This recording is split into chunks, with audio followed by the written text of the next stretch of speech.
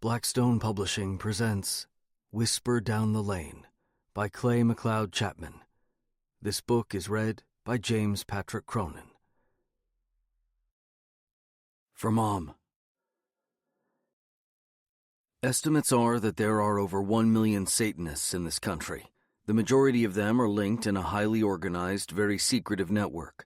From small towns to large cities, they have attracted police and FBI attention to their satanic ritual child abuse, child pornography, and grisly satanic murders. The odds are that this is happening in your town. Geraldo Rivera in Devil Worship, exposing Satan's underground. The stubborn fact remains, one read, that whether or not we believe, they most assuredly do. Rosemary's Baby. Damned If You Don't. Richard, 2013. They found Professor Howdy spread across the soccer field. What was left of him, anyway. His chest cavity had been carefully cracked open, his ribcage fanning back as if it were the glistening crimson trigger hairs on a Venus flytrap, patiently waiting for its prey to wander inside its gaping maw. The entirety of his intestines, large and small, had been gingerly unspooled to the end of their connective tissues across the lawn in some sort of luminous pattern. I say luminous because his guts looked like beams of wet sunlight radiating out from the rest of his hollow self. Pattern because there seemed to be a particular, methodology to the placement of his organs. Someone arranged them to look this way. On purpose. To see. For who, though? It felt like he was meant to be revered. I say revered because, even to my eye, there was something beatific to the way his body was presented. Holy, almost. And trust me, this is coming from a completely non-religious person. I've never even set foot inside a church. That's not entirely true. There were a few visits to Sunday school that I can barely recall at this point, distant memories by now. I vaguely remember taking communion as a kid. Once. "Take and eat," the pastor said as he pressed a stale cracker past my lips. "For this is my body." That dry, sacramental wafer adhered itself to the roof of my mouth. I couldn't wash out the pasty undertaste for the rest of the day, stuck with this phantom flavor on my tongue. But that was years ago. A whole other lifetime ago. All I'm trying to say is, even I could sense the awe of this grisly exhibition. Feel it, somehow. The downright ardor of it. Professor Howdy's lungs fanned out like angel wings flapping against the grass. The liver, the stomach, the spleen. That is the spleen, isn't it? Placed with exacting precision. Each organ was its own celestial body orbiting the corpse it had erupted from. His heart now rested in the patch of grass directly above his head, a bleeding crown. Dawn broke an hour or so before our school's groundskeeper, Diego, I think his name is, discovered the poor professor. The morning sun found his body first, pelt glistening in dew. His blood had a crystalline sheen against the green, like red stained glass, something you might see in Sunday services. Saint Howdy. Our school's tragic rabbit, angelic white fur and glazed-over pink eyes, captured among all the other apostles. Professor Howdy was always kept in Miss Castevet's classroom. He belonged to the school, its students, but Miss Castevet was ultimately responsible for his upkeep. That meant cleaning out his cage, feeding him, picking up the poo pellets, the nitty-gritty stuff nobody else, particularly the kids, ever wanted to get their hands dirty doing. Students were always welcome to stop by Miss Castevet's room and pay Professor Howdy a visit. She set up designated feeding hours for anyone to swing by and offer up a handful of rabbit chow for him to nibble directly from their palm. And sometimes, on the specialist of occasions, as Miss Castevet liked to say, she would even pull Professor Howdy out from his cage and let him hop around the room. Door closed, of course. There had been one particular incident at the very beginning of the school year when someone, I'm not naming any names here, Benjamin Pendleton, left the classroom door open and the professor broke free, hopping down the hall. The ensuing manhunt, bunny hunt, was a school-wide event. All the students got involved in the search party. Eventually, he popped up in my classroom. I spotted him tucked behind the tempera paints, struggling to squirm further in. I was hailed as a hero for returning the professor to his cage unharmed, alive, and in one piece. "The new art teacher saves the day," the students sang out. "Yay, Mr. Bellamy." Everybody loved Professor Howdy. He was, without a doubt, the Danvers School's unofficial mascot. Who would think about doing something as awful as this? To a rabbit. Our rabbit. Teachers always arrive early to school to kickstart their day, get those lesson plans prepped, get their classrooms in order, get ready for the oncoming onslaught of students. Miss Castevet is always one of the very first teachers to arrive. You'll find her Nova parked in one of the nearest spots to the main entrance. When she enters her classroom first thing in the morning, she's greeted by the gentle sounds of Professor Howdy leaping about in his cage, his fur brushing up against the thin metal bars. The pads of his feet strum the spokes. Not this morning. Miss Castevet sensed the silence coming from his corner of the room as soon as she called out to him. "Good morning, Professor Howdy." He wasn't in his cage. The gate had been left wide open. Once students started shuffling into class, they noticed his absence as well. "Where's Professor Howdy, Miss Castevet?" they all asked. "What happened to Professor Howdy?" "Professor Howdy's just feeling a little sick," she lied. She had no clue where he was. Not yet. Only the groundskeeper and our principal, Mrs. Condrey, were aware of the kindergarten crime scene on the soccer field. They were keeping this bit of grisly information to themselves, for now. Rumors quickly began working their way through the faculty. Condrey called Miss Castevet into her office to break the news about her beloved bunny. I wasn't there to hear it myself, but several teachers whispered to one another in the lounge that they'd heard an audible sob escape from behind Condrey's closed door. A moan. You would have thought a member of her family had passed away. In a sense, one had. Miss Castevet needed to take a moment before the bell for second period rang to collect herself. Even then, she broke down during class. Simply glancing at his empty cage, gate open, was enough to summon her tears. Summon. I can't stop myself. What other words were there to describe what happened? "Where'd you go?" Tamra always asks me in moments like these, whenever she catches me drifting off into my thoughts. "Lost you there for a second?" "Sorry," I'd probably say, most likely smiling back. "Just remembered something." The students are still in the dark. No press release from the main office just yet. Kids can't understand why Miss Castevet is so upset.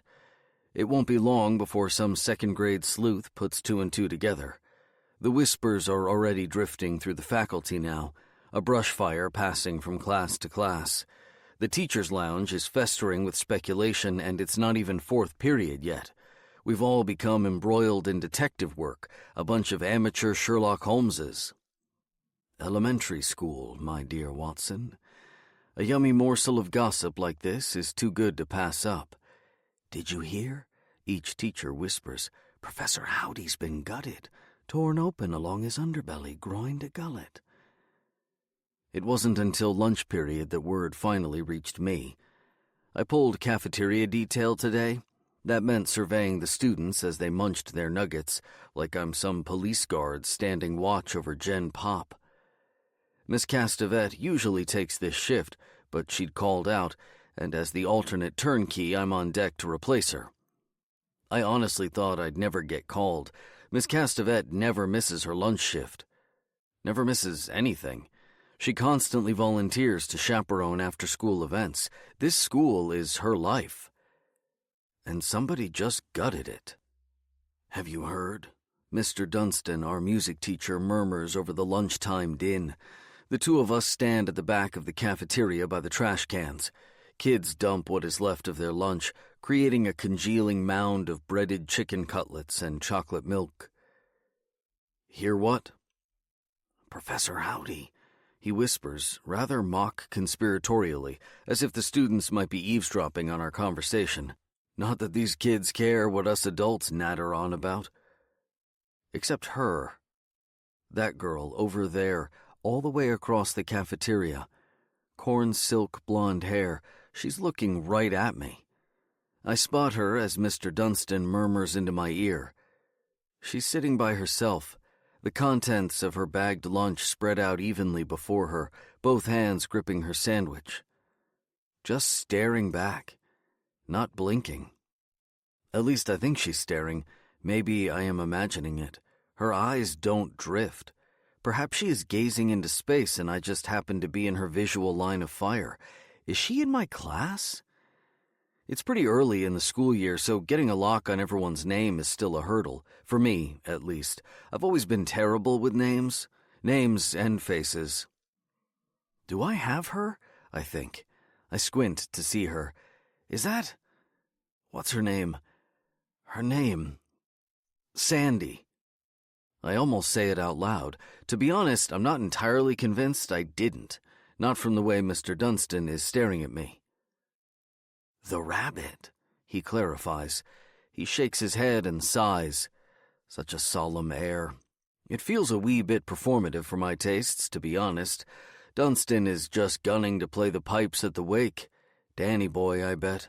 Maybe he'll get his choir kids to sing a song they've prepared in class just for Professor Howdy. Perhaps even some choreographed dance routine. With scarves. "How awful," he says, already humming the initial strains of some funereal dirge. Dunstan strikes me as a doughy Humpty Dumpty. His oval-shaped torso and bald pate glisten with the thinnest sheen of perspiration. The man is perpetually sweating, always licking his lips, always humming an ethereal strain to an unknown song, a symphony hiding behind his lips, seemingly unaware that he's even doing it. He has left me in suspense for long enough, leaning over and whispering into my ear that someone eviscerated our school's unofficial mascot. "They're saying," he whispers, his eyes still on the kids, the warmth of his breath spreading down my neck. "It looked ritualistic." He doesn't know I've already seen it for myself, that I was the one who discovered the body. I bike to school, no car for me. I let my license lapse at some point a while back and still haven't renewed it.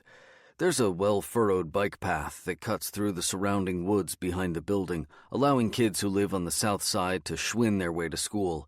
They just have to cut through the soccer field to get here. I can bike to work in 10 minutes flat. This morning was no different. Not until I noticed that patch of white. Braking, I turned to take in the glistening spectacle. My first thought was the groundskeeper must have run the rabbit over with his lawnmower without realizing it. An accident. But the longer I looked, taking in the fastidiousness of the display, the devout attention to detail, the more I saw it as sculpture. A work of art. I couldn't shake the creeping feeling that whoever did this, they'd made it just for me. "It's all for you, Richard," I heard the rabbit whisper. "All for you." There was a birthday card tucked in his guts. The corners of the cardboard stock were softening with blood, held upright within the rib's grip. Nobody knows it's my birthday. I choose not to celebrate it, haven't celebrated it, not even with Tamra, for years. I figured the day had faded by now. Nobody knows. And yet, this sacrificed rabbit felt like a gift, a present someone went ahead and unwrapped without me. I carefully plucked the card out from Professor Howdy's ribcage, making sure not to touch any of the blood. It was an old card, printed years ago, yellowing around the edges. The picture on the front was of a dimple-cheeked baby emerging from a head of lettuce, leaves unfurled around his pudgy body, this plump infant sprouting out from the soil itself. a Cabbage Patch Kid. I haven't seen one of them in years. These dolls were all the rage when I was a kid. They flew right off the shelves every Christmas. Children were given an adoption certificate with each doll. You had to take an oath to raise them. Kids were instructed to hold up their right hand in front of an adult and pledge, "I promise to love my Cabbage Patch Kid with all my heart." I remember these dolls kicking up some dust in my hometown. Boys and girls suddenly weren't allowed to bring their Cabbage Patch dolls to school anymore because some fundamentalist mother on the school board believed they were possessed. By signing that contract and taking that oath, children were bringing the devil into their homes. It seems so silly now, but back then people actually believed these toys were vessels for the devil. Can you imagine? The local church even hosted a Cabbage Patch burning. They tossed dozens of dolls into a pile and lit them up, the flames swallowing that patch whole. Just some stupid-looking dolls. Dimples and blank eyes, bovine smiles. That's all they were. So why were my wrists shaking? I opened the card. In red crayon, the letters loose and crooked, as if a child had scribbled it. It read, "Circle Time." Damned If You Do. Sean, 1982. Sean couldn't believe his ears. Had Mom just ordered 2 Happy Meals? He swore he heard her say 2. Just like the Doublemint jingle sang, "Double your pleasure, double your fun," all Sean could think about was who would be getting that second toy. "What would you like to drink with that, ma'am?" said the crackling voice from the drive-through speaker. "Orange soda and—" Mom turned back to face Sean in his booster seat. "What are you thirsty for?" Sean took in the monolithic menu looming just outside his window. It towered over his head, an ancient pillar etched in fast food hieroglyphics. He had to lean back to take in the mysterious alphabet he couldn't quite decipher. Even though he still wasn't quite old enough to read, Sean was positive there were many yummy foods to choose from. He knew the options: Big Mac, Chicken McNuggets, French fries, Filet-O-Fish swaddled in its special blue paper wrapper. Eating at McDonald's was a treat. Mom only brought him here if there was something worth celebrating. This had to be one of those moments, even if he had no idea what he and his mother were commemorating. He certainly wasn't going to ask. He didn't want to ruin the surprise. When Sean and Mom had said goodbye to their old home and driven the endless stretch of interstate to reach their new and smaller house, he assumed he'd never eat at McDonald's again. But now he was elated to learn that Ronald McDonald had followed them all the way to Greenfield, Virginia. How had Ronald found him? Maybe the move wouldn't be so bad after all. If he could still eat Happy Meals just like he had back home, perhaps life wouldn't be that much different here after all. "Sean," Mom's voice snapped him back to the car. "Earth to Sean. What do you want to drink, hun?" Sean pressed his luck. "Can I have a vanilla milkshake?" The corner of Mom's eyes pinched just a bit. "How about a high C? You like the orange drink, right?" "Okay," Sean nodded, trying to hide his disappointment. He knew milkshakes cost 25 cents extra, but he tried anyway. All these changes. This fresh start Mom kept mentioning. Who knows? Maybe drinking milkshakes could be a part of this fresh start, too. Mom leaned out from their Mercury Colony Park wagon with simulated wood siding. "Make that 2 high C's." "Will that be all today?" "That's it." Mom's left arm rested along the rolled-down window, her head leaning against the door. A wisp of her hair caught the wind and drifted across Sean's window. He watched it whip about on the other side of the glass, a string on a lost balloon lifting into the sky. 2 cheeseburger Happy Meals with high C, the menu crackled. "Drive up to the first window, please." This last part sounded like "Cry up to thirsty no-knees" to Sean. Mom turned to face Sean again, bringing her finger to her grinning lips. "If the cashier asks," she whispered, "just tell them the Happy Meals for your sick sister back at home." Why was she whispering?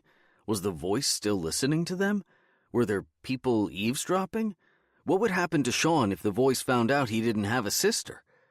Sean knew Mom was ordering herself a Happy Meal because it was cheaper than the regular adult meal and instantly felt a twinge of guilt. "You can have my toy."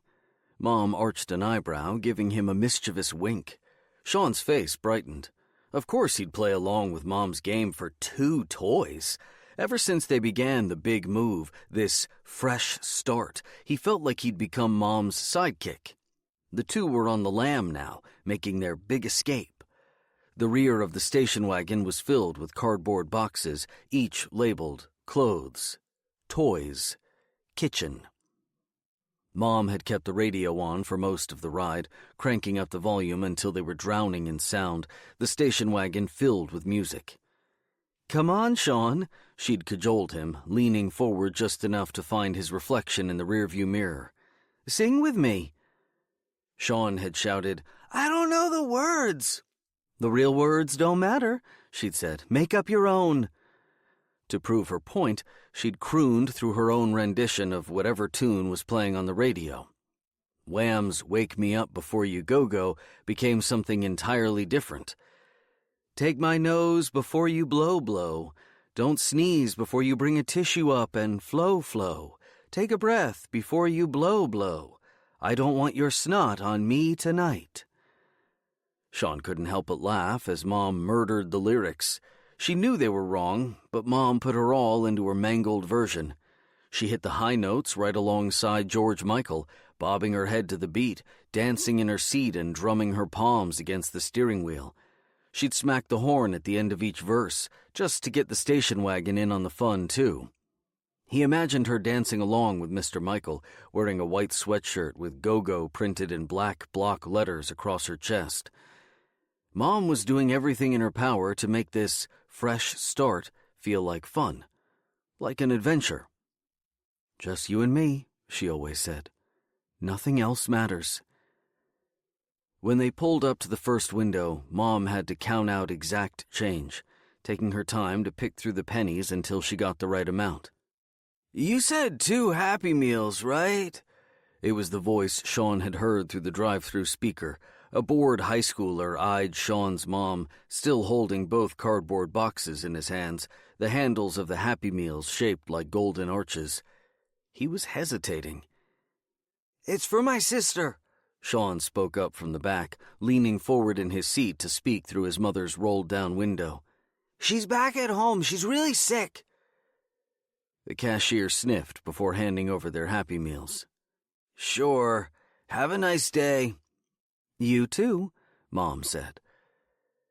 The toy inside both Happy Meals was a cloth doll of Ronald McDonald. What a rip-off. Sean had his heart set on adding another Hot Wheels to his collection. There were 14 in all, while supplies lasted. That was way too many visits to McDonald's, more than Mom would ever allow. He only had 3 cars, so collecting the whole set was practically impossible now. Today's take was an utter bust. Lousy twin clowns. There wasn't much Sean could do with a pair of dumb dolls. They were like puppets without any place to put your hands. Both Ronalds simply grinned back at him. Each had a loop of red thread attached to the top of its head for slipping on the Christmas tree, even if Christmas was still months and months away. The two ate their Happy Meals in the parking lot in silence. Mom let Sean crawl up into the front with her so they could dine together, using the dashboard as their dinner table. Mom pulled down her sun visor and checked her makeup in the mirror. Sean hadn't realized she'd been wearing makeup until she reached over to the glove compartment and pulled out a tube of mascara and eyeshadow, touching up the charcoal accents along her eyelids. Seeing her perform this ritual in the mirror brought her face into sharper focus for Sean. "We've got to hurry. Mom's got a job interview in..." She glanced at the radio's clock. "Oh, geez, 30 minutes. Think you can finish that cheeseburger, big man?" "Will you pick out my pickles?" "What are you talking about?" she said in mock horror, even though Sean always requested that she perform this culinary exorcism. "The pickles are the best part. Please. Tell you what, I'll eat your pickles if you finish my high C for me." "Deal." The two pinky swore, making the transaction official. Mom peeled back the bun on his cheeseburger as if skinning some small woodland creature. A rabbit flashed through his mind. He could hear the tacky sound of ketchup unsticking the bread from the patty. She plucked out the pair of pickles between her fingers and plopped them in her mouth. "Onions," Sean reminded her. Mom swiped her pinky across the patty, the same pinky she used to swear by, now sweeping away the diced onions. She brought her finger up to her mouth and sucked the onions away. All that was left was a scab of melted cheddar. "I can eat the rest if you want." "No!" Sean reached for his cheeseburger, still in Mom's hands. "You sure?" She reeled back, holding the burger just out of his grip. "Give it to me! You're probably not hungry anymore. Give it back! Give it back!" Eating in the car was one of their little rituals, watching the world outside the window as if it were a movie. Life's own drive-in theater. Sean knew not to ask about the ball pit. He glanced out the rearview mirror, spotting the playland inside the restaurant. It was so close. All he had to do was step out of the car, cross the parking lot, and dive in. But Mom had sworn off McDonald's playland on account of sanitary reasons. "There's germs all over those balls," she'd said. "That place could make you sick." There had been that one time when Sean got to go to playland, tumbling through the ball pit with a bunch of other children. Somebody else's kid got sick and vomited all over everything. Mom had to fish him out before he touched those wet orbs. No more playland. She must have sensed what was on Sean's mind. Mom lined up a row of French fries along the dash, just above the glove compartment. As soon as Sean took one to eat, she would lay down another, then another. A greasy line of train tracks leading directly into Sean's tummy. "I know this is a lot of change," she eventually said. "It's going to be hard at first, but it's for the best, Sean. Trust me, for both of us. We get to start over again. Start clean." Clean. Sean wanted to be clean. Greenfield was supposed to be the answer to all their problems, whatever their problems were. Sean wasn't sure he knew, not exactly, but it felt like the move was only making things worse. Greenfield felt smaller. Their new home, smaller. Everything was small now. She swore his new school would be special, calling it something different. A private school. Sean imagined a building filled with secret rooms and hidden corridors, a labyrinth of classes. "You've got a real opportunity here, hon," she'd said. "A chance I never had when I was your age." Even he knew they couldn't afford a school like Greenfield Academy, but Mom had bandied about a new word, scholarship, to anyone willing to listen. Scholarship, the answer to all their problems. Scholarship, the magic password into the secret chambers of this private school. "Wait here," Mom said. An idea had taken root in her head. Whatever it was, she couldn't shake it. "Keep the doors locked until I get back. Don't open them for anyone else." And just like that, Mom slipped out the car. She closed the door behind her, knocking on the window to get Sean's attention. She pointed to the lock on the driver's side door. Sean had to crawl over the center armrest to reach the lock, poking it with his index finger until it sunk into its secured position. Now nobody could get in. "I'll be right back," she said. Sean's elbow hit the steering wheel, accidentally honking the horn. Whoops. Mom laughed as she spun around. Where was she going? Sean watched her slip through a crowd of adults standing in the parking lot, disappearing among them. Moms and dads, or so he assumed. They held signs made of poster board with scribbled pictures and bold words, angry words, written all over them. Some were even underlined. Even though Sean couldn't read what they said, he understood the pictures. He saw the devil, only it wasn't quite the devil. Sean recognized the sharpied fangs and horns, but this devil had puffy red hair. a red button nose, wide arcing eyebrows, and bone-white skin. This devil looked more like a clown than an outright demon. Like Ronald McDonald. Why were these moms and dads waving their signs? What were they so mad about that they had to shout? He couldn't hear what they were saying. Sean glanced at the stuffed Ronalds still in his hands. They had the same smile as the devils on those handmade poster board signs. His twin clowns didn't have horns or fangs, but the resemblance was there. Their plush bodies suddenly felt hot in his hands. Sean rolled down the passenger side window. Just a crack, just wide enough for him to slip his right hand out, still clutching one of the Ronalds, and drop it into the parking lot. The doll fell out of view, landing somewhere below. Sean took the other Ronald and released the clown into the wild along with his twin. Once both diabolical brothers were out of the car, Sean quickly rolled up his window and sank into his seat. The leatherette squealed beneath his body as he slid beneath the horizon of the dashboard. He sat there, submerged from view, wondering if any of the protesting parents had noticed. Had they seen what he'd just done? Would they come after him now? Sean crawled up in his seat, just a bit, just to peer between the headrest and the shoulder of his seat. Where was Mom? What was taking her so long? Why had she left? Mom emerged from the crowd, pushing her way through with her elbows. She was holding a clear plastic container. A sundae, just for him. Mom held it up to the window with both hands as an offering. The tip of vanilla curled over at the end. Found this just lying around? You don't know anyone who'd want it, do you? Sean nodded vigorously. Me. He unlocked the station wagon door. All yours, Mom said as she slipped back inside. Happy birthday, baby. It's already my birthday? Sean was surprised it had crept up on him like that. Close enough. Now that it's just you and me, we can celebrate whenever we want. She leaned over and whispered, and I wanted to be the first to wish you a happy birthday. The world was going to be okay. Everything was going to be okay. No matter what came their way, Sean knew his mother would always be there for him. Just you and me, like she said. Mom never asked about the dolls. She probably forgot. Sean never mentioned them.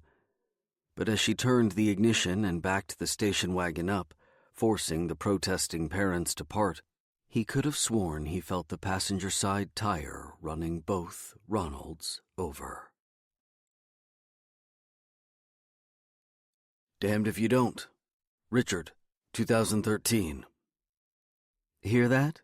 Tamra asks. Please tell me I'm not imagining it. Trust me, I'm hearing it too. Angels singing. The grating strains of Enya's Orinoco flow drift across the plucking strings of a harp. You would have thought the pearly gates had opened up in the gym. The song is practically flooding into the hall. The music only grows louder as we walk. Guess we've all died and gone to heaven, I say. Tamra moans. If this is your idea of heaven, we're in trouble. She has been waiting for me in front of her classroom, wearing what I like to refer to as her office goth look. Subtly shadowed accents, a sooty half-pleated skirt, high-collared jacket that hides her neck. Her charcoal sleeves conceal the ink that wraps around her arms, over her left shoulder, the telltale tattoos of her after-school life obscured from her kids, not to mention their parents. Hold your books, I offer. So sweet, she says in her highest-pitched Palm Squad impression.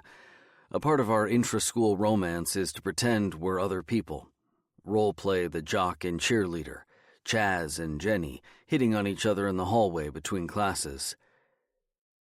See you after practice? Can't, I say in my best brogue. I'm totally stuck in detention again. Oh, Chaz, what did you do this time? Condry just won't get off my back, I huff. She keeps riding me and riding me. Tamra laughs, drawing the attention of our wandering faculty pack. Mr. Dunstan turns toward us, his watery eyes widening, as if he's hoping to be included in our game. We both drop our act and walk in silence. Tamra dips her chin, concealing her grin. "How's the day been?" I whisper. "Break up any riots?" "Half my kids have come down with something," she moans. "My class feels like such a petri dish. I can already feel another cold coming on." "We should get our flu shots together. We'll get a babysitter. Make it a date night." Tamra stops walking. "I already got mine. We talked about this." I feign heartbreak.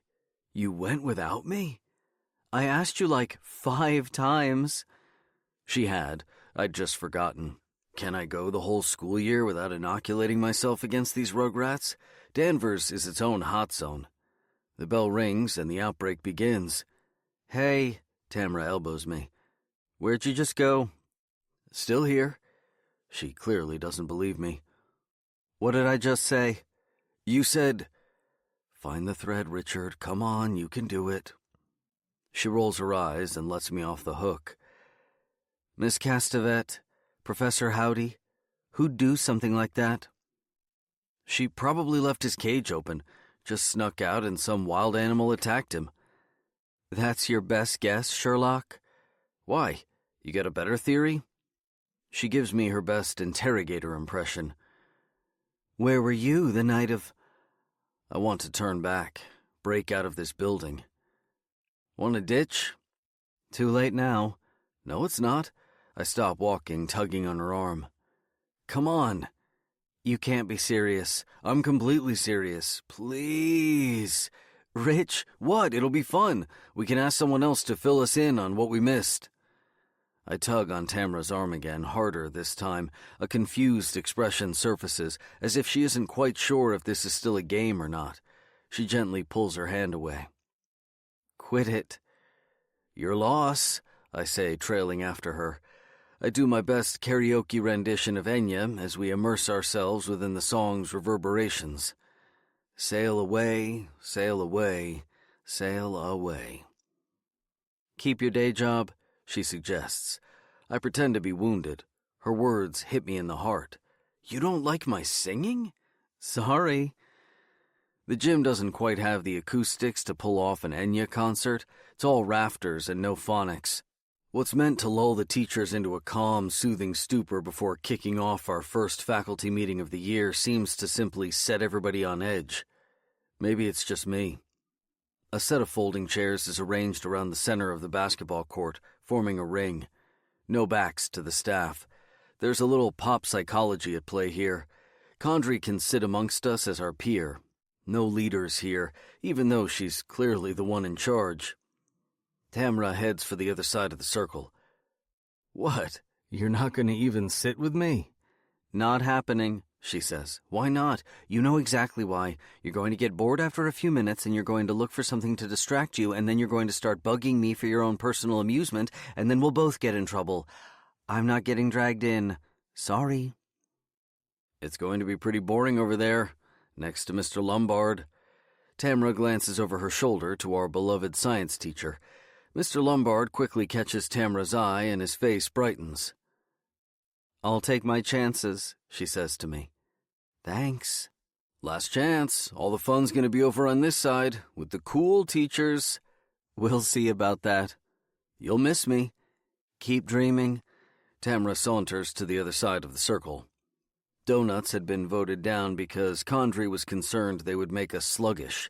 She prefers complex carbohydrates. Trail mix, whole grain breads, lean meats, some yogurt cups and granola parfaits.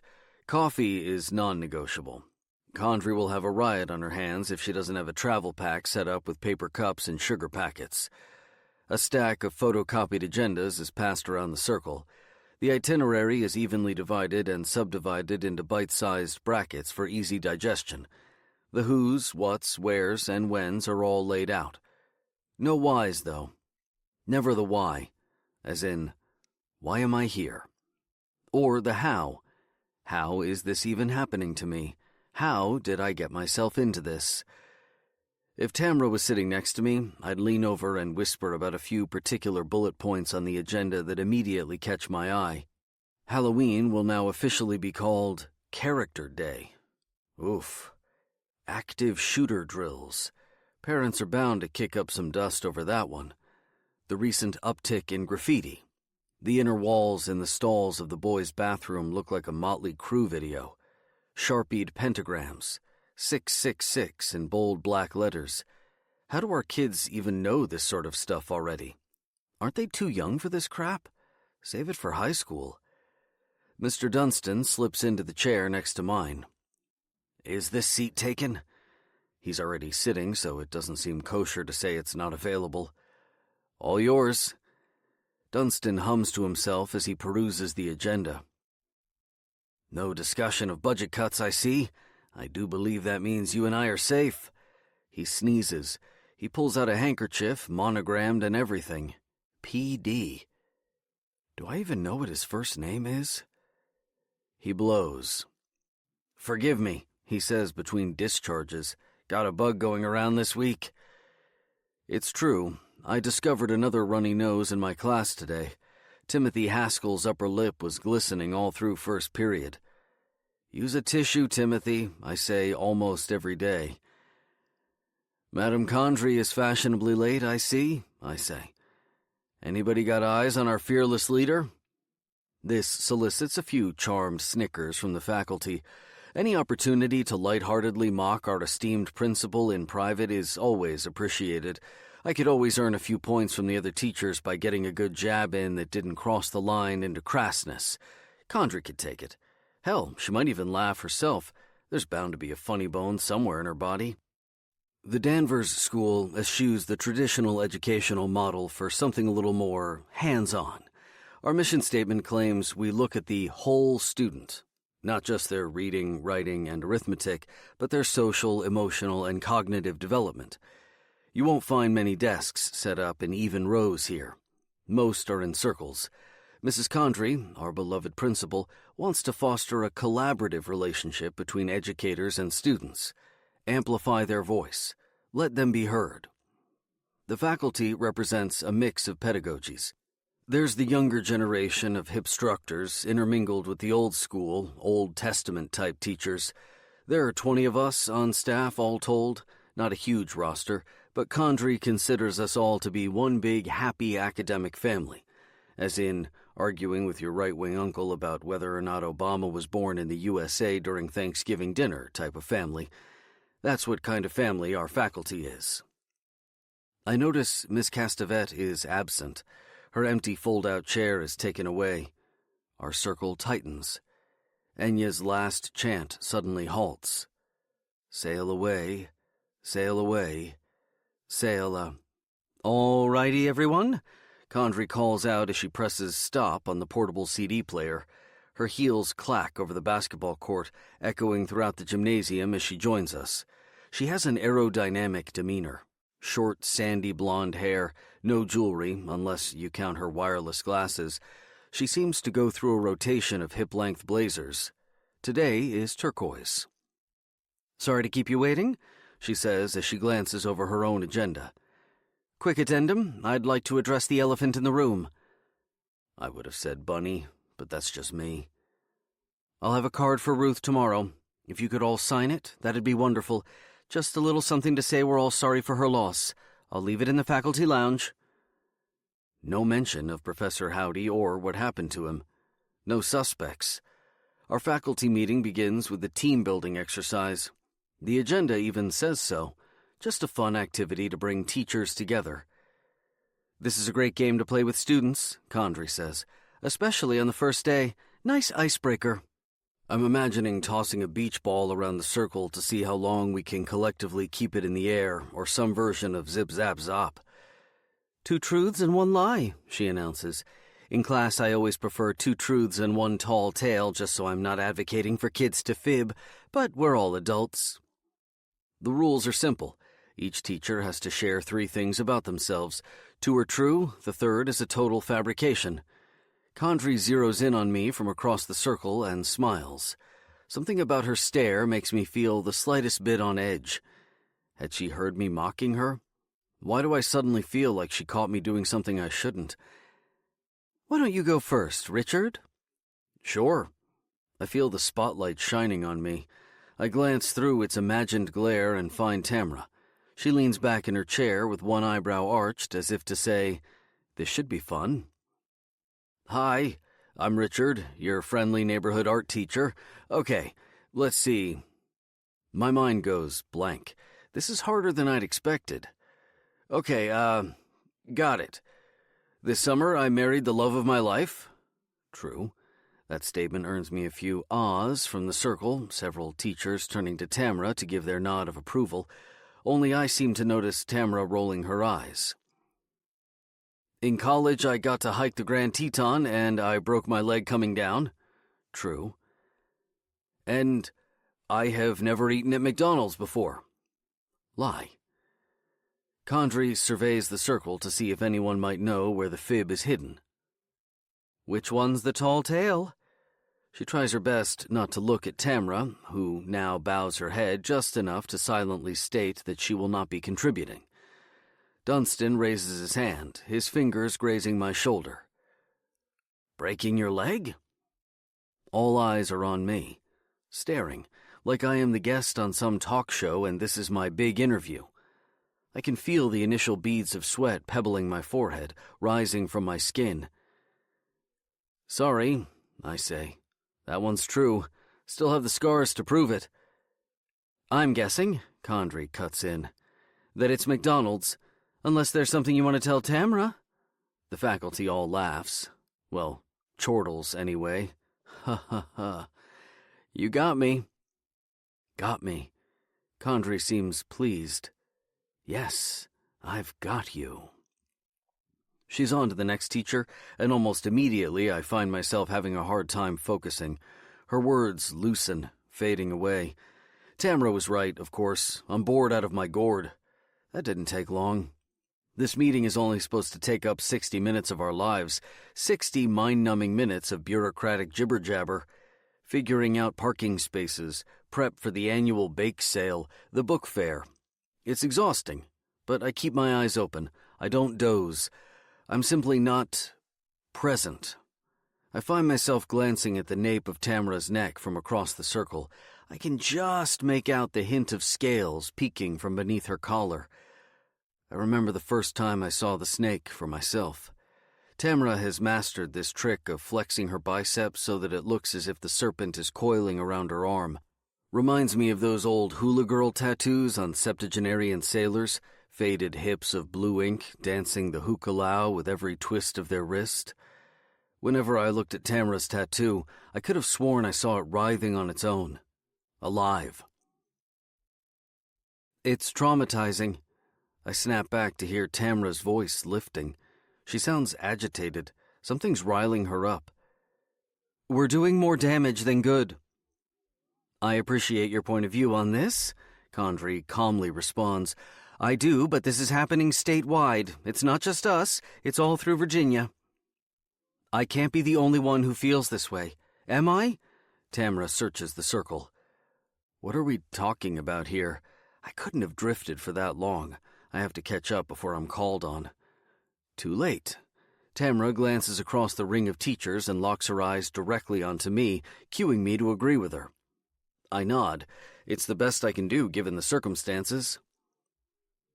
I'm well aware of how parents feel, Condrey says, clearly in politician mode. But this is coming from the superintendent. We need our students to be prepared.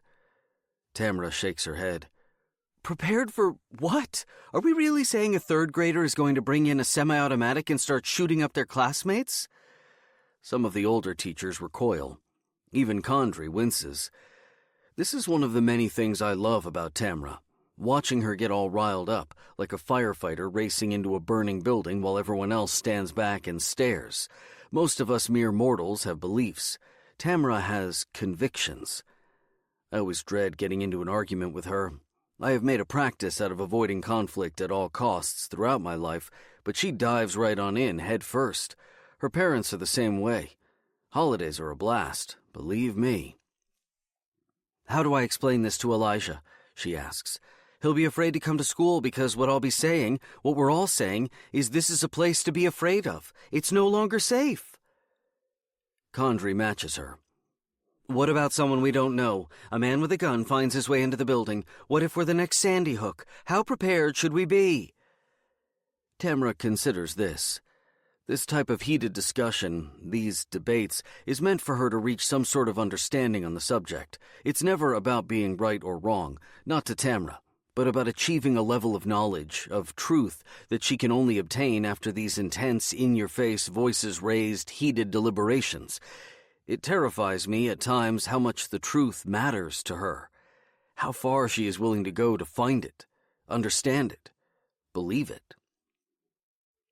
I just wish the lockdowns weren't necessary, she eventually says. I just wish all of this wasn't happening now. That we even need to do this to our children horrifies me. I heard Sandy Hook was a hoax. The voice comes from somewhere else in the circle. At first, I don't know if I actually heard it or if I am just imagining it. A mouse squeaking under our feet. It pipes up just as Tamra lapses into her own thoughts, lost to the terrors of school preparedness programs. Someone else has spoken. Tamra turns her head, confused by who said it. We are all a little taken aback, to be honest. Even Condrey seems thrown. Miss Gordon inches forward in her seat, clearing her throat. The government wants to take our guns away. They have an agenda, so the only way they can get their bill to pass through Congress is to make up... What are you talking about? Tamra cuts her off. It's not a question. Miss Gordon is one of our special ed teachers. She wears a pink sweatshirt with an iron-on decal of a kitten printed across her chest. The image has faded from a few too many spins in the washing machine. That cat has deteriorated around the edges, but its paw still reaches up to wave hello at the rest of faculty. Miss Gordon has never struck me as being an outspoken individual, or, more to the point, I don't think I've ever really heard her state her case about much of anything, staunchly political opinions or otherwise.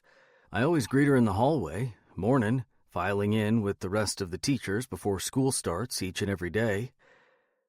What nobody is willing to say, not even Tamra, is that the biggest difference, the key difference between Miss Gordon and herself is that Miss Gordon has lived here her whole life.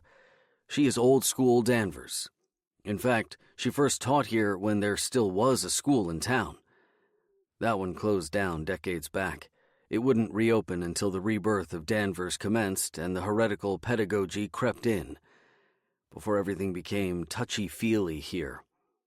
So when Tamra asks, point blank, well, not asks, demands to know what in the hell Miss Gordon is talking about, it's not much of a stretch to see where this is heading.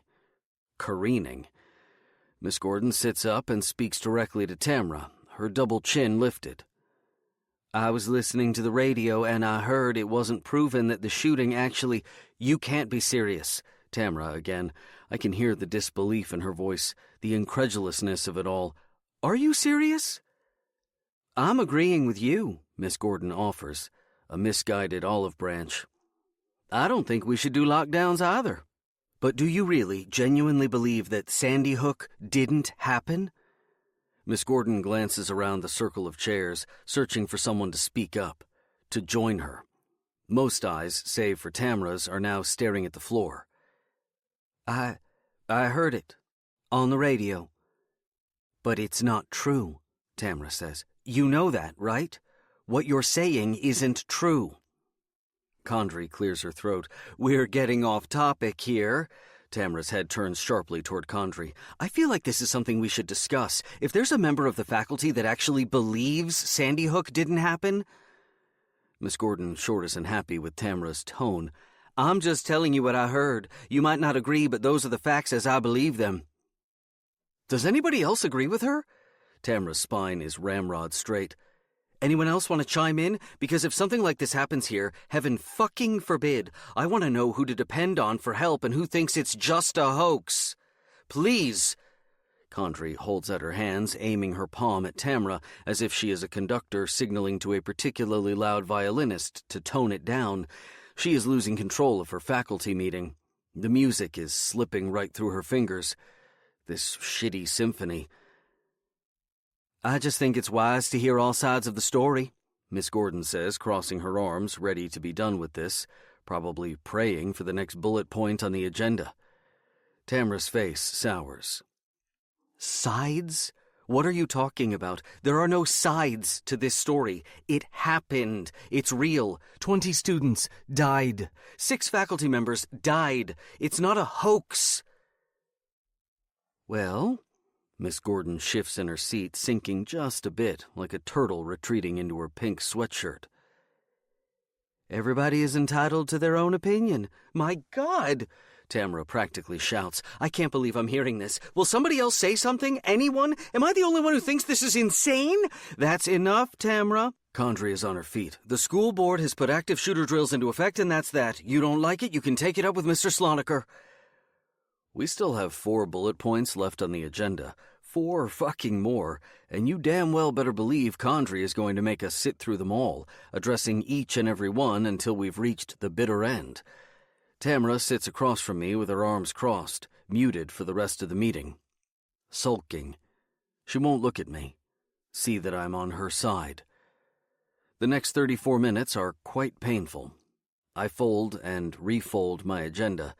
Before I'm aware of what I'm doing, I've origamied my sheet into a fortune teller. I hadn't made one of these since I was a kid. I'm amazed I even remembered how, folding on reflex. Kids ask it a question, and in a matter of numerical combinations, fitting your fingers into the slips, opening and closing its Venus flytrap mouth, 1, 2, 3, 4, your fate is revealed. What do I want to ask it? Most kids test the fortune teller's grasp of the future with soapy questions like, will I get married, or how many kids will I have? In my head, staring at the fortune teller in my hands, I ask it, who am I? I open and close the paper, its mouth segmenting in one direction, then bifurcating in the other, as I count. 1, 2, 3, 4, 5, 6, 7, 8. When I flip open the fold, the answer is, will now be called Character Day. Marquis de Condrey, sadist that she is, won't put this meeting out of its misery until we perform one last team-building exercise, or team celebration, as she calls it. We're going to play jump in and jump out. Tamra's eyes finally find mine from across the circle for the first time since Condrey shot her down, imploring me to escape. Told you so, I psychically say back. Everyone pushes their chairs back, but we all remain in our circle, now holding one another's hands. Mr. Dunstan squeezes my hand a little too tight, his palms sweating. I feel the clamminess of his skin slide over mine. Meaty fingers, cold-cut flesh. We no longer need chairs to complete the ring. We are the ring. The circle has integrated itself into our bodies. Condrey calls out one of the following 4 commands. Jump left, jump right, jump in, jump out. When I call out the instruction, Condrey says, not only does the group have to do the command, but we have to call it out while we do it. Easy, right? Easy peasy. But for round 2, when Condrey calls out a command, the group has to repeat the instruction while doing the opposite. Jump left now means jump right. Jump in means jump out. Not so easy. Round 3 reverses it. Now we have to say the opposite while doing whatever the hell Condrey calls out. She presses play on the boombox, Enya setting an angelic rhythm to our haphazard hokey-pokey. This circle of teachers, clutching one another's hands, hops in and out, left and right, creating a rhythm. A clumsy cadence of dancing bodies. We're dancing. All of us are dancing, spinning in a circle. An impenetrable ring. Sail away, sail away, sail away. Damned if you do. Sean, 1982. Miss Betty cranked the can opener along the rim of a Del Monte can. Sean stared at the purple veins lacing her hands as she flipped the jagged lid back and poured a bland mix of cubed potatoes, diced carrots, green beans, peas, corn, and lima beans onto a slice of white Wonder Bread. She slipped the plate into the microwave and heated it up for 1 minute. Her finishing touch was a pinch of sugar. "My secret ingredient," she called it. Sean's stomach grumbled. "Sounds like somebody's hungry," Miss Betty exclaimed. "Let's say grace." She always insisted on saying grace, even if she wasn't the one eating. She closed her eyes and bowed her head.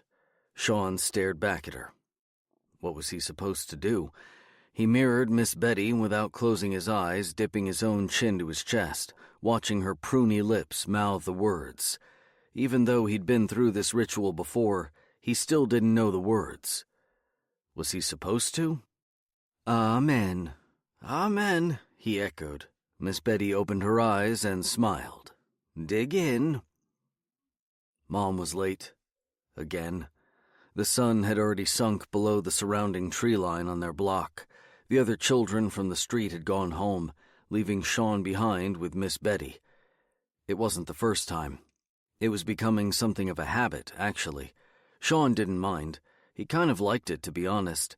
The vegetable medley, the stillness that settled over her kitchen, the grandfather clock down the hall that gave her home a pulse. The houses along their street were mostly small, one-story rentals choked by weeds and made of cracked concrete. Each yard either had a rusted swing set or a cinder-blocked car out front, hood open, its chest cavity missing its most vital components. There were 4 houses between Miss Betty's home and theirs. Sean could walk door to door in less than a minute, but he'd have to turn the corner at Shoreham Street to reach his house. That meant Miss Betty couldn't see him open his door. A lot could happen in that blind spot. She'd seen a white van with no windows slowing down along their block, as if the driver were fishing through the neighborhood for kids playing on their own. Miss Betty had called the police several times to tell them about the van with its corroded underbelly, insisting the mysterious vehicle had driven around her block 5 times in the last few days. She was able to write down the first 3 letters on the out-of-state license plate, if the authorities wanted it. Could have been Florida plates or Colorado. Miss Betty wasn't sure. The police never sent anyone out. All the kids loved to visit Miss Betty because she let them watch TV. Her 21-inch Zenith color television set, embedded within a varnished maple console, was a tank. As long as her soaps were done for the day, Sean and anyone else could come over and watch whatever show they wanted. After-school cartoons were decided upon democratically. That usually meant Masters of the Universe or Scooby-Doo, if it was mostly boys, or Monchichis if there were more girls there. Miss Betty never stepped in. She didn't care what the kids watched as long as there wasn't any foul language. Miss Betty wasn't a babysitter. She made that clear to Sean's mother from day one. "I don't change diapers or burp babies," she warned. That Sean was 5 and well beyond his diapering days didn't seem to make much difference. Miss Betty was the proxy daycare for most families on the block. She never left home, save for her Wednesday hair salon appointment, so for a few dollars a week, she opened her door to any child who needed a place to play until their parents picked them up. "By 6, you hear?" Miss Betty reminded Sean's mother on countless occasions. "Not 6:01 and certainly not 6:30. You show up late again and your boy's on his own." "Yes, Miss Betty," Mom had said, properly chastised time and time again. Everybody called Miss Betty, even the adults on the block. Was Betty Miss Betty's last name, or was it her first? Did anyone around these parts know for sure? Miss Betty's experience included raising 4 children of her own, 3 sons and a daughter, who collectively gave her a dozen grandbabies to dote over. Their christening photos lined the hallway on every inch of available surface area. Their smiling faces were everywhere. But it was a boy who only appeared in a few pictures that Sean was curious about. This lonesome child remained hidden farther down the hall, where the overhead lights had a hard time reaching him. When Sean found his black and white photograph, he paused long enough to take the child in. The boy looked to be close to Sean's age. His skin looked gray. He wore a suit, his Sunday best, most likely on his way to church. His shoes were the darkest part of the photograph, while the rest of the picture had begun to fade away. "Who's that?" Sean had asked Miss Betty, pointing to the gray boy. "Oh," she replied, "that's my first son." "How come he's only in this picture?" "He wasn't long for this world. He's with Jesus now." Since Sean attended Greenfield Academy, he rode a different bus than the rest of the kids from his block. They teased him for it, calling him Richie Rich to his face. Sean hated that nickname. It made him feel awkward when his mom was always counting pocket change. During commercial breaks, the other kids asked Sean, "Hey, Richie Rich, what makes you so special that you get to go to Greenfield? Your mama fucking the headmaster?" Miss Betty would kick those kids out of her house if she ever heard them speaking to Sean like that, but they still called him Richie Rich under their breath. Sean was usually the last to leave, even when Mom was on time. Miss Betty would wait until the second-to-last kid was picked up before leaning over and checking to see if he was hungry. "How is it?" Miss Betty asked, bringing him back to the present moment. "Good," he said between bites. "Thank you, ma'am." "Ma'am, nothing. Please, Miss Betty's just fine." "Yes, Miss Betty." At 6 o'clock on the dot, Sean heard ding, ding, ding, ding, ding, ding. His body tensed. Miss Betty excused herself. "You keep on eating." Sean waited in the kitchen, straining to hear their conversation. His dinner turned in his stomach. Sean always sensed the tension between Miss Betty and Mom whenever she picked him up. But today was different. Sean didn't want his mother to find out about what happened earlier that day. He'd had an accident on the bus coming home from school. Before boarding the bus, he'd felt the initial ticklings in his bladder, but figured he could make it to Miss Betty's in time. Using the bathroom at school came with problems, like Tommy Denning's. Sean preferred to hold it in whenever he could, but the longer the drive home took, the more the pressure mounted. That tickling became an itch, which soon grew into a burn. And just like that, his corduroys turned warm. Sean froze in his seat at the rear of the bus, hoping nobody would notice, but as soon as the bus reached his stop, he had to stand. He had to walk down the never-ending aisle past all the other kids. With each step down the aisle, Sean's corduroys made a zip-zip sound as the fabric rubbed together.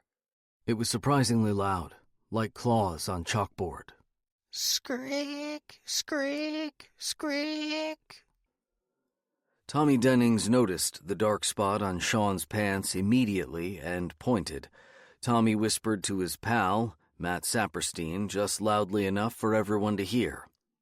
"Sean pissed in his pants." Soon every kid on board turned to see. "Pissy pants," they all sang. "Sean is a pissy pants, Sean is a pissy pants." Who had taught them this song? How did these kids all know the lyrics just like that? It's like they knew beforehand, ready for the moment when Sean would wet himself. Sean was sobbing by the time he reached Miss Betty's door. He fell against her soft stomach, pressing his face against her. She shooed all the other kids away. "Go play outside. No TV today." Miss Betty promised she wasn't going to say anything, but still, would she? He did his best to eavesdrop, but could only catch scraps. "Not like him at all. Sean never wets his—" "Has something happened that would—" "Of course not. Not at home." Both their voices dropped even further until the conversation disappeared altogether. Sean knew they were still talking, especially Miss Betty, lecturing Mom. What was she saying? "Sean Crenshaw is a pissy pants." Sean had never seen anyone on the freestanding swing set sinking on Miss Betty's lawn. Whose swing set had it been, he wondered. Had it been the Gray Boys?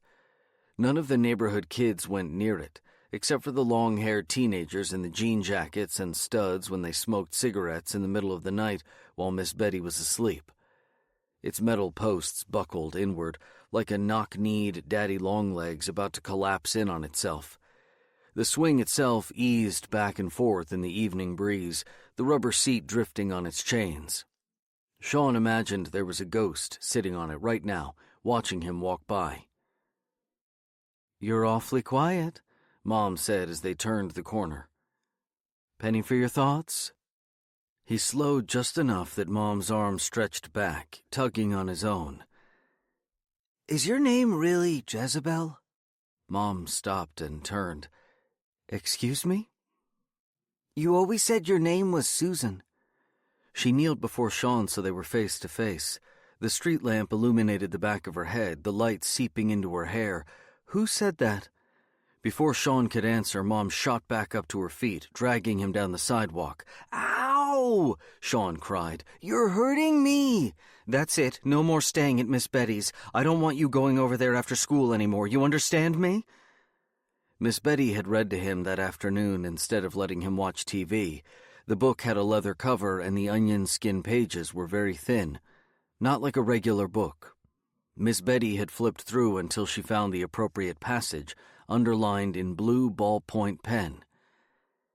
"Thou sufferest that woman Jezebel, which calleth herself a prophetess, to teach and seduce my servants to commit fornication and to eat things sacrificed unto idols." These words were completely lost on Sean, save for eat things. He could understand that, sort of. But what did eat things sacrificed unto idols mean? What was Miss Betty saying? "I want you to pray with me," Miss Betty had said. "It's not too late, son." She had squeezed his hands tightly between her own and wouldn't let go. His mother's hands gripped him even more tightly.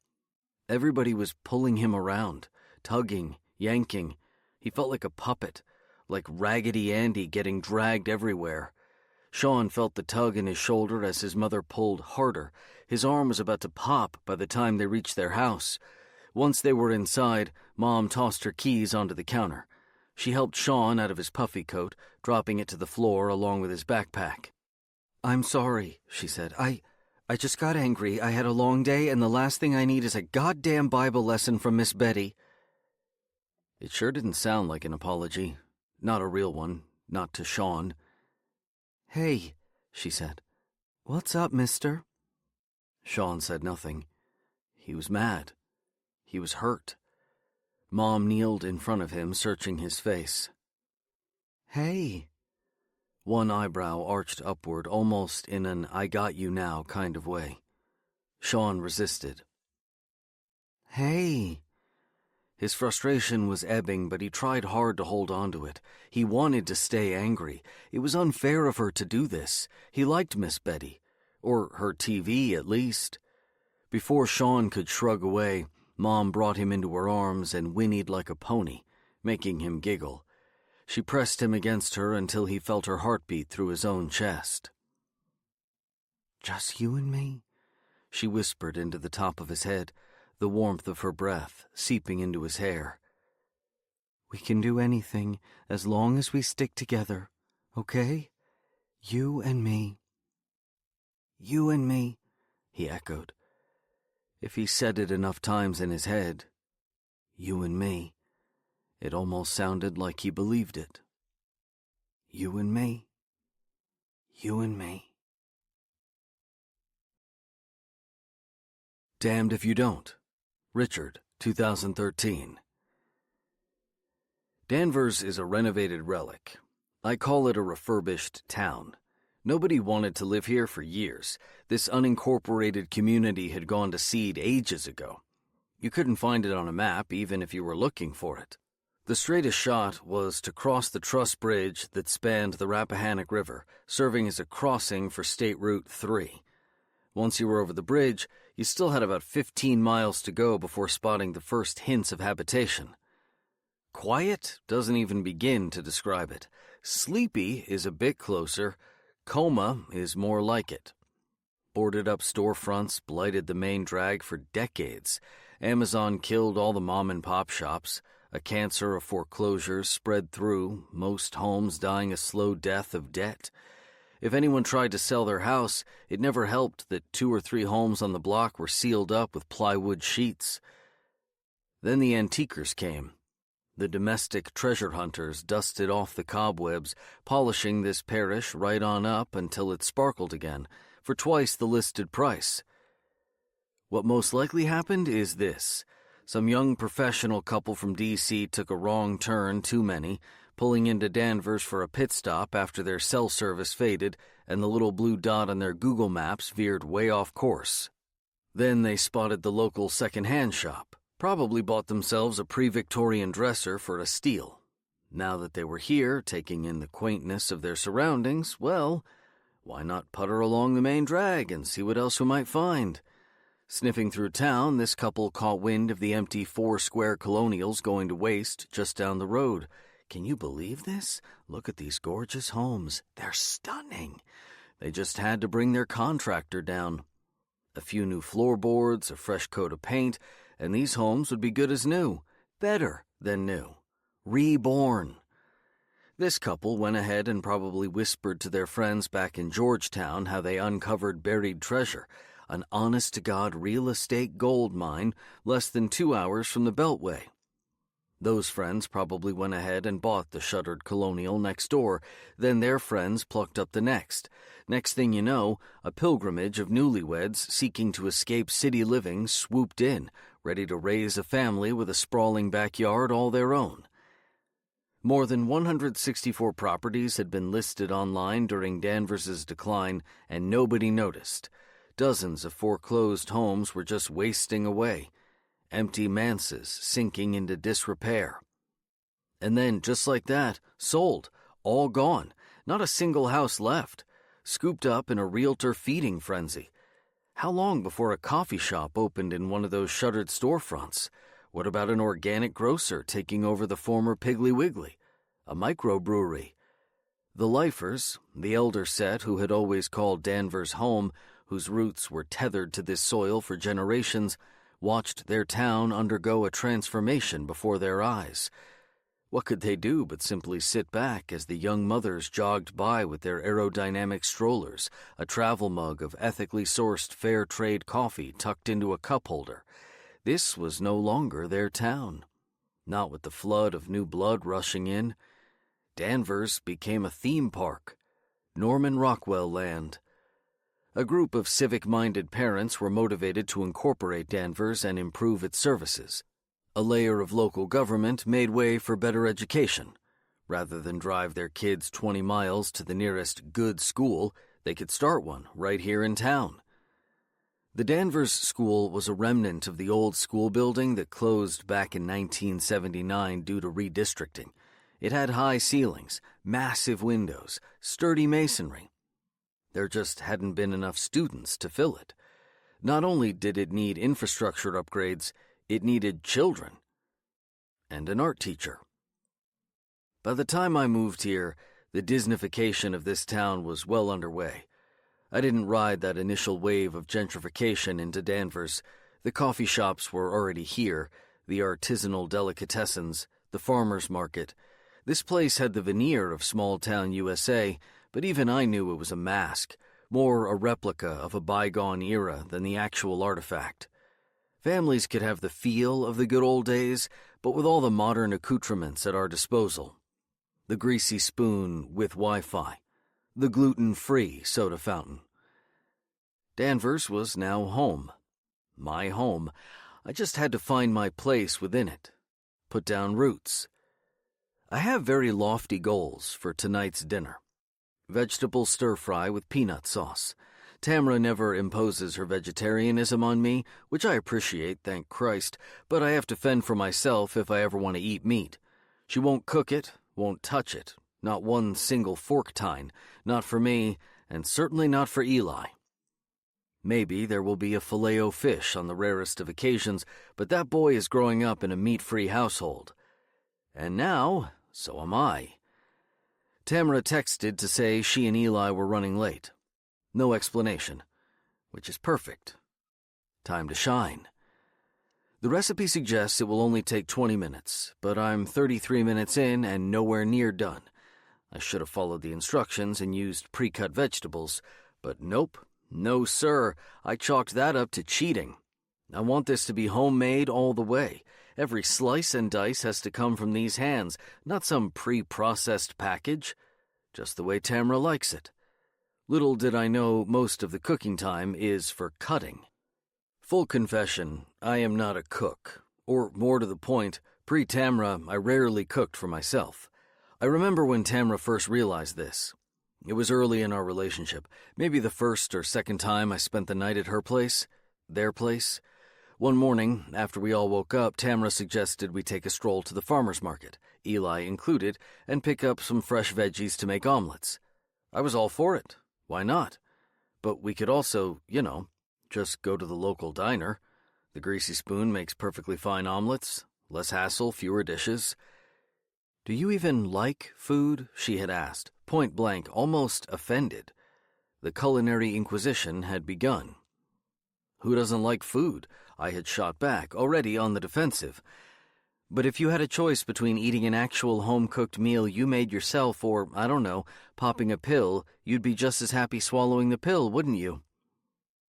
I wasn't about to cede any ground and admit that, yeah, sure, I'd probably be just as happy popping the pill. "Didn't your mother cook for you as a kid?" "Of course," I said on reflex. Then I started thinking about it, sifting through my memory for my favorite meal. Pasta. I vaguely remembered loving Mom's spaghetti. I think. Now I have something to prove. I've had a year to crash course my taste buds, expanding my flavor palette. I have to learn how to cook. Not only cook, but cook vegetarian. A fresh start, I think. Some very distant memory tickles at the stem of my brain. Ouija hops onto the counter, startling me. Jesus! Fucking cat. If there's one thing I wish I'd pushed back against, it's Tamra's goddamn tabby. The cat has somehow outlived every conceivable catastrophe that could befall him. Kitty cancer, heartworms, diabetes. He just won't die. Ouija squats on the counter, his flaming mane of unkempt fur ready to shed and contaminate my meal. "Shoo!" I raise the spatula. I've never been a fan of Ouija, nor has he ever been a fan of me. He was here first, and he always goes out of his way to make a point of it. Ouija just stares back, indifferent to my threats. "Hello?" Tamra calls from the front hall. I hear the door shut, the keys tossed into the dish on the console table. What's that smell?" "I'm burning the house down," I holler back. "Should I call the fire department?" Tamra halts in the doorway, struck by the green sprawl before her. Her expression suggests she has come upon a stranger in her home. Who is this man making a mess of her kitchen? She mugs for my sake, pleasantly impressed, if not a bit bewildered. "Wow, what's going on here?" "Surprise," I say, grabbing the knife. "Hope you two like stir-fry." "Is that what we're calling it? Interesting." Elijah races into the kitchen, slipping past me and reaching for the cabinet. "Mr. Mann," I say, "how was school?" "Okay," he says in a way that makes it sound clearly not okay. He opens the cabinet and pulls out a bag of Sun Chips. "No snacks," Tamra says sternly. "Straight to your room." "But, no buts. Now." Eli looks to me to help bail him out. I'm about to toss the kid a lifeline, which is clearly not the right call as far as Tamra is concerned. She drops the hammer. "Upstairs until dinner." "Fine," he huffs, storming out of the kitchen. "I'm grilling steak," I call after him. "How about some juicy red meat tonight, Eli?" "Okay." "Hear that?" I ask Tamra. "I'm making a convert out of him." "Nice try." She stands behind me, flossing her arms through mine to steal a carrot. She chomps it just next to my ear. It sounds like the thinnest femur fracturing.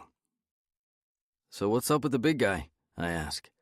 "Why send him to his room?" Tamra plops down at the table where a freshly uncorked bottle of Merlot waits, purchased by yours truly. "Elijah had to stay after school." "What for?"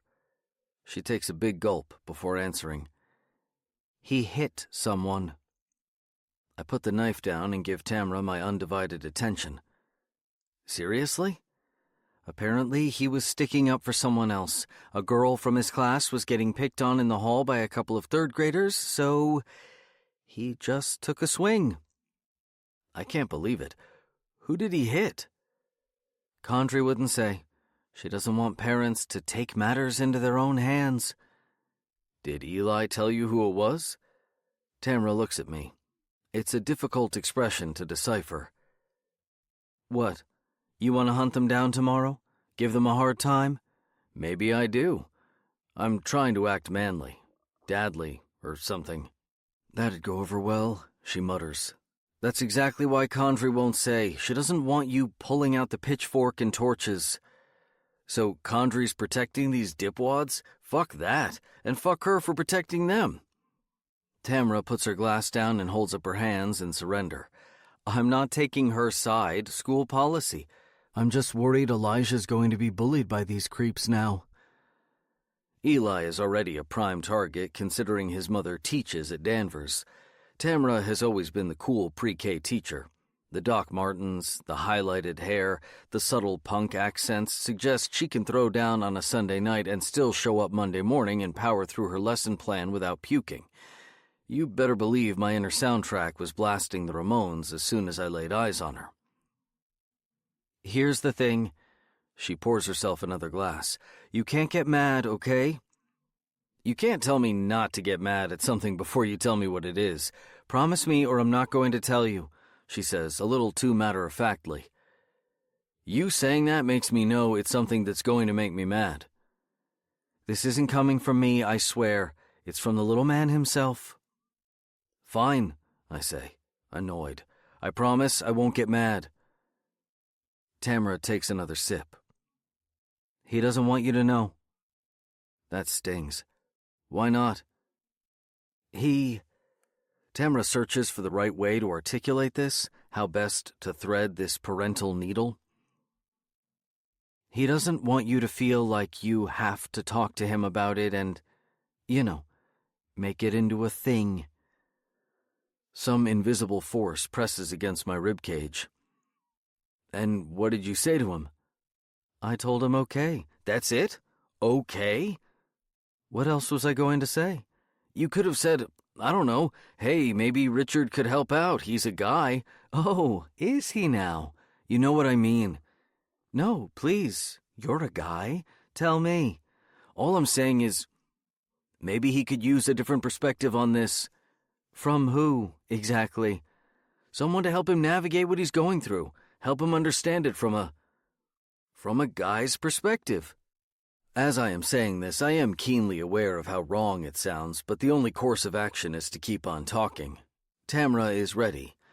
What you mean is, because he's been raised by a woman, it'd be helpful for Elijah to finally have a dude to step in and tell him how it really is?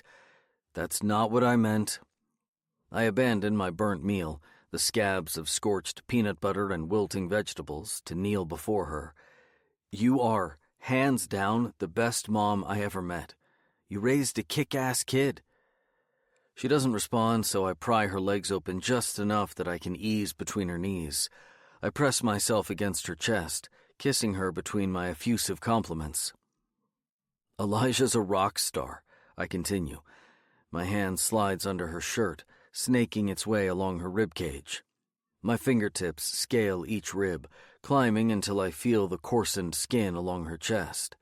Even now, it still startles me. He stuck up for a classmate because you raised him right. Damn straight. Her breathing deepens at my ear, catching itself. I run my index and middle finger along her scar tissue, tracing the textured flesh that spreads over the bulb of her shoulder and down her arm. I'm just here to fuck things up, I say. Ruin the amazing work you've already done. Tamra pulls away. Are you trying to get out of cooking? Should I fix it? No, I started this meal, I'm going to finish it, and you're going to like it, damn it. Good luck, she says into her glass, teeth biting the rim. I don't know if I believe she is forgiving me, but still, she is choosing to move on, letting me pull my foot out of my mouth, which is a relief. She takes another sip, swishing the wine in her mouth before swallowing. Who was the girl? I ask. I don't know. He wouldn't say. I could kill those third graders, though, little shits. Got any thoughts on who they are? Still want names? Tamra grins, her cheeks warm with wine. What are you going to do, tough guy? I'm going to find them in the hall, drag them outside, and... Elijah, Tamara says unnaturally loudly. I turn and see him in the doorway, eavesdropping on my master plan, eyes wide. Hey, Eli, I say. You hungry? Damned if you do. Sean, 1982. Where did these bruises come from? It was such a simple question. The answer was already there, perched on the tip of Sean's tongue. All he had to do was say a name. One simple name. Tommy Dennings. That wouldn't be so hard now, would it? It was the truth, after all. The bruises were Tommy's fault. He had zeroed in on Sean at the beginning of the school year, targeting him on the playground, in the boys' bathroom, the cafeteria, the hallway, sometimes even in the classroom in front of all the other boys and girls whenever Mr. Woodhouse had his back turned. Word had finally spread among the other kids that Sean wasn't actually a Richie Rich. He was a charity case, and he didn't have a dad like all the other kids in class. The perfect target. Now he had the bruises to prove it. Mom spotted them in the bathtub and gasped. Where did these bruises come from, Sean? He wanted to tell her. He really did, but there was something about the sound of his mother's voice that worried him. An elevation in her pitch. It sounded urgent, like she was worried, scared even. Sean got afraid of his mom in moments like these, when her voice lifted to this level. Code red, code red. Sean knew giving her the answer wouldn't be the end of his worries with Tommy Dennings. It would be only the beginning. If he told her the truth, Mom would get on the phone. She would call the school and demand to speak with the headmaster. Or worse, what if Mom called Tommy Dennings' mother?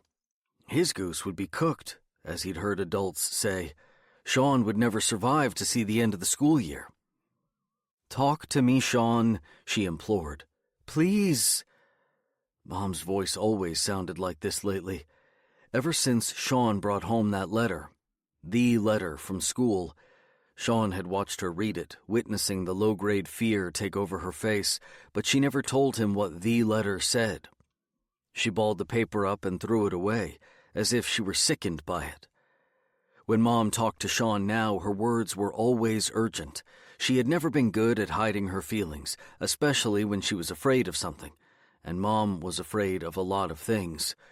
Boring things mainly, like bills, or work shifts, or getting Sean to school on time so she could make it to her job. Dinner, bath time, story time, bedtime, wake-up time. But something else was bothering her now. Something new. Their fresh start was starting to feel like a bad start. They lived in a constant state of code red. There was a time when Mom wasn't afraid, but now she acted like something terrible was going to happen to him at any moment. She had even changed her schedule so she could pick him up from school. Sean didn't understand where this was coming from. If the world was so scary, why couldn't they stay together forever? Why did he even have to go to school? Sean hated school. Well, Mr. Woodhouse made it okay, he guessed. He was fun. He was always making up cool new games for the students to play in class. Sean knew these games were actually lessons, but he still liked them. He was becoming sensitive to the intentions of adults. Mom had been asking Sean a lot about Mr. Woodhouse lately, wanting to know what he did with the rest of the students. She kept asking the same question, only with different words. Had Sean answered the wrong way? It didn't seem like she was happy with his reply, even if it was the truth. What did she want to know? What was she looking for? How could Sean give her what she wanted? Did Mr. Woodhouse give you these bruises, Sean? What a strange question. Mr. Woodhouse? His teacher? Of course he hadn't. Mr. Woodhouse always wore brightly colored sweaters, each with a different picture knitted across his chest, turkeys or reindeer or hearts depending on the holiday. How many sweaters did he own? 100? 1,000? He was a lot younger than Sean's other teachers. He was always excited to talk through their lessons, like he was learning these things for the first time himself. There was a spark in his eyes, and his red curls bobbed as he nodded enthusiastically whenever a kid answered a question right. He had more energy than any of Sean's other teachers, even more than his classmates. He laughed at his own jokes, sang louder than everyone else. To Sean, he was like a clown without makeup, always smiling, eyes wide, ready to entertain. No? Sean shook his head. It seemed so silly to even think for a second that Mr. Woodhouse would hurt him. Sean liked Mr. Woodhouse. Everybody did. Didn't they? Mom only stared back. It seemed like she didn't believe him. But Mom always believed him. Why doubt him now? That was their one rule. Don't lie to me, Mom would say whenever a glass broke in the kitchen or there were crayon scribbles on the hallway wall. He knew adults put value in the truth. A version of it, at least. Are you sure? Sean didn't know what to say. He'd already told her that it hadn't been Mr. Woodhouse. Why would a teacher do that? But Mom wouldn't accept his answer. He saw it in her face. Her beautiful face. Sean always knew his mother was pretty. He thought so, of course, but he knew other people thought she was pretty too. Men, customers at the restaurant she worked at. Mom brought him straight home from school most days, but sometimes she would bring him to the diner while she finished her shift. He would eavesdrop on the men telling her that she had a pretty smile, that she should smile more often. See, that wasn't so hard, was it? She would laugh as she brought them their check, but her smile would fade the moment they left. Sometimes her face would crumple the way Sean's did before he cried. Her face was crumpling now. The water in the bathtub had gone cold. How long had he just been sitting in there? He felt like a California raisin now, his skin completely pruned. How did that song go? Something about hearing something? Sean looked down at the water. He really wanted to know what was bothering Mom, but he couldn't focus if he was looking at her face. He thought of the conversations she had with other adults whenever they came to the house. Dressed-up adults who seemed interested in asking Mom all kinds of pokey questions, proddy questions. Are you finding time to manage part-time work and parenting? Are you still on food stamps? What's the home environment been like since your husband left? It was all Mom ever talked about anymore. Never with him, but with everybody else. But Sean heard everything. Sean! Sean! Mom leaned in closer, taking hold of his shoulder so he was forced to look directly at her. Only her. For a moment, he had forgotten he was in the tub. Talk to me, baby. You need to tell me what happened. Please! Her voice kept climbing. What was worse than code red? Black and blue? More. She always wanted more from him. She wanted to get beneath his skin, beneath his face. Her grip kept tightening.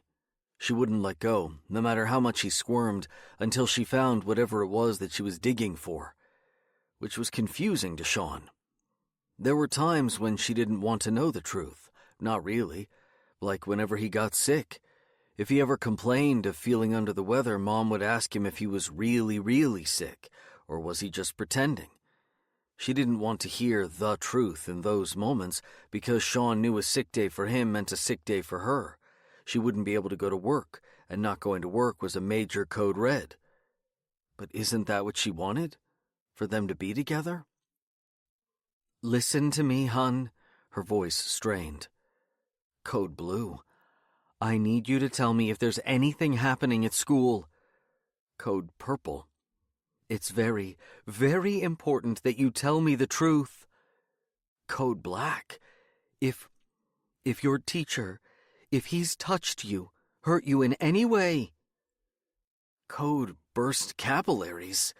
Sean just wanted to give her whatever it was that she needed from him. He wanted to give her everything, to make everything right, to make all the bad stuff go away. He just had to figure out what the right answer was. What would make her happy? Should he tell her it was Tommy Dennings, or did she want him to say it was Mr. Woodhouse? The truth, or this other thing? Not a lie, not exactly. An answer that made everything safe again. that brought code black back to purple, to blue, to red, to orange, to yellow, and all the way down to the way life used to be, back to when Mom wasn't always afraid. That's what Sean wanted, to take her fear away, make the world a safe place for her, just her and him, alone, together. Sean could do that for her. He was sure of it. He had that power. By the power of Grayskull, He-Man always said, I have the power. All Sean had to do was tell Mom exactly what she wanted, needed to hear. A game, he thought. That's all this is, just a game. And the name of this game was to say the right thing. Figure out the secret message that protected Mom, the meaning hidden within the words that would defend them both. The truth. Damned if you don't. Richard, 2013.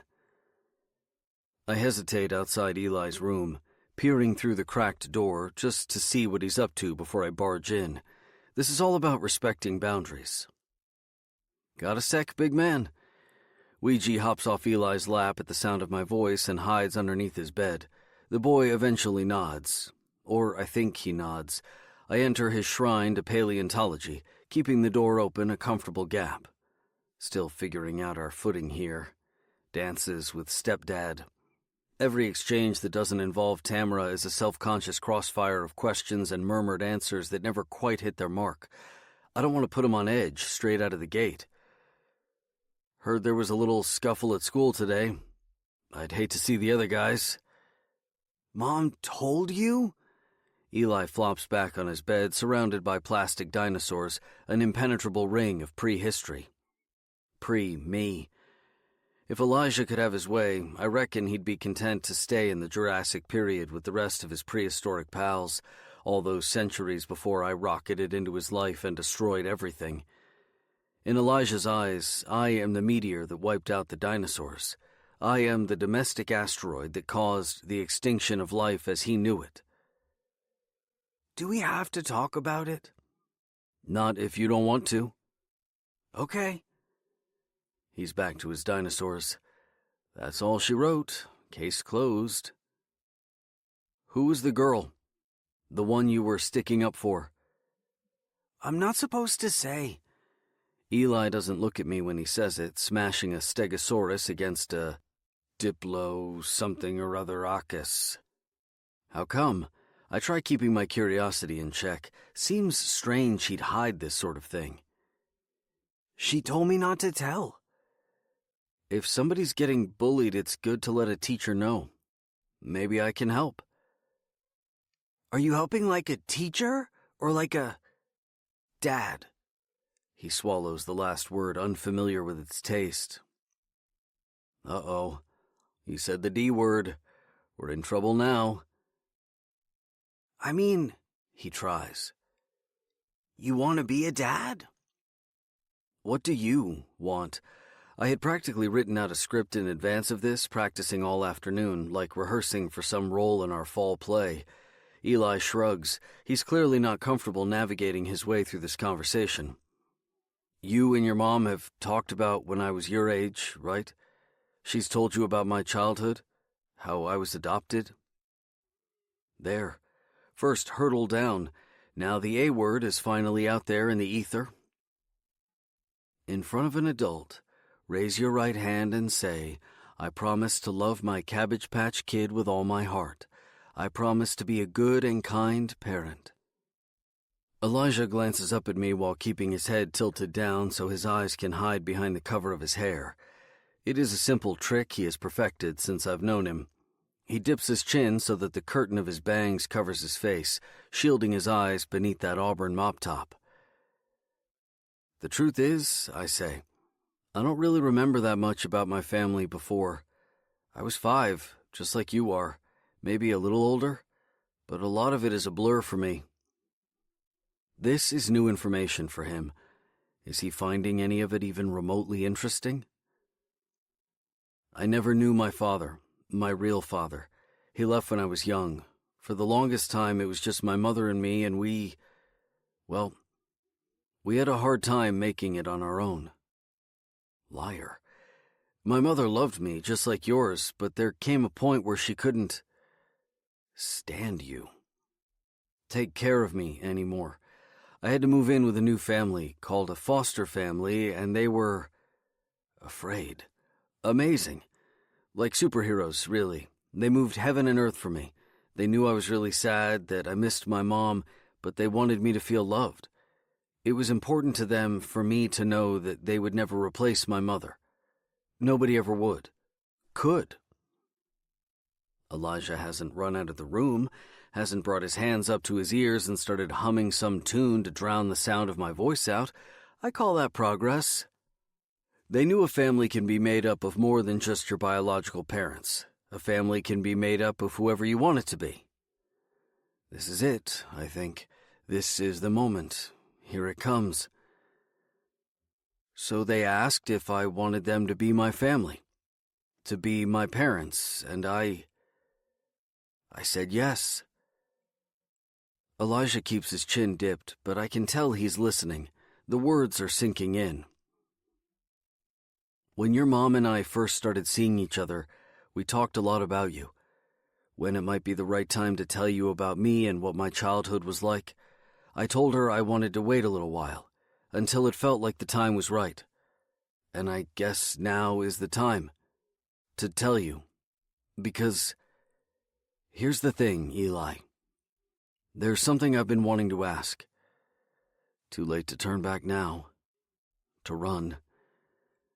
I know it's been hard adjusting to this new life with me and your mom, but I think we're finally hitting our stride, and I was wondering if you'd think about me adopting you. Elijah stiffens, becomes a human fist. Now I want you to know nobody will ever replace that asshole, your father. That's not what I want to do. That's not my intention here at all. Isn't it, though? Isn't that my intention? Blow that fucking fucker out of the water so Elijah can finally have a fighting chance at a decent male role model in his life? Someone to look up to? Someone who won't bail on him? Someone who won't cheat on his mother? Who won't stumble in drunk beyond belief after a night out with the boys? Who won't forget which door leads to the bathroom and piss on his own kid's bed? Elijah squirms. The weight of all this, the pressure of it, pushes him down. Does he want to make a break for it? He's looking for his mother. Why was Tamara letting this happen? Where was she? Where's Mom? All I want, Eli, is to be someone who's there for you, whenever you need it. Your father will always be your father, and nobody's ever going to replace him. I promise. Liar, liar. All I want is to be a family. Your family. I can't shut up. I can't stop myself from filling in the silence, the suffocating sound of nothing. I'm just blathering on like some idiot because I'm afraid he'll say no. Only if it's okay with you. I don't want to do it unless you're cool with it. If you think it might be okay. Elijah doesn't look at me when he says it, but I'm pretty sure I hear him correctly. His eyes are still shrouded.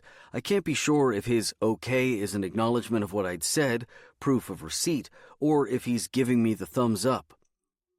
I am a grown-ass man struggling to parse out the possible interpretations of a 5-year-old's okay. Think it over. Totally take your time. If you want to talk to your mom, no, I want to. I don't know if I'll ever be able to express this feeling. The downright relief of it all.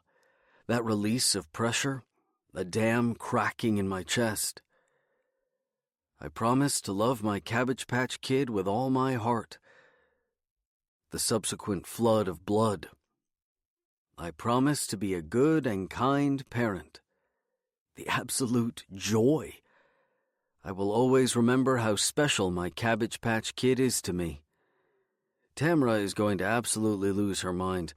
I hope she's been hiding in the hall eavesdropping on us. Okay, I say, letting out all the pent-up air. Let's make it official. Make me a dad. Dad.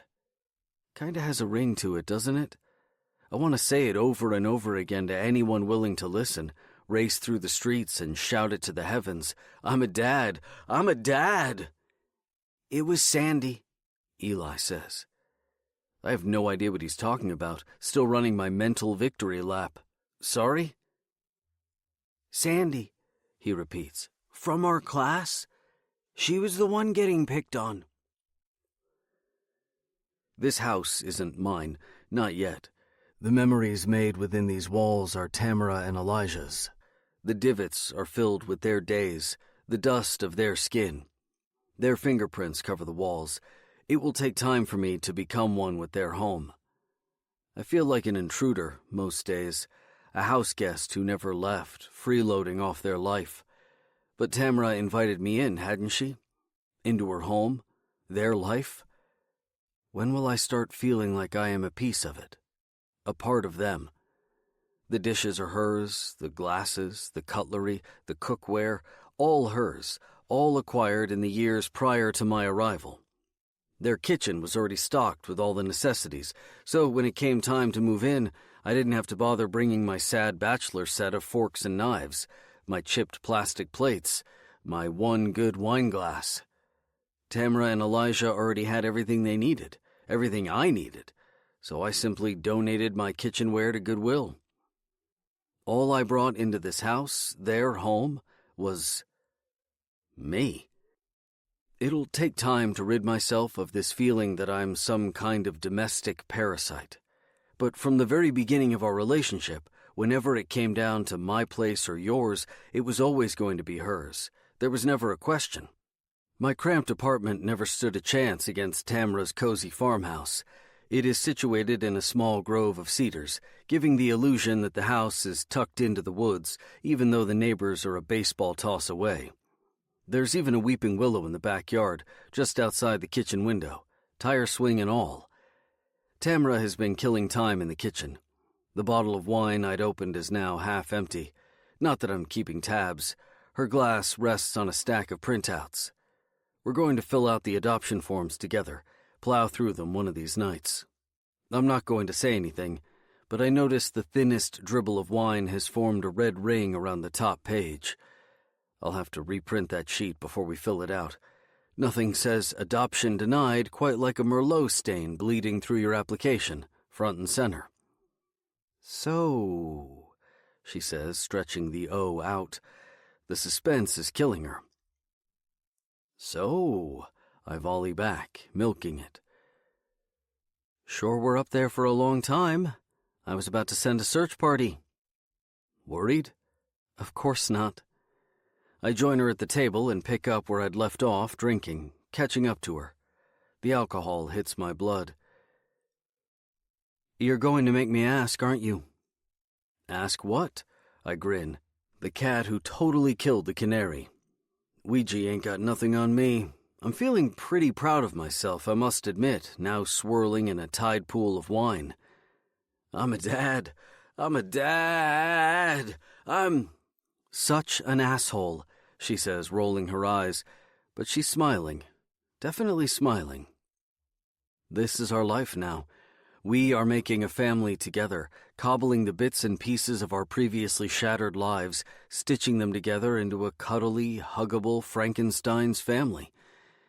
Tamara had Elijah when she was 26. Her playlists of Black Flag and Minutemen turned into lullabies and the sounds of rain or ocean waves to get Elijah to fall asleep. If we ever had friends over for dinner and used her iPod for the evening's soundtrack, the shuffle option would quickly shift from Slint to Baby Beluga. It was terrifying, I say. I just yammered on and on. I couldn't stop. But he said... My cell phone abruptly chirps, cutting me off. Probably a robocall, I think. Nobody calls me at this hour.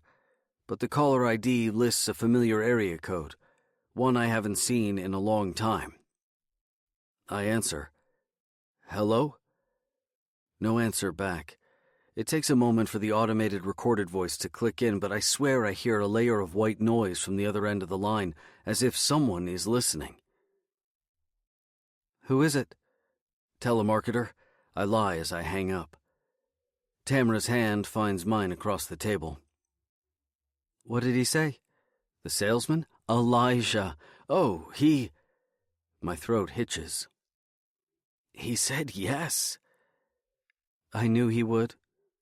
Here. Tamara lifts her glass. To making it official.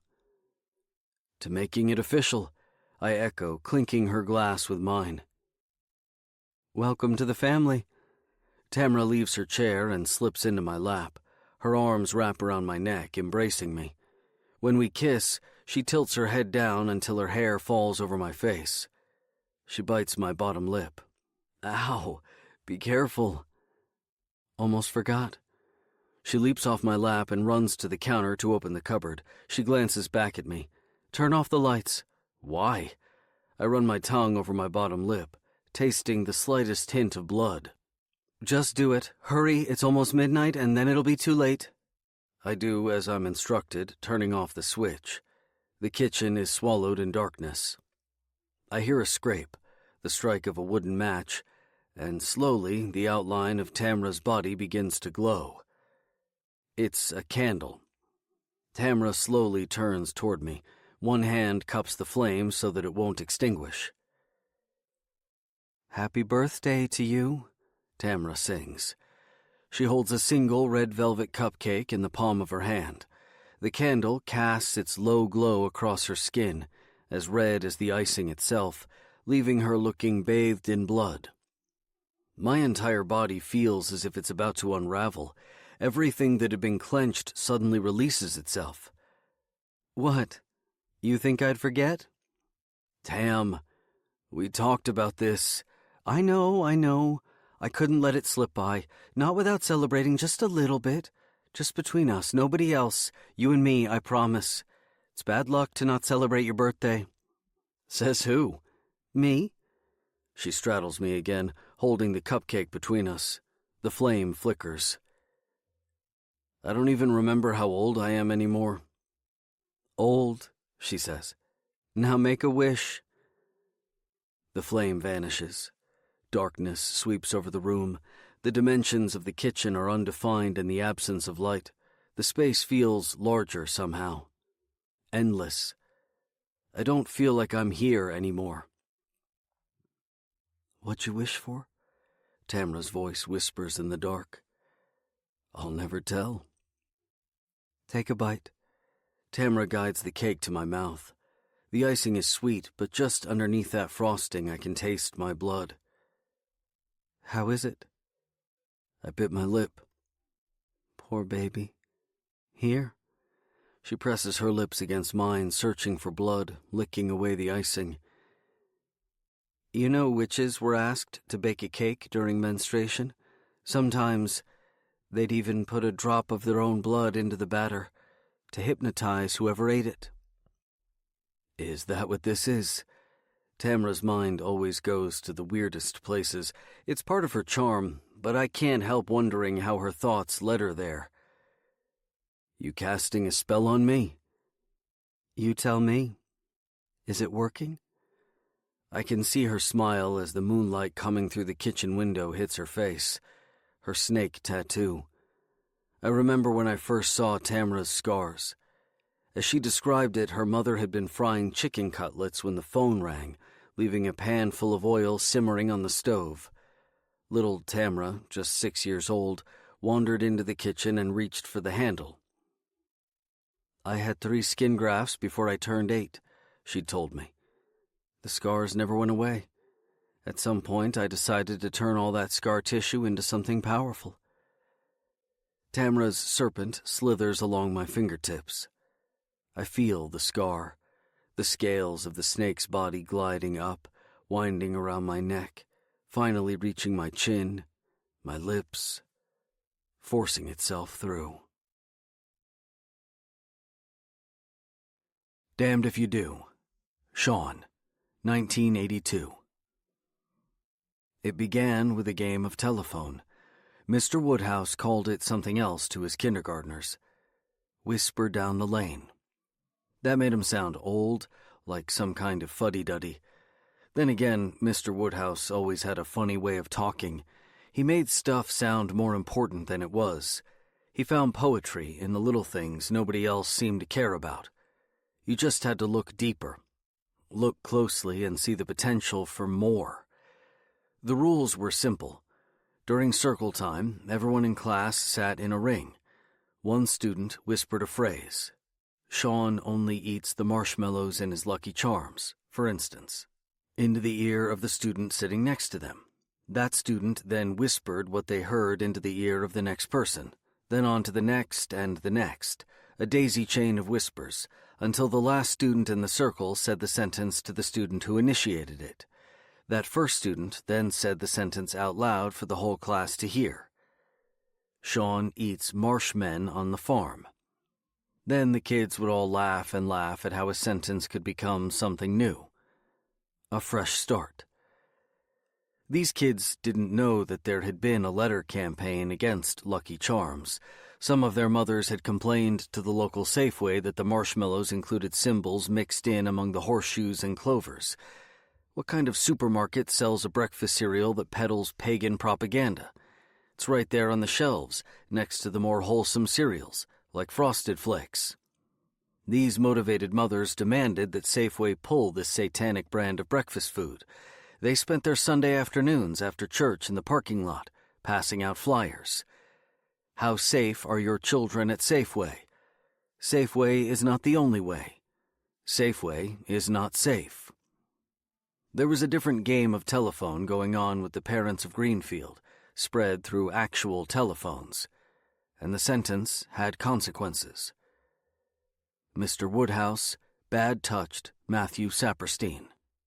When Matthew complained to his mother that Mr. Woodhouse had been mean to him in class, she sat her son down and insisted he explain. Matthew, Matty as his mom always called him, was irritated at first. He had assumed he could gripe about Mr. Woodhouse and his stupid way of talking at the dinner table. She asked him if Mr. Woodhouse had yelled at him. Matty said no. She asked if he had been unfair. Matty said no. She asked if he had touched him. At that point, Matty asked if they could talk about something else, but Mrs. Saperstein was on high alert. She had been watching the news lately. Matty's best friend, Tommy, was also in Mr. Woodhouse's class. Mrs. Saperstein and Mrs. Dennings were relatively close acquaintances, tied together by the occasional Saturday afternoon playdate. Mrs. Dennings's phone number was written on their refrigerator door, along with several other mothers from the PTA. After the A-team was over and Mrs. Saperstein had put Matty to bed, she picked up the phone and called straight away. Mrs. Saperstein and Mrs. Dennings talked for close to an hour. Tommy had wet his bed a few nights ago, which was so unlike him, and now Mrs. Dennings wondered out loud if Tommy might be anxious about something. "Has anything changed at home?" Mrs. Saperstein asked.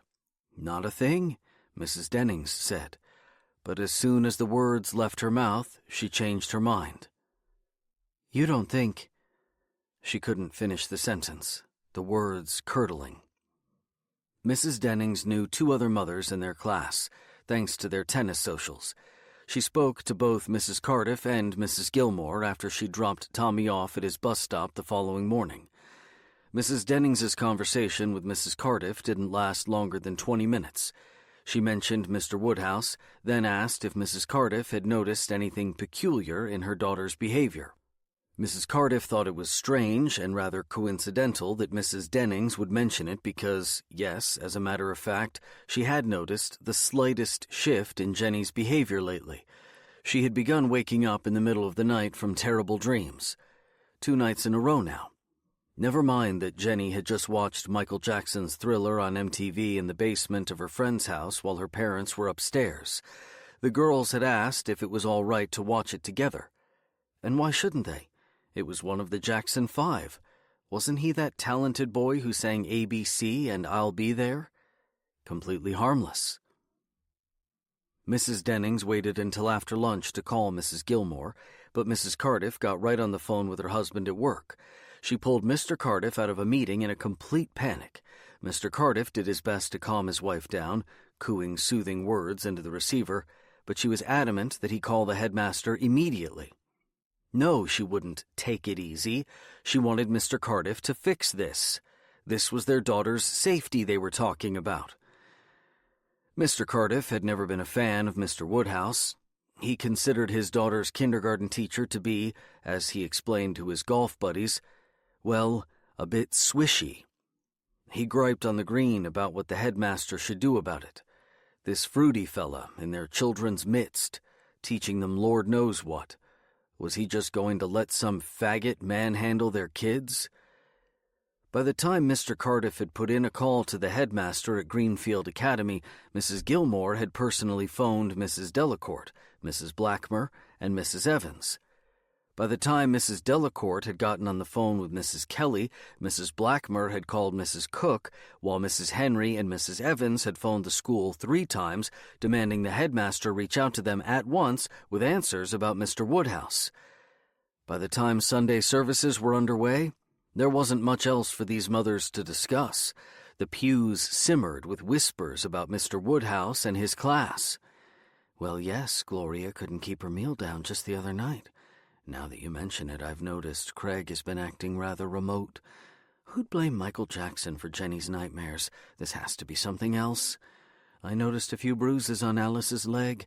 I thought it was just horseplay, but now that I think about it, they were a little too far up her thigh for my comfort. There were 21 students in Mr. Woodhouse's class. The number 21 represents the union of the Trinity. The number 21 appears in the Bible 7 times. 7 multiplied by 3 is 21. The number 21 is a symbol that represents the union of unknown superiors, or the great spiritual masters of humanity. Tommy Dennings's favorite after-school cartoon was Masters of the Universe. His mother hadn't realized the show's main character was a boy, a prince, just like her Tommy, whose secret identity would be conjured up after he lifted his mystic sword and recited an incantation. I have the power. Several mothers had written to the local television channel to encourage programmers that they should no longer air Master of the Universe due to its, as they claimed, pagan undertones. Their letter campaign had little sway over the channel, so Mrs. Dennings merely switched the television off during that particular half hour after school, no matter how loud Tommy griped. There was power in unifying their voices, these mothers learned, a combined strength, unity. They could harness their concerns and make it one voice, one loud, determined voice. These mothers were legion, and they demanded to be heard, reckoned with. They were not going to simply sit by as their community corroded, downright decayed underneath them. Certainly not when it was their children at risk, their little angels. Their one voice spoke louder, more forceful. It gained strength as their numbers grew. They would be heard. By Monday, more phone calls were pouring into the school. It wasn't parents anymore. Concerned citizens were picking up the phone. What exactly is happening in Mr. Woodhouse's class? What's he doing behind closed doors? What the hell's going on in your school? Local authorities logged 10 official complaints. The headmaster assured detectives there was nothing untoward happening in their classrooms. Mr. Woodhouse was happily married. They had a child of their own, a lovely daughter. She was enrolled at Greenfield Academy as well.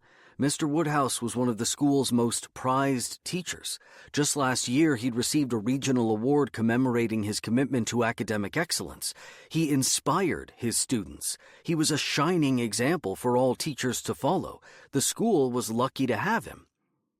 Greenfield stood by Mr. Woodhouse, the headmaster told detectives.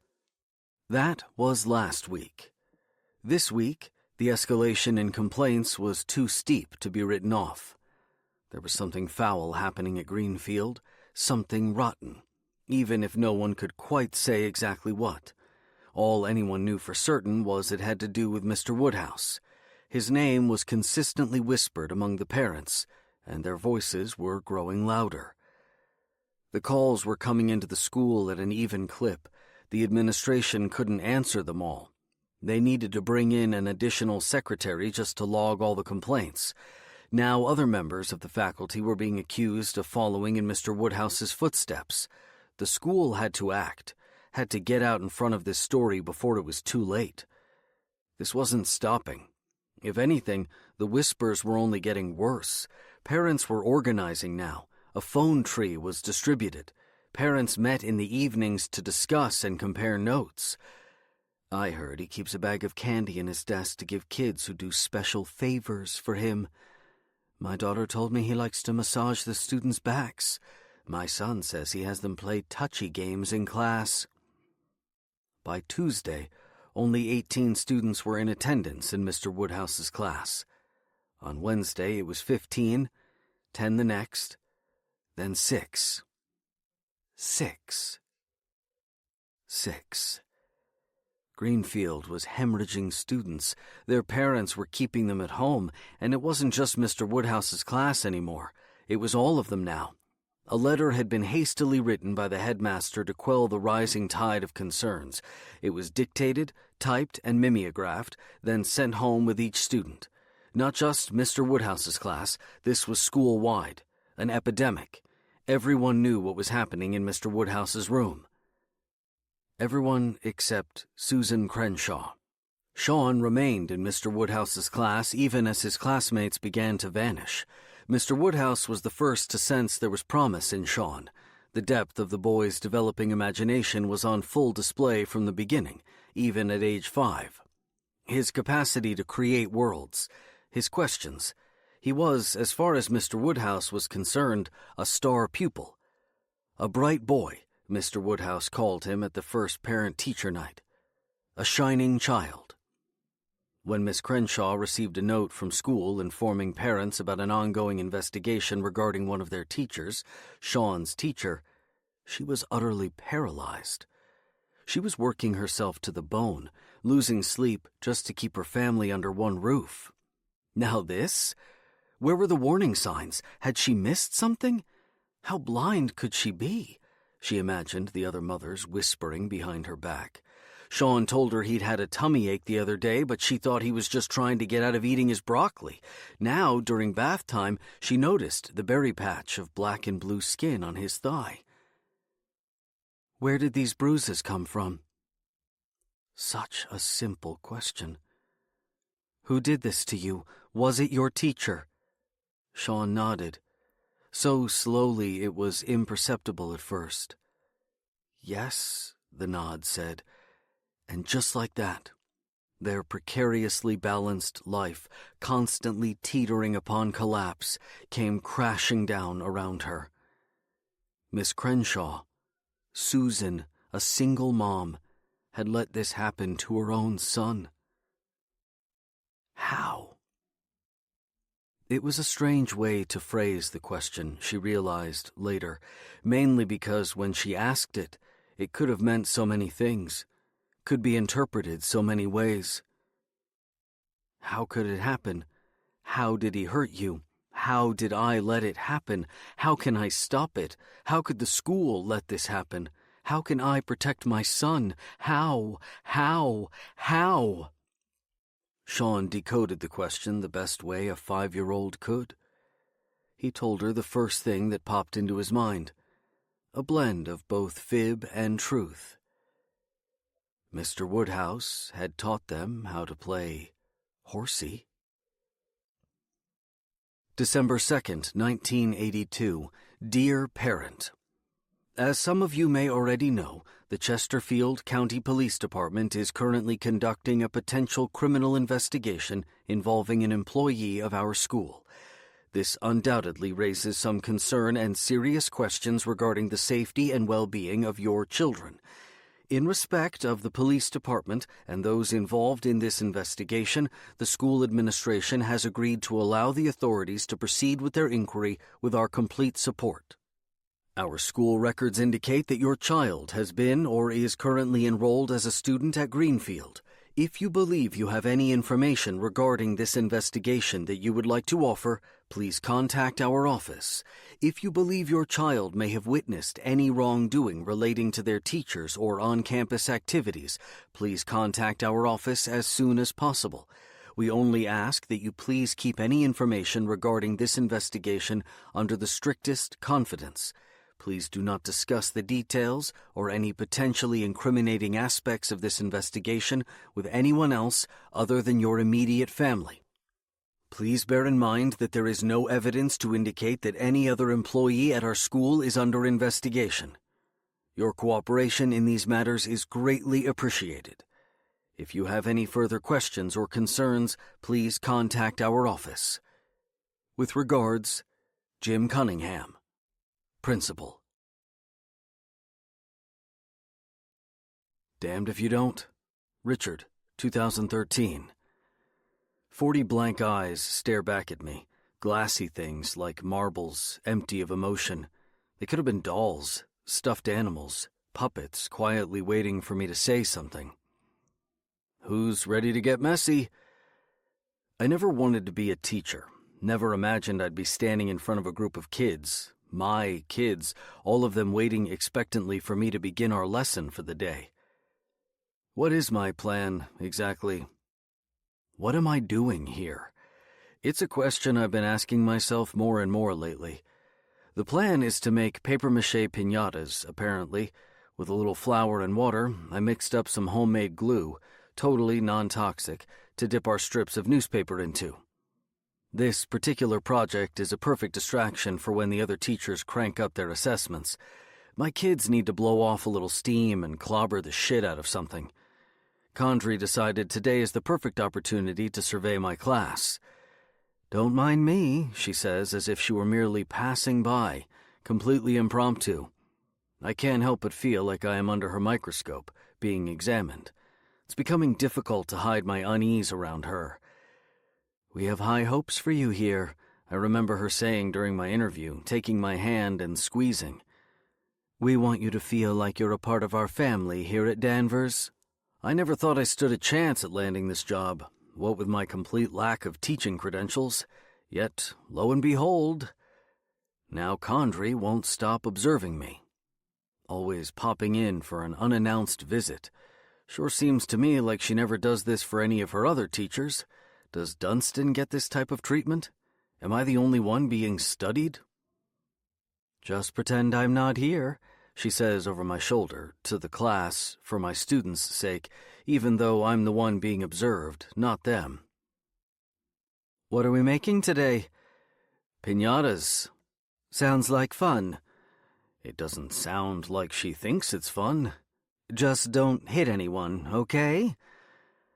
At the very beginning of the school year, when Mrs. Condrey took to the intercom for morning announcements and welcomed everyone back from the summer, she introduced herself to the new students by saying, "I am Sylvia Condrey, your principal. The best way to remember how to spell principal is to remember I am your Prince E. Pal. Friends till the end." I couldn't help but wonder, end of what? My kids gather around the table as I stretch out a balloon, letting it snap against my fingers. "Who's got some strong lungs?" Several hands shoot into the air. Not Eli's. He keeps pretty quiet in my class, not wanting to draw attention to the fact that we're now tethered together. I give him plenty of space, as per Tamara's request. He stands in the back, behind everyone else, right next to Sandy. I've noticed the two of them hanging out a lot more lately. Wherever Sandy is, Eli's not far behind. "Give this a go." I hand the rubber intestine off to Arvind. "Now for the messy part." Condrey steps back. Her smile remains in place, but her masked pleasantness slips a bit. "Stick your gluey newspaper all over the balloon, like you're making a mummy." My kids squeal as I drape a slimy tendril of newspaper over the balloon. "This is the main body of your piñata. Once you're done, we can make arms and legs to create whatever you'd like. Maybe a pet. Who's got a pet at home?" I thought about using Ouija as an inspiration, but the last thing Eli needs is to batter his own tabby. I made a horse instead. I glance over at Condrey, feeling her eyes press down on me. I have to steer my kids clear of the notion of whacking animals with a broomstick. That'll get me in a heap of shit with our principal. Once the papier-mâché is dry, we cut through the hardened shell. I hold up the piñata I made the night before at home. And we pop the balloon. I demonstrate by stabbing the scissors through the exterior, puncturing the rubber beneath. The newspaper shell remains intact. See? All hollow. I notice Eli lean over and whisper into Sandy's ear. I can't dwell on it, not at the moment. I clock the developing rapport between those two so I can mention it to Tamra later. I promised Tamra I wouldn't give Elijah any preferential treatment in class. He's had a hard time of it this year. We knew it was coming. Once the others caught on that I was married to his mother, well, you know how kids are, always looking for their way in to needle you. Tamra and I married over the summer, a small backyard service just next to the Weeping Willow. Nothing fancy. But now there's no getting around the fact that Elijah's stepdad is also the art teacher. It kills me. For all its progressive pedagogy, Danvers is just like any other school dealing with peer pressure. Kids will be kids. The students surrounding Elijah right now, the boys and girls home-birthed from parents who moved to this quaint southern town, dragging Danvers out from its blue-collar decrepitude, are just like any other kids. Bullies. Sandy is a target, too. I haven't quite figured her out yet. She's a bit of an odd bird. She even looks like a bird, a hatchling fresh out of the egg. No feathers yet, just pale skin, her veins starkly visible. She's new to school, just moved to Danvers over the summer. She doesn't have many friends from what I gather. Until Eli. But when I see her in class working on her art, I swear I can spot that spark. I don't want to go too far. She's only in kindergarten. Lord knows I've slogged through enough shitty stick figures to know what most kids draw like. But Sandy's work is different. There's a hint of something fundamentally other to her sketches. Yes, there's still the drawings of a 5-year-old, and yet I see it. Maybe she'll rub off on Eli a little. And who knows, maybe their burgeoning friendship will be a good thing for both of them. Perhaps they'll drag each other out from their shells. I've prided myself on establishing our classroom as a safe haven, our own clubhouse. No judgment. Each kid gets a sketch pad at the beginning of the year. It's theirs, nobody else's. They can take it home or to their other classes. All I ask is that they fill it up. Each and every page has to have its own drawing by the end of the year. Doesn't matter what, no critiques. All I'm after is the art. I want them to take in the world around them and try to capture it on the page. I want to see life through their eyes, see the world how they see it. The walls of my classroom are covered in kids' drawings. The Museum of Modern Masterpieces, I call it. I want my kids to take pride in their work. Hanging them up gives the students a sense of contributing to something special, to history. They're adding to a legacy. Each kid writes their name at the bottom of their painting, along with the date. That's their time stamp, so subsequent students can see how far back their legacy goes. For as long as I can remember, I always doodled.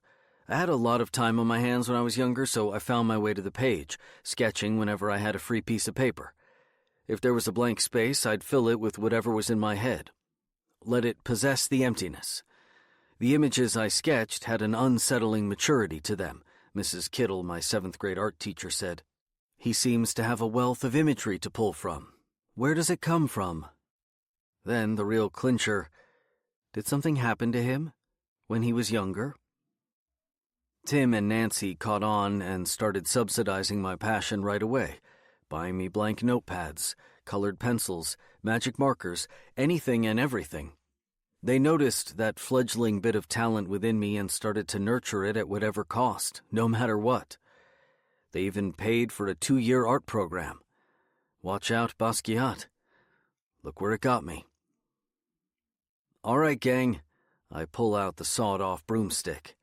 Who wants to take a whack? All cheers. Even Eli lets out a rebellious yell along with Sandy. No wonder I'm considered one of the more popular teachers around here. I let my kids hit things. Care to join us, Mrs. Condrey? I hold out the broomstick for her, almost as a challenge.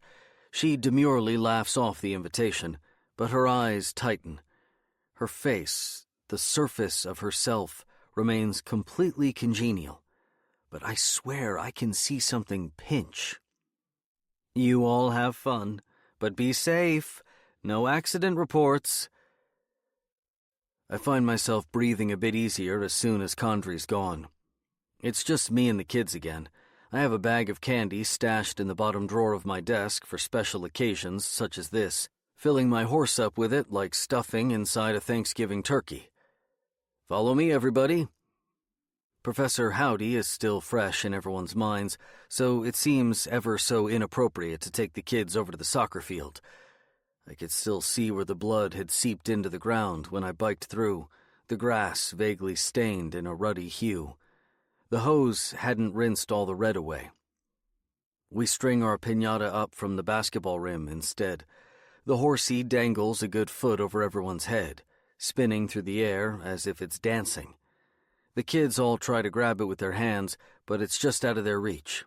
They look like they're dancing with it, spinning. "Is that a goat?" Sandy asks behind me. I turn around, taken aback by the sound of her voice. I didn't know she was standing so close to me. Good question. I examine my papier-mâché horse, or whatever the hell it is. I thought it might be a pony. What do you think? Help me out here. Sandy studies it for a moment, taking her time to make an astute assessment. "A goat." A goat it is. The goat hovers above their heads, springing up and down with each smack of the broomstick, prancing about as the kids circle around and laugh, leaping along with him. Each kid takes a turn to break him apart. I blindfold them one at a time with a bandana, guiding them along. The sawed-off broomstick I place in their hands is now their mighty sword. Time to slay the bleeding beast. Watching each student swing, and usually miss, gets the kids giggling. It takes several turns before someone finally establishes contact. Nobody deals the death blow just yet. Trey misses. Sam misses. Larissa isn't even close. Who's up next? I call out. Eli, how about you? He tenses. I did it again. I called him the thing, the name I'm not supposed to. Allowed to. Shit. The other kids egg him on, chanting, Eli, Eli, Eli, as I blindfold him and spin him around. I can see he's blushing under the bandana. This might be more attention than he's comfortable with. I don't see the broomstick coming right for my thigh. You would lose your head if it wasn't attached to your shoulders, Tamra would say if she were here to see this, and she'd be right. It's a surprise you haven't walked off a cliff yet. Laughter from his classmates swells all around, cheers even. Elijah pulls off his blindfold. Elation spreads all over his face, that look of anticipation. He thinks he's just busted the goat. But then he realizes what he's really hit. Elijah, the teacher slayer. The other kids think it's downright hilarious, beating up his own stepdad. Bunch of bloodthirsty pricks. Elijah lowers his chin. It's okay, I say, playing down the pain. I'm okay. Don't worry about it. I have to keep things moving. Who's next? Sandy, how about you? Sandy timidly steps forward. She runs her hands along the sides of her floral print dress, straight out of the Mormon sewing pattern catalog, wiping the sweat from her palms. Some students exude overparenting vibes. Sandy has them in spades. Something about the way she engages with the others, students and teachers alike, always hesitating for just a breath. It's barely noticeable, but to the trained teacher, you can sense a litany of questions going through Sandy's mind. Am I allowed to eat that? Does it have gluten in it? What artificial additives are thwack? Sandy takes the head straight off my goat. Its body bursts open in a ripe explosion of hard candy, bleeding Tootsie Roll intestines all over the asphalt. Didn't see that coming. The mob drops to their knees and scavenges for sweets. Even Eli takes the plunge, rummaging about its guts. Sandy stands back, watching the class grab fistful after fistful of candy. Nice swing, Sandy, I say. You sure you don't want a jawbreaker? She tilts her head and squints. My mother doesn't allow me to eat processed sugar. I won't tell if you don't. I want to offer an olive branch. Just between you and me. No, thank you. Suit yourself.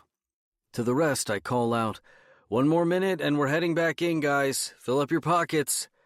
The other teachers are not fans of my piñata project, given that they have to contend with the sugar shock rocking their classrooms for the rest of the day. There's still time left on the clock before the bell rings, so I let the kids doodle in their notepads back in the classroom. I busy myself by picking up the damp piñatas to take back to the drying racks. Each student has a placemat with their name on it, making it easier for me to remember whose project is whose. Too many names, too many faces. They all blur together after a while. When I pick up Sandy's piñata, a bunny, I notice it's crushed. "What happened here?" Sandy doesn't answer. She merely dips her chin, afraid to say. The shell has collapsed in on itself, as if someone stepped on it, and I'm suddenly filled with a low-grade rage. "Who did this?" I ask the other students at her table, but none of them respond. The best I can drag out of them is a shrug. Snitches get stitches. I can't believe this. It fell on the floor, Sandy offers. I know she's lying, protecting her oppressors. "Sandy, come on. You put a lot of work into this. Who stepped on it?" It fell, she repeats, her voice a dull monotone. "Nobody's gonna own up to it?" I ask the entire class, hoping one of them will weed out the asswipe who did this. "Nobody?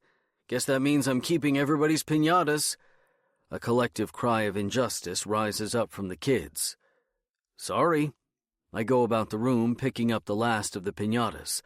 "You don't disrespect your classmates like that. I won't tolerate destroying each other's artwork. Until someone—" One piñata is left out, even though the drying rack is full. There seems to be an extra. That's odd, I think. Everybody's project is already on their own mat. Whose is this? It's a man. Boy? He has gray skin. The kids aren't painting their piñatas until tomorrow, after the papier-mâché dries, but this one already has eyes. There's an uneven line rippling across his mouth. A grimace. An expression someone makes after tasting something sour. Something yucky. Mr. Yucky. The name pops into my head, plip, and I'm immediately brought back to... The bell rings. Students leap from their seats and head for the door. "Whose project is this?" I call out over the commotion, but nobody answers. My kids are already caught up in the stream, riding the current to their next class. Maybe Eli knows.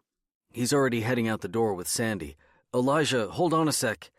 He turns, doing his best to suppress his embarrassment. Better make this quick, I think. "You know who made this?" He stares at the man in my hand. The effigy. The doll, whatever it is. Mr. Yucky. No. It's Mr. Yucky. Elijah shrugs. Sandy takes his hand and the two enter the flow of students before I can say anything more. The papier-mâché has yet to harden, so the figure feels damp in my hand. Like flesh, actual flesh, but without warmth, without life. The clammy skin of a cadaver. I close my eyes, and in that darkness, for just a moment, I feel like I'm holding a dead man's hand in my own. Maybe somebody just made 2 papier-mâché projects, but then why not claim it? I turn it over to see if anyone wrote their name on the underside. There, scrawled across the sole of its right foot, what would have been this faceless person's foot, is a name written in purple magic marker. Sean. I throw the piñata into the trash can. There's no Sean in my class. Damned if you do. Sean, 1983. The stitching within its left eye had come undone. The threads had frayed, unraveling from the quartet of buttonholes. It looked like he was bleeding out. The sock puppet refused to blink. It only stared back at Sean. Mr. Yucky. Peach-colored plush. its slack mouth wrapped around the entirety of its head, its lipless grin far larger than any normal mouth should ever be. Maybe it was more like a bear trap. That's what the puppet's mouth reminded Sean of. A trap. It hung open, waiting to capture his words, yearning for somebody's voice to fill it. At the center of the therapy puppet's overalls, resting upon its heart, was a fluorescent green sticker. Printed along the top of the sticker in bold block letters was the word poison. And in fine print, barely legible from this distance, if ingested, dial 911 immediately. Sean couldn't read those words, not all of them. Ingested felt foreign to him, like another language, but Sean knew that sticker. He had seen it plastered on the bottles and boxes hidden beneath their kitchen sink at home. It was an unhappy face, neon lime green skin, eyes pinched tight into lightning bolts of anguish. Its tongue stuck out from its frowning mouth. Poison. Sean knew how to read that word because Mom had made him repeat it, a household incantation, pointing the word out wherever it materialized in their home. In the bathroom cabinet, in the broom closet, amongst all the things he wasn't supposed to touch, in the garage. The sticker was a warning. Don't ever drink me. Don't ever touch me. Don't ever let me inside. I can kill you if you ingest me. Whatever was brewing inside those bottles, those plastic containers with complicated names, was never, ever to be ingested. The creamy pink and blue and green liquids were toxic. So what did that mean for this puppet? Was it harboring noxious toxins inside its plush body? Was its blood poisonous, like the sticker said? What kind of thoughts did Mr. Yucky have? What were his secrets? Sean couldn't help but dwell on the broken thread inside its left eye. What if he plucked it? Would the artery untangle itself? How far did the vein go? How long would it take for Sean to pull on that string before that button eyeball popped out from its socket? The puppet was supposed to be a boy, just like Sean, but calling him a he didn't feel right, didn't feel real, no matter how much Miss Kinderman insisted Sean should consider this lifeless object was just like him. "He's just like you," she had said. "You two could go to the same school. He could even be in your class. I bet you have a lot in common. Why don't you say hello?" Miss Kinderman used her fingers to comb its tangerine-colored hair. It wore a pair of overalls that tapered off at its torso. It had no legs. Everything below the waist was gone. Its arms flopped limp at its sides. He, Sean reminded himself. It's supposed to be a he, not an it. He. A boy, just like him. Was Mr. Yucky waiting for Sean to say something? To break the silence? The office was so quiet, full of dolls, puppets of all kinds suspended from the walls. Doctor puppets, mommy and daddy puppets, police puppets, all of those open mouths, silently gaping, a muted chorus. Some dolls looked more lifelike than others. Anatomically correct was how Miss Kinderman described them. Those puppets had no clothes on at all.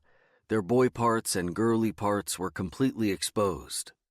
Sean couldn't help but blush. His cheeks felt hot from just glancing at them. He knew he shouldn't look, turning away, still aware of their presence. Sean scanned the office while Miss Kinderman busied herself with her notepad, scribbling something. She was always taking notes. He would say something and she would nod, looking very, very interested, like he had just said the most interesting thing in the whole wide world. So interesting, in fact, that she wanted to make note of it, write it down. Was Sean really that interesting? Were the things he said actually that special? Miss Kinderman always made him feel special. The things he said were noteworthy, she explained. He liked feeling special. He wanted to make Miss Kinderman think he was important. If he could just keep saying interesting things, noteworthy things, he might feel special forever. Sean had something to say, something noteworthy. Now people wanted to hear, listen to him. First, he'd told his mom. Then she made him tell the police. Then another type of police officer who didn't have to wear a blue uniform. He still had a police badge, but he kept his in his pocket, hidden away from everyone. That officer had a lot of questions for Sean. The more people Sean talked to, repeating what he'd said to his mother, or what he thought he remembered saying, it was getting harder to recollect exactly what he'd told her, the more other people wanted to hear him say it. Repeat it. Tell us again what happened. These adults made Sean feel like he had something special to share. Just like the teachings of Jesus, Miss Betty had said. When he spoke, the world stopped. Everybody listened. This was the first time Sean had ever been listened to, truly listened to. Before, nobody other than his mother and Mr. Woodhouse really cared about what he had to say. Now adults were asking him to tell them more. Now they were all ears. He'd never felt that kind of power before. I have the power. Sean just had to remember what to say, keep his story straight. Now it was Miss Kinderman's turn to listen. She was nice enough. She reminded Sean of his mom, only sunnier. More smiles. He felt bad for thinking it, but it was true. His mom couldn't keep still. Her eyes were looking more red. Bloodshot, that's what it was. Her hair was a bit frizzier. The things that made his mother so beautiful, so special, were chipping away. Not Miss Kinderman. Her hair curled into golden waves. It reminded Sean of a poster in his classroom at school. It was a photograph of a surfer barreling through a clear blue tunnel of water. At the bottom it read, hang 1, 2, 3, 4, 5, 6, 7, 8, 9, 10. The poster was a counting game, a play on words. Sean liked to play word games. Maybe that's what this was all about. Just another game. Looking at the waves that cascaded across Miss Kinderman's temples, he couldn't help but count to 10 to himself. It was a force of habit. Whenever he saw waves, he automatically started ticking off in his head. 1, 2, 3, 4, 5, 6, 7, 8, 9, 10. Miss Kinderman looked like she could have been the same age as Mom, but all adults looked old to him. Miss Kinderman wore makeup, though, in a way that made him realize she wanted people to know she was wearing makeup. Her skin shined, glimmered, almost. Their first interview had been a downright disaster. Even Sean knew that. It only lasted a few minutes before he broke down crying. Miss Kinderman had dressed up like a scarecrow. I thought you might need a friend, She'd said in this nasal, high-pitched voice. It didn't sound real at all to him. Everybody likes Cabbage Patch Kids. Do you like Cabbage Patch Kids? Sean didn't know what to say. He only stared at this grown woman wearing a Halloween costume, overalls and a wig made out of yarn, talking in a funny voice. Think of me as a pal. Miss Kinderman might have wanted to look like a Cabbage Patch Kid, but the dimples and stitchwork resembled a scarecrow. The expanded smile, her lips painted beyond their normal proportions, stretched across her cheeks all the way to her ears. Sean had slipped into a crying fit that promptly ended their first session before it even started. No interview that day. Miss Kinderman didn't have to dress up in a costume to make Sean feel safe. All he needed was someone to listen. Miss Kinderman was always excited to hear what he had to say. So why was Mr. Yucky here? There was a large mirror that took up nearly the entire length of Miss Kinderman's office. Sean gazed into his own reflection. He spotted the reflection of the puppets behind him, over his shoulder, staring at him. The room was beginning to make him feel scared. Miss Kinderman slid her fingers into Mr. Yucky. Suddenly, he gasped to life and smacked his lips, opening and closing his mouth until finally finding his voice. Hey, Sean.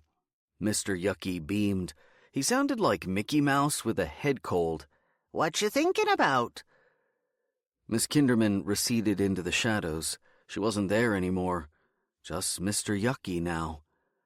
A boy. Sean could see him. Sean and Mr. Yucky could tell each other anything. Everything, just like Miss Kinderman had suggested. But Mr. Yucky had no ears. How could he really listen to Sean? Mr. Yucky had the same funny way of always asking the same exact thing, just like the adults did, only in different ways, changing the words a little bit to make it sound new. But it wasn't. Tell me about Mr. Woodhouse. What was it like in Mr. Woodhouse's class? What did Mr. Woodhouse do during nap time? What did Mr. Woodhouse say to you when he took you to the supply closet? Did Mr. Woodhouse bring any other teachers into class? Woodhouse, Woodhouse, Woodhouse. How many ways could Sean answer the same thing? Breadcrumb questions. That's all this was. A game. Maybe Mr. Yucky and Sean were playing the same game he had played with his mother. If Mr. Yucky asked the same question over and over again, that meant Sean had to figure out the right answer. Until he answered correctly, he'd be stuck in the same spot, unable to move on to the next round. He just had to listen closely, listen to the clues. The answers were there, somewhere embedded within Mr. Yucky's questions. It wasn't easy. Sometimes the questions led to a dead end, and Mr. Yucky would give up and move on to a different riddle. Sean always felt like he was letting him down in those moments, like he'd failed. He didn't like that feeling. Failing. Losing. So he tried harder. Harder. As hard as he could. Winning was the best feeling. Mr. Yucky's voice would lift even higher, saying, Great job, Sean. You're doing great. So brave. He did feel brave, powerful. Mom would be so proud of him.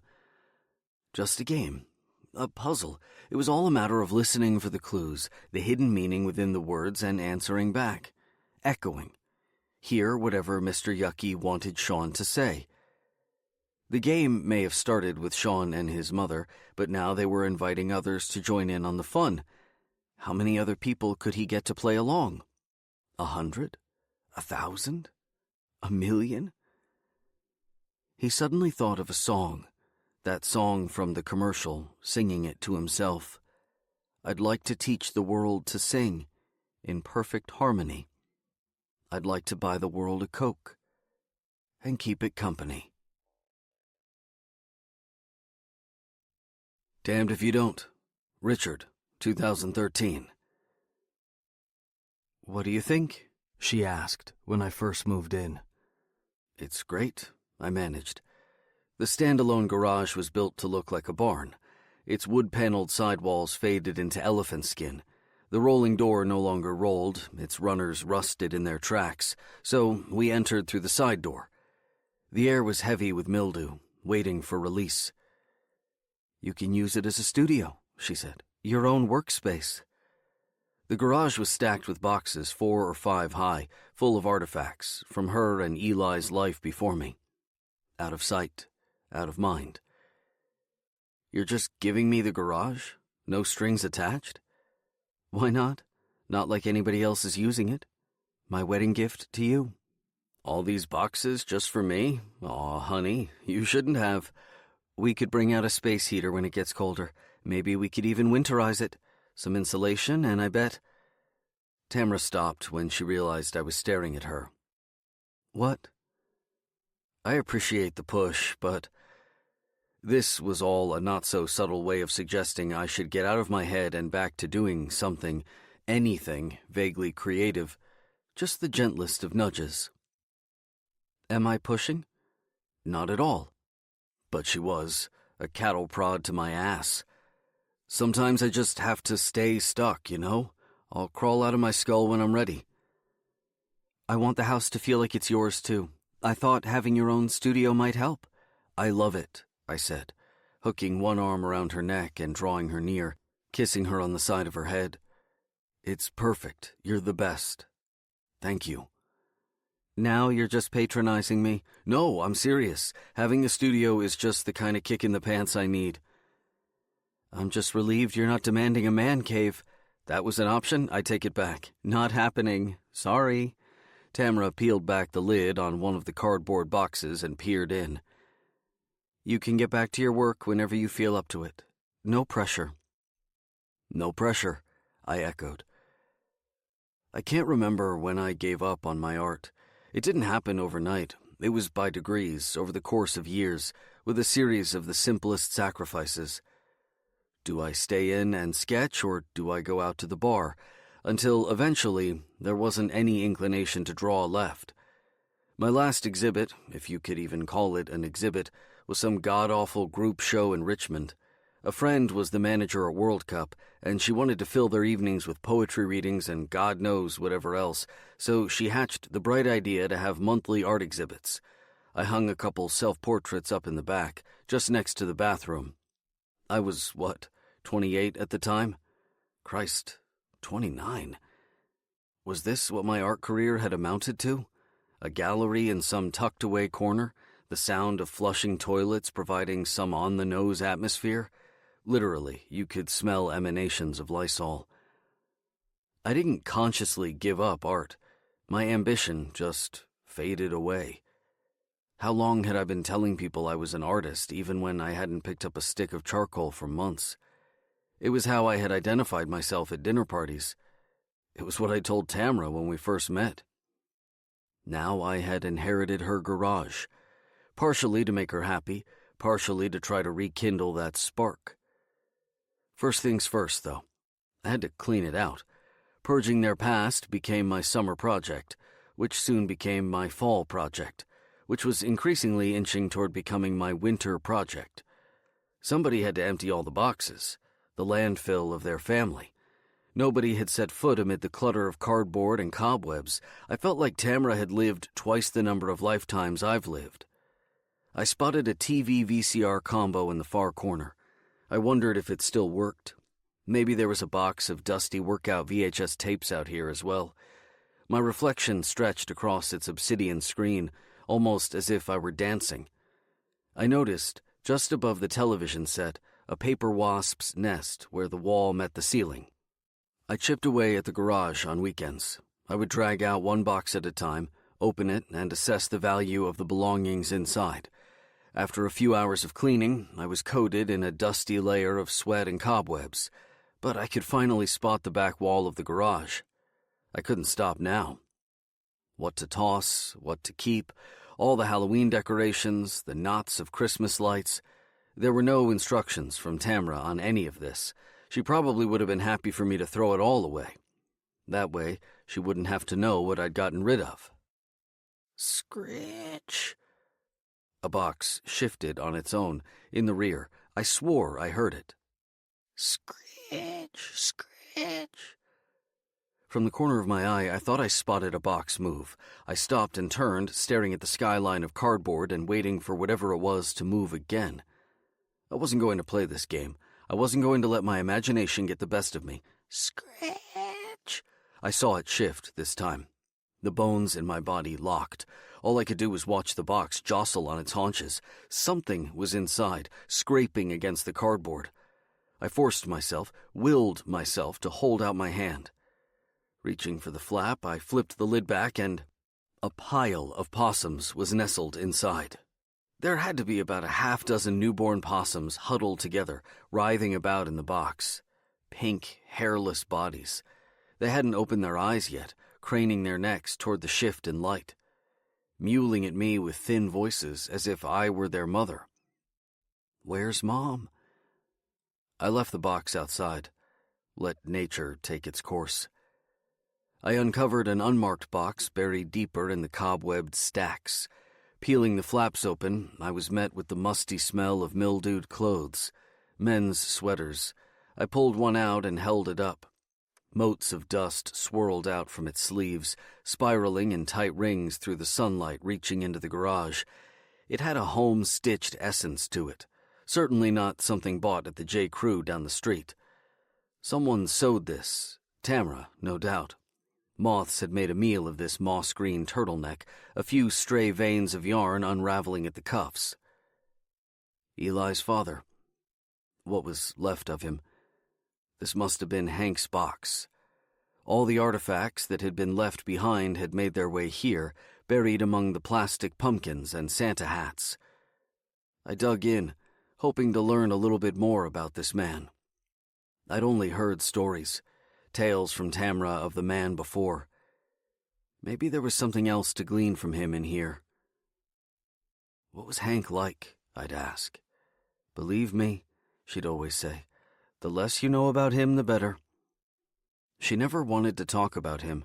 If he ever came up, she'd steer the conversation as far away as possible, almost like she didn't want him to exist, certainly not in Elijah's life.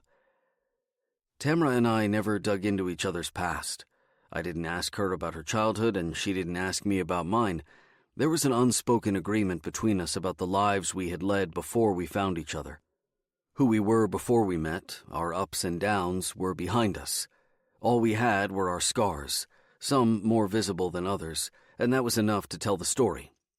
Our past didn't need to define our day-to-day, as long as we were honest about who we are now. So why had she kept all of her ex-husband's crap? How could she not have thrown his things away? I wasn't about to get jealous over some box, but it was strange to me, meeting this man this way, learning about him through his discarded belongings. A lost and found for one. I kept Hank's box. What if he came back for it one day? I'd have to explain that I'd been the one who tossed him out, which wasn't something I felt ready to do. The others ended up by the curb on trash collection day, while his box stayed in the corner, under the wasp's nest. Next step was to set up my studio. Before school started, I had cleared the floor and put up some shelving units. Tamra was pleasantly pleased with herself for assigning me a house project, which, in all honesty, I had begun to suspect was some sort of pretense for me to clean out their goddamn garage. No matter. The space was mine now. After the whole papier-mâché incident, I told Tamra I was going out to the studio for a bit before dinner, just to wash the day away. Class left me a little rattled.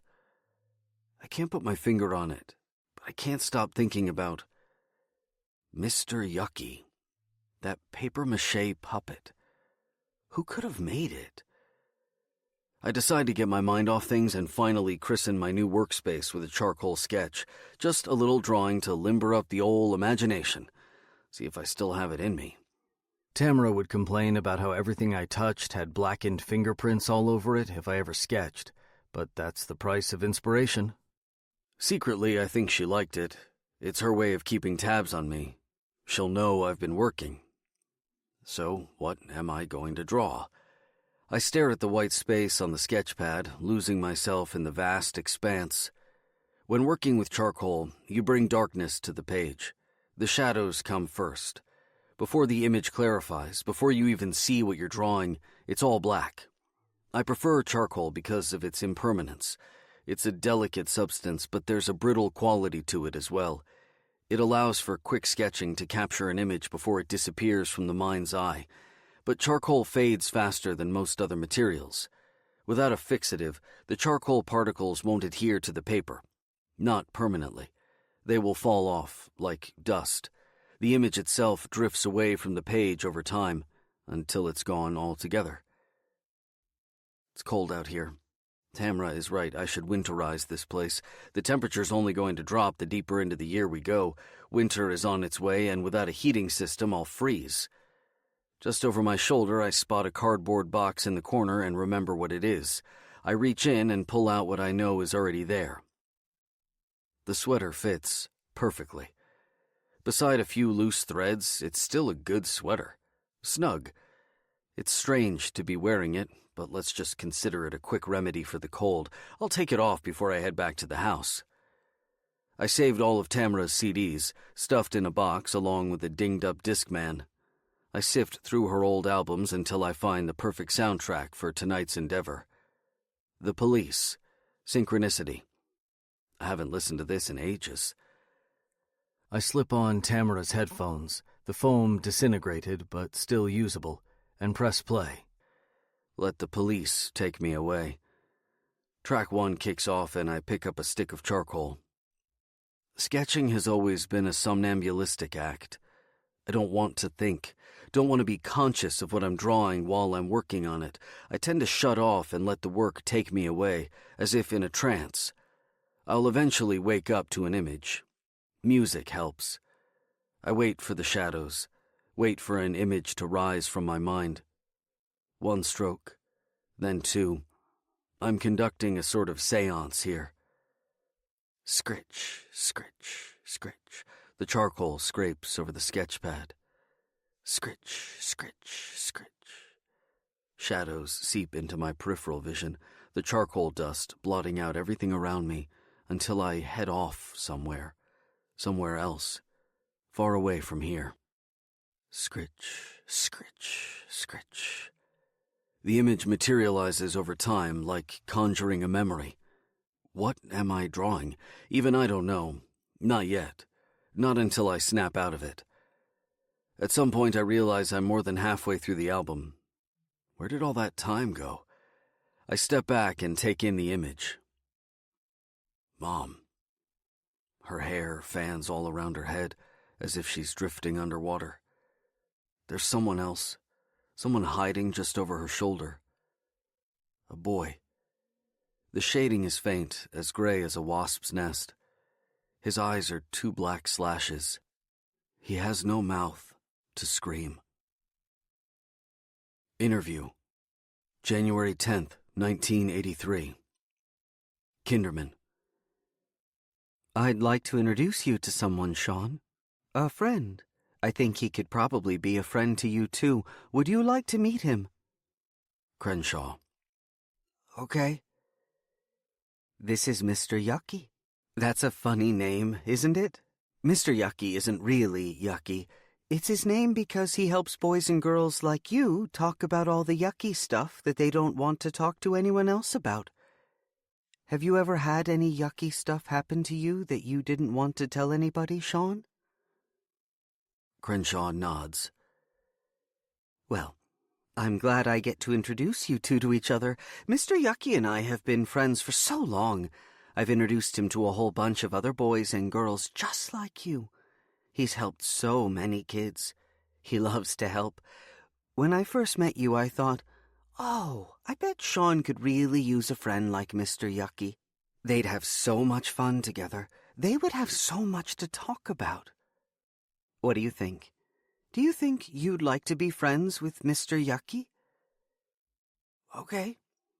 Good. That's great to hear. Mr. Yucky, this is Sean. Hey, Sean. Don't be shy. Did you know Mr. Yucky has already met your classmates?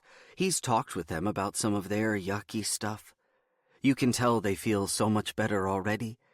It's nice to have somebody to talk to, who will listen to you, don't you think? That's what Mr. Yucky does best. He listens to everything, even the stuff you think you're not supposed to talk about. Okay? Okay. Do you think you have something you want to say to Mr. Yucky? Crenshaw shrugs. It's okay.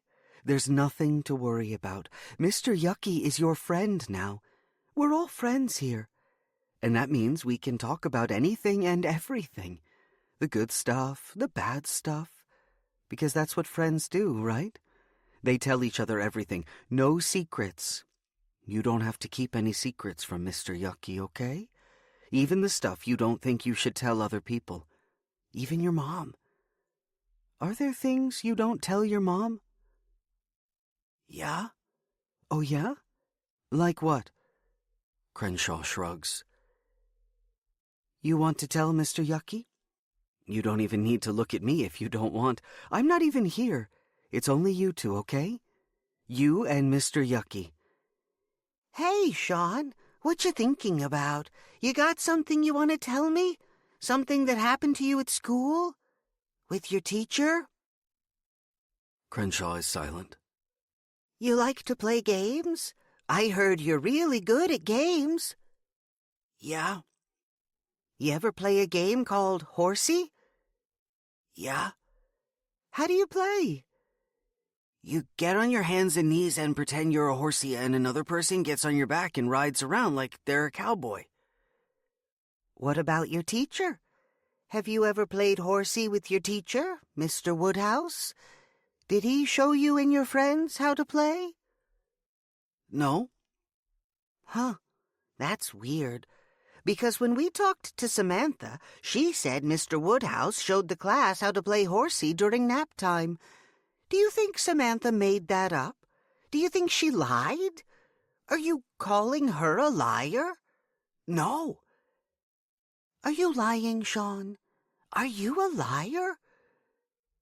Mr. Woodhouse said it was quiet time and he turned off the lights. Does he always turn off the lights? At quiet time, yeah. Then what?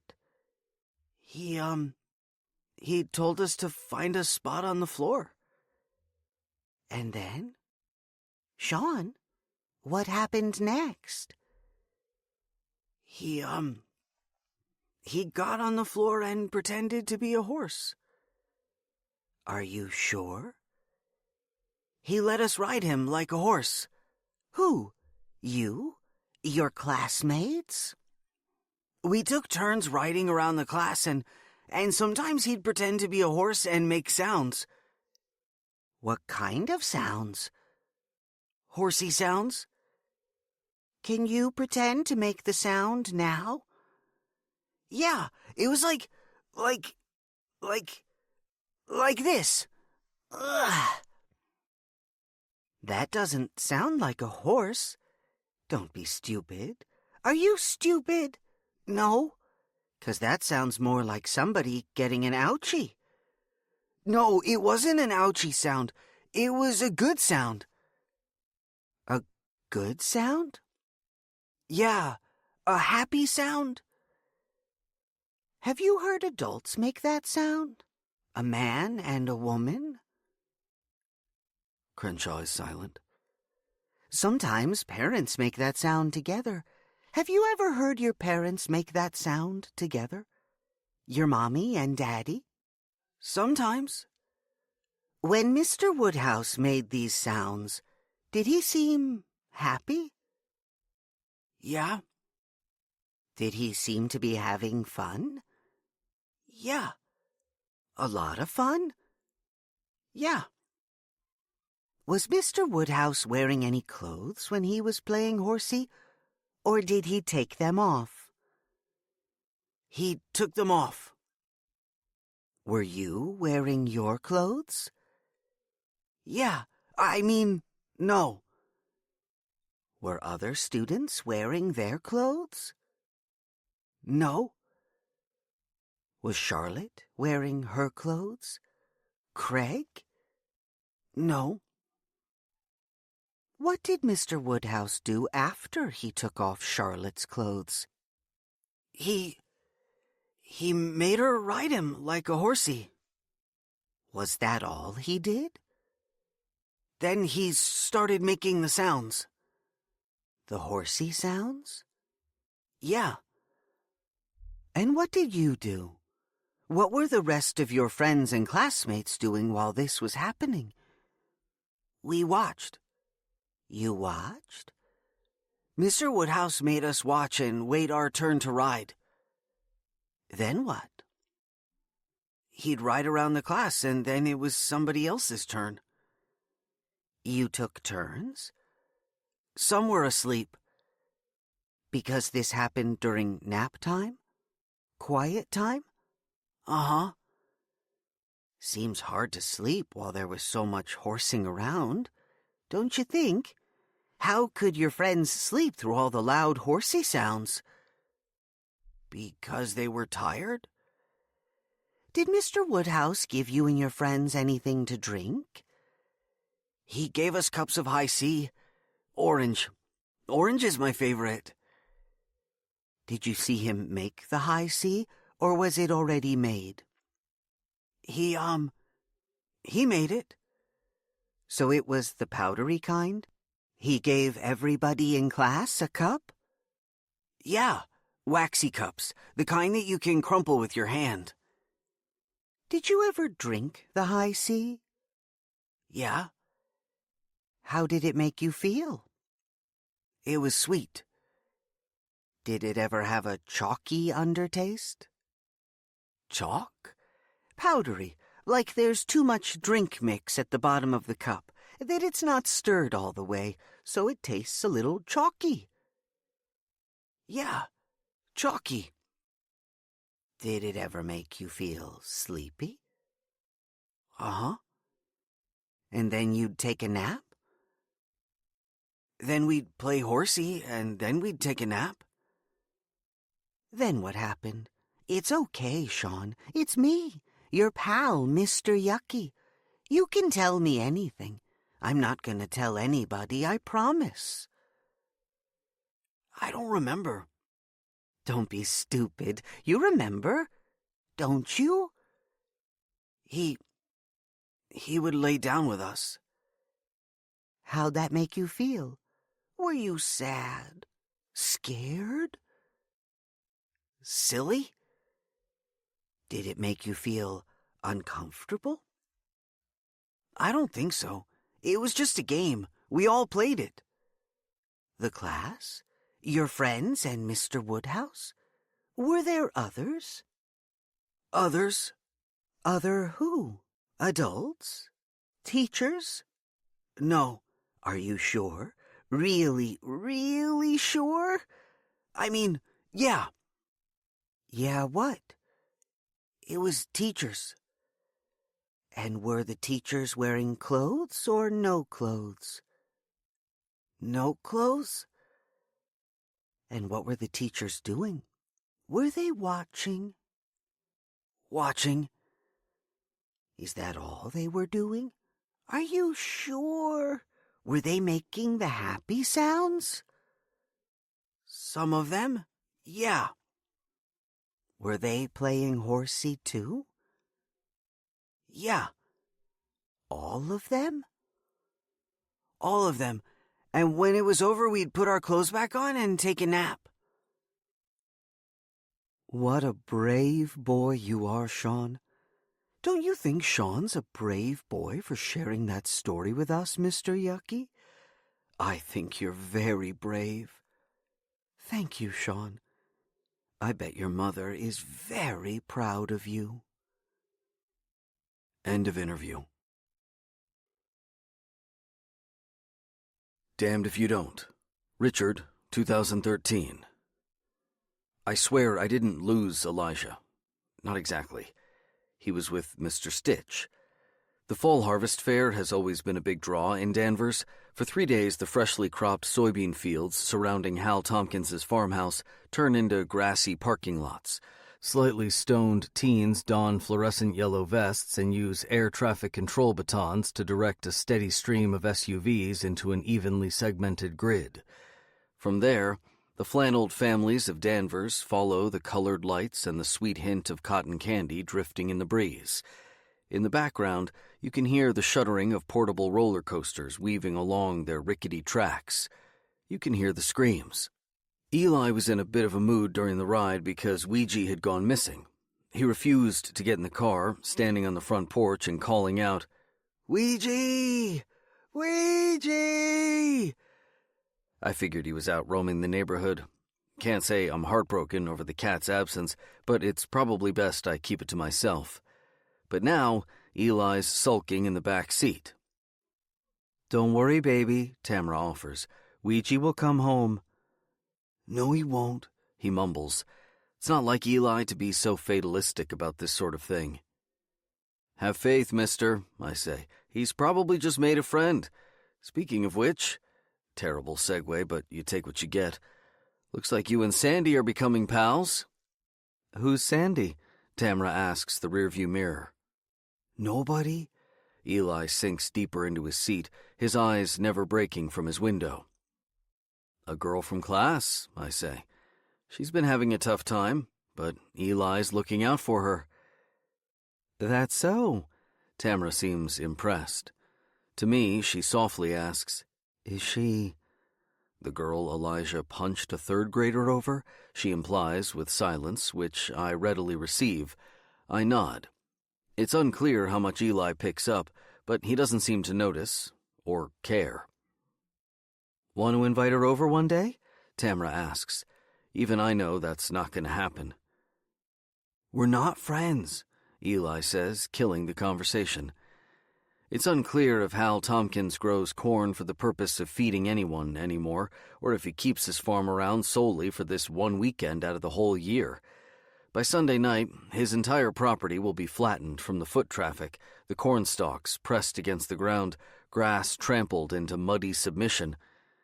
The harvest fair has your regular autumnal draws, funnel cakes, hot apple cider, a pumpkin carving contest, face painting, pint-sized pumpkin heads run rampant through the fair, cheeks streaked in orange, as if they're a bunch of headless horsemen racing around your ankles.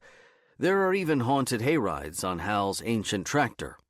But the real draw has always been Hal's corn maze. He spends the months leading up to October mapping out a web of intertwining paths. Every year he comes up with a new configuration. 3 endless acres worth of tangling footpaths, spiraling corridors, and dead ends that confound the whole community. Mr. Stitch remains at the heart of the field. You know you've reached the maze's center when you come upon the scarecrow perched upon his post, staring down with his impassive button eyes.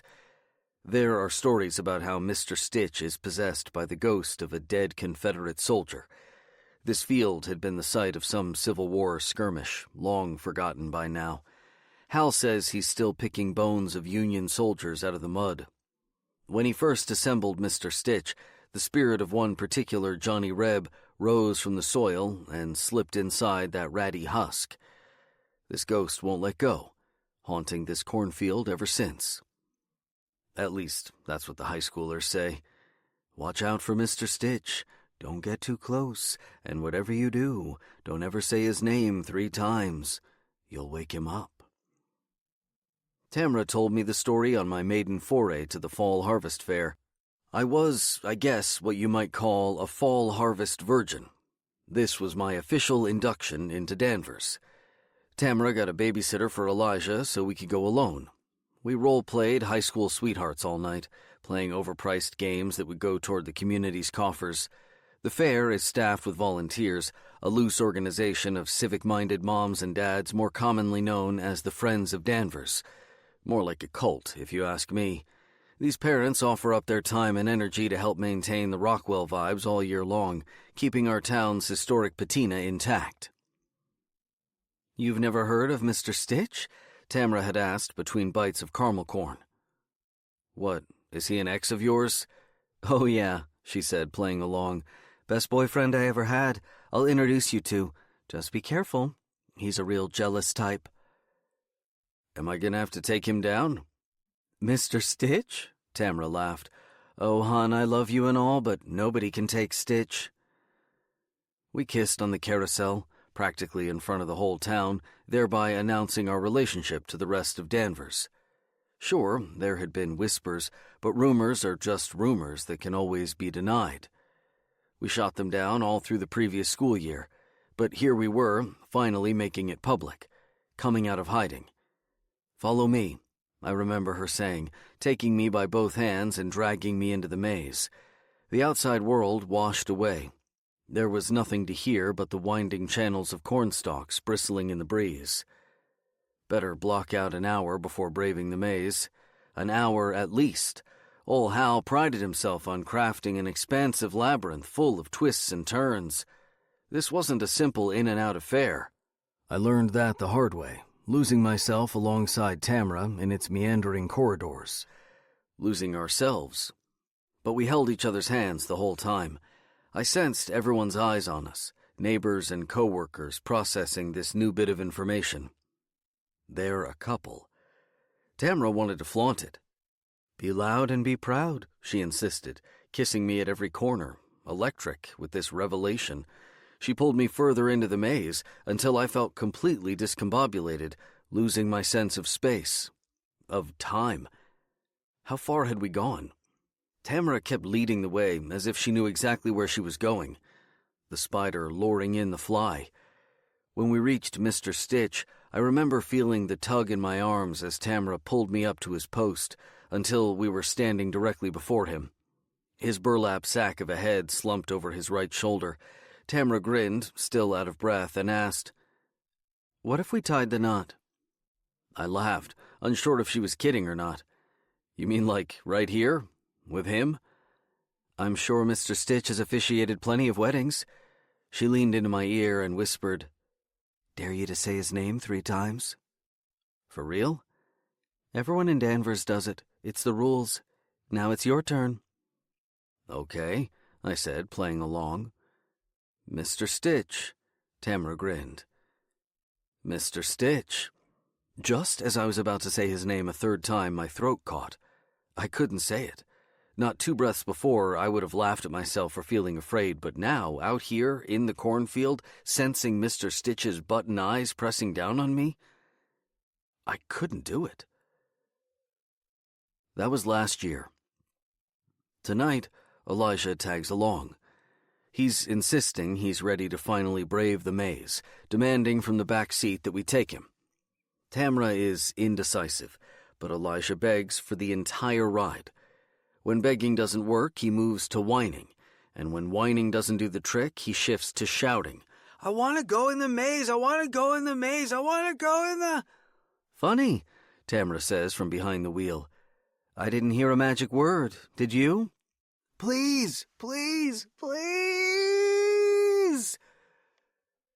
Opening night is always the most crowded. That's when the high schoolers take over the fair for the night, all the seniors, out on their dates, making out in the maze. I campaigned for opening night. "You sure we shouldn't wait till Sunday?" Tamra asked. "It'll be hormone central." "That's exactly the point. We might as well be 18, 16.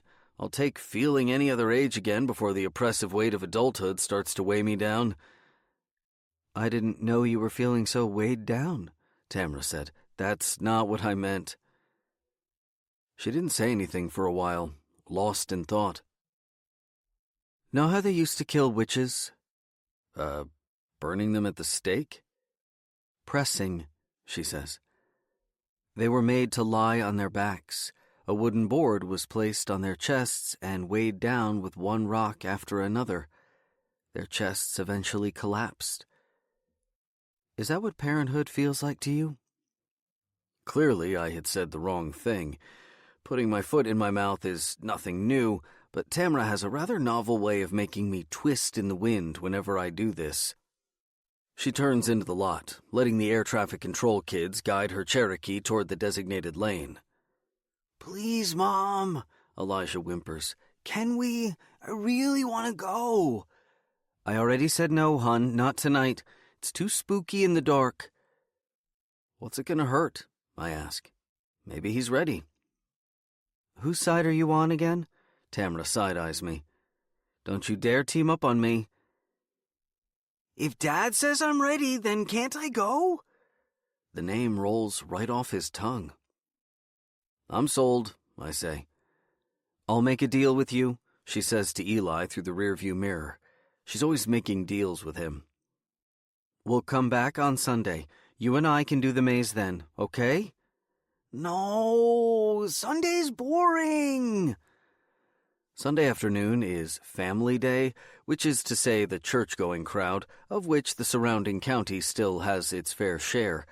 Opening night might be when all the teens come out, sneaking flasks, topped off with peach schnapps pilfered from their parents' liquor cabinets, but Sunday is a much more, well, chaste affair for the stroller crowd.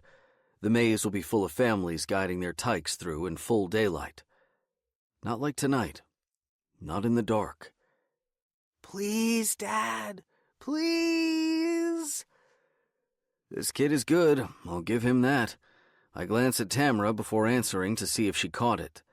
I almost miss the look in her eye that very clearly states, "Don't you fucking dare, pal." "Sorry, bud," I say, defeated by look number 34. "We'll come back first thing on Sunday before church gets out. We'll have the corn all to ourselves, I swear." "It's not fair," Elijah mutters under his breath, cursing us. The silent treatment is new, something he's testing out on us. Only time will tell if he keeps this one in the toolkit. It's not that the Fall Harvest Fair feels exactly like a flashback to better times. It's more like waltzing into some idealized version of the past we all want to believe in. Imagine a whitewashed rendition of yesteryear, filtered through an Instagram lens of yellowing leaves crackling under our feet, the wistful scent of autumn in the air. A real Bradbury throwback. The friends of Danvers who specialize in face painting offer up a trio of prefab faces: pumpkin, skull, and to honor our signature seasonal mascot, the Scarecrow himself, Mr. Stitch. Eli chooses Scarecrow. Painted centipedes skitter across his cheeks, twisting stitches winding over his smooth skin. I don't like it. Something about it, I don't know, unnerves me. He looks like a doll. A Cabbage Patch Kid. Can't he pick pumpkin like all the other kids? I notice a mother in a burgundy sweater walking with her own family. She's staring at me. When we make eye contact, she smiles.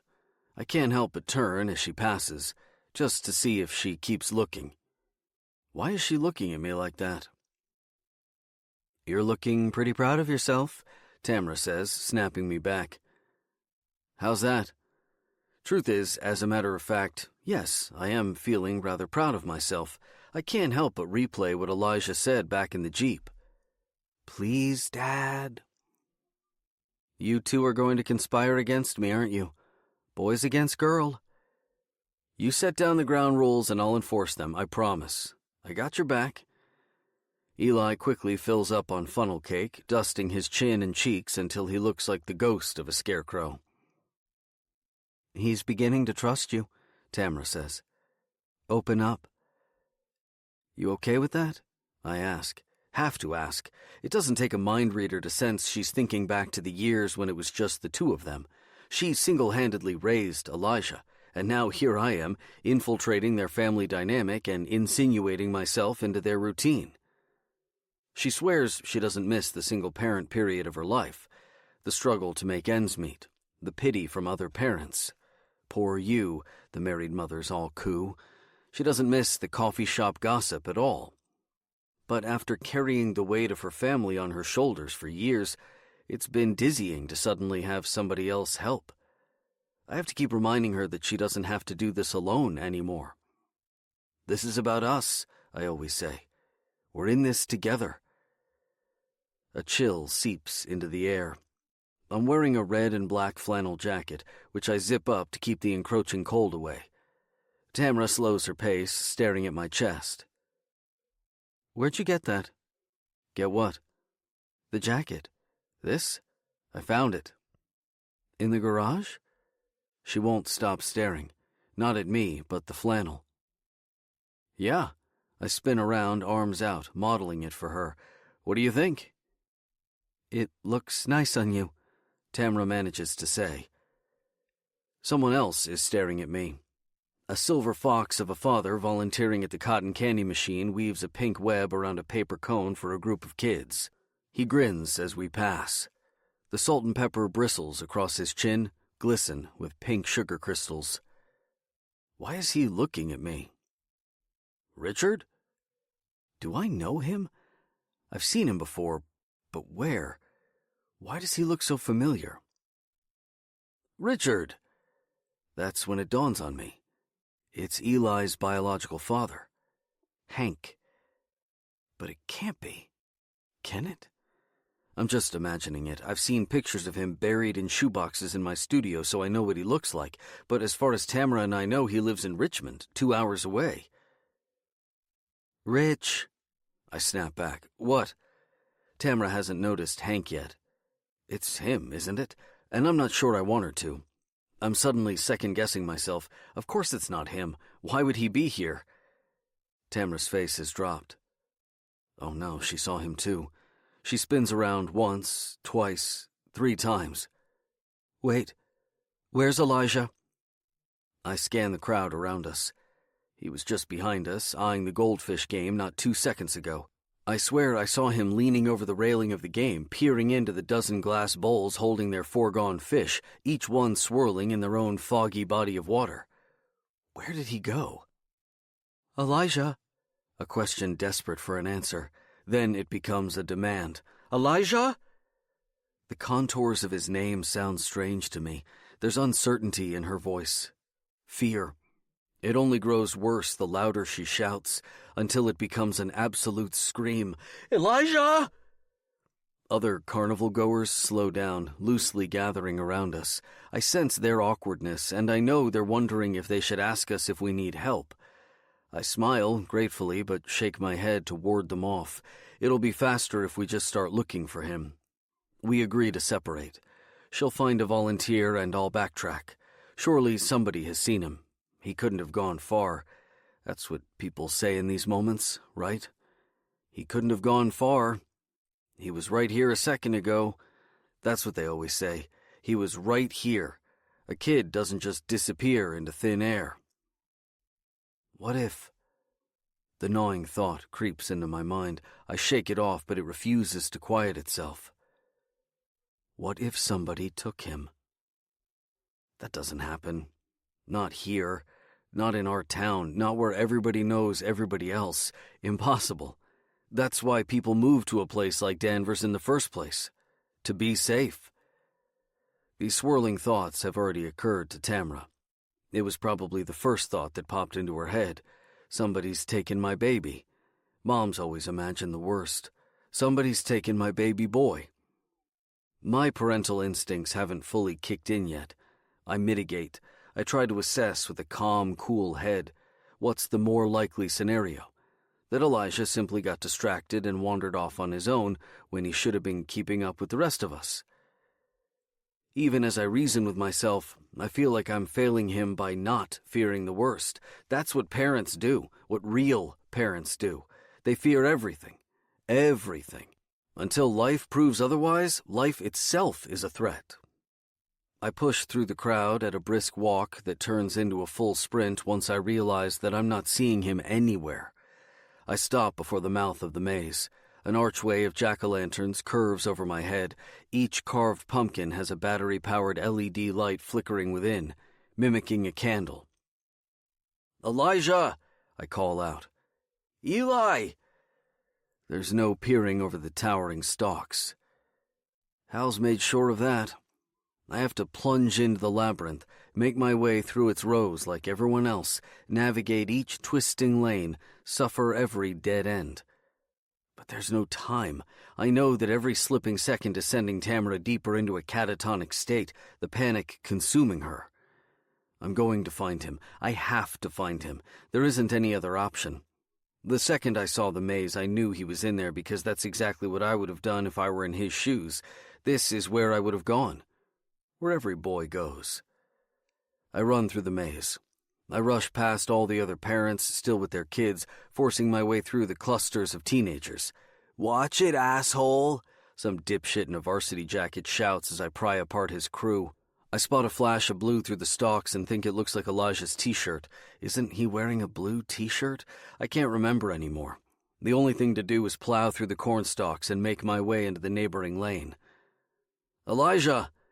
When I burst through the maze's wall, I stumble upon an unsuspecting family. Their son lets out a shout, startled by my abrupt entrance. I try to play it off, pretending I'm a part of the festivities, a volunteer minotaur that pops out and says, "Boo." Sorry. I swore I've already come this way. I'm so turned around. Now I have to backtrack. The maze is making me dizzy. The cornstalks seem to turn as I pass, like they're watching me. Where am I? Where's Elijah? My pulse hammers against my temples. I feel my heartbeat full-on throbbing in my head, pressing against the inside of my skull. I need to think. Need to pray. I need to stop and get my whereabouts and just pray. I'm willing to do anything. Do whatever it takes to get him back. Do I need to get down on my knees, clasp my hands and say the words out loud? What do I need to do? What do I have to say to make this all go away? Make it stop? Please, I beg, please just bring Elijah back. I halt before the body suspended from its post. Its arms are slung out at its shoulders. Its head is slumped to one side. Mr. Stitch's bloated chest is disproportioned. The hay stuffed into his shirt settles into misshapen muscles. One arm is bulkier than the other. His head is a burlap sack, the faded letters "sugarcane" printed across his forehead. But most unnerving is Mr. Stitch's new addition to his annual get-up, something that'll surely cause a stir with the church-going crowd on Sunday. A pentagram. Red rivulets dribble down his flannel shirt onto the flattened cornstalks below. Purely on reflex, I reach out and brush my finger along a wet tendril. Did I really think it was... what? Blood? I recognize the bright crimson tincture right away. Red tempera paint. I use the same brand at school. The paint is still fresh against his chest, from the looks of it. Do I want Mr. Stitch's help? Somehow the spirit of this dead Confederate will know where to look? Isn't that what kids do here? Come to Mr. Stitch, let him whisper his stories? Anything. I am willing to try anything. What do they all say? How does the story go? Watch out for Mr. Stitch. Don't get too close. Mr. Stitch. I can't recognize the sound of my own voice.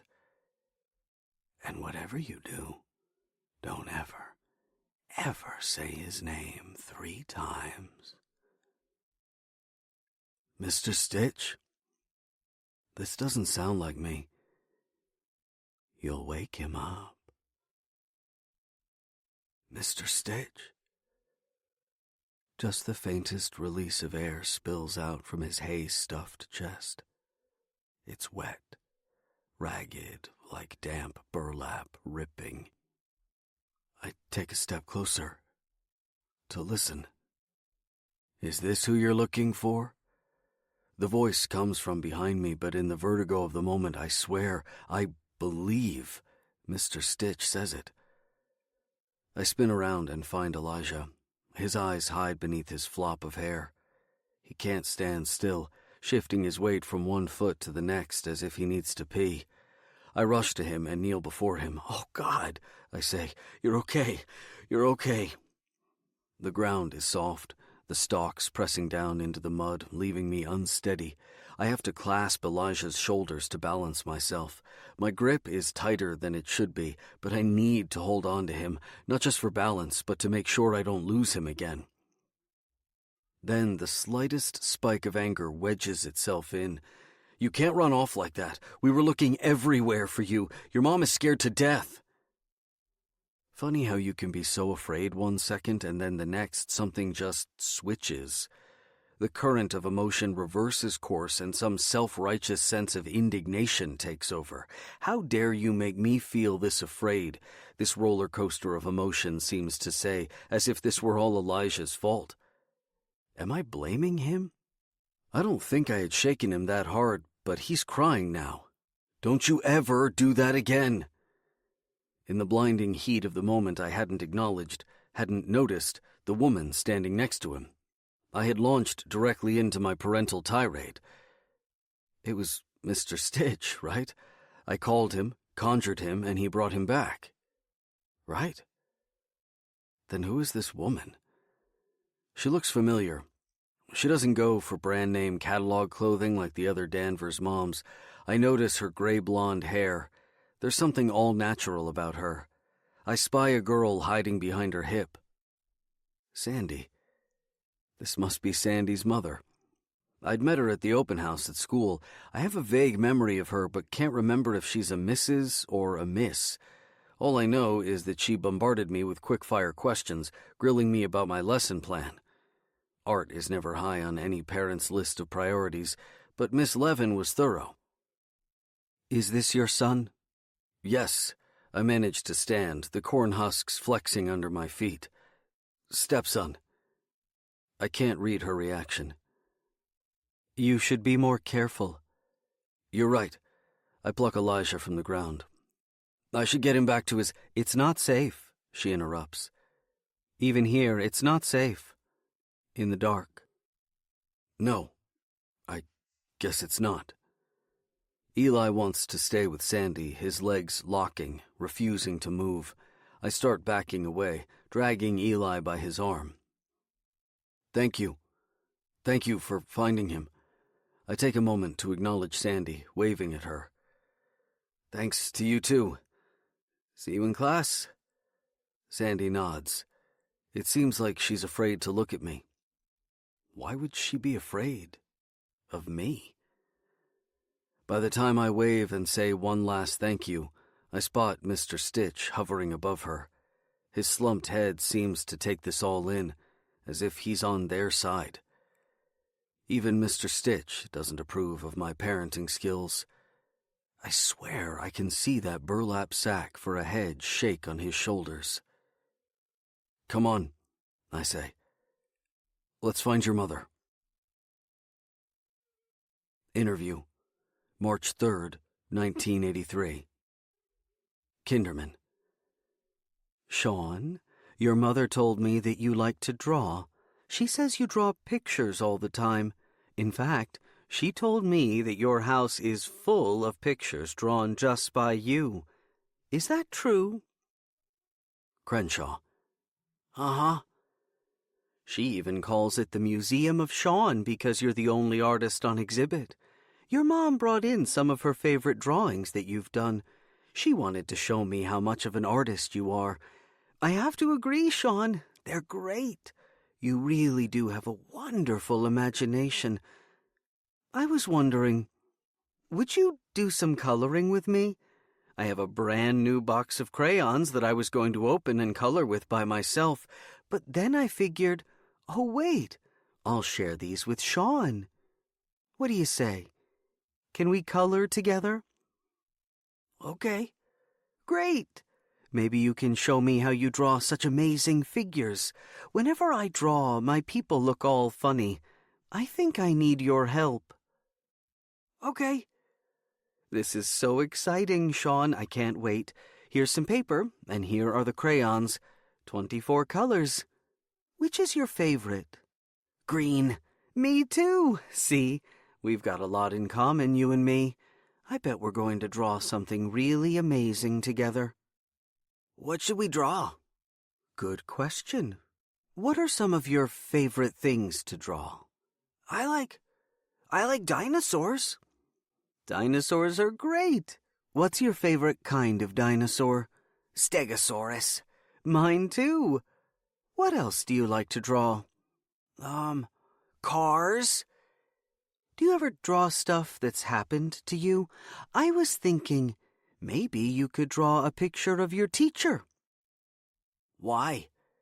"What? You're not good enough to draw a picture of somebody you know? Your mom told me you could draw anything." I can do it. "Good. That's great, Sean. Thank you. Now, if somebody asked you to draw a picture of Mr. Woodhouse, what would you draw first?" His head? Okay. How about you show me? What color are his eyes?" Blue? "Are you sure about that? I thought they were Green? brown-green. That's what I thought. Here, what about his hair?" Brown. Perfect. What about his body? How would you draw his body?" Like this. Sometimes people have different things on their bodies, like pictures or words, sometimes even numbers, like the number 6. Does Mr. Woodhouse have anything like that on his body that nobody really sees because he's always got his clothes on? Like he hides it? Exactly. Something not many people see. Maybe he shows it to a few people, but not a lot. Has he ever showed you anything on his body before?" Crenshaw shrugs. "It could be a picture on his skin, or maybe it's even a part of his body. Has Mr. Woodhouse ever showed you a part of his body before?" A secret part? Yes, exactly. A secret part. Adults call those private parts. Has he ever shown you something like that? Could you draw a picture of his secret parts for me? Do you know where a person's private parts are on their body?" Crenshaw draws. "When did he show it to you? In school? During class time?" Crenshaw shrugs. "It wouldn't have been during recess, would it? When all the other kids are playing outside? Or was it on a field trip? A special field trip?" It was a field trip. I thought so. I'm wondering if we could draw another picture. You can use as many colors as you want, okay? The whole box. Some of your classmates told me about how Mr. Woodhouse took a few students on a field trip. To the zoo. Yes, well, we already knew about the field trip to the zoo. But some of your classmates mentioned another kind of field trip, one that happened at a different time. Do you know anything about what field trip they mean? Yes. Did you go on this field trip? With Jason and Sarah and... Craig was there too. Craig Richardson? Uh-huh. Interesting. Maybe you can tell me a little bit about what this field trip with Mr. Woodhouse was like. Do you think you could do that, Sean? I don't know. Know what? It's okay to talk to me about it. Or better yet, you can draw a picture. When we asked Jason, he said it was pretty scary and he'd rather draw it than talk about it. He used a lot of the black crayon. And the red. Because it was dark? That's what Jason said, that it was dark. Why was it dark, Sean? Because it was at nighttime? Jason told me the same thing. How do you think Mr. Woodhouse was able to take you on a field trip at night? Because he waited until Mommy was asleep. Where did he take you? Was it outside? Like in a field? Or a cemetery? Where they bury people who have died? Was it near a church? Crenshaw is silent. What if I said you were helping me, Sean? Helping a whole lot of people. By telling me what happened to you, you're helping to make sure nothing bad ever happens to you or any of your friends. But to do that, we need to know everything that happened. We need you to explain it to us, to show us. It can be with words if you want, or with pictures. Whatever feels better to you, okay? But you have to show me, Sean. You have to tell the truth. Okay. So, where did Mr. Woodhouse take you? Do you want to draw it? Draw a picture for me. Show me. Can you show me what you did on these field trips? Crenshaw draws. That's a great picture, Sean. Can I ask, who is that? Jason. And that must be Mr. Woodhouse, then. Crenshaw shakes head. No? Who is it, then? That's the Gray Boy. Gray Boy? Crenshaw nods. Does the Gray Boy have a name? Is he a classmate? It's okay to tell me. You're safe now. Nobody's going to hurt you. Do you know him? Crenshaw is silent. Do you know who the Gray Boy is, Sean? Is the Gray Boy another student? Is he a teacher? Sean, who is he? He doesn't live here anymore. Why not? Where is he now? He's with Jesus. End of interview. Damned if you don't. Richard, 2013. Screaming doesn't need sound, I realize. There is so much screaming in the car right now. Even though the drive home is in complete silence, Tamara shrieks with her entire body. Elijah's body wails in the back seat. Their emotions echo noiselessly through the car. I try to play peacekeeper and turn on the radio to block out this howling that has no sound. I find a song that I sort of but not really know the lyrics to, doing my best to lighten the mood. Oh, here we go. Who wants to sing along? Nobody responds, so I dive in with my best reinterpretation of Taylor Swift. Everything will be all right if we keep dancing on like we're 102. That's not how the song goes, Eli says. Who cares what the real lyrics are? We can make up our own. Tamara turns the radio off, forcing us to sit in this thick stillness.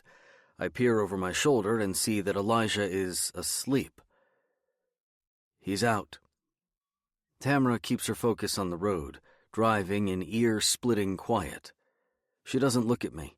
Her foot presses on the accelerator, gaining speed. Everything blurs outside.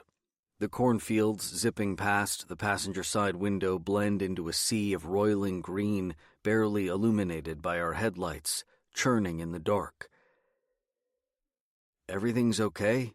I offer. "Eli's fine." The speedometer keeps climbing. "What if we didn't find him?" I get the sense she's been having this internal conversation with herself the whole ride. All the what-ifs have been building up, and now that Elijah's asleep, there's no holding her back from going volcanic. "But we did find him," I say. "I found him." A little white lie on my part, but still, the gist is essentially true. I brought him back to her. An offering. "What if it had been somebody else?" Tamara persists, playing out the darkest possibilities in her head. Once she starts imagining the worst, it's hard to pull her back.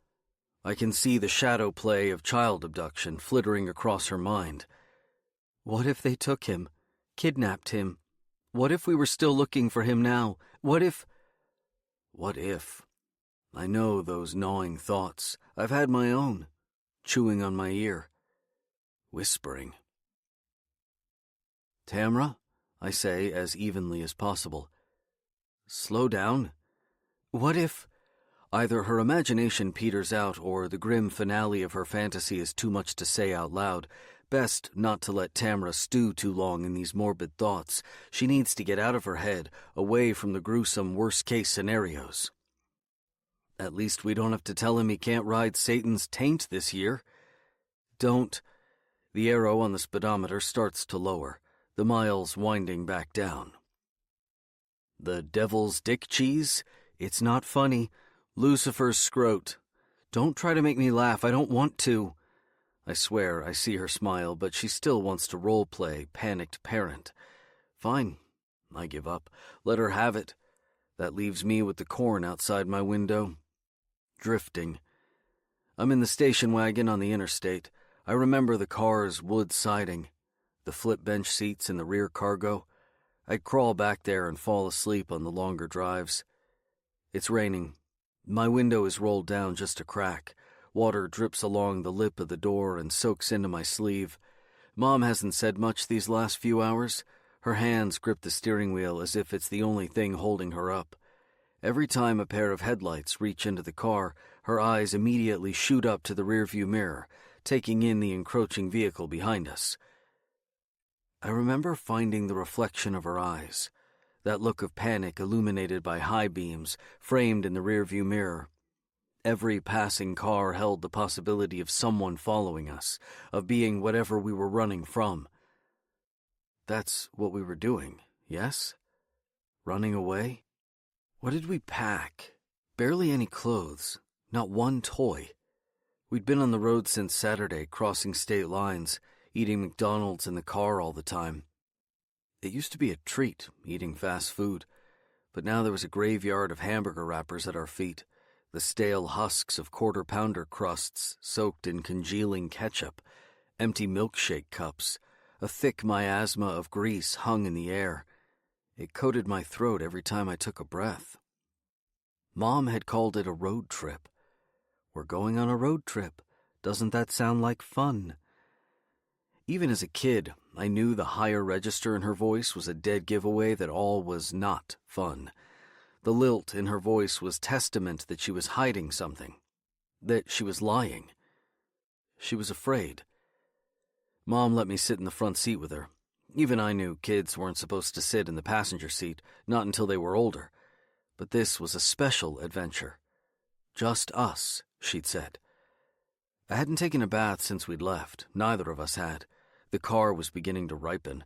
The oiliness in the air, thick with French fry grease and body odor and breath, was only growing denser. Every time I rolled down the window, Mom would insist I roll it back up. "Don't," she said, almost shouting. "We can't let them in." How far were we going? Mom never said. Every time I tried asking her, she'd pretend like she hadn't heard me. "Where are we going, Mom?" I asked and asked. "Where are we now?" An 18-wheeler barreled by, overtaking our car and blaring its horn. I could hear the rapid-fire attack of gravel kicking up and hammering the underbelly of our chassis as Mom momentarily let the station wagon slip off the road and onto the shoulder. She had to recover, yanking on the wheel, bringing our car back onto the highway with a stomach-turning swerve. Another car quickly came up behind us. The moment Mom noticed it in the rear view, her hands tightened around the steering wheel, fingers knotting, knuckles about to burst. The engine heaved, sending the car forward. The car was straining under the weight of Mom's foot. Glancing at the dashboard, I saw the arrow on the speedometer reaching 70 miles per hour. 75. 80. A swirling hue of red and blue lights suddenly filled our car. The dancing spiral of colors spun over the ceiling and seats as if we were at a carnival. Even my skin was speckled and red. "Get down," Mom said, glancing into the rear view. I turned around in my seat before ducking down, just to see who was behind us. Someone was in the car, behind me the whole time, staring back at me. The high beams of the police car shined right into my eyes, so all I could make out was the shadowy silhouette of our passenger sitting in my booster seat, where I usually sat. Their features hid in the dark, but they were there. Their body was nothing but muck, shadow, and grease, like they didn't want to be seen. The gray boy. He reached out for me. He called out my name. "Sean." I closed my eyes, squeezed them shut, blotting it all out. Make it go away, I thought to myself. Make it go away, go away, go away. The siren wailing through the rain, the hammer of the storm against the roof of our station wagon, Mom's voice as she kept saying, "Everything's going to be okay, everything's going to be fine, just don't stop, stay down, don't move." But all I could think about was the gray boy in the back seat of our car, the gray boy who knew my name, who whispered to me, who knew my name, the gray boy reaching out for me. The gray boy knows my name. The gray boy. The gray. When I open my eyes, all I see is Elijah fast asleep in the back seat. The windows are full of green once again, a sea of stalks bristling in the dark. The smell of hay is still in my skin. I bring my hand up and take a deep breath, filling my lungs with it. It's okay. Everything's okay. I had simply drifted off. Just a bad memory. Just a dream, as they say. Don't they say that? Just a bad dream. When we pull into our driveway, the headlights barely brush over a creamy tangle hovering in the air, just visible above the backyard fence. Something is dangling from the willow tree bough where Eli's tire swing hangs. I only see it for the split second the high beams pass over it before it sinks back into blackness. Tamara doesn't mention it. She must still be lost in her litany of worst-case scenarios. I extract Eli from the back seat. It takes some maneuvering to unbuckle him, scooping him out from the booster without his limbs tangling in his seatbelt. Tamara opens the front door for us. We never lock up the house. Not here. None of our neighbors do. Nobody in Danvers does. But lately I've been wondering if that's wise. I carry Elijah upstairs. He feels so light. A doll. Raggedy Andy. He doesn't wake in the transition from my arms to his bed. I don't know how long I sit there staring at him. My phone buzzes in my pocket. I fish it out and silence the ringer. The area code. I know it. I'm not going to pick up. I let it go straight to voicemail. Once I know Elijah isn't going to wake, I tuck him in and close his door. I sidestep the kitchen. Tamara's waiting for me in there, but I have to go out back. I slide a box cutter from the hallway table into my pocket and slip outside. I need to see. We added the tire swing to one of the weeping willow's branches only a few months ago, during the summer, giving Eli something to do whenever we were out back. I would give him a push if he ever asked for one, sending him higher into the air, his feet piercing the sky. But the tire isn't where it's supposed to be. Someone cut the rope, that tied it to the branch. In its place is a body. Ouija is hanging upside down, his tail tied to the severed rope. His tawny body spins in the evening breeze, intestines dangling out from his gaping torso. Blood drips on the grass. I spot Elijah's t-ball bat propped against the tree. The bulb of the bat glistens. Someone tied Ouija to the tree, alive, and beat him until he burst open. A living piñata. The weeping willow is directly outside our kitchen window. I see Tamra on the other side of the glass opening a fresh bottle of wine. She can't see me, not out here in the dark. If she were to step up to the sink and glance out the window, she might notice movement outside. Just shadows, but still, I have to act fast. Ouija's body twirls in a gust of wind. I cut him down and stuff him into the inner rim of the tire and quickly roll the whole thing to my studio until I can come back with a garbage bag. I'll need to hose down the lawn. All that blood dripping over the grass. The bat. I notice the tree trunk is smeared in red as well. Finger painted, more like it. I step closer to make out its shape. A pentagram. In our yard. Our home. Somebody's fucking with me. The thought is crystalline, so clear in my head. First Professor Howdy, then the pentagram symbol on Mr. Stitch. Who, though? Who would do something like this? And then, just like that, it comes to me. Hank. Eli's father. As far as I know, Tamra hasn't seen or spoken to Hank since he left her. He didn't even show up to the hearing when the court terminated his parental rights on grounds of abandonment. Had he changed his mind? Did he want back into this family and see me as a roadblock? It's absolutely batshit to consider, but once the idea starts to take root, I can't stop myself from thinking it. Hank knows. He is trying to scare me away, mess with my head. Tamra is on her second glass of wine when I enter the kitchen. "Hey," she says. "Hey," I echo. I can't recognize my voice. It sounds distant, hollow. "Where have you been?" "Just went out to the studio," I lie. I know I should tell her about Ouija. Now's my chance. I can feel the opportunity to say something slip away. It's easier to say nothing. Nothing at all. About before, I think... She stops herself as if she's still working out what she wants to say in her head. I think all this adoption talk has just stirred up a lot, you know? Am I pushing? I don't want to put too fine a point on it, but it is dawning on me that it's Tamra who is having the most trouble with the adoption. Dating hadn't been a problem. Marriage was never a problem. It's only when I came for her son that she grew tense. "There's just some old memories popping up," she explains. "Shaking up a lot of dust." "A few too many dust bunnies you didn't expect to find, huh?" I clear my throat, trying to figure out how to word what I need to know. "Has Hank reached out lately?" Tamra freezes. His name sucks the air out of the room. "What do you mean?" "Nothing. I suppose I was wondering how he might feel if he found out you married a guy who wants to adopt his child." Tamra shakes her head. "I wouldn't worry about it.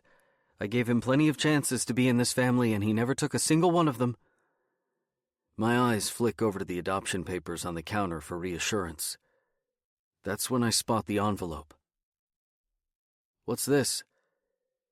It's resting on top of the adoption forms, the mound of papers on the table untouched since I printed them out.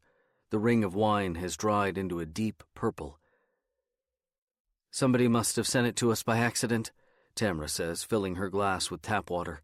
She swirls the pinkish water and drinks. "Found it stuffed in the mail slot." I must have stepped right over it when I was carrying Elijah to his room. There is no address. All it says is... Sean. I tear the envelope open. I can't control the tremors in my own hand. "What are you doing?" Tamara asks, but I'm not listening anymore. It's an old newspaper clipping, yellowed and brittle.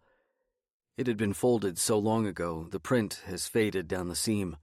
The header is familiar enough. Greenfield's Ledger. The article was ripped from the front page of the smallest of small-town newspapers. Its circulation was so infinitesimal, in fact, they only printed an issue every other day. Strange for an obituary to make the front page. The cheap newsprint rubs off on my fingers. I hadn't realized I was holding onto it that tightly. Whatever I touched will have my fingerprints smeared all over it. The picture had misprinted. The 4-tone ink is off by a millimeter, so the color of the man's skin drifts to the side of his face, all the color of his flesh spiriting away from him, as if his soul is separating from his body. Even with the printing error, I can still make out my kindergarten teacher wearing an oversized orange jumpsuit. Mr. Woodhouse. Accused Satanic Teacher Commits Suicide by Jonathan Salk. Former Greenfield Academy kindergarten teacher Thomas Woodhouse was found dead in his apartment early Monday morning. The cause of death is an apparent suicide by hanging. No note was found. Woodhouse had recently been acquitted of 6 counts of sexual assault after a year-long trial in which several of his students, some as young as 5 years old, accused him and 5 other faculty members of performing ritual sex abuse and satanic sacrifices in their classrooms and other parts of Greenfield. Woodhouse was seen as the leader of this group, who came to be known in the press as the Greenfield Six. Federal investigators would later determine that these accusations were unfounded, but it would take another year for a jury in the Fairfax Circuit Court to declare Woodhouse not guilty. During that time, the trial quickly became a national sensation. Celia Jenkins, Woodhouse's defense attorney, blamed the length of the trial on a quack cadre of traumatists, referring to psychotherapists who interrogated the child witnesses. Their methods, including hypnosis, were considered by psychological experts who testified for the defense to be coercive, leading to false memories. These child witnesses recounted midnight masses, grave robbings, orgies, and in some truly bizarre accounts, fornication with Satan himself. "I don't blame my kids," Woodhouse said following the court's decision. "I believe they were just scared. They got caught up in something they couldn't understand. It wasn't their fault." When asked what was next for him, Woodhouse said, "Now I can try to pick up the pieces of my own life. I want to get back to my family." Woodhouse was 36. He is survived by his estranged wife and daughter. Damned If You Do. Sean, 1983. The teachers came at night. They took the children from their beds and carried them out windows and back doors while their parents slept. The children were loaded onto a yellow school bus. When they woke, they were told they were going on a midnight field trip. An adventure, the witness stated. The children were brought to the cemetery of an abandoned church. They were escorted off the bus and told to hold hands. "Make sure you stick with your partner," the witness recalled the defendant saying. The defendant wore a black robe, which made it hard to see his face, but the children recognized his voice. The children were led to an open grave. A small coffin had been unearthed and pried apart. The students were shown the body of a little boy in a suit. His skin was gray. His face was wrinkled like a raisin. "A California raisin," the witness noted. 5 more teachers joined them and formed a ring around the coffin, including their headmaster. There were candles placed on the headstones, giving off just enough light for the witness to see each teacher's face as they pulled back their hoods. "Circle time," the defendant said. "Everyone hold hands." The gray boy was stiff, like a G.I. Joe action figure. The teachers picked him up from his coffin and lifted him over their heads. They began to chant. The defendant had taught this chant to the children during school hours and instructed them to sing the words. The witness states that he and the other children did not understand these words. Nonsense words, another language. The teachers put the gray boy down and he began to move, like Pinocchio when Geppetto pulls his strings. "He's dancing. The gray boy is dancing," the children said. The louder they sang, the faster he danced. The children were told to sing louder. "Watch him dance! Watch him dance!" The gray boy danced up to each student and asked each of them, one by one, to open their mouths. He pinched at his own body, pinched it hard enough to pull off a little bit of flesh. He held each sliver of skin up to the students and said, "Take and eat, for this is my body." These students did as they were told. They opened their mouths and let the gray boy place his flesh on their tongues. The teachers all sang, their voices lifted higher, higher, cheering the gray boy on. Their black robes opened to reveal their naked bodies, their boobies and wee-wees, as the witness recalled. The accused, Mr. Grancher, the accused, Miss McNeil, the accused, Mr. Sung, the accused, Mrs. Haynes, the accused, Mr. Jenkins, all of them naked. The gray boy went down the row, pinching himself. Take, eat. He was all bones before long. His arms, his chest, you could see through his ribs, all the way to his heart.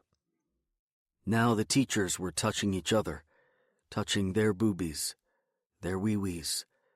They put their lips all over each other's bodies, making kissy sounds, moaning sounds, as the kids continued to sing the song they had been taught to sing. The gray boy finally reached the witness. He was the last to be fed. All the other boys and girls had eaten their fill. Now there was no flesh left. There was nothing left of his face, even. It looked like the gray boy was crying. "Why are you crying?" the witness asked. "I am crying because I have nothing left for you." This made the witness very sad. He didn't want to be left out, so he began to cry too. "Wait," the gray boy said. "For you, my brightest disciple, I have something special. For you, my star, I give all I have left." The gray boy slipped his fingers through his ribs and tore out a piece of his heart and offered it to the witness. "Take and eat, for this is my body," he said. The witness remarked that it tasted like Wonder Bread soaked in the juices of diced Del Monte vegetables with just a pinch of sugar. He never felt happier in all his life. Now he belonged. Just about everybody twisted in their seats as they listened to the prosecution share Sean's story. Some sighed. There was even sporadic laughter. Somebody sitting in the gallery muttered just under their breath, "Can you believe this shit?" But it was quickly noted by the prosecution that this testimony was repeated by another witness. Key details of Jenny Cardiff's story overlapped with Sean's testimony. Tommy Dennings's testimony also confirmed certain details: the bus, the cemetery. Tommy's house had become the unofficial headquarters of the parents. Just to keep everyone updated, Mrs. Dennings said. She made Tommy go to his room during these meetings, but he perched at the top of the stairs, eavesdropping on the conversation in the living room. Jenny's mother always left these meetings in tears. She would sit at the edge of Jenny's bed and share just enough of the story with her daughter to see if it could possibly be true. Jenny, always an obedient child, never liked to see her mother upset, so she would answer yes. Now it wasn't merely one child's word, but two, then three. Soon it was half a dozen children. The specifics might have differed, but the broad strokes, the gist, was the same. All the students who used to tease Sean were fusing the DNA of his story into their own personal accounts, whether they knew it or not. His narrative became the foundation for everyone else's. Kids who pushed Sean around were following his lead, changing their stories to sound like his, because Sean told it best. As more classmates gave their statements, coming forward to speak, their testimonies coalesced into a single narrative. They spoke in one voice, no longer their own, but one. Sean. His was the voice of a generation. Damned If You Don't. Richard, 2013. Tamara? Yeah? She manages, her eyelids fluttering open. Don't forget to... She starts, but she's already gone. Tamara never has any problems passing out. I envy her ability to turn off at night. We'll lie on our backs and chat for the last few breaths before sleep takes her away. Now I'm on my own, in bed, alone. Liar. An arched window looks out onto the backyard where the tree swing had been. Our bedroom is a triangular converted attic space with sloping ceilings. It's like living in the tip of a pyramid. I've knocked my head on the wooden beams plenty of times. There's not much room for furniture up here. We've had to make do with a shared dresser that juts out a few inches from the wall, thanks to the slant of the eaves. There are only a handful of picture frames perched on top. A photo from our wedding, another of her family. I don't have any photos. There's something I need to tell you. My voice is barely above a whisper. Tamara doesn't answer. I need to come clean. Isn't that what Miss Kinderman always said? Don't you want to be clean? Imagine a fib you told as a child, a little white lie. Now imagine that lie taking on a life of its own. Imagine having no control over it, if you ever did. Imagine it spreading, growing. Imagine the consequences of that lie affecting everyone in your life. Imagine it consuming everything around you, your teachers, friends, family, until there's nobody left. No one to love you. Imagine that lie haunting you for the rest of your life, following you no matter how far you run away from it. Sean Crenshaw was 5 when he told his mother his kindergarten teacher abused him. She told the authorities, who roped in more adults. All these unfamiliar faces surrounding Sean needed his story to be true. Remember, this was 1983. Think about the country back then. Think of the Russians infiltrating our water systems. Think of the white van without windows rolling down the street at night, trawling for kids. Think about Dungeons and Dragons and the witchcraft it possessed. Think about the incantations backtracked on your Black Sabbath album. Think about the direct line to the devil and the new slew of 1-900 numbers kids could dial up. Think about the Smurfs and the other animated incubuses sneaking into your home through the cathode portal of your TV screen. Think of the wave of paranoia sweeping the nation, riding a tide of Coca-Cola and holy crusaders sobbing on the airwaves. Everybody felt it. The lies, the deception of our pastors, our politicians. There was always this sense that someone you knew, or thought you knew, wasn't who they said they were. Sean was never alone now. He had an audience. He had believers, followers hanging on his every word. He became a star witness. As more adults asked him different versions of the exact same question, feeding him key details, the boy repeated whatever he thought these adults wanted to hear. People's hearts went out to the boy as he spoke the truth. From the mouths of babes. When he spoke, the nation listened. Why would he lie? His story made its way into the newspapers, on the nightly news. The judge tried to put a lid on the press, but the trial spilled into the court of public opinion. Everyone was talking about these kids, what their teachers had done. It wasn't just one teacher that had abused him and his classmates anymore, but practically an entire faculty of devil worshippers. There was a cult hiding in plain sight, right here in their school, performing midnight rituals with its students. And people believed. 6 faculty members were charged with sexual assault. Never mind that there was no physical evidence, no hardline proof to substantiate any of these stories. The students' claims were eventually debunked, but by then it was too late for the faculty at Greenfield. Sean couldn't keep the narrative from spreading. He didn't know how. Marriages were destroyed, families were torn apart, children sent to foster homes. All because of Sean. All because of me. "That's not who I am," I whispered to Tamra. "I'm a different person." Sean was just a little boy, just a kid. He was scared. Now his fear has become my fear.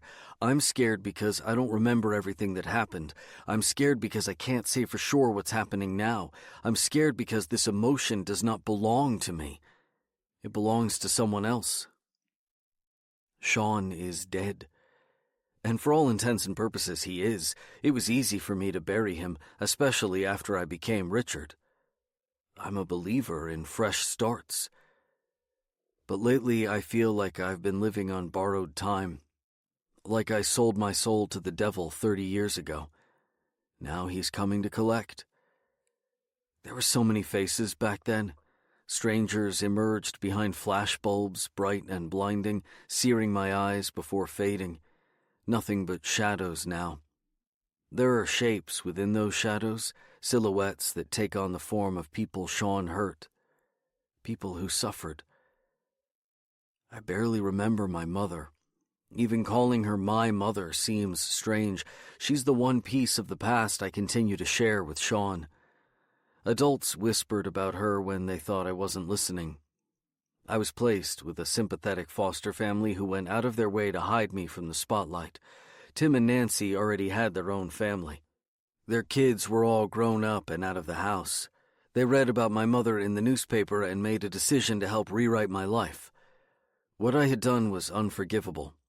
The only hope I had at a normal life was to bury the past. Tim and Nancy made that decision for me. To hide me from myself.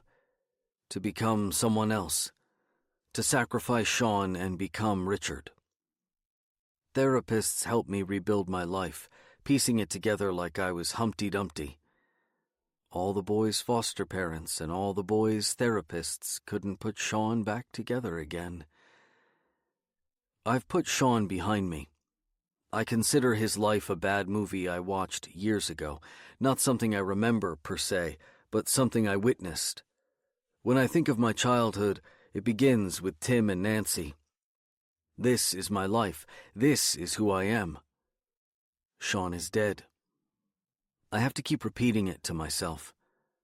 So, why is he back from the grave? What does he want from me now? I've never lied to Tamra. She knows everything there is to know about Richard, but she doesn't know about Sean. Tamra.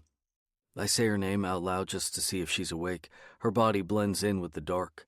I can barely make out the contours of her body. Her arm rests on my stomach. Still no sleep. I glance at the clock next to the bed. 3 a.m, and I'm nowhere near drifting. There's a dull throb in my joints. My bones ache if I stay in one position for too long. I keep turning in bed. The sheets itch against my skin. The temperature's never quite right in our bedroom. The air is always stuffy.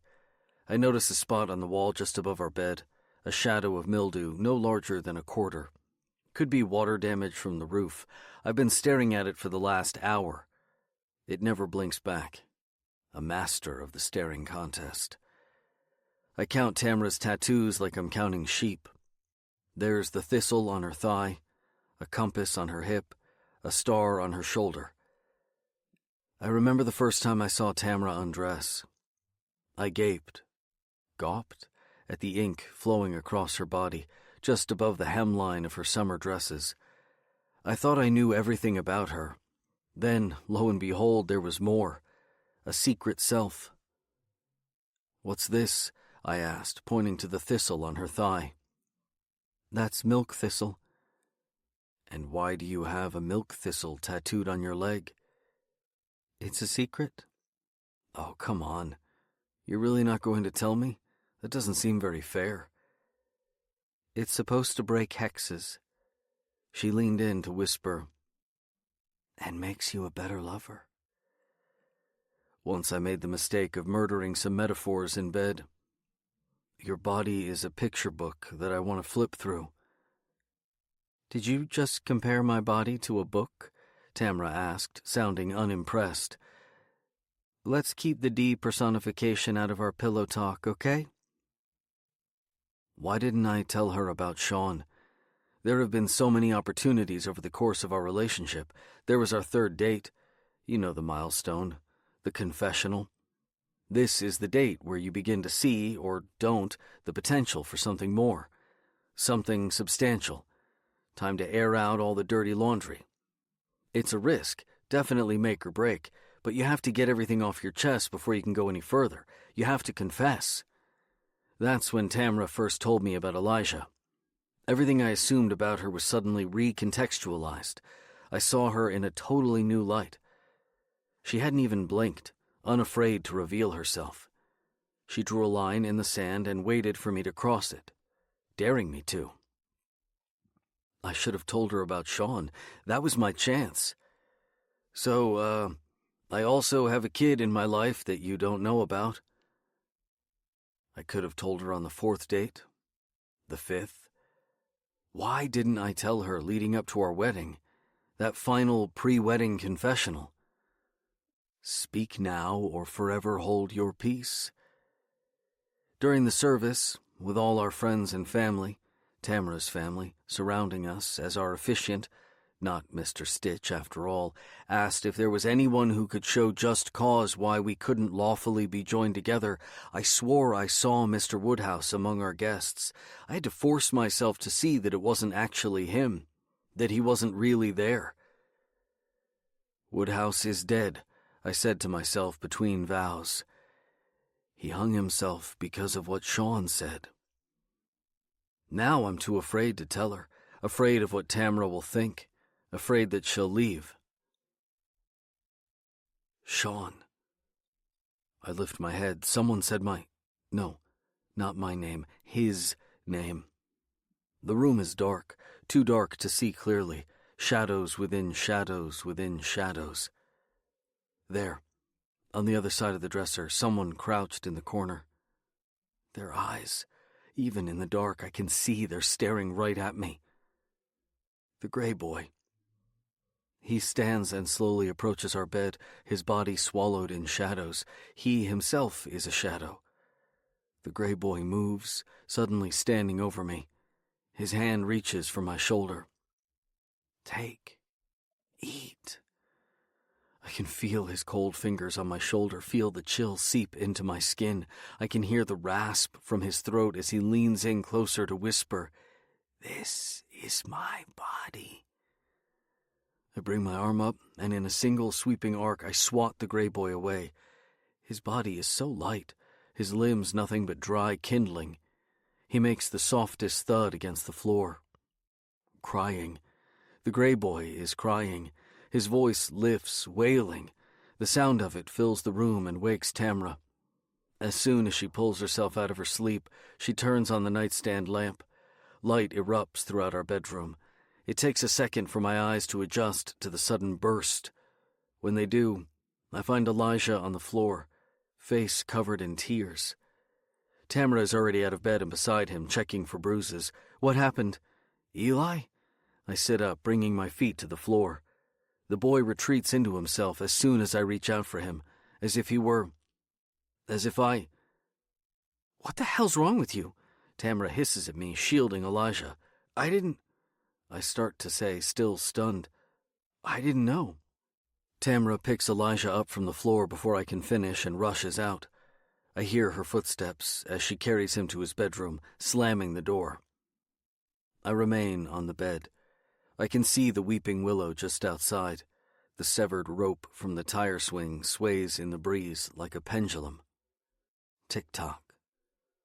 I spot my studio beyond the tree. I can't see much from this angle, but when I slide up and lean forward, I notice the soft glow from the garage. The light is on. I stand in front of the television. Someone turned on Tamra's old TV VCR combo, the one I couldn't bring myself to throw away over the summer, resting dormant for months in the corner of my studio. Someone found it, plugged it in, and left it on in the middle of the night for me to find. A flurry of gray static casts a dim glow across the garage walls. The paper wasp's nest glows dully from above, almost seething, pulsing. The volume is cranked up, filling the small space with the crackle of static. It sounds like I'm stepping into a burning building. There's a VHS cassette waiting for me in the deck. I pull out the cassette to inspect it. There had been a label stuck to its spine at one point, but it's been torn away, leaving behind an adhesive residue. A single strip of masking tape remains on the top. In childlike scrawl, someone has written Sean in Sharpie. I slip the cassette back into the VCR and press play. The tape has been recorded over several times. There's no single image at first, but a distorted residue of several shows recorded on top of one another. Phantoms of programs that I can just barely glimpse before the image morphs into another. I hear the ghost of Alex P. Keaton for a moment before it overlaps with a jingle for low-calorie Coke. Tracking lines drift over the screen, splitting the images. Michael J. Fox's melting face, a woman sipping from a soda can, smiling for the camera, her oversaturated lips bleeding red. The recording finally settles. It cuts a few seconds into a program that's already commenced. Whoever recorded this didn't press record until the opening credits reached the costume designer. The credits are superimposed over a ring of candles. The pixelated image is dark, any detail lost on this degraded cassette, decades old by now, but I can still make out the flicker of flames set up in the shape of a pentagram. The soundtrack leans heavily on the synthesizers.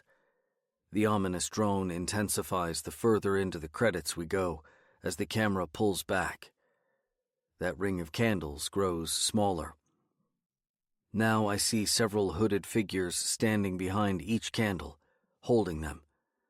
Their eyes are hidden within the shadows of their black hoods, while their mouths remain illuminated by candlelight. Their lips move. They're all chanting in unison. The electronic score suddenly strikes a higher note on the keyboard. An anemic boy enters the circle. It's difficult to tell if he's really that pale or if it's the desaturation from the degraded recording or the poor production value. Whatever it is, the boy's skin is sallow, all gray to me. He's guided into the center of the pentagram by a hooded man. The child glances up at the surrounding adults, fear all over his face. But he doesn't run. He simply sits and stares at them as the ring closes in. We're on to the producers now, a long list of executives that require 3 separate title cards. As the credits rise and fade, I'm transfixed by the dimly lit scene behind them. The boy is handed a chalice to drink from. A bit spills down his chin. An accident. Just before he wipes the dribble away, we see that it's orange. I see. The digitized strings sting as the gray boy's eyes grow heavy. His chin dips. He's unable to hold his head up any longer. He's woozy, so sleepy. The hooded man guides him to the floor so that he's resting on his back now.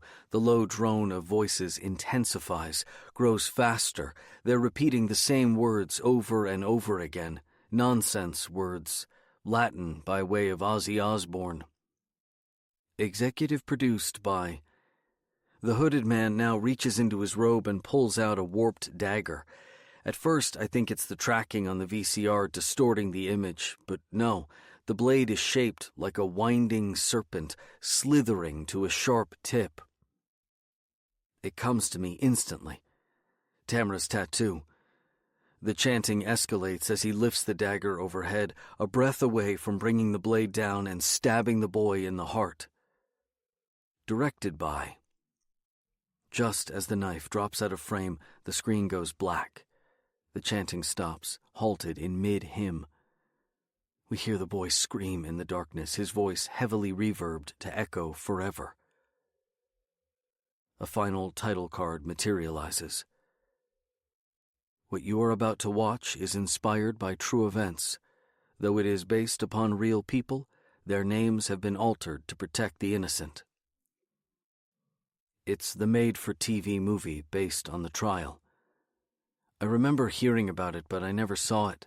I wasn't allowed to watch it as a kid, and I certainly didn't seek it out as an adult. I can't stop myself from watching it. Watching it all. That's what it's here for, isn't it? For me to witness? The woman playing Mom looks nothing like her. I recognize her from her guest role on The Facts of Life, but nobody would ever mistake her for my mother. I feel like I'm looking into a funhouse mirror. My reflection warps and contorts into loose bands of oversaturated pixels across the screen. Like watching a movie. Isn't that how I always explained Sean's life to myself? But the story is all wrong. It's not the movie I remember watching. This is a remake by another storyteller. Someone with his own truth. His own message to share. Who? Damned If You Do. Sean, 1983. Sean's mother was having a difficult time reading the book. The words were barely there, slipping out half-pronounced from her mouth. She lost her place on the page, her voice drifting away from the sentence. "Mom?" Sean gently nudged her with his elbow. She blinked back to the bedroom, to the book between them. "Sorry, where was I?" But the story already lost its meaning. The words were just sounds. Before the trial, Mom didn't need to read from a book to tell a great story. The words were simply in her. She was a living tome. She would make up tales of dinosaurs battling knights and winged bats the size of station wagons saving unicorns and princesses with green skin and fairy wings. Just as she reached a cliffhanger, she would slyly kiss him on the forehead and wish him good night. "Don't stop there," Sean would plead. "Just a little more, please." "You know the rules," she'd say. "You'll just have to tune in tomorrow." Sure enough, Mom could pick up the thread right where she'd left off the night before, spinning the tale in a completely new direction. Sean loved his mother's stories, her capacity to create something out of nothing. Her imagination was always full of colors and textures and vivid sensations that seemed to manifest themselves right from the tip of her tongue. He wanted to live in his mother's world of words. The bare walls of his bedroom would recede, taking on the contours of whatever tale she told. They had yet to decorate their new home, but with Mom's stories, his room became a jungle or castle or spaceship blasting through the stratosphere. Sean could become anyone. His mother had granted him a potent form of magic, of casting spells with just the flick of his tongue. They were wizards and sorcerers, just like in Dungeons and Dragons, the game the older kids at school played. He wasn't allowed to play that game because a local boy had jumped off a bridge, but Sean didn't know that. He just knew that there was something evil about the game. Sean didn't need D&D. He had her. But Mom's stories felt rotten lately, her worlds shriveled, the words withering on her tongue like berries dying on the vine. Had Mom lost her magic? Was she sick? That frightened Sean the most. Something was inside his mother, making her ill. Had his words somehow caused it? Had Sean made her ill? For a moment, things had been better. The two of them were a team again. Sean's story had given them a new game to play. Mom joined in on the fun. They fit in. They were embraced by the families of Greenfield. People comforted her, complete strangers. "We're so sorry for what happened," they said. Finally, people were nice to her. People were kind again. This was her chance to breathe. Isn't that what she wanted? To belong to the crowd rather than be its target? What was a little white lie if it meant being a part of this community? Eventually, Mom gave up on conjuring her own stories. She brought a book to bed now, reading aloud to him instead. Prefabricated fairy tales, stories everybody knew. They were never as thrilling as her tales. Now, Mom's mind seemed to wander when she read to him, never locking on to the words. Her attention drifted. Tonight, she just stopped reading altogether. She'd been in the middle of a sentence and then nothing. It was as if her batteries ran out. Her mouth hung open slightly, her eyes locked on to some empty spot beyond the page. Out the bedroom window. Mommy? She closed the book, pressing it against her lap. You know you can tell me anything. Whatever's on your mind or something you're feeling. No hiding from me, okay? No hiding, he echoed. This was Sean's chance. She had opened the door for him to tell her everything. The truth.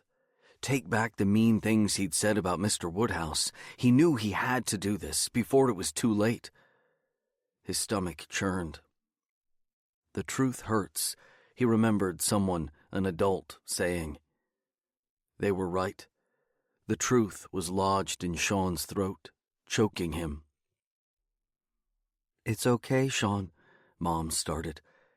Whatever it is, you can... The window exploded. Shards of glass scattered across his bed. Mom rolled onto Sean to form a protective shield with her arms. His screams echoed through the tangle of her limbs. Stay in bed, she whispered fiercely to him. Mom's feet hit the floor. After a few moments, Sean looked up and noticed her holding something. A brick. Someone had thrown it through the window. He noticed the glass still intact in the window frame, a mouth full of jagged teeth breathing a cold wind into the room. Mommy? She stepped closer to the window, glass crunching under her feet. Her bare feet. Mom? She peered outside. A force field had been disrupted. The protective barrier that kept the outside world from seeping into their home was gone. Anything could crawl in now. Anyone. What horrors she must have seen in the dark. Sean could only imagine. Damned If You Don't. Richard, 2013. Parent-teacher conferences are upon us. Moms and dads never demand a progress report from their art teacher, but Condrey insists we're all in this together. I open up my classroom for what she calls walk-ins, just in case any parent wants to pop their head in and say howdy. All ready?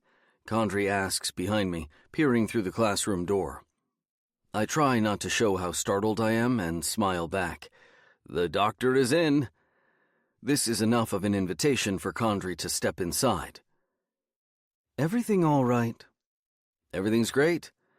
How are your students? Any concerns? None, as far as I can tell. Condrey takes me in. I have to stand there and let her look. I never know how to handle myself when she does this, which is more often than one might imagine. I simply submit to her silent inspection. Richard, I've been watching you lately. I know you've noticed. Watching me? You've been great with the kids. They love you, that's clear. You bring such a wonderful energy to Danvers. Thank you. We really have high hopes for you here, Richard. We want you to consider Danvers home, you and Tamra. The two of you can be a part of our family for a long time. There's something slithering underneath her words. I can feel it. That's great. Condrey beams. Good luck tonight. Then just like that, she leaves. Do I want to be a part of this? This family? With a matriarch like Condrey? Any parent can wander into my classroom and see what their child has been working on. I'll go through the same rigmarole all the teachers do, talking about the students' behavior. Do they follow directions? Do they turn their work in on time? Do they work well with others? Do they respect their classmates and adults? Do they have a positive can-do attitude? Nobody comes in. I could take a nap and no one would notice. I sit behind my desk and settle into the silence, marinating among the doodles and finger paintings, the macaroni portraits, all the squiggly lines like wriggling worms. "Penny for your thoughts?" Tamra would say in a moment like this. "I'll throw in a nickel." "Believe me," I'd say back, brushing it off. "You don't even want to know." Believe me. "Watching you," Condrey said. "Why is Condrey always watching me?" "Energy," she said. "Wonderful energy. She has high hopes for me." What does she want from me? I pulled out our most recent projects for parents to pore over, ready to point out any artistic flourishes I might find. Moms and dads love to tell admission counselors their children have that magic touch. "Susie Q's art teacher sensed her talent from the get-go. Just look at her finger paintings. See the signs of Van Gogh?" Even in sleepy Danvers, parents are looking for that Ivy League angle as early as elementary school. My adopted parents were retired alpha types. They'd already gone through it with their own kids by the time they scooped me up.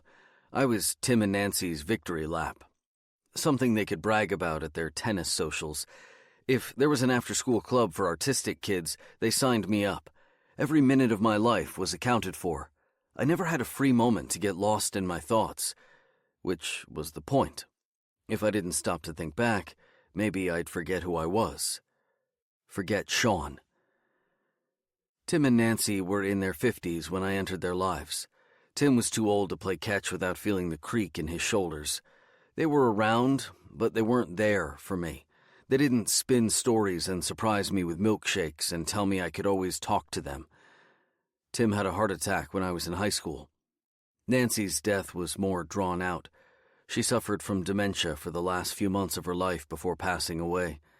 I would visit her on holiday breaks from art school, but she would always look at me as if I were a stranger.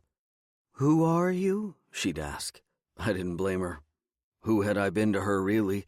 I never felt like her son, more like someone passing through a witness protection program. It seems strange how adamant they had been about keeping me occupied, as if they meant to distract me. I should be thankful how they bent over backward to provide me every opportunity to find myself, a new version of me. But it felt like they were burying me in extracurricular activities. I snapped back to my classroom. Someone is standing in the doorway. Sandy's mother patiently waits for me to notice. "Mrs. Levin." I hop up from my desk and greet her at the door, shaking her hand. She hasn't stepped inside. "Thanks for coming." Miss Levin. Hi, I'm Richard Bellamy, Sandy's art teacher." She winces at the sound of my name. "Please, have a seat. Sorry the desks are so little." I offer her the entirety of the classroom and all of its masterworks with a sweep of my hand. She takes in the room before entering, as if to search for a trap. She sits at one of the tiny desks, her eyes never settling. "Is Sandy feeling at home?" I ask. I know a big move can disrupt a kid's equilibrium. "Yes," she says, though it doesn't sound like Miss Levin is answering in the affirmative. "I was hoping you'd stop by," I say, "to say thanks again for the other night." "It's fine," she says, brushing it off. "I'm just glad your son is okay. Nothing bad happened?" "Eli? No, he's already forgotten all about it." I pull out a few paintings of Sandy's and bring them to the desk. "Let's talk about Sandy. I don't say this lightly. She's one of my most talented students. Here's some watercolors we did this week. She's really got an eye for landscapes. I don't know if you're interested, but there are some summer programs that—" Miss Levin isn't looking at her daughter's paintings. She's staring at me. "Everything okay?" I ask. "Sandy showed me." "Showed you what?" I have no idea what she's talking about. "Her piñata project?" "The bruises." Hold on. Wait. I hold out my hands in the gentlest, most placating gesture I can manage. This just went from 0 to 60, and way beyond my pay grade. How the hell am I supposed to handle this? "On her legs. Her upper thighs," Jesus, this is too much. Okay, wow, I'm so sorry to hear that. Do you think someone is hurting her?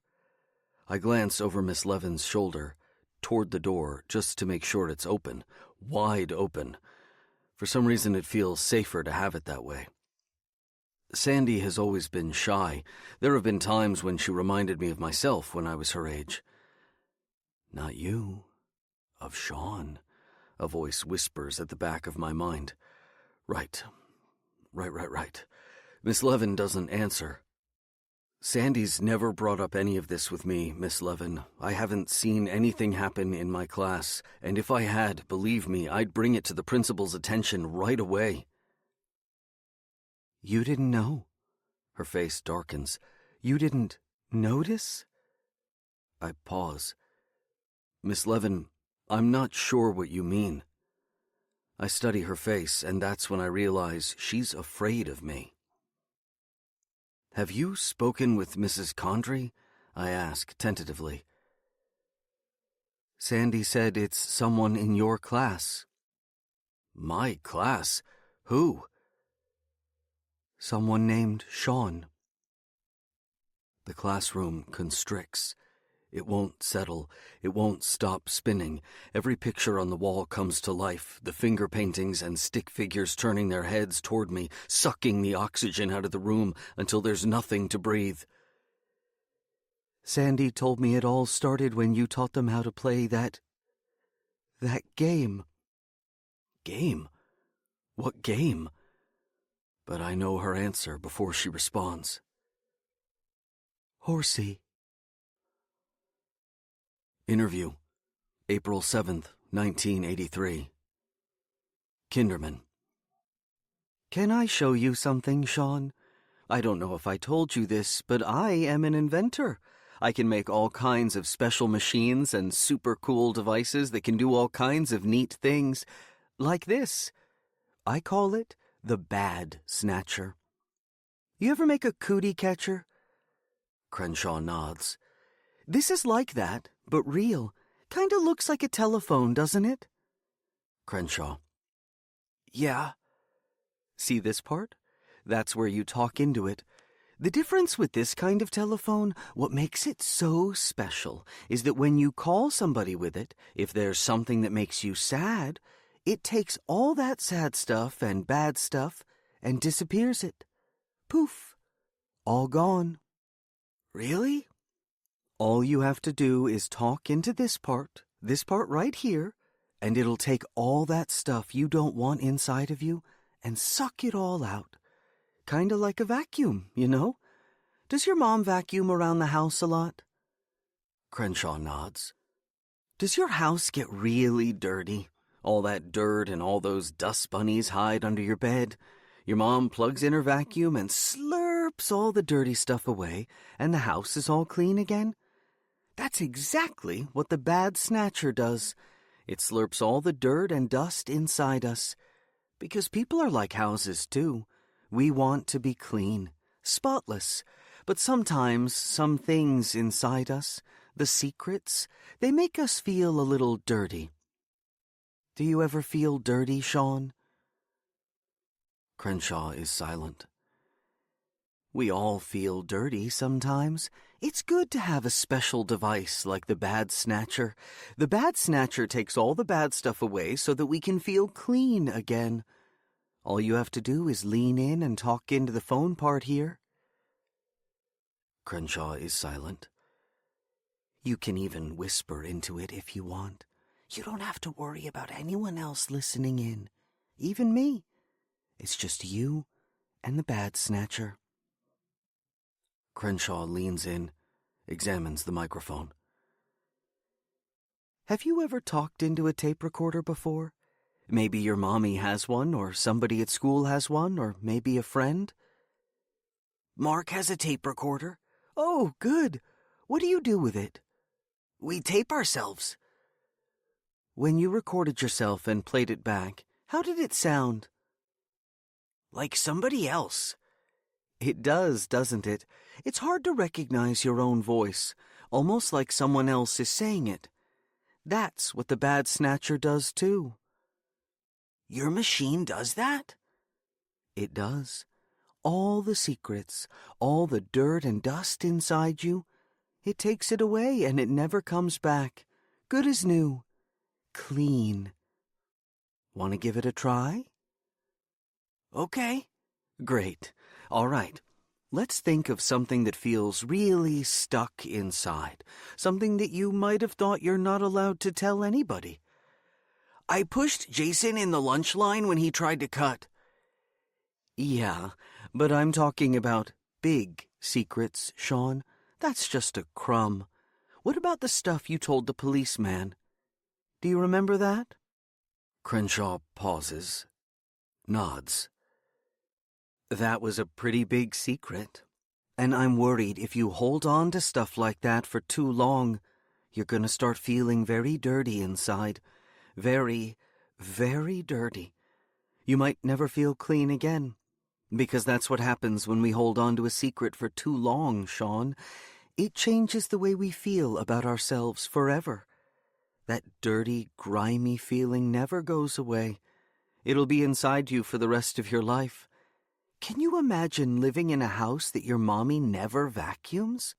You have to clean yourself, Sean. You have to let those secrets out. All of them.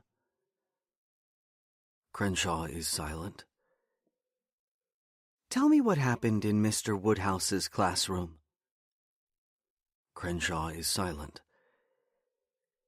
I don't think you understand the seriousness of this situation, Sean. People are getting hurt. Children like you. Do you want any more children to get hurt, Sean? Do you? No. Then you need to tell me everything that happened with Mr. Woodhouse. You need to stop him and his yucky friends from letting this continue. They're out there, Sean, right now. More than we know. More than we can count. Hiding in plain sight. Do you want to help? I want my mommy. Stop crying. I want my mommy. No, Sean, you don't get to hide. You started this. You were a brave boy before, but now you're just being a little fraidy cat. You can't be afraid now, Sean. It's too late. You need to be brave. You need to be clean. Come clean. I want to be clean. How about this? I'm going to give you the bad snatcher. I'll let you hold it all by yourself. I'm going to leave the room for a little while. No one else will be listening. You can tell it anything, and it'll be gone, like it never happened. Okay. Good, Sean. So, here you go. I want you to hold it like this, okay? Don't touch any of these buttons, all right? Just let it do what it's doing. Okay. Good. Now, remember what we said. Speak into the phone part right here. You don't have to get too close to it. It picks up everything. Even the teensiest whisper. Okay. I think you should tell the bad snatcher all about Mr. Woodhouse and his yucky friends. Think you can? That's the important stuff, Sean. That's the real dirty stuff. Yeah. Let's be clean again. Let's get rid of all the dust bunnies inside us. The bunnies. You can do it. I'll be right back.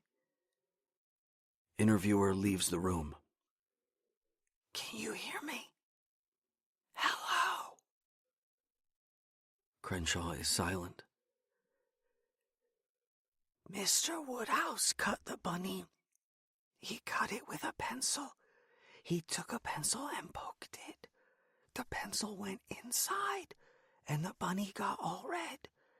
He pulled the pencil out, and there was this wet stuff, and he pulled, and the wet stuff came out with it. He made me eat it.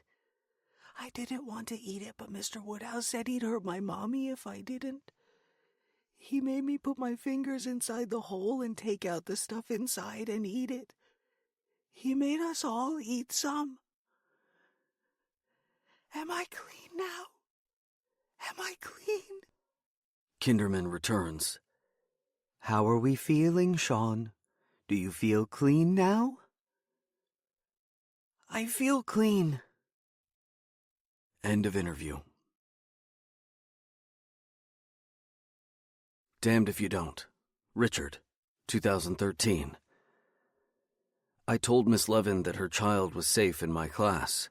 I told her I would find out who had hurt her daughter. I would find this Sean and bring him to Condrey right away. I lied to this woman without blinking. She came for help, confiding in me, and I didn't even hesitate, simply letting the false promises slip out from my mouth without ever second-guessing myself. I told her what she wanted to hear so I could escape my own classroom. Then I ran away. A few teachers decided to go out after parent-teacher conferences wrapped up. Want to come? Tamara asked. We're going to try to get Mrs. Bauer tipsy again? Thanks for the invite, but I'm pretty tuckered. All these parents really did me in. Tamara couldn't help but snort. Oh, really? All those conferences, huh? I made a show of it by stretching my weary bones. Line 'em up, knock 'em all down. Okay, Teach, she said. Go get your beauty sleep. Then, sure you're okay with Elijah? Of course. Maybe give him a little space, she offered. If he wants to talk, he'll come to you. Space, I echoed. By the look on her face, I can tell Tamara's having second thoughts. Go. Have fun. We'll be fine. I'll make it a boys' night. I won't be out too late, I promise. There's pesto in the freezer. Green sauce, Elijah calls it, never the red. The basil comes from Tamara's garden, along with all the various mystery herbs I can't keep straight. That corner of the yard is off-limits to me, she says. Now I can't help but wonder what secret ingredients she's growing back there to cast her spells. It took a while before Tamara felt comfortable leaving Elijah at home with me. But once she did, I sensed a certain relief sweep over her. She didn't have to do this all by herself anymore. 3 years on her own was enough. She welcomed the help now. Depended on it. Now I just had to master making Elijah his favorite meal. I'd spent most of my bachelor days straining spaghetti, dumping in a jar of Prego and eating straight from the pot. Surely I am capable of making angel hair pesto pasta. Surely. The water boils on the stove, ready for the angel hair. No other pasta will suffice for Eli. I have a surplus of pasta left over from class. For our macaroni self-portrait projects, my students glue cheeks of lasagna onto a sheet of construction paper, wagon wheel eyes, rigatoni, penne, linguine. I always buy more pasta than we end up using. To the victors, the spoils of spaghetti. Elijah colors at the kitchen table while I man the pot. What you drawing? Nothing. I spot a lot of red on the paper, whatever it is. How was school today, bud? Fine. Elijah keeps coloring, not looking up from his paper. Anything happen? No. Ah, the monosyllabic conversation. Wonderful. I am still in the doghouse with Eli. He presses the crayon hard against the paper, long red slashes branching across the page. I glance back at the boiling pot on the stove. The roiling water. What's your first firm memory? Psychologists say most children's recollections kick in as early as 2, but some cerebral phenomenon known as childhood amnesia eventually takes those memories away. But unique events, trauma, will leave their indelible imprint on a child's mind. Trauma will linger forever. I remember our station wagon. I see Mom's hair swirl just below the surface of the simmering water. Her head sinks deeper. If I can just reach her, grab her, I can pull her out of the water before she drowns, pull her onto the side of the river and force the air back into her lungs, let her breathe. She wanted me in the car. That had been her plan. She meant for us to be together. Our road trip. Jesus Christ. I back away from the pot. Was I really just about to reach my hand into boiling water? What the fuck's happening to me? Dinner's ready, Eli, I managed to say. Wash your hands. No response. Let's go. Clean the table. Now. Eli lets out a groan, clearly unhappy at the interruption. Okay. Dinner is stilted. Without Tamara around to run interference between us, there aren't many topics for the two of us to choose from.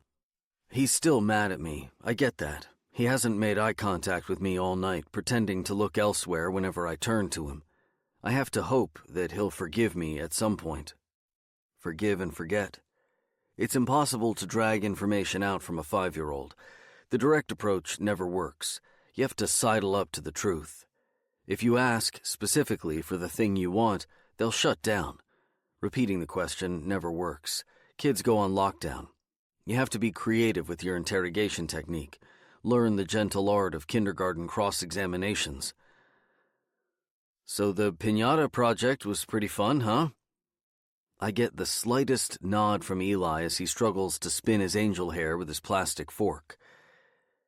Sandy should play baseball, don't you think? Elijah glances up and wrinkles his nose as if to say, what a stupid question. It's hard at a new school, all those new faces. Must be tough for Sandy to make pals. Sandy's got friends, Elijah says, just to prove me wrong, that I'm an idiot. Oh yeah? Who? He shrugs. You don't know? I ask, mock incredulously. You know everybody in school. Nobody knows who he is. He. Oh? I keep my tone conversationally curious. A boy, huh? You don't know him? Another shrug. He must be invisible. It's always good to posit the thought that this is all make-believe. An imaginary friend is easier to discredit. Did Sandy say if this friend has a name? Lafcadio? No! Elijah thinks this is hilarious. Sometimes I forget that he's still a little kid. No? Then I bet it's, Skeletor? No! Then what is it, huh? Sean! Elijah grins, his first smile all night. His lips are stained green, flecks of basil stuck between his teeth. He dives back into his meal. He must have assumed our chat is over. Case closed. The pesto clings to the pasta, and all I see is blonde hair covered in algae, fanned on a bed of kelp. Elijah twists my mother's locks into the tines of his fork before forcing her hair into his mouth.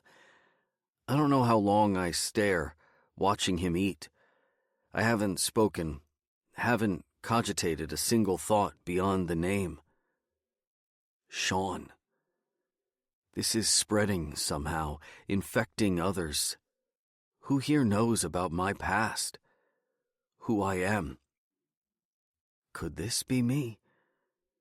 The question pops into my head. It's so abrupt it almost doesn't feel like I thought it. Somebody else must have asked it. Am I the one doing this? I can't see myself doing these things. It doesn't sound like me, feel like me. The devil made me do it. Isn't that what they always say? This isn't me. I have to keep repeating it to myself.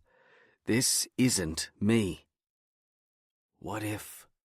Gnawing thoughts. I can hear them like rats crawling through the walls. What if I'm responsible and don't realize it? Is that even possible? I have to get my memories straight. I need to begin at the beginning and work my way through everything I remember and try to understand what the hell's happening. Elijah returns to his coloring between bites, running red crayon over a fresh sheet. The paper. Elijah is drawing on a sheet of paper he found on the kitchen table. The adoption forms. Don't! I lunge and grab the paper from under Elijah's crayon, accidentally sending an errant slash of red across the page.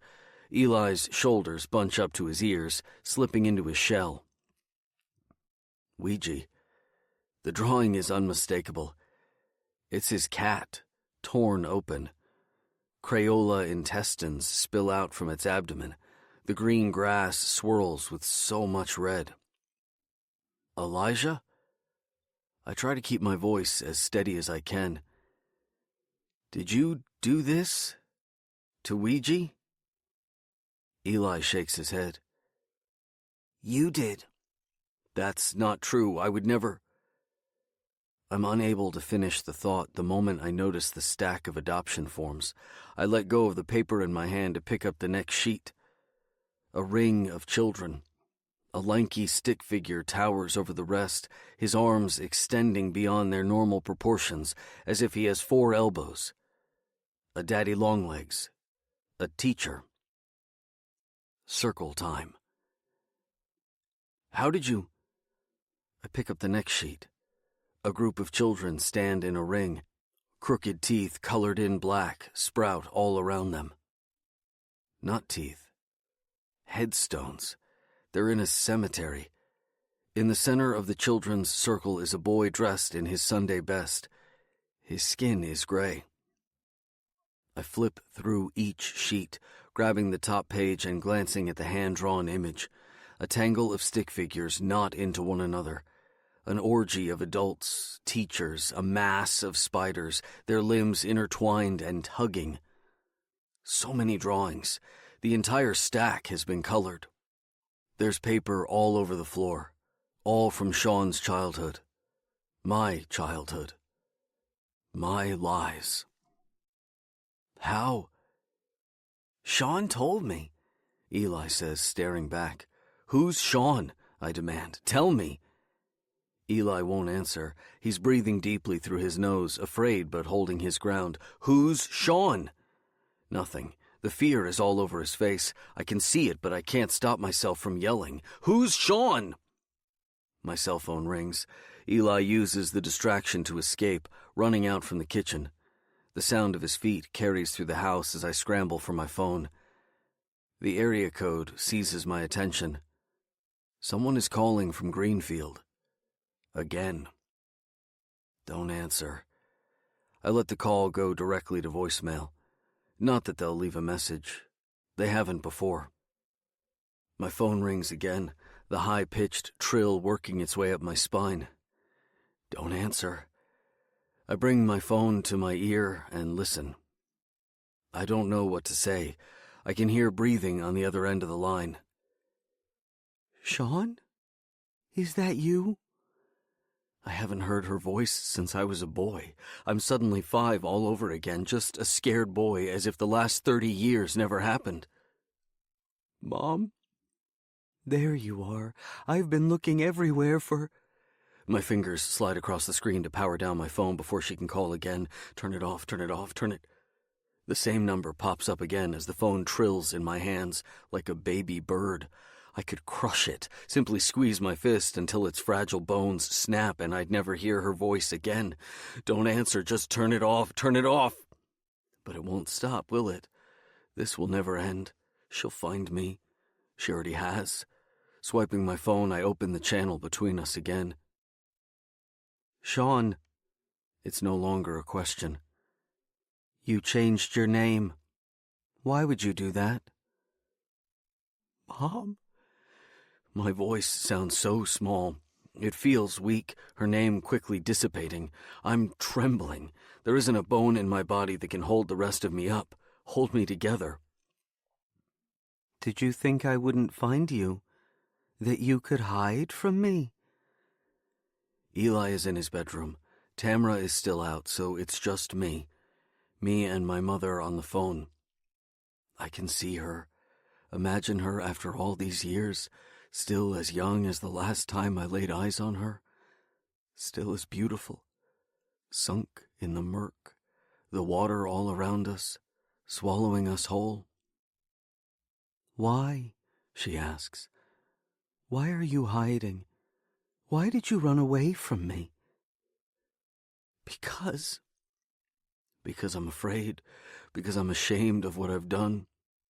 To her, to Mr. Woodhouse. This is all my fault. Don't worry, hun, she says, her warm voice offering up some semblance of security. She's trying to comfort me. Of course you'd run.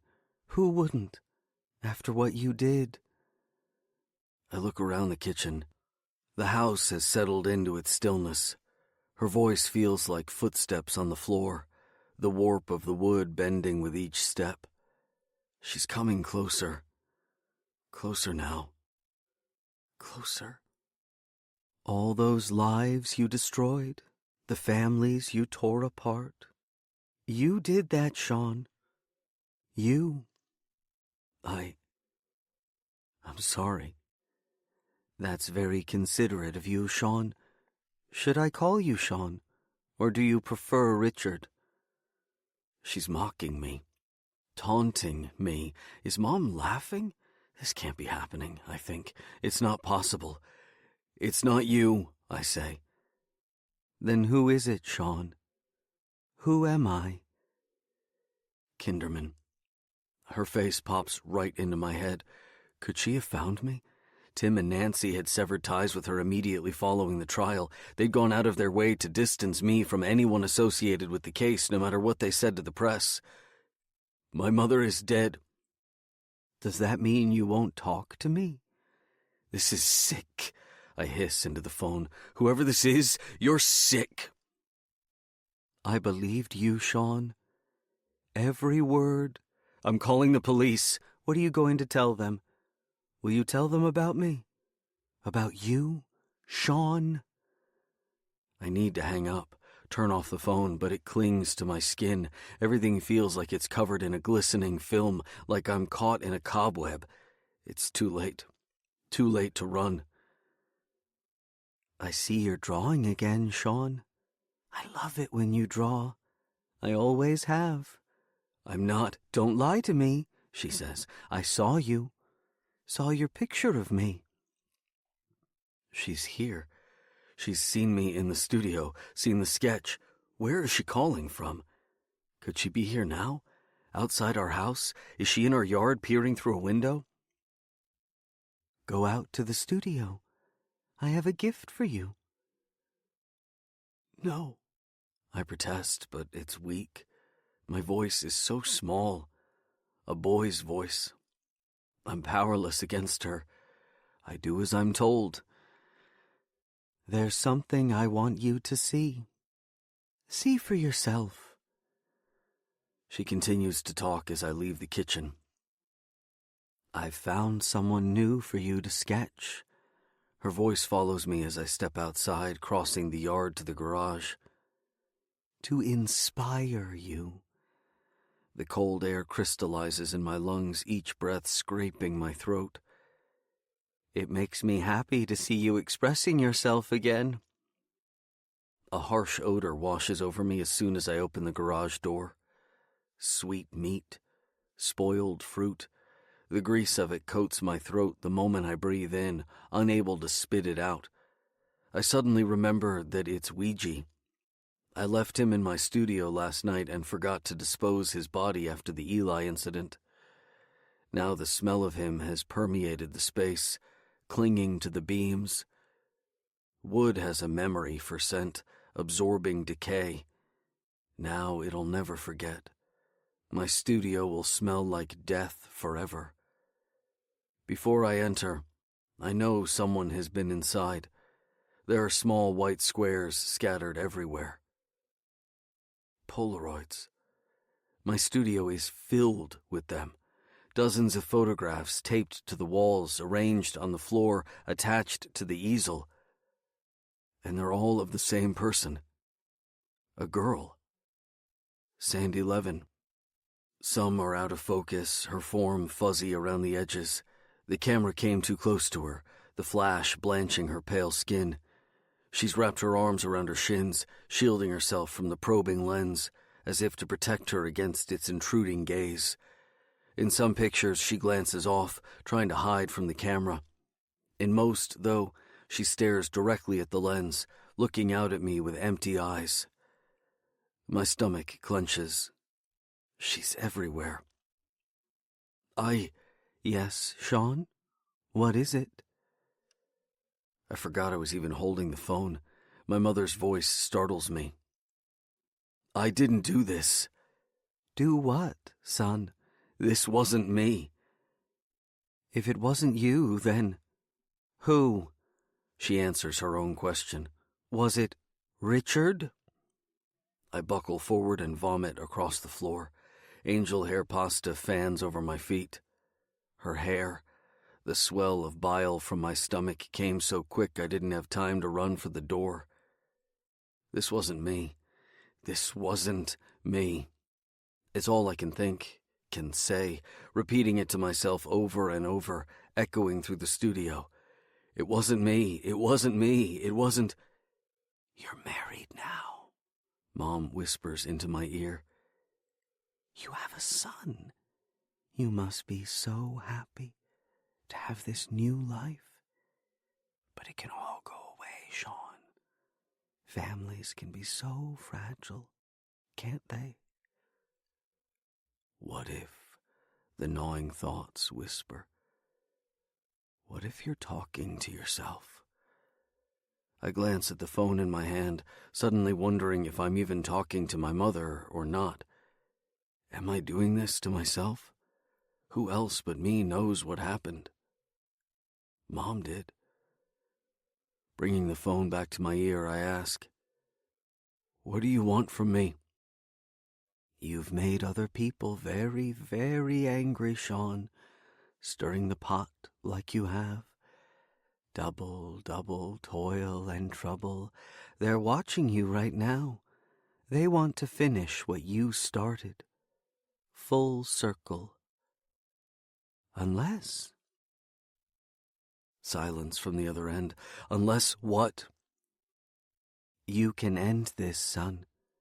It's the only way. Do it for me, Sean. For your mother." History must repeat itself. Must come full circle. The line goes dead. The garage window is before me. The world on the other side is black. Obsidian. The longer I stare through it, the more my eyes can make out shadows. Shadows within shadows taking shape. Silhouettes of strangers staring in. Of others. This is not me, I say, but I can't hear myself say it. The words have no voice. I have to force myself to say it again, louder this time, nearly shouting, "This isn't me!" I pick up the Polaroids from the floor. I scour the garage, checking under every chair and box until I'm convinced I've collected them all. Now I have a deck of cards. I shuffle them, feeling the flick of each picture against my fingertips before tossing them into the fire pit Tamara and I set up for those cold nights together. I only have a little bit of time left before she returns home, so I douse the scattered stack and light the match right away, watching every last image of Sandy warp and bubble, listening to them hiss and crackle. "Other people," Mom said. "Other people." This isn't me, I keep repeating to myself, my own incantation around the fire. Rather than invoke some spirit, summoning them from the flames, my own personal sacrifice, I wanted to do away with this demon. Whoever he was. He wasn't me. This wasn't me. This isn't me. This isn't me. This isn't me. I almost believe myself by the time the last Polaroid curls into ash. Glancing back at the house, I spot the gray silhouette of a boy at the kitchen window. He steps away from the glass, knowing he's been caught spying, disappearing from sight. I watch Elijah run back to his bedroom. Damned If You Do, Sean, 1983. Officially speaking, nobody knew who started the fire, but everyone knew who started the fire. A window in the cafeteria had been smashed during the night. An unknown assailant crept into the building, wandering down its darkened halls. There were no alarms, no night guards. Each empty classroom sat in perfect stillness. The desks were lined up in even rows, chairs pushed in, like skeletons hunched over in the shadows. Mr. Woodhouse's classroom was at the far end of the northern hall. Its walls were covered in charcoal self-portraits drawn by the students. The assignment for the students was to draw themselves how they wanted the world to see them. As a superhero, president, even a cat if they wished. Mr. Woodhouse didn't give his children any restrictions. He merely wanted them to imagine their future, the possibilities. Be whoever you want to be. Their scribbled eyes stared blankly back at this unknown assailant. One charge brought against Mr. Woodhouse that received the most media attention was his usage of rituals in class, such as circle time. Circle time was usually at the end of the day, just before the final bell. Mr. Woodhouse would have his kids sit on the carpet in a perfect circle. He didn't like using the term Indian style, though most teachers still called it that. He preferred crisscross applesauce. His kids formed a ring on the floor, knees touching. Mr. Woodhouse would ask his students to talk about their favorite part of the day and least favorite part of the day. What's your rose and what's your thorn? He would have them close their eyes. Can you see it? He would ask. Is it clear in your inner eye now? He would then ask his children to imagine themselves putting that knowledge in a box. It could be as simple as a cardboard box, scritch, scritch, but it was their own special secret receptacle, hidden within their head, where only they could access that knowledge.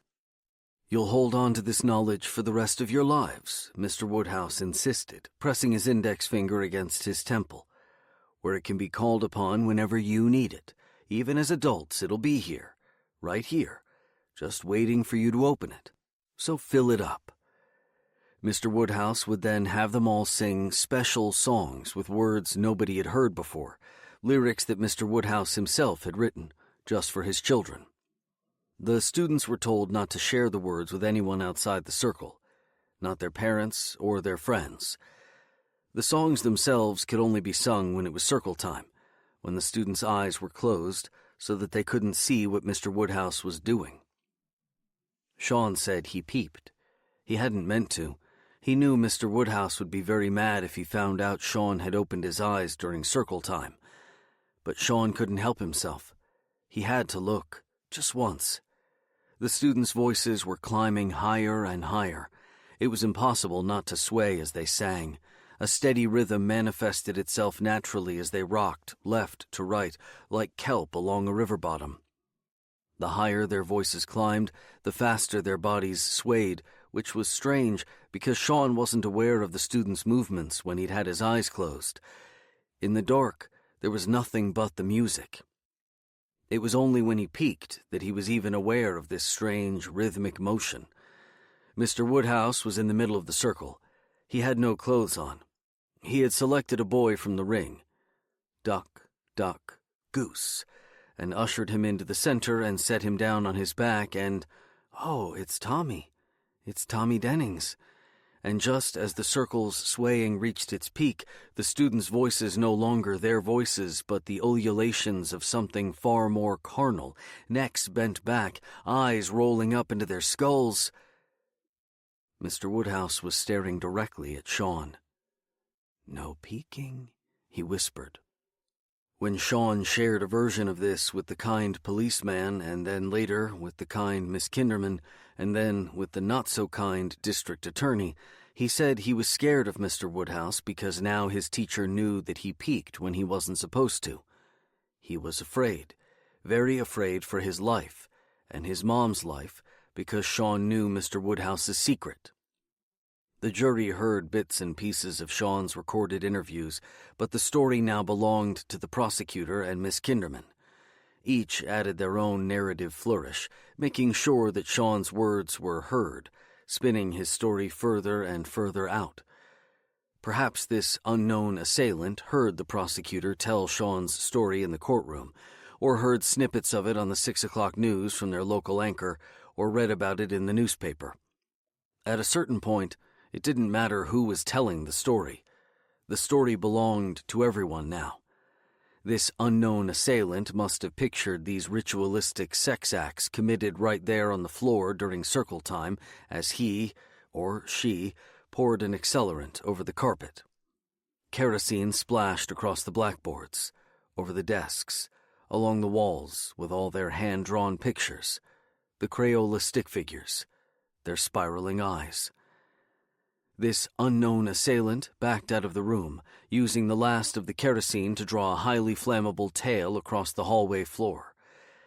The fire woke closer to the cafeteria. A slithering snake of flame wound all the way back to Mr. Woodhouse's classroom and made its hissing presence known. The self-portraits turned to kindling. The desks collapsed. The fiberglass tiles along the ceiling blistered and fell, exposing heating ducts and wires. The glass within the framed photograph on Mr. Woodhouse's desk cracked, then burned. The picture of his wife and daughter, smiling for the camera, curled into flame. Shortly before 2 a.m., a truck delivering the local newspaper noticed the smoke. The driver phoned the fire in from the closest gas station. By the time the fire department arrived, the blaze had spread through most of the school's northern hall, where the kindergarten and Head Start classrooms were located. Sean woke to the sound of sirens tearing through the street. The rumble of a fire truck passed his window, the flimsy sheet of cardboard taped to the frame losing its grip and slipping to the floor. He lifted his head just in time to see the truck zoom by their house. Greenfield only had a volunteer fire service, necessitating the usage of the neighboring county's department, 20 miles away. By the time their trucks pulled up, most of the building was on fire. The families were already there. They stood before the blaze, faces bathed in its glow. The Gilmores, the Cardiffs, the Delacourts and Denningses, the Blackmers, the Evanses. They came to watch the school burn. Damned If You Don't, Richard, 2013. You've made other people very, very angry. Mom's words keep echoing through my head. Others. She said there are others. Others watching me. But it wasn't Mom. It couldn't be. Good morning, Richard. Someone says as I pass them in the hall. I don't see their face. I don't even know who said it. I couldn't sleep last night. I can't focus on who's in front of me. Morning. I respond automatically. Was it a teacher? Do they even work here? Nod, smile, repeat. Good morning. Good morning. Good morning. Morning, Rich. Morning. You're talking to yourself again, Tamara would say if she were here with me, slipping her head into my field of vision and finding my eyes, snapping me back into focus. Was I? I'd usually ask, trying to play it off. Sorry, just got a lot on my mind, I guess. Talking to myself, talking in my sleep, talking to someone who's not even there. Kinderman. It has to be Miss Kinderman. The more I think about it, the more the notion takes root. There's no one else. Who else knew all these pieces of my past, memories I can't even remember? She's the only one. Now she's pretending to be my mother. It has to be her. I can't shake it now, the certainty of it. But why? When winter hits and it's too cold for me to bike, Tamara, Elijah, and I drive to school together in the family Jeep. But this morning, I was out the door before Tamara had even crawled out of bed. I didn't say goodbye to either of them. I needed to leave before Eli woke. I had to think about how I was going to handle this. The kid thought I killed his cat, for Christ's sake. There was something he knew, something he wasn't telling me. Did you think I wouldn't find you? She'd said. That you could hide from me. Kinderman is the only person who makes sense. Has to be her. Had she gotten to Eli somehow? Asked him to play along? The Polaroids. How the hell could Kinderman have taken all those photos of Sandy? 5-year-olds aren't alone for even a second these days. Is Sandy in danger? Why isn't she saying anything? Morning, Richard. Morning, Hallie. Was that Hallie? Morning, Rich. Miss Castevet is no longer the first to arrive at school. Ever since Professor Howdy passed, she's drifted. She doesn't say a word when we walk by one another. Her face is downright sour. Jesus, can that biddy scowl? What did I do to her? Why is she looking at me like that? Others. The word echoes in my mind. Teachers shuffle to the faculty lounge for a top-up, filling their travel mugs to the hilt with coffee before heading to class and beginning their day. I should go straight to my room. I should avoid everyone. But my body is locked on autopilot, letting my feet lead me wherever they want, where they always go at this hour. Welcome to the teacher's lounge, our Alamo, The lounge holds all the essentials for our survival: a fridge full of milk containers and Tupperware lunches, a coffee pot simmers throughout the day, the odor of burnt Folgers filling the room. Mr. Dunstan hums to himself on the couch. His face is hidden behind a newspaper, but I know it's him. Miss Castevet sits at the round table by the kitchen area nursing a mug of tea. She's staring off into space. Her eyes hold on to nothing. Lost. Hadn't I just passed her in the hall? How'd she get here before I did? "Good morning, Richard," a voice speaks behind me. I spin around too fast. Condrey steps back. "Sorry, didn't mean to startle you." "No, sorry, my fault. How can I play this off? Didn't get much sleep last night." "Everything all right?" "Just fine." I never envied Condrey's job, always juggling the expectations of the progressive parental pack, keeping the school's numbers up to maintain its reformist status. She serves so many masters: the Board of Education, the parents, others. "Can I talk to you for a quick sec?" she asks. Mr. Dunstan lowers his newspaper long enough to clock Condrey and me, then quickly lifts the paper back up to continue humming. What's that song? It's really nagging at me now.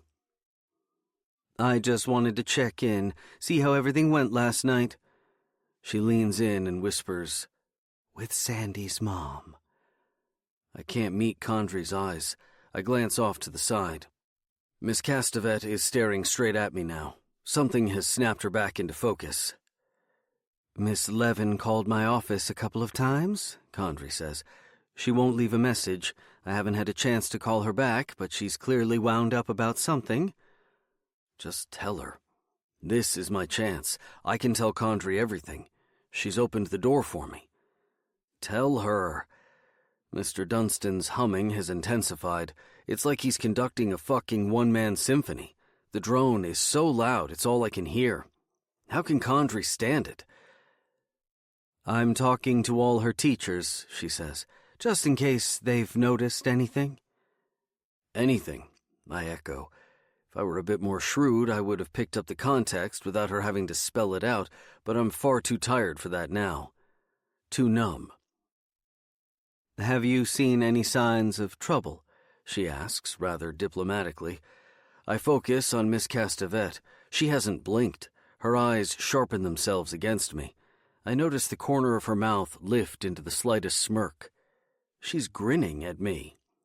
I can tell Condrey is losing her patience. "Have you?" Mr. Dunstan's song drills into my head. The drone of bees. A whole hive. I can see them pushing against the insides of his cheeks, his face bulging, pulsing, alive with writhing insects, his mouth full of them, struggling to break free and sing, sing, sing their song for all to hear. I haven't. "Nothing?" Condrey sounds doubtful. "Nothing at all." "Nothing at all." I turn to the coffee pot. I open the cabinet above the sink and grab a mug, any mug. This one reads, "Don't talk to me until this mug is empty." "Miss Levin has been a handful all year," Condrey says behind my shoulder. "Don't worry, I'm dealing with her." I turn toward her.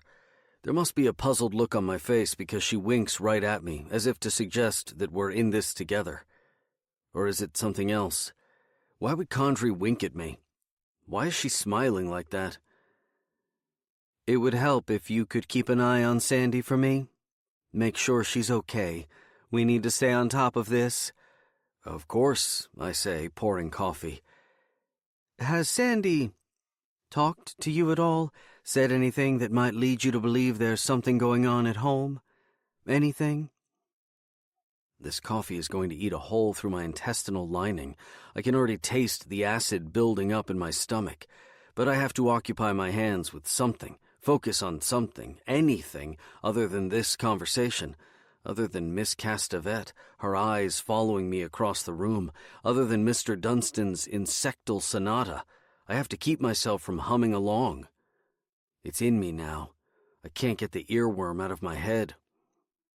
"She hasn't said anything to me," I say, just to fill the air with the sound of my voice and block out everything else. I pull the half-gallon cardboard carton of milk from the fridge. There's a black and white photograph of a face on the carton's side. A boy smiles back at me. His pixelated face is blurry due to a misprint, his features smeared away from where they're supposed to be. Have you seen this child? It's Eli. His face is on the carton. The milk slips out of my fingers. Condrey and I both leap back as it crashes to the floor. Mr. Dunstan finally stops humming as he lowers the newspaper. The room sounds so quiet now. The silence is worse. It's somehow even louder now than when he was chanting. He was chanting, wasn't he? Condrey says something, but I can't hear anything other than the reverberations from Mr. Dunstan's song. I thought he stopped. Did he pick up the chant again, or is it in my head? The song. What is that song? Milk gushes over the floor, pulsing out from the carton. I lean over to pick it up and then turn back to the other teachers in the lounge. Which one of you did this? Miss Castevet doesn't say a word. Dunstan shakes his head a bit too quickly. Richard? Condrey asks. Are you okay? I have to pinch my eyes shut for a moment, squeezing them tight before opening them again and discovering the face of another child, some other boy, not Elijah, smiling at me. I nod to Condrey, even approximate something like a smile. All good. Just let me know if anything comes up. Condrey keeps at me. She's choosing to pretend nothing happened. If we miss something, we could really be in trouble. Dunstan's humming again. I almost yell at him to shut up, shut the fuck up, but I have to keep it together. The song. Now I remember where I heard it. I knew I recognized it. It's from the made-for-TV movie during the opening credits sequence. I leave the spilled milk behind and rush out of the teacher's lounge and into the hall. Richard? Someone calls out. Get to class, I think. Just get to class. I'll be safe there, in my room. I pull out my keys, rattling in my hand as I fumble through them before finding the right one and bring it up to... The door to my classroom is open. I notice the glow first, the slightest flicker of firelight in the otherwise dark room. Someone broke into my classroom. My room. I feel the sting of it, the very violation of this intrusion. I should turn on the lights. There are no windows in my room since it's located in the middle of the building. With the lights off, it's truly pitch black. But something tells me not to hit the switch. I want to see what's laid out before me. Take it all in the way it's meant to be. By candlelight. The desks have been rearranged into a circle. A ring of red and black votive candles are positioned on the desktops, drawing me in but not quite illuminating the center of the circle. I step inside, even though I know I shouldn't. I shouldn't be entering this space. Run, Sean says. Run! But I can't. I can't turn back. Not now. Not ever. Someone has done this for me and me alone. They want me to see this. To bear witness. The flames flicker when I step in, my very presence in the room disturbing the air. My eyes roam, adjusting to the darkness, seeing what I couldn't before. All the pictures on the walls, all my students' drawings, have been defiled. Each one crossed out with frenzied X's, pictures of families slashed in magic marker, ceramic pinch pots shattered. Our papier-mâché projects have been torn open and thrown to the floor. But the center of the room is clear. Clean. I want to be clean. There are markings on the floor. Even before I can see it completely, I know what it is. A pentagram. Just like the opening scene from the movie, like the ritual I described to Kinderman, to all those adults who lapped up my story like so much spilled milk. I feel eyes on me. The shadows in the room shift.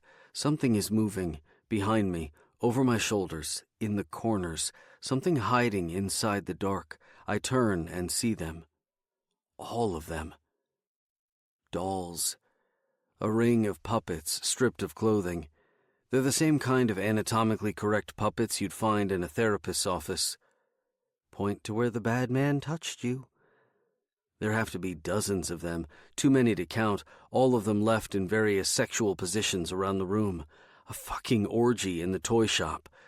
I can almost hear them moaning. No, singing. I walk toward the pentagram. This is for me. All for me. That's when I see it. A severed hand.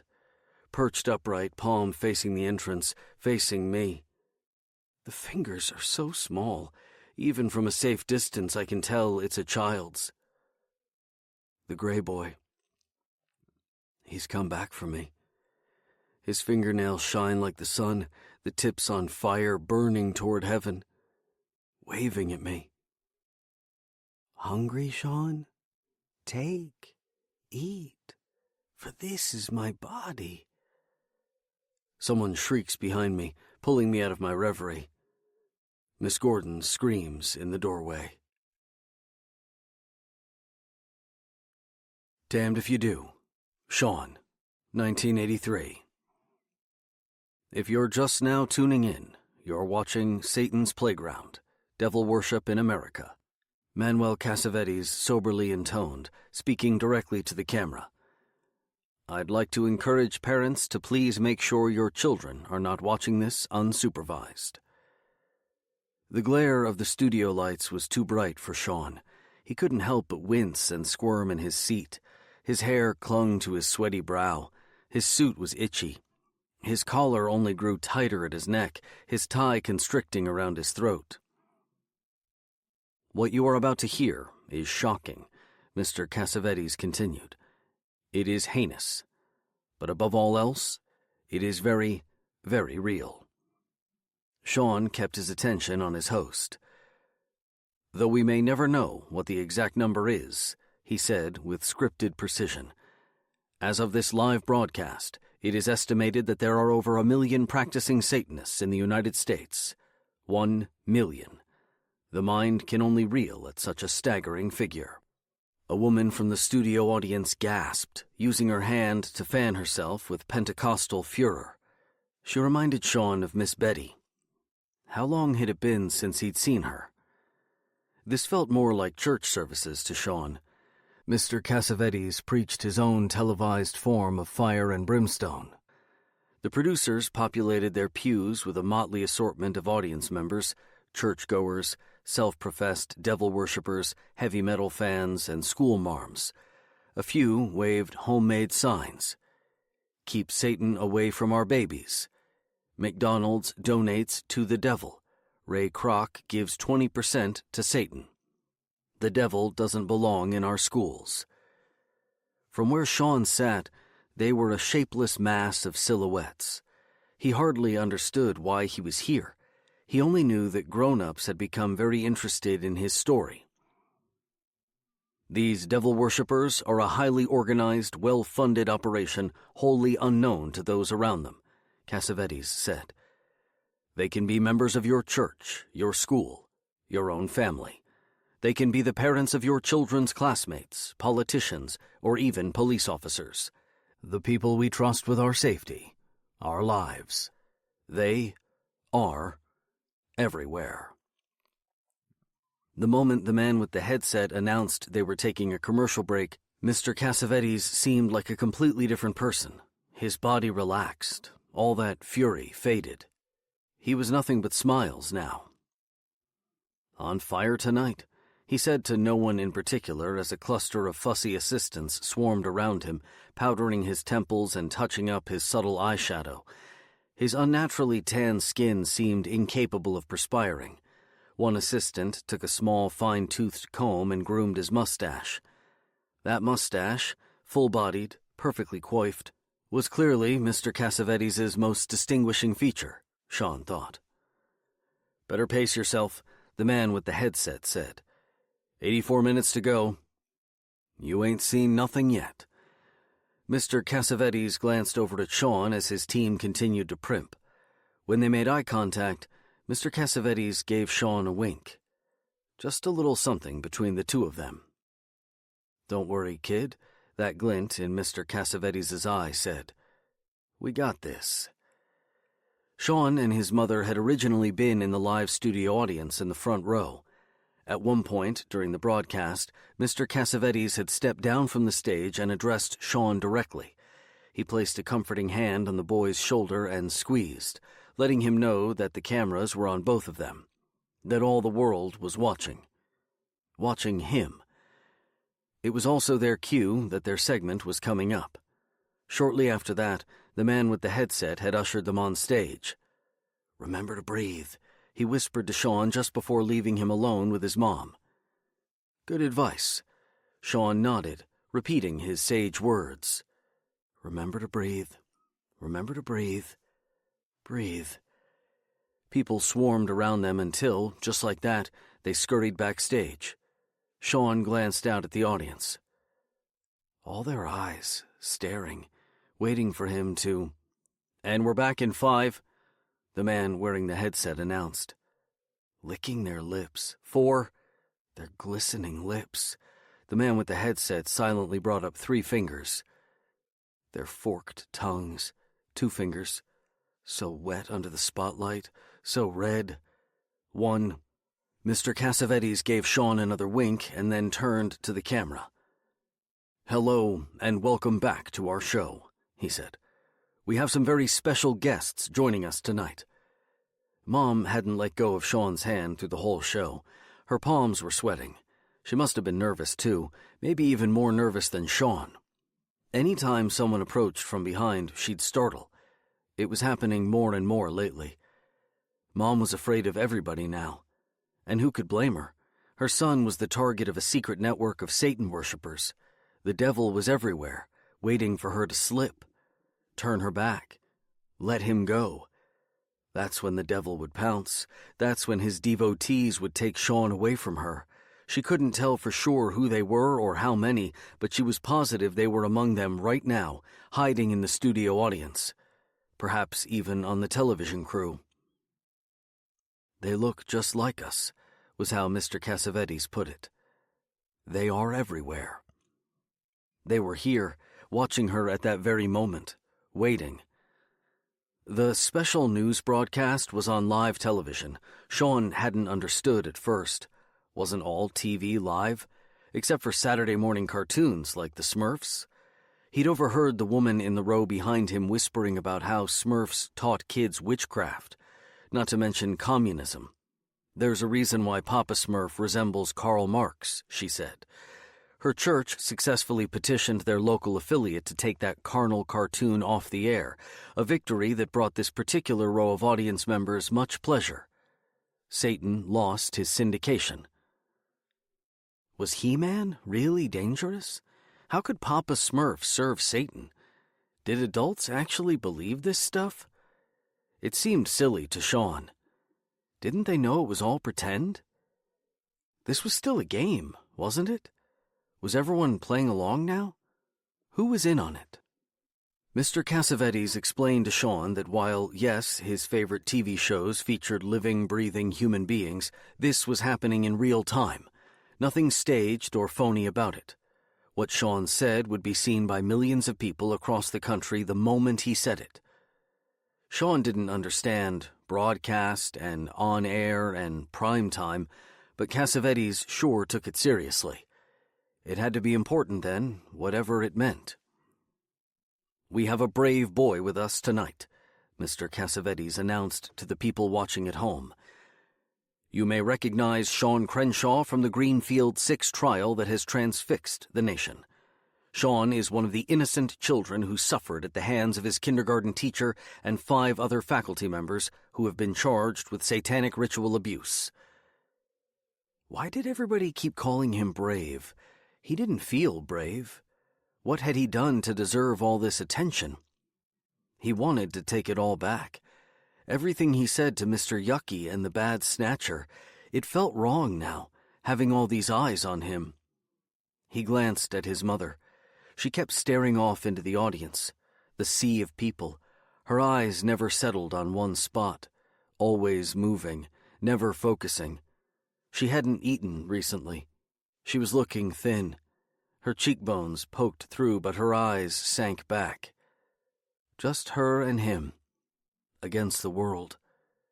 Just her and him, against the devil. Just her and him. And Miss Kinderman, who sat on the other side of Sean in a smart light purple pantsuit. Her hair looked different, shinier. She was wearing more makeup than usual, even more than she wore during their sessions. Her shoulders looked bigger somehow, puffier almost. Sean slowly brought his hand up and tapped her shoulder. It was squishy. Miss Kinderman belonged on TV, on Dallas with the other beautiful women. She smiled the widest smile whenever the cameras were pointed at her, or put on a thoughtful expression when Mr. Cassavetes asked a question that seemed to merit deep consideration.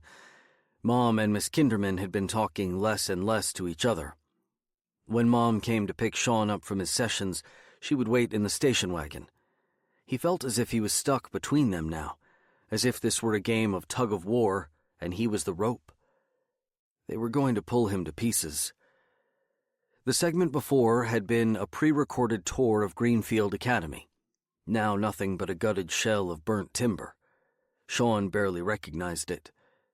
Was that Mr. Woodhouse's classroom? He didn't even realize his school had burned down. Mom had pulled him out months ago. Maybe longer? It was so hard to tell being stuck at home all day. "You'll go back next year," Mom promised. "We'll find you an even better school with new friends and better teachers and—" Sean didn't want to go to a new school. All the kids at Greenfield wanted to be his friend now, always asking him what happened, always wanting to hear his side of the story.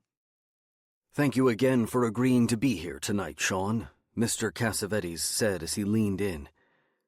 "Do you mind if I call you Sean? Speaking out like this takes courage. Courage a child your age should never have to show." Cassavetes turned away from Sean and faced the camera. "But the world is never just, is it? Out of the mouths of babes, as it says in Scripture." So many eyes. The eyes in the audience, the camera, that glass eye, staring. "How are you feeling, Sean? Are you scared? It's okay to be scared. I would be if I were in your shoes. But I want you to know you're safe here. With me." Sean nodded. "Now, Sean," Mr. Cassavetes started, just as he told him he would when they prepped backstage earlier that afternoon. "In your own words, as best as you can you describe how your teacher brought Satan into your classroom?" Sean nodded again. "He made us sit in a circle and close our eyes. He made us sing a song he taught us with funny words." It was so easy, saying these words. He'd said them so many times before. The more he spoke, the more he noticed how the audience reacted. A woman brought her hand to her mouth, stifling a gasp. Another woman's eyes glistened with tears. So many distraught faces, all of them saying, "Poor you. How brave." I want to remind our viewers that there have been multiple reports of grave desecrations, graffiti of occult symbols. Cassavetes had to keep the pace building without going too far. He quickly pivoted, crossing his arms and pinching his chin, as if to summon a question from somewhere deep within his valiant heart. "Sean, if you can, I'm curious. What made you take part in these terrible things? Why didn't you speak up? Tell your mother?" "Because—" What was Sean supposed to say again? "He was my teacher." Someone from the audience let out a shout, like a balloon popping. "My teacher," Mr. Cassavetes repeated. "Someone you have been told to trust, to depend on, to learn from. A teacher is supposed to show you the ways of the world. What hope do our children have if their own teachers are indoctrinating them into the ways of Satan?" Mr. Cassavetes let this question hang in the air for a moment. "Mrs. Crenshaw, I have to imagine this has been particularly difficult on you." Mom nodded. Her mouth made a funny shape. To Sean, it looked like she was sucking on a hard, sour candy. What is it like to hear your son say these things?" "It's—" she started, then halted.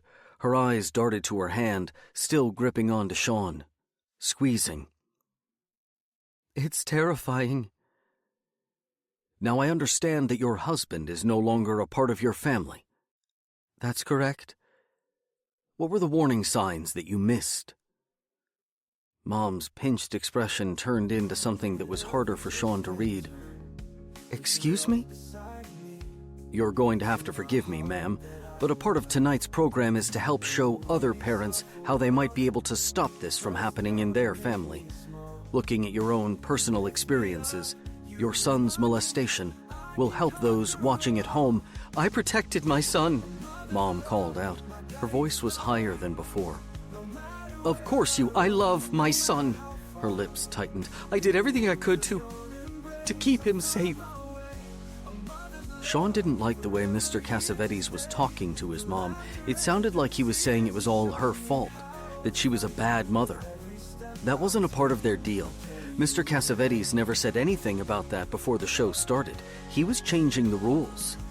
He was playing a different game, all by himself, with rules only he knew. Mr. Cassavetes was cheating. "And how do you react to claims your son made about cannibalism?" Sean's mother opened her mouth but couldn't speak. Cannibalism? Sean was suddenly stuck in the stickiness of the word.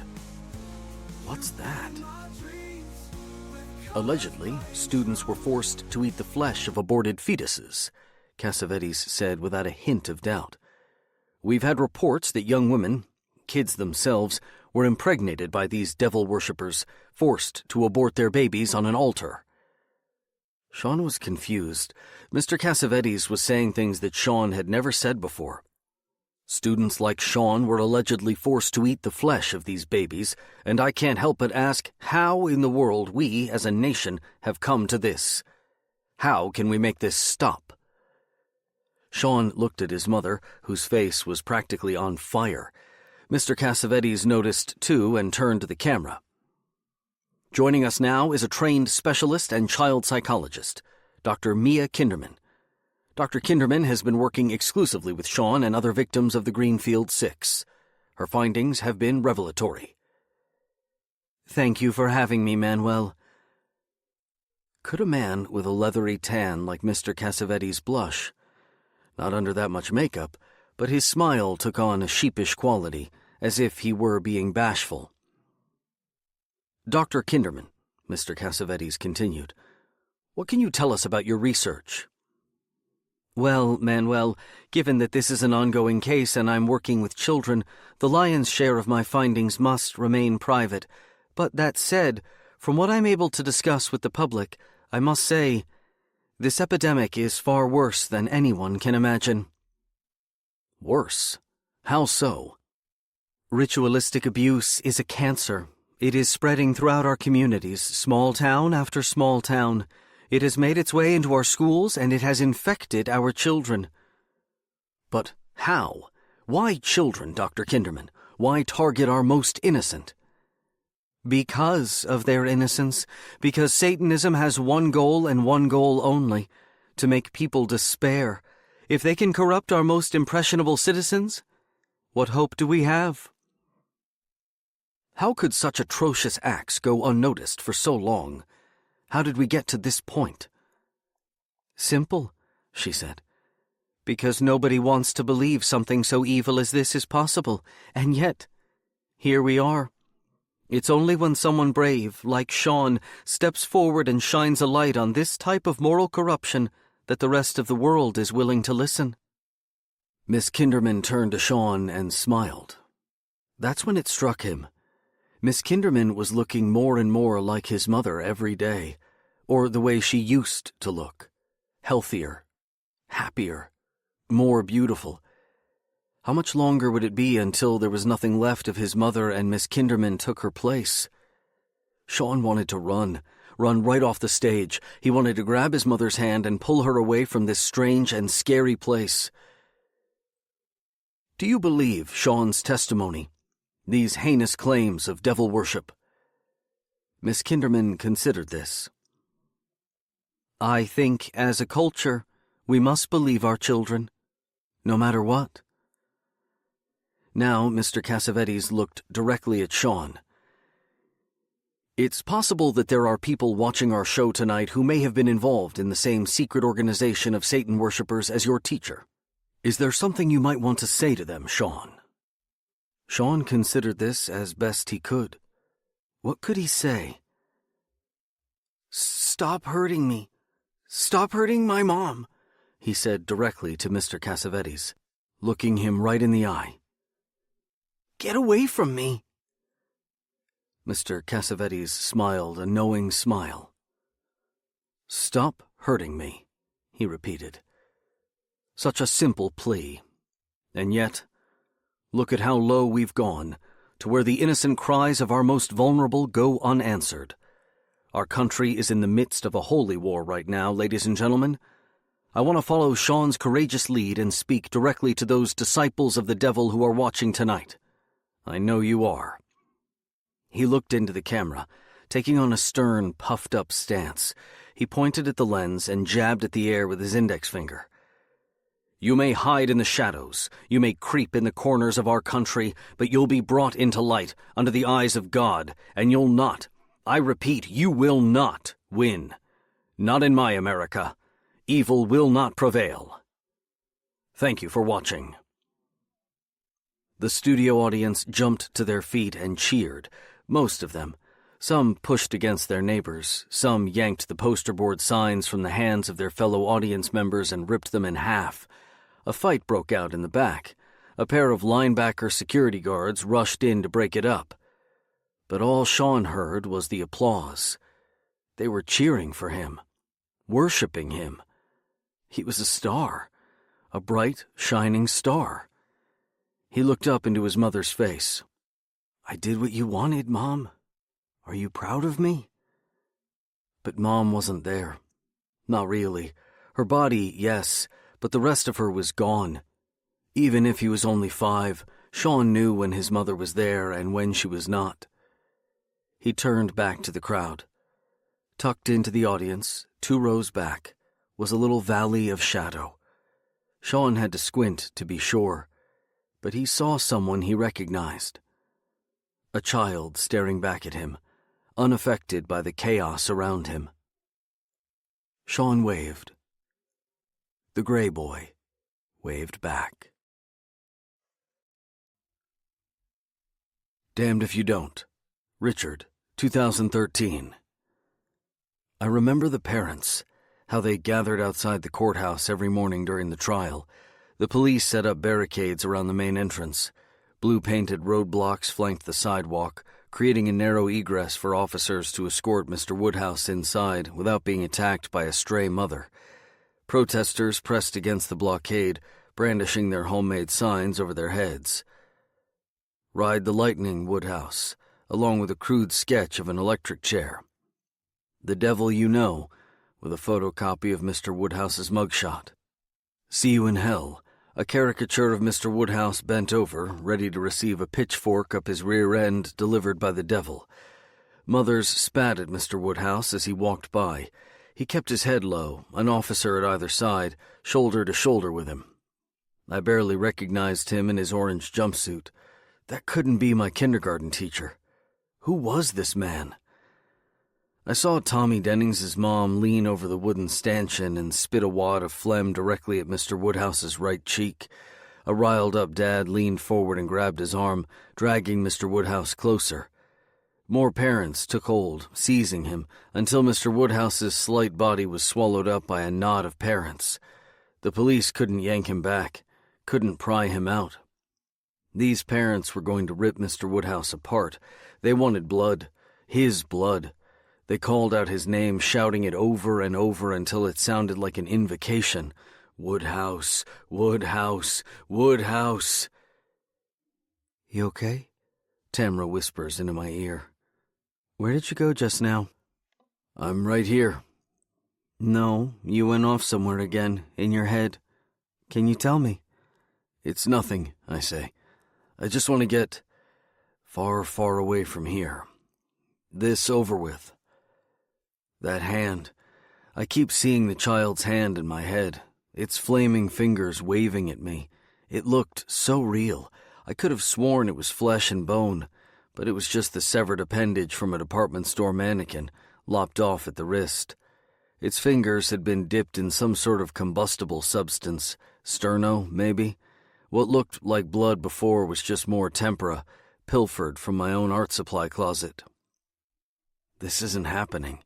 I keep repeating to myself. Sail away, sail away, sail away. I'm here, okay? Tamra squeezes my hand. You don't have to go through this alone. Condrey called an emergency PTA meeting that evening. There's no getting around this. She can only get out in front of it. She has to craft her own narrative of the incident in hopes of steering the conversation away from the rattled parents now demanding answers. A paranoid din has overtaken the auditorium. Every last seat is filled with distraught parents. I don't recognize any of these faces. The demographics of Danvers keep shifting. Fewer suits and ties, more beards and vintage dresses, hipster parents. Condrey kowtows to nearly every demand these eco-moms and dads have. Composting, a community garden, solar panels, a gluten-free lunch menu. Now they want answers for what happened in their school. The friends of Danvers want blood. If I could have everyone quiet down, please, Condrey announces into the microphone on stage. Let's begin, everybody. Thanks. I spot Sandy in the audience. Miss Levin brought her along, which seems strange. Parents don't usually drag their kids to these meetings. They'd be bored out of their minds. Hell, I'm usually bored out of my fucking skull. But Sandy's mother won't let her out of her sight. Not anymore.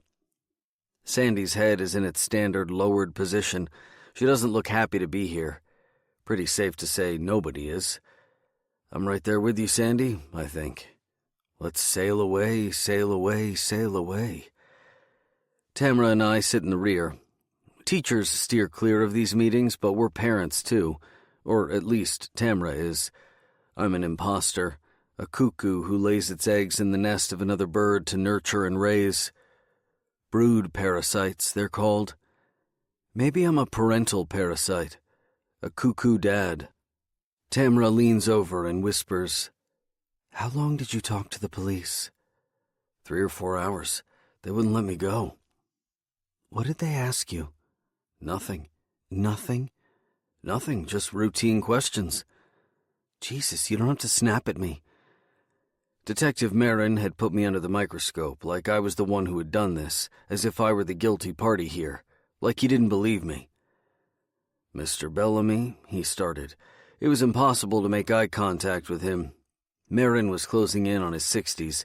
He'd probably attended the ritualistic crime seminars 30 years ago. Most police departments had to sit through the FBI slideshows on how to handle cases like mine that had been cropping up around the country. Had he learned about the warning signs? The telltale graffiti? The black candles and desecrated graves? Did he recognize me specifically? That's when I noticed a father staring at me. He's 4 rows ahead of us. His head is completely turned around, looking straight at me. Glaring. He's wearing a wool cashmere topcoat, slate gray. The lights have been left up in the auditorium, so there's no hiding in the dark. I glance over my shoulder just to make sure he's not looking at someone behind me, but no, there's no denying that he's staring right at me. The administration is more than happy to provide parents a voice for their concerns, Condrey announces before giving the school's official version of the events. Yes, the school immediately notified the authorities after this morning's incident. Yes, of course the matter was dealt with in the safest and most efficient manner possible. No minor laid eyes on the scene. Only the teacher whose classroom this unfortunate episode occurred in. Yes, it's true that one of the school's pets was found disemboweled on the soccer field a few days ago, but there is no evidence to suggest that these 2 incidents are related. Mrs. Condrey was calm and cool, like she'd been all day. She handled the whole fiasco rather efficiently when I showed up to her office, distraught and babbling. Come to think of it, she wasn't shocked at all. Like she already knew. The other teachers were quick to clamor around the door to my classroom. Everybody wanted to sneak a peek, see the burning fingers for themselves, the gray boy's hand. Don't call him that, I admonish myself. It's not him. Let's dispel any rumors here and now, Condrey says. The authorities have assured me that they will find who is responsible for this and bring him to justice. Bring him to justice. Everyone demands justice. But what they're really after is blood, I say into the microphone. Mr. Woodhouse made us drink blood. I'm sitting in a room and speaking into a microphone in front of other grown-ups. I'm telling the microphone about how Mr. Woodhouse would dig up graves of children and chop off their hands. A virgin's hands apparently were very powerful tools of black magic. A satanic priest could curse anyone they wished with it. I knew this because a police officer told me all about it. I heard him talking about how he'd read about black masses and what kind of rituals they perform in cemeteries. This seemed like a reasonable thing to share, like the right thing. Isn't that why the officer told me in the first place? To share with the microphone? You want to go? Tamra whispers. We can sneak out if you want to. Can we? Too late. Condrey opens the floor for questions. What's the administration doing? One dad in a navy blue cotton crewneck sweater asks. Are you just going to let our kids come to school and hope it doesn't happen again? We'll open our doors as soon as the police department says it's okay, Condrey offers. Hopefully tomorrow. Hopefully sends a wave of ire rippling through the audience. School closings meant a mad dash for childcare, which meant missing work, which meant time and money. What are the police doing? A mother calls out from the rear, decked out in a Glen plaid blazer. Do they have any leads? That's for the police to say, Condrey replies. I don't have any more information. I'm sorry, but this all sounds like bullshit to me. Condrey, our principal, our friend till the end, leans into the microphone and takes a quieter tone. Please, I'm just as stunned by all of this as you are, but let's try to keep calm. There's no need to resort to profanity. My mind wanders back to the interview with Marin. What did you see first? The open door. What was different about the classroom? The flickering? The pulse from the candles? Who else has keys to your room? The custodian? The principal? Miss Kinderman? When did you leave school the night before? After parent-teacher conferences? Can anyone verify where you were last night? Eli, Tamra, Mom, Kinderman? And what time did you arrive at school this morning? Early? One of the first, if not the very first? Why do you think someone would do this? They know who I am? What I've done? Do you think it's something personal? Mom told me things must come full circle. Are there any parents or teachers who you've had any disagreements with recently? Others. There are others. Why you, Mr. Bellamy? I couldn't tell Detective Marin who I was, who I am. If he knew about Sean, then he would think that I was the one, that I had... I don't know about you, another father says. He's wearing a charcoal wool herringbone half-zip sweater. But I'm not bringing my kid back until whoever did this is behind bars. An echo of consent rises. Pull out your pitchforks, parents. I thought we were better than this. We couldn't fall for this type of hysteria now. But here it is, history repeating itself. Full circle. People, please. Condrey has to fight hard to keep things on track. Conversations break off. Separate pockets of upset parents speak among themselves, whispering around me. Let me assure you, this school, our school, is a safe space. Your children are safe here at Danvers. How? Another parent asks. I couldn't see who. All I have is their voice, brimming with indignation. How could you let something like this happen? More shouts of self-righteous consent sound off. The anger is rising. an anger that echoes through history, the circle completing itself. Circle time, the birthday card read, nestled within Professor Howdy's open chest cavity. Written just for me, for Sean, on our birthday. Mr. Woodhouse was 36 when the trial started, when he killed himself. Happy birthday, Sean, I think, since nobody else will say it. Just like Woodhouse. After the interview with Marin, I looked up Kinderman and found out she's still alive. No surprise there, and has a listed number. She's been waiting for me to find her, to give her a call. I programmed her number into my cell, but I couldn't muster the courage to dial. Not yet. What would she even say to me? Hello, Sean, I've been waiting for you. She followed me to Danvers. She entered my new life, and now she's exacting some sort of, some sort of twisted counter-narrative that replicates my testimony from when I was a child? To what end? Another woman in the auditorium is staring at me. Who is she? Others.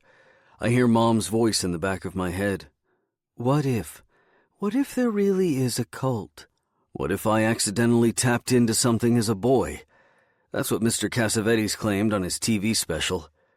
What if my stories were true? What if there is a secret organization of devil worshippers? It sounds absurd. I should be laughing my ass off for even thinking it. But what if? What if they're here? What if they're sitting around me right now? What if they're in this auditorium hiding among all the mothers and fathers? What if they're parents? The faculty, the admin, Jesus, even the police. Who knows how far this network goes? An image of my mother comes back to me. Her face, her paranoia, her delusions. That's what they were. The people she passed on the street, the strangers she saw wandering outside our window. At the peak of her paranoia, Mom believed, actually believed. She never realized her own son, her angel, her own flesh and blood, had lied to her. To the press, to everyone. Miss Levin stands up from her seat. I can see she's clearly working up the nerve to speak. My daughter? She starts, waiting for the room to quiet down. Nobody hears her. Nobody but me. I'm all ears. I am bearing witness. My daughter was in that art class, she calls out. She's scanning the room, looking for a sympathetic face. My daughter told me that he...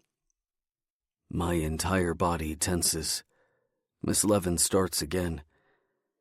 My daughter told me that Mr. Bellamy... I can't breathe. He... Miss Levin continues, her voice filling the vast expanse of the auditorium. He told their class how to play these games, to do these things to each other, while he watched.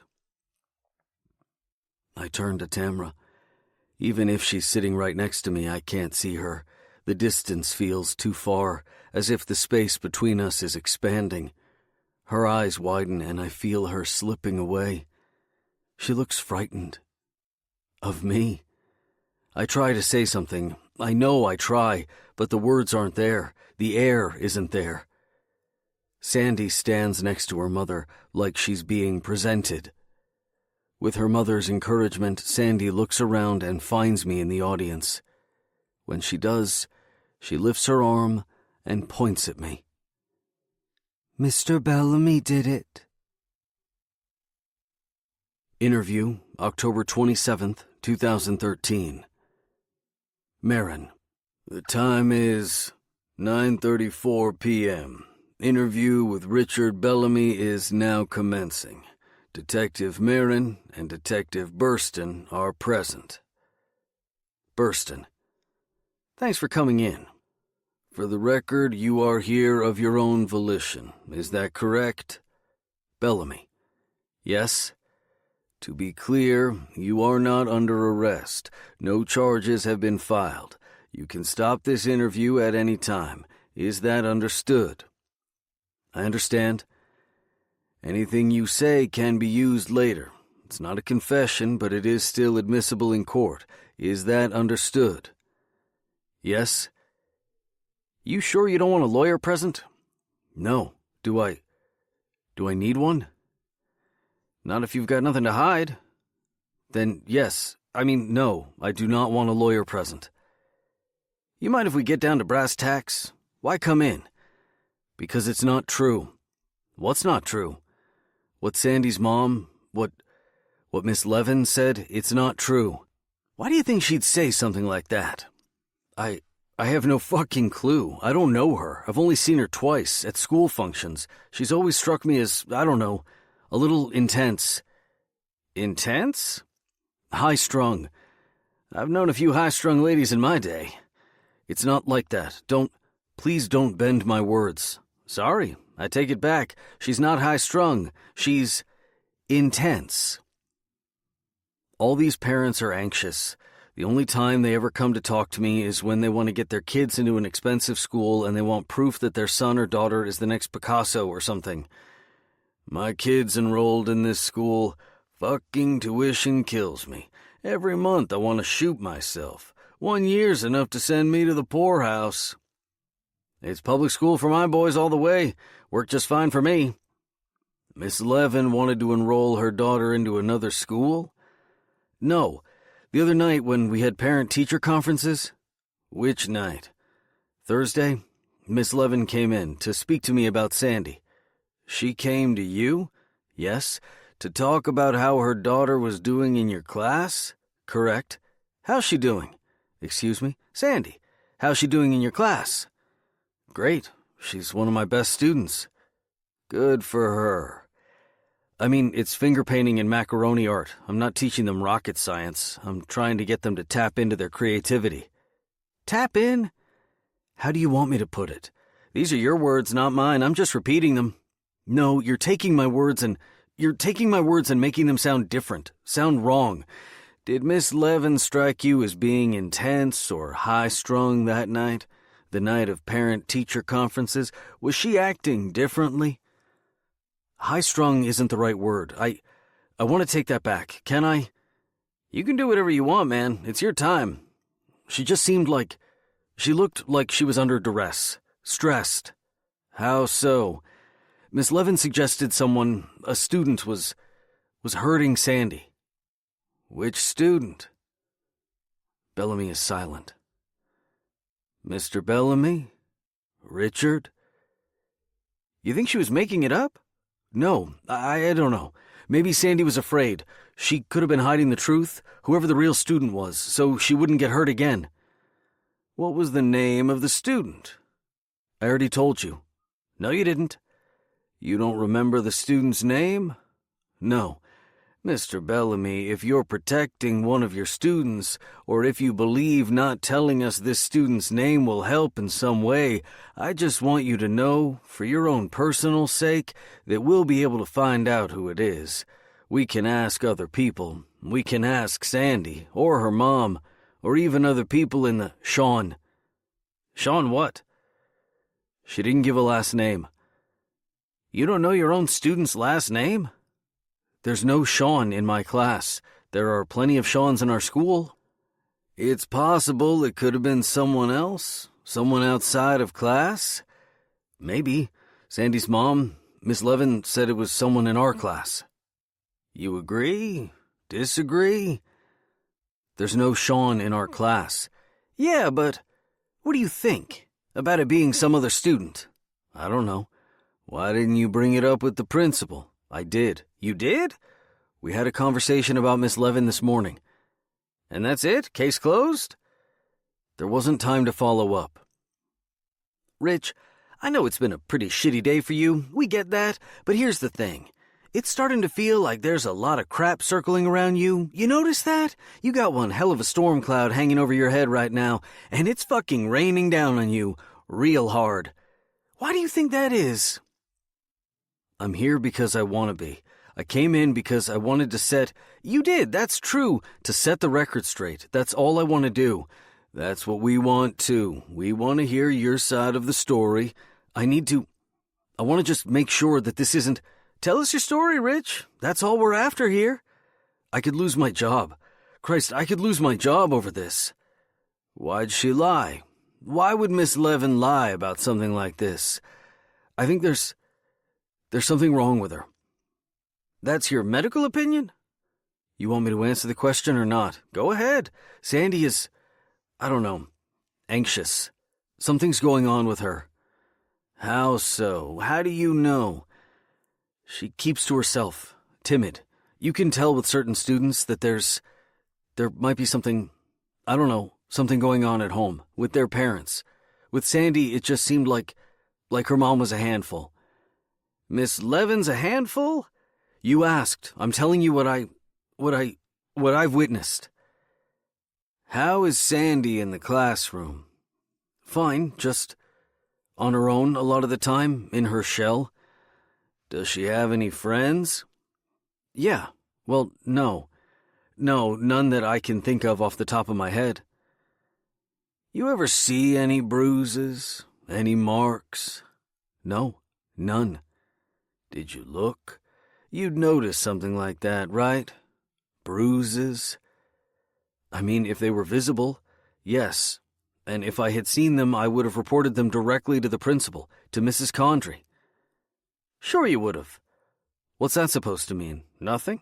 No, what did you mean by that? You're tired. Maybe we should do this another time. I know how this looks, but it's not true. It's not. I need to... We get it. Then why are you looking at me like that? Like what? Like I'm... Nothing's come up in class before? No other complaints? No fights? Why don't you ask Mrs. Condry? We're asking you. No complaints. No problems with any other students, their parents. No.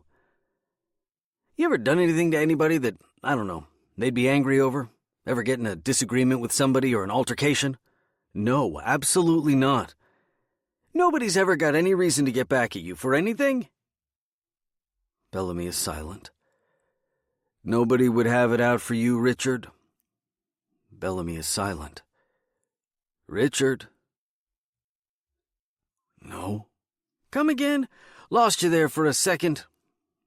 No. So, let's put it this way. Yeah, you came in. Yeah, you're here of your own volition, and that's all good. That makes our job a lot easier. I didn't do anything, I swear. You sure you're not misremembering anything? Maybe there's something you're forgetting. Something you're not telling us? I didn't do anything. How many times do I have to say it? It's all right. We're all friends here. You can tell us. Tell you what? What is there to tell? I didn't do... You got to see this as an opportunity, Rich. This is your one and only chance to get out in front of the story, you know? Before it takes on a life of its own. All we want to hear is the truth. I have been telling you the truth. Feels like you might be hiding something. Or forgetting something? How about that? People forget things all the time, and then one day, oh, there it is, right out of the blue. How could I ever forget that? Know what I'm saying? I have nothing to hide. See, Richard, when you say stuff like that, hate to break it to you. What? What? It makes you sound like you have something to hide. But I don't. Maybe you don't want to remember. Maybe you've done something and you're trying to hide it from yourself. Shit like that happens all the time. You can't be serious. Or are you serious right now? You'd be surprised what people lie to themselves about. People lie to themselves all the time. You just gotta be honest with yourself, Rich. Come clean. I haven't done any... Only a matter of time, Richard. Whoa, wait. Hold on, just hold on. What's going on here? Get it off your chest.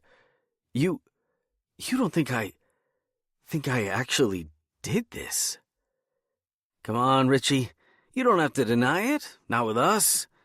I'm not denying anything. We're going to find out what we want to find out sooner or later. And if we find out you've been lying to us, well, then you're in a whole heap of trouble. There's nothing to... You came in here, all on your own. That says a lot, don't you think? Speaks volumes. The truth shall set you free, as they say. But I didn't... You'll feel better if you do.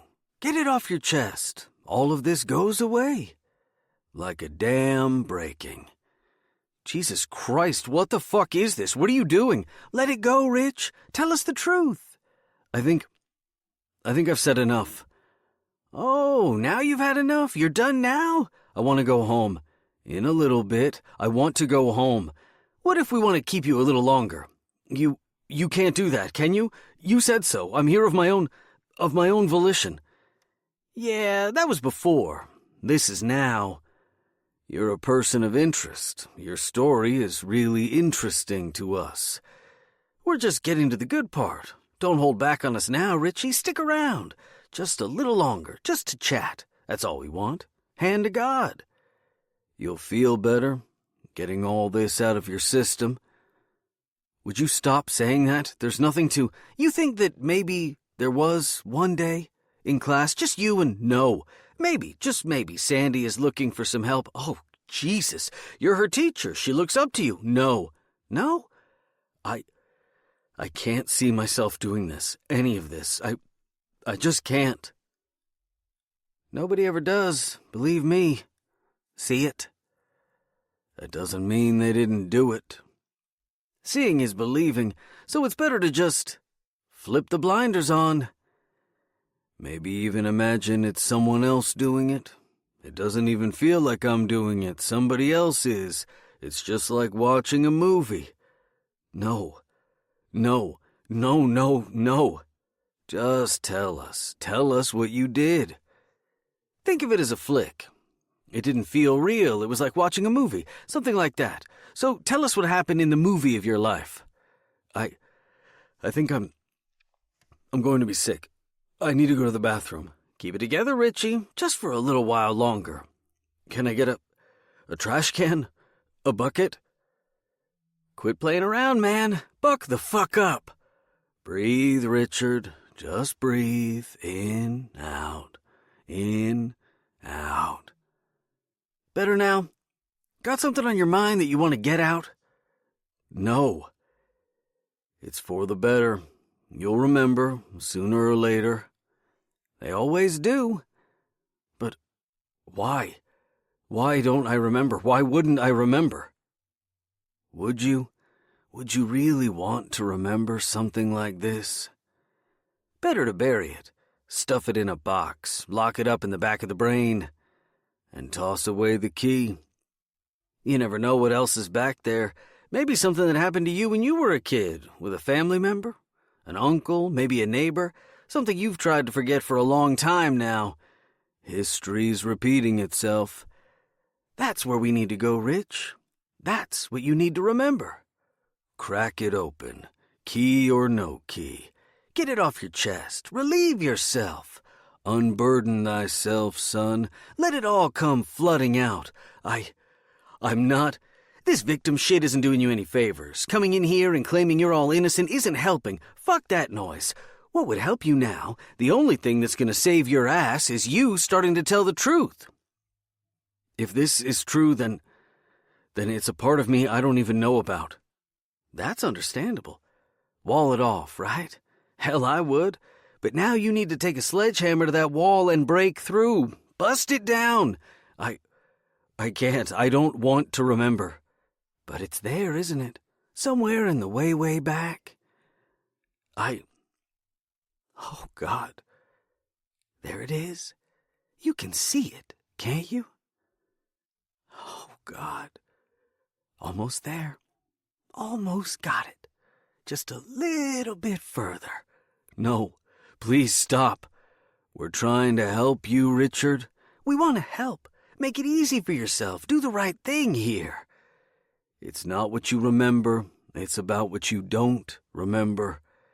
I don't want to remember any of it. See? Your brain is working overtime to keep you from remembering. It's trying to protect you by forgetting. Instead of you racking your brain over what you remember, start with what you don't. Think of Sandy. Yes, think of Sandy. Do it for her. For Sandy. That's it. For Sandy. For Sean. Richard? Bellamy is silent. Hey? Richie, where'd you go? I want a lawyer. Ah, come on. Don't do that. Not now. Not while the getting's good. We were just getting somewhere. You go that way, you lawyer up on us, Richie, I swear to fucking Christ on my mother's fucking grave, we will come after you. We will come after you so fucking hard you won't know what hit you. You'll get down on your knees and beg for forgiveness. Do you understand that this is your one and only chance to do something right, to make this right and make it all go away? You get this shot once in a fucking lifetime, my friend, and it's right here, right fucking now. You lawyer up, so help me, you'll never get this chance again. This is your chance to atone, to confess. You know what they do to fucks like you in prison, Richie? Do you know what they will do to you when they find out why you're there? You won't last a fucking night, Richie. You won't live to see your first fucking sunset. Richard, please, this is your last chance. Don't do this to yourself. Don't do this to the people you love, your family. Talk to us before it's too late. Bellamy is silent. Richard? I want my lawyer.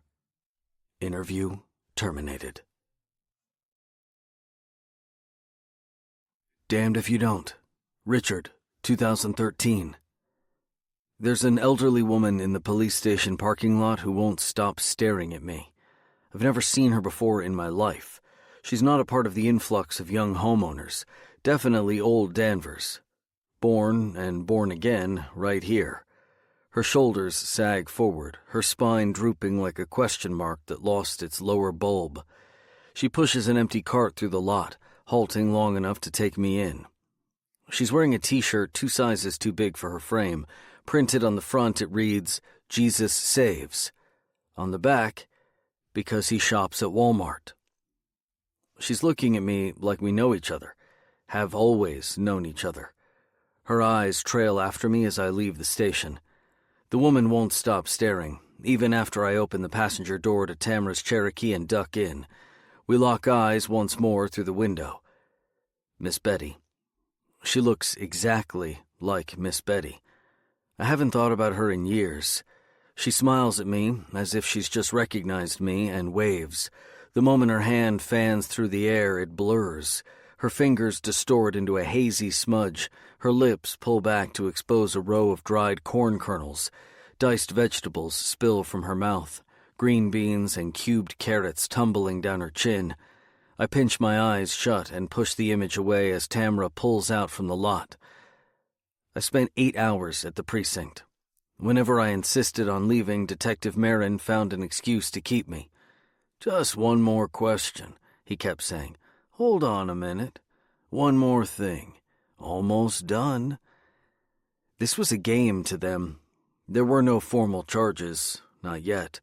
Marin considered me permissible to be at large, which meant I was free to go. I wasn't considered a flight risk. We'll be keeping an eye on you, Marin said. Don't go too far, okay? Where would I even go? Where could I run to now? They had already found me. The others. I haven't slept for days. I'm losing track of time. I can't think straight. There's a persistent buzz in my head that only I can hear, like a paper wasp's nest, like Dunstan's humming, throwing me off balance. I can't keep my equilibrium. Everything feels fuzzy around the edges. The sharp corners of the building look like carpet fibers to me.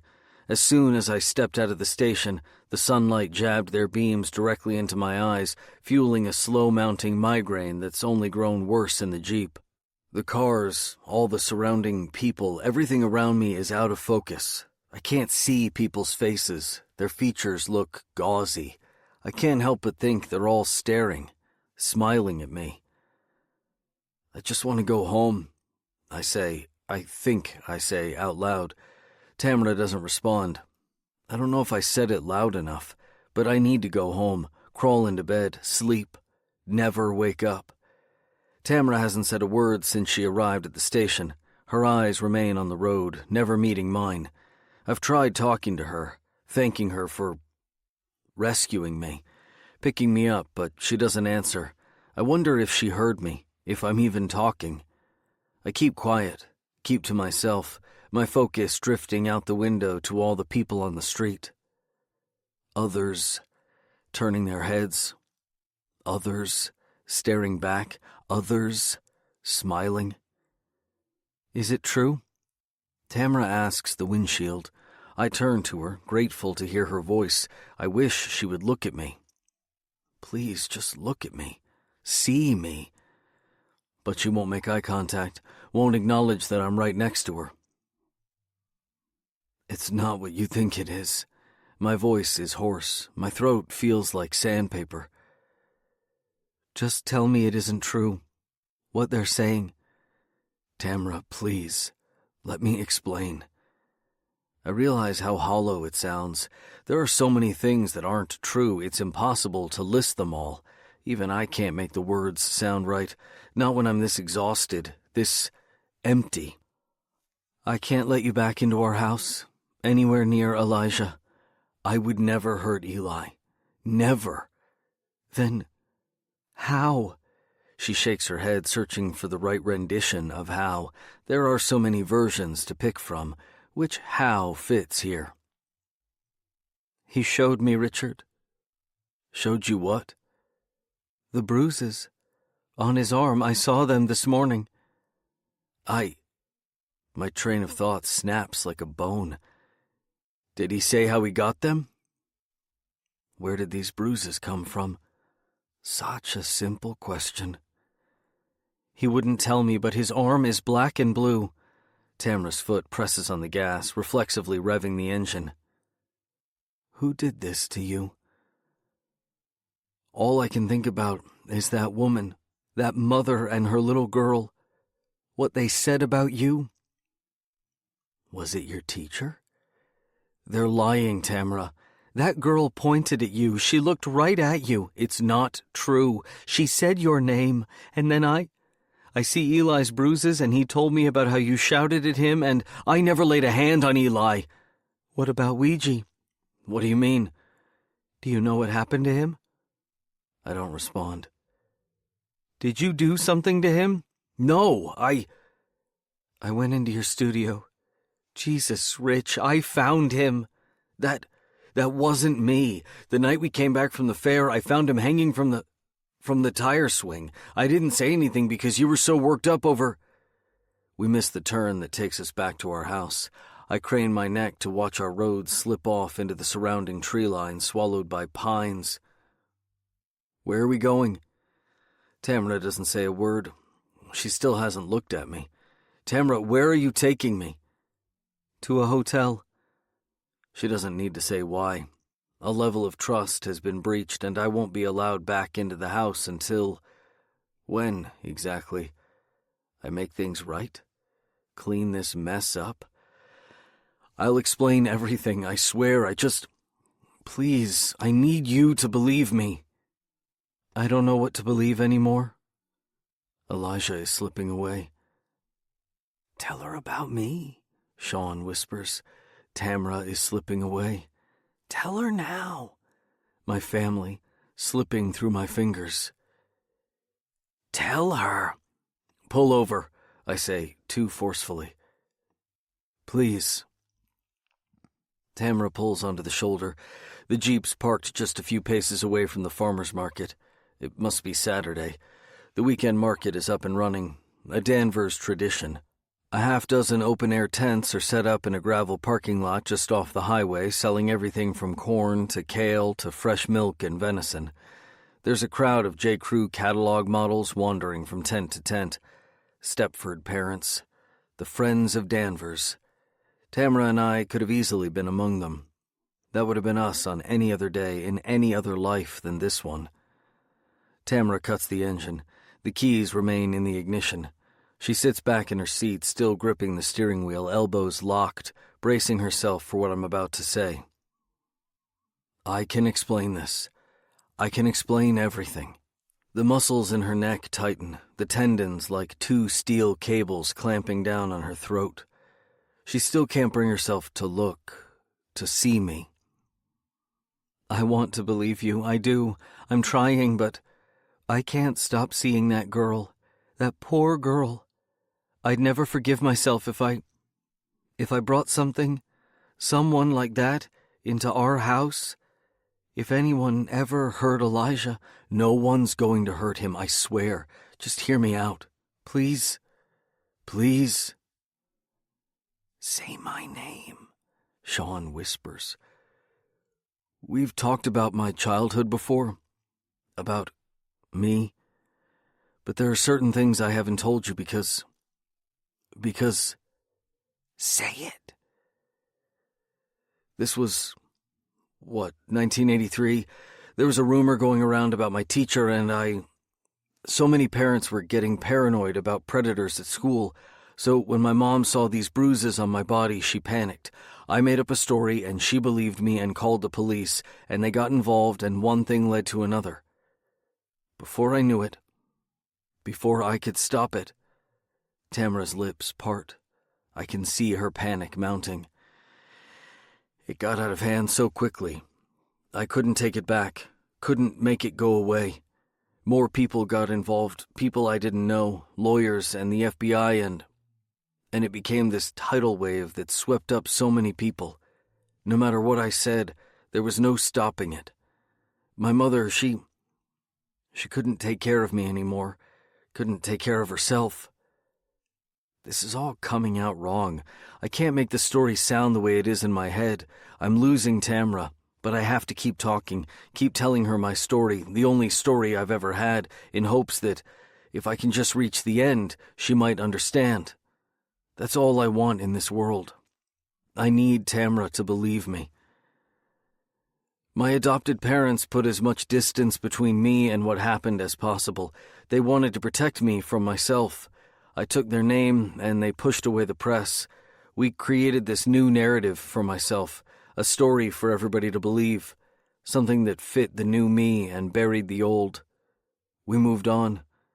It was like we forgot it even happened. Forgot me, I want to say. I forgot, too. Please just look at me, I want to say. It's me. It's Richard. No, it's not, Sean whispers. I was 5. Most of it I can't remember anymore. That part of me, that part of my life, it feels like a bad dream now. It doesn't exist. This is who I am now.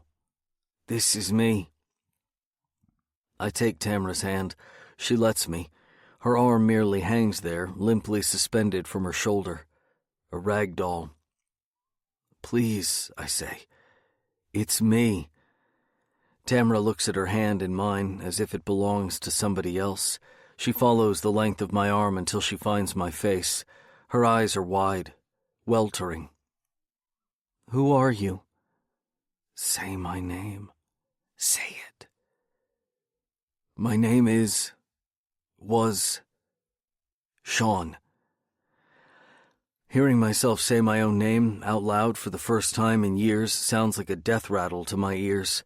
That last exhalation before passing away. It releases Sean. The presence of my childhood self fills the car with a pungent odor, something decaying. A dead child. A gray boy. For the longest time I wondered, even fantasized, that coming clean and saying his name would somehow unburden myself. A weight lifting off the shoulders. But there's no relief. No divestment, no shedding of skin. I'm still me, whoever that is. Who are you? She repeats. It's not a question this time, not anymore. Tamara, please, I need your help. Someone, I don't know who, is using my past to... She yanks her arm away and brings both hands to her face, rubbing her eyes. Her sleeve tugs at her elbow, exposing the lower coil of her tattoo. I stared at the snake wrapped around her arm, the serpent conjured from her scars. It looks like a dagger to me, a winding knife. I lose myself in Tamara's tattoo. All her tattoos, all the images on her body represent something significant in her life. She imbued her body with deeper meaning, like an open book. A book of spells. Tamara, my witch. What had she said about the thistle on her thigh? It's supposed to break hexes? What did the compass symbolize? What about the star on her shoulder? She keeps asking me who I am, but what about her? Who was she? What if Tamra was one of them? One of the others? I just got into the car with a complete stranger, forgetting every warning we were told as children. All this time, for our entire relationship, what if she always knew I was Sean? Asking that one simple question opens a floodgate of others. They begin with a trickle, the queries dribbling from my head, but more questions come rushing in. They won't stop now. What if Sean is the reason Tamra was with me in the first place? What if she was tending to me, holding on to me until the others were ready? How else could she have fallen in love with me? All this time she knew. She knew I was Sean because... How else? How else could she have ever loved someone like me? The scar along her arm, the story she told me. What if that's not really how she got it? What if she received the burn? What if she was branded, marked? Isn't that what they do? I know it's not true, that it couldn't possibly be true, but what if? That's all I have now. This nagging sense of doubt echoes through my head. What if, what if, what if, what if? What about the cardboard box, the remnants of Hank left out in the garage? Tamra must have known I'd go through his belongings. She wanted me to find them. What if she wanted me to become him? The two of us stare at each other like we've never known each other at all. What do you want from me? Tamra's face tightens. Excuse me? How did you find me? What the fuck are you talking about? How long have you known? What are you going to do? She slams her fist against my shoulder. Get out! Get out of my fucking car!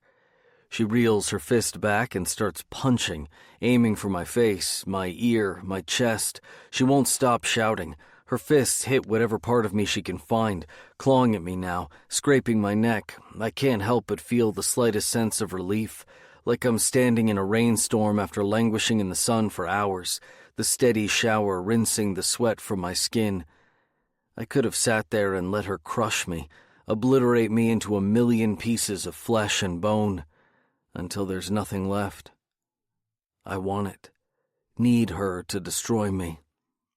Get out, get out, get out! I finally open the door and spill onto the shoulder. I hit the ground. Gravel digs into my arm, cutting me. Picking myself up, I stare back at Tamra as she turns the ignition. Tamra, don't come near my son ever again. My son. Not 2 days ago, he had been so close to becoming our son. Gone now. Tamra speeds off without shutting the door. The tires kick up loose gravel before the Jeep reaches the pavement and screeches away. I stand at the side of the road watching her go. I'm not alone. Across the street, a couple is just leaving the farmer's market. They're dressed to match, him in a slate gray cashmere cardigan and her in a mock turtleneck sweater of the same hue. She's carrying a tote bag full of freshly shucked corn. Strands of silk still cling to the ears. At this distance, it looks like hair. Blonde hair. Wisps spill over the brim and flutter in the wind. When the road is clear, the man releases the woman's hand and runs across the street. Everything okay? I'm fine. I feel my knees buckle, my legs weakening, unable to hold the rest of myself up. I start to list. The man grabs my arm before I fall. I just need to. A sob escapes my mouth. It comes from deep within my chest. Hey, it's okay. I got you. You're not alone. Not alone. He says it calmly, so reassuringly. He wants me to feel safe. I lose myself in his clean-shaven face, not a nick on his chin. His skin still has the remnants of a summer tan, but somehow I can't put his features together. His face is a puzzle to me, scattered about. It's Richard, right? I pull out from his grip and stumble back. How do you know my name? Whoa, easy now. He holds his hands up in a placating gesture, as if to assure me that everything's just fine, that this is all just a big misunderstanding. that I'm not alone. This is, weird, but he lets out an awkward chuckle. Sorry, this isn't how I expected this to go, but I'm Hank. He holds out his hand for me. I'm Elijah's father, he offers. His hand remains open for me to take. Or I was. I've been thinking about reaching out to Tamara lately, but could never figure out the timing. My stomach turns over. I knew I'd seen him at the fair. I knew it. What do you want from us? Hank's expression hitches. Look, this isn't how I thought this would all go down. My girlfriend and I... He turns to the woman across the street watching us. She switches her tote from one hand to the next. The decapitated head inside must be getting heavy. Live in Mechanicsville. I didn't know Tamara and Eli were living here. Or hell, that she even got remarried. I just filled in the gaps with Facebook after I saw you two together. He offers up a reassuring smile as if to say, trust me. I don't know what Tamara's told you, he continues. I'm sure it's not pretty, but I've cleaned up since we were together. Did a solid stint in rehab. Now I'm in the program. Been spending the last year or so trying to make amends and just... I feel like it can't be an accident that I'm here in the same town as her and Eli. Can't be an accident. Look, I can tell this is a bad time. Why don't we just exchange numbers and maybe I... Stay away. None of this is coincidence. None of this is by chance. He's a part of this. He's been following me. Can't be an accident. I'm sorry if I... Stay away from me. I rush off, leaving him by the side of the highway. I glance over my shoulder to make sure he's not following. He stands there, struck. His girlfriend has crossed the street now, the two of them standing together, staring at me as I pick up my pace. That's him? I swear I hear her whisper. That's him. The farmer's market. The customers are watching, staring. Now they're all whispering. That's him, they say. The art teacher. They know who I am. How do they all know? What if... People are watching. On the street, from the other side of windows, they have the same look in their eyes. I see them speaking to each other, discussing me under their breath, their hushed tones just out of earshot. What if they've always been here, hiding among us? Have you seen me? The telephone poles all ask the same question. Now I can. I see them all. Missing, help. It's too late. The animals go first. That's a part of their ritual. Now they're ready for me. They don't think I see them. I have to pretend that I don't notice. It's impossible not to sense their eyes following me down the street, wherever I go. There are eyes everywhere. They are here right now, hiding in plain sight. They look like you or me or anyone else. But they are watching. Always watching. I never believed. Never thought it was true. What if Mom was right? What if she saw them and I didn't believe her? What if the stories are true? Mr. Cassavetes's closing thought was practically a sermon. He stood before the studio audience as if they were his congregation.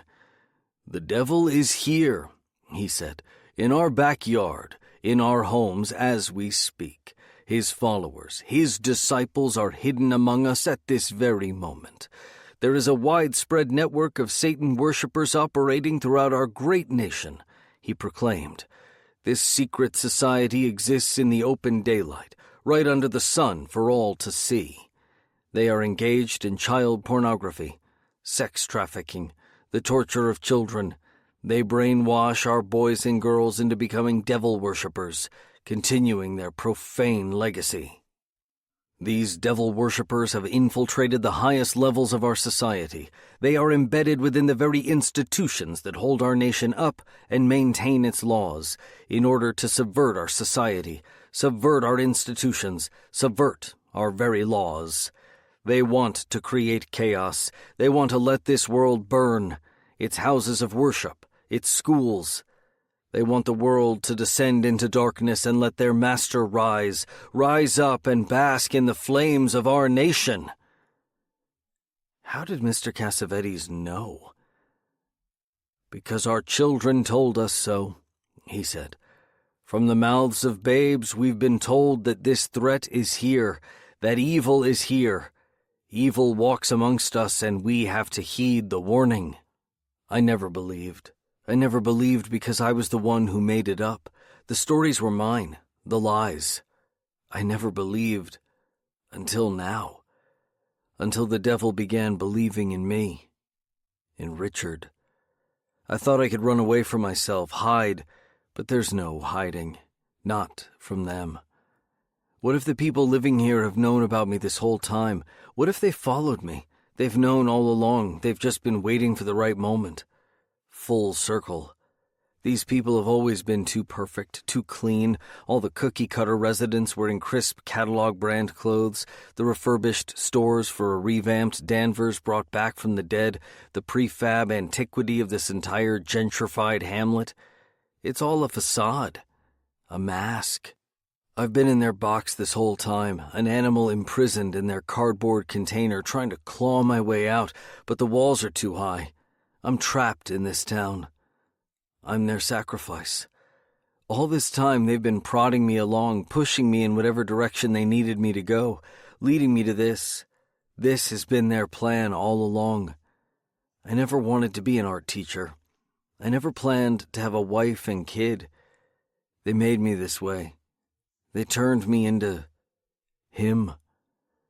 Now I see them everywhere. You have to know what to look for. The devil's in the details. They look like us, talk like us. They are us. There, that woman. There, that man. This whole fucking fake town. Danvers is just an elaborate cage to keep me in until they're ready. Finish what they started all those years ago. To sacrifice me. I'm trapped. A rabbit in a cardboard box. I rub my eyes, kneading the sleeplessness from them. The sheer weight of exhaustion. Everything's blurring. The sun stings. A bird in my pocket begins to trill. My phone. I don't want to answer, but how can't I? This is never going to end. They know where I am. They've always known. I answer without saying a word, bringing the phone to my ear. "It's time, Sean," Mom whispers. Her voice sounds so compassionate. There's a tenderness to her words. I can hear it. "Put an end to all this. It's for your own good, son." Why are you doing this to me? I sound pitiful, such a frightened little boy. "Come home, Sean. Come back to me. I'm waiting for you, honey." The line goes dead. I need to run, hide, get as far away from these people as humanly possible. I sense them following. They're right behind me, just at my back, keeping a safe distance so I won't notice. But there's more of them now. More eyes. All of them saying my name, whispering it. They know my name. They all know my name. Sean. Sean. Sean. School. I can hide in my classroom. It's the only place. There's nowhere else for me now. Nowhere safe. Damned if you do. Sean, 1983. Wake up, Sean. First, he felt fingernails, then shaking. He couldn't wake up. He was tired, so very tired. Sean, wake up. Sean! His eyes snapped open. The room was dark, but he could just barely make out his mother kneeling right next to him, her hands clinging to his Star Wars sheets. It almost seemed like she'd never left his side after they said their bedtime prayers. "What time is—" "Shh," she hissed. Sean felt her fingernails dig into his skin, leaving their mark. She glanced around the room as if to make sure no one heard. "Don't say a word. They're here." She took his hand. Her breathing was erratic, chest rising and falling. I woke up when I heard something outside my window, scratching. Claws. I peeked out and I saw them. Mom's grip tightened, crushing his bird-like bones. "Mom, you're hurting me." This seemed to bring her back to the room, to Sean. She blinked once, twice, looking at him, almost as if she had forgotten who she was talking to. They're trying to find a way in. Sean had a nightlight next to his bed, a plastic mold of Papa Smurf that glowed a dull blue. There wasn't nearly enough light to illuminate his whole room, but it was adequate at keeping the shadows at bay around the headboard of his bed. To protect you from monsters, Mom had promised when she first plugged it in. Bathed in this blue light, Mom looked a little like a monster herself. Her skin was drained of blood, her eyes were sunken, her cheekbones hollow. "We have to get out of here," she whispered. "We have to go. Now." She leapt to her feet and yanked Sean out of bed, almost dislocating his arm. "Ow! Quiet!" she hissed again. They made their way into the hall. Pressing her back against the wall, Mom slowly slid down the darkened corridor. She kept one hand against Sean's chest, shielding him from whatever danger might be hiding a step or two ahead, a mother bear protecting her cub. They passed the kitchen. Mom had stopped doing the dishes weeks ago. Stacks of dirty plates and bowls rose up from the sink, spilling onto the counter. Sean could just make out the faint buzz of flies. The lingering smell had a greasy sting to it, rotten fruit and spaghetti sauce. When did they last eat spaghetti? Wasn't that a week ago? The days blended together by now. When was the last time he'd left the house? Sean didn't want to tell Mom she'd missed his 6th birthday. He was pretty positive it was a month ago by now, but maybe he was wrong. The last time he mentioned it to her, she merely stared off into space, not focusing on him but drifting into a thought that she didn't want to share. The curtains in the living room were always closed now. If Sean ever went near them, Mom slapped his wrist. Even during the day, she insisted they stay down. Sunlight never made its way into their house anymore. The family remained sealed behind the blinds for fear that one of the lingering news crews might be right outside their window, ready to capture them on camera. They wouldn't leave Sean alone. Whenever the two of them stepped out for an appointment with Miss Kinderman, the reporters swarmed. The women in their pencil skirts, mics in hand, shouting their questions, the probing lens of their cameras zooming in on Sean's face. The longer the trial dragged on, the more interest there was in Sean. There were always a half-dozen roving eyewitness news vans stationed on the block, barricading their driveway. The network call letters seemed like complicated math equations Sean wasn't equipped to calculate.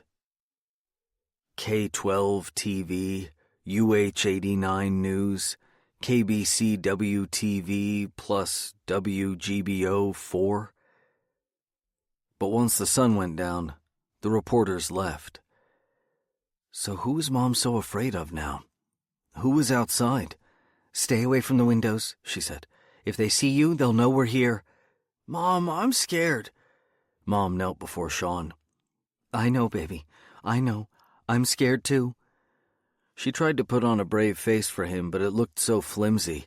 A maternal mask that didn't quite fit. Even in the dark, he could tell she was pretending. She held her hand up, but hesitated to touch him, struggling to find the most consoling spot on Sean's body. She settled on combing the hair out of his eyes with her fingers, just the gentlest brushing back of his bangs from his brow. It had been so long since he'd gotten a haircut. Mom used to do it, tried to at least, but the last time she had taken a pair of scissors to his hair, his bangs came out completely lopsided. "He can't look like a weed whacker attacked him," the prosecutor scolded her. "Here's $5. Take him to the barber and fix it." That had been months ago. "I need you to be brave for me, okay?" Mom said, snapping Sean from his thoughts and back to their living room. "I need for you to stay here while I go get a few things, okay? Don't leave me." "It'll just be for a little while, okay? Less than a minute." "Where are we going?" "It's not safe here anymore," she said. "They know we're here. We need to get out of the house. Just stay here, sit on the couch, and stay very, very still. I'll be right back." "No." He grabbed her this time, wrapping his arms around her and holding on. She pried free from his grip, holding him at an arm's length. "Just don't make a sound. Do you understand? Be brave for me." Sean nodded. "Good, baby. That's good." She wrapped her arms around him and squeezed, forcing the air from his lungs in a little puff. I promise I won't let anything happen to you. Not this time. This time. Sean didn't understand what she meant by this, not at first, but after she left him on the living room couch and he was all alone, all by himself, with nothing but the silence of the room and his own wandering thoughts, it dawned on him, slowly but surely. This time meant Mr. Woodhouse, the other teachers. She meant Sean's story, about them hurting him. She believed him, always believed him, believed every word, his words. Sean slowly turned his head toward the window. Just on the other side of the curtain was... what, exactly? More teachers? More of these bad people? That's what his mother believed. Did he believe it too? All the bad people from his testimony were closing in. Mom heard them, she said. Right now, outside, trying to get in. Was Miss Kinderman outside? Was she one of them? Had she been helping them all along? Perhaps this was part of her plan. First she would replace his mother, swap bodies with her. Then she'd have Sean all to herself. She could do whatever she wanted with him. Sean slid across the couch until he could reach the curtain with his fingers. He slowly lifted his hand, pinched the fabric. He peered outside and didn't see anyone. The street was empty. Nobody was there. Mom seized Sean by the wrist, wrenching his hand back from the curtain. "Don't!" she yelled, trying to keep her voice low but failing. "Don't let them see you." She yanked him into the center of the living room. On one knee, she leaned into his face and whispered, "Listen to me, Sean. Listen. I need you to be brave for me, okay? I have to get the car out of the garage, but as soon as I start the engine, they'll know we're trying to run." Even when she couldn't focus on him, jumping at every stray sound, Sean gave his mother his undivided attention. Whatever game she was playing, it felt safer to play along. "I need you to hide in the back seat, okay?" she said. "Don't make a sound." How could he tell her none of this was real? How could he make her believe him now? If he told her the truth, what would she say? Would she believe it? Believe him? "Once we're out of the house, there's no coming back. Never again." "But what about—" "Shh!" She brought her finger up, but instead of pressing it to her own lips, she forced it against his. He felt her index finger settle into the divot of his upper lip. "They're listening." This was wrong. He knew that. This felt all wrong. But he couldn't stop it. Stop her. "I'm going to protect you this time," she said. "I promise. We're going somewhere where they'll never, ever find you. Never again." She wrapped her arms around him and hugged him so tight it almost hurt. Her breath was warm against the side of his face, the heat of her exhales seeping into his ear. "Don't let them see you." For the first time in all of Sean's life, he was suddenly afraid. Truly afraid. Afraid of his mother. "Let's go, baby." She kissed his temple. "My brave boy." Damned If You Don't. Richard, 2013. Condrey welcomes students back with a sunny-sounding announcement over the intercom. Her voice reverberates through each classroom, swearing everything is all right. "Nothing to fear here, kiddies." Most parents have kept their kids at home today, even if school has reopened. That makes it easy for me to slip through the cafeteria loading dock. I just have to wait until first period starts before entering the hall, hiding until the bell rings. The door to my classroom is sealed with police tape. I tear it away like a child unwrapping a Christmas gift. I close the door behind me before flipping on the lights. When my eyes settle on the mess, I feel my knees soften.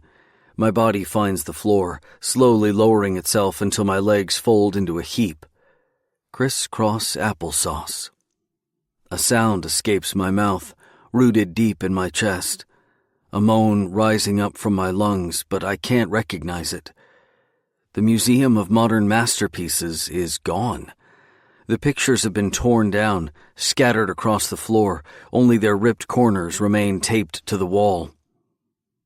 My classroom was supposed to be a safe space. Now there's nowhere else to run. Kinderman 1. I have no choice but to call her. There's nothing left. I have no one else to talk to.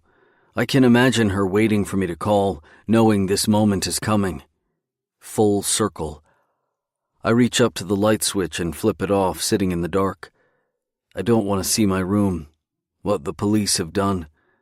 They've desecrated this space. Kinderman picks up on the 4th ring. Hello? I recognize her voice. It doesn't sound like the woman who's been calling me. Doesn't sound like my mother at all. Who is this? It's not Richard. Sean. Sean? It's a question not born out of concern but confusion. She has no idea who I am. It hasn't hit her yet. The memory of me. She's still in the dark. Sean Crenshaw. When she doesn't respond, I say, "You tried to replace my mother." How did you get this number?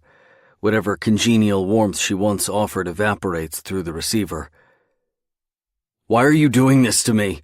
I didn't mean to shout, but something about the tone of her voice, the confusion and contempt, makes me furious. I trusted you. My mother trusted you. You made me say these things. You made me see them, believe in them. Sean, I don't know what you... Stop trying to be my mother! I'm sorry, Sean. There's nothing I can do for you. She's choosing her words carefully, speaking in an even tone. Everything I did was to protect the children. To protect you. You're lying. Nobody else was willing to listen, to let you all tell your side of the story. I listened. I listened to all the children. We were doing good work. We were protecting you. All of you.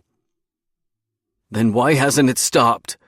My voice rises again. Why is it happening again? Now? She's pretending not to understand. Don't lie to me. I believed you, Sean, trusted you. But you lied to me. To all of us. Kinderman's voice rises. I had to close my practice because of you. I lost everything, and all I did was give you a voice. I helped you tell your side of the story when nobody else was willing to listen. I refuse to believe her. I can't. She's lying. She has to be. How did you find me? Silence. Then, coldly, don't call this number again. Why are you doing this to me? If you call, I'll notify the police. Why? The line goes dead. I dial again. It rings before going to voicemail. You have reached the... I hang up, dial again. This time it goes straight to voicemail. You have reached... I dial again. You have... Again. You... I leave my classroom and walk swiftly down the hall. Most rooms are only half full. The students turn and notice me peering in, eyes wide at the sight of me.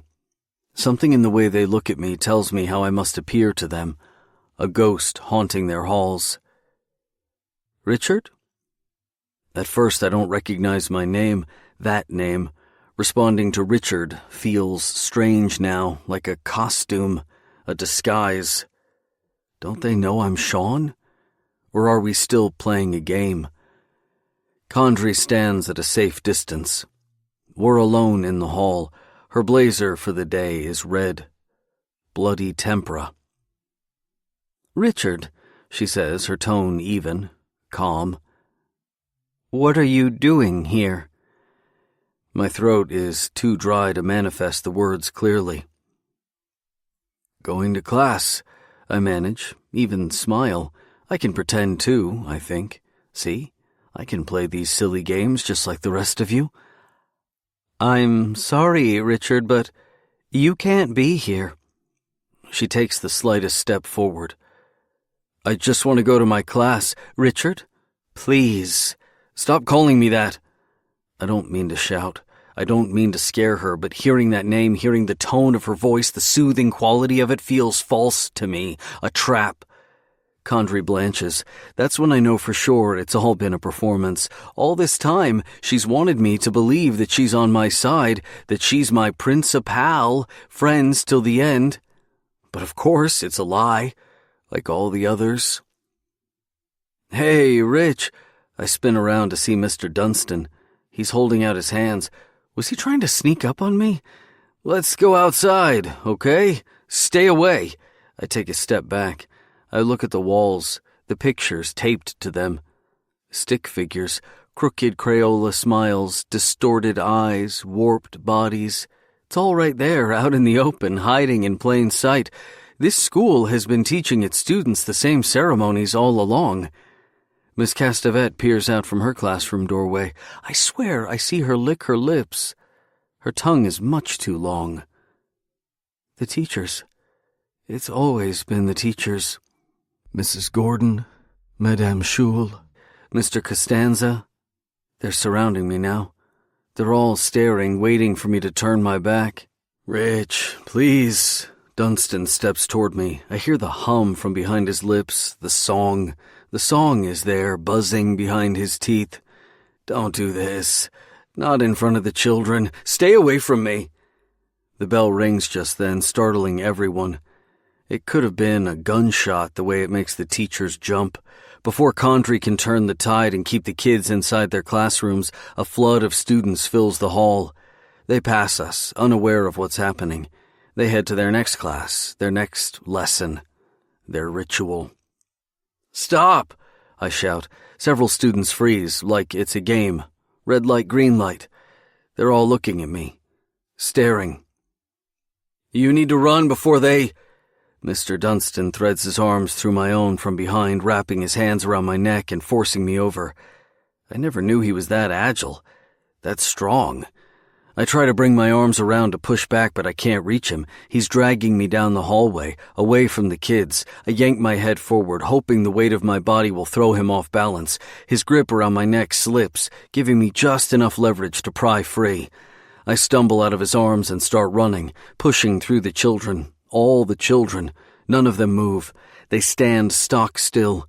Some are crying, eyes wide, mouths open. It's too late for them. Too late to save them.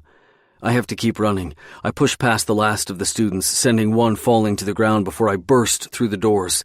The sun is too bright. It stings. I have to shield my eyes. A black pillar of smoke snakes into the sky, winding its way over town. The column is close enough to see it roil and contort from the tree line. It looks as if it's coming from behind the school, along the bike path, toward the houses just on the other side. Our house. Damned If You Don't.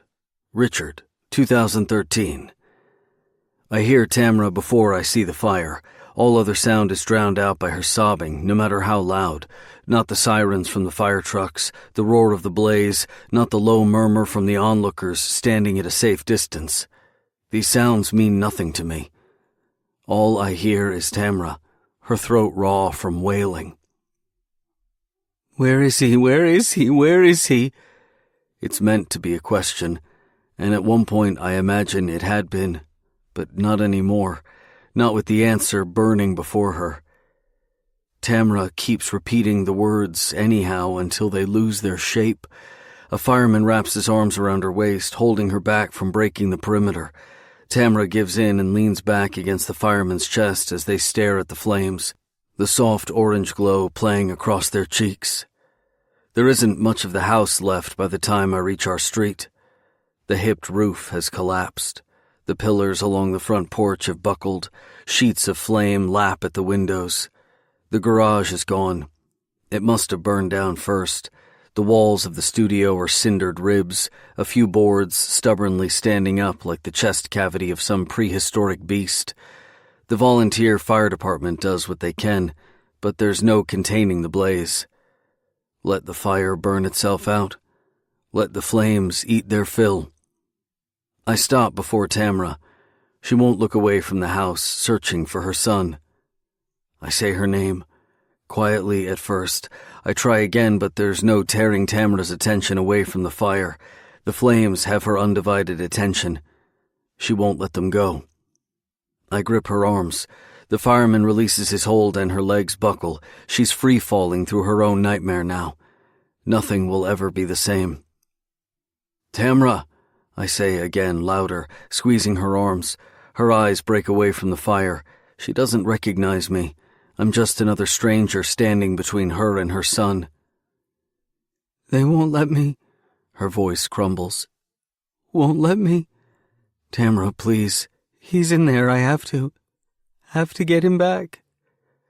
All at once, her muscles snap taut. She pulls out from my grip, suddenly seeing me for the first time. What did you do? Tamra, I didn't. This wasn't... Get away from me! Tamra turns and marches toward the embers of her house. Tamra! I race after her, catching her before she walks into the fire. She would have climbed those melting steps if she could. I have to get him back. Tamra, stop! As soon as I get my hands around her, pulling her away from the fire, she screams and starts digging her fingernails into my skin, clawing at me. It takes 2 firefighters to pull her back. She nearly overpowers us all, her sheer determination to save her son filling her with adrenaline. But it's too late. He's still in there. He's still in there. Please, someone save my son, my boy, please. I let her go, watching as the firefighters drag Tamra away from the flames. Her voice carries. There's no escaping it. A group of onlookers stands at a safe distance. They gather together to watch the fire devour our house. These are our neighbors, but I don't recognize them. Not anymore. They want this.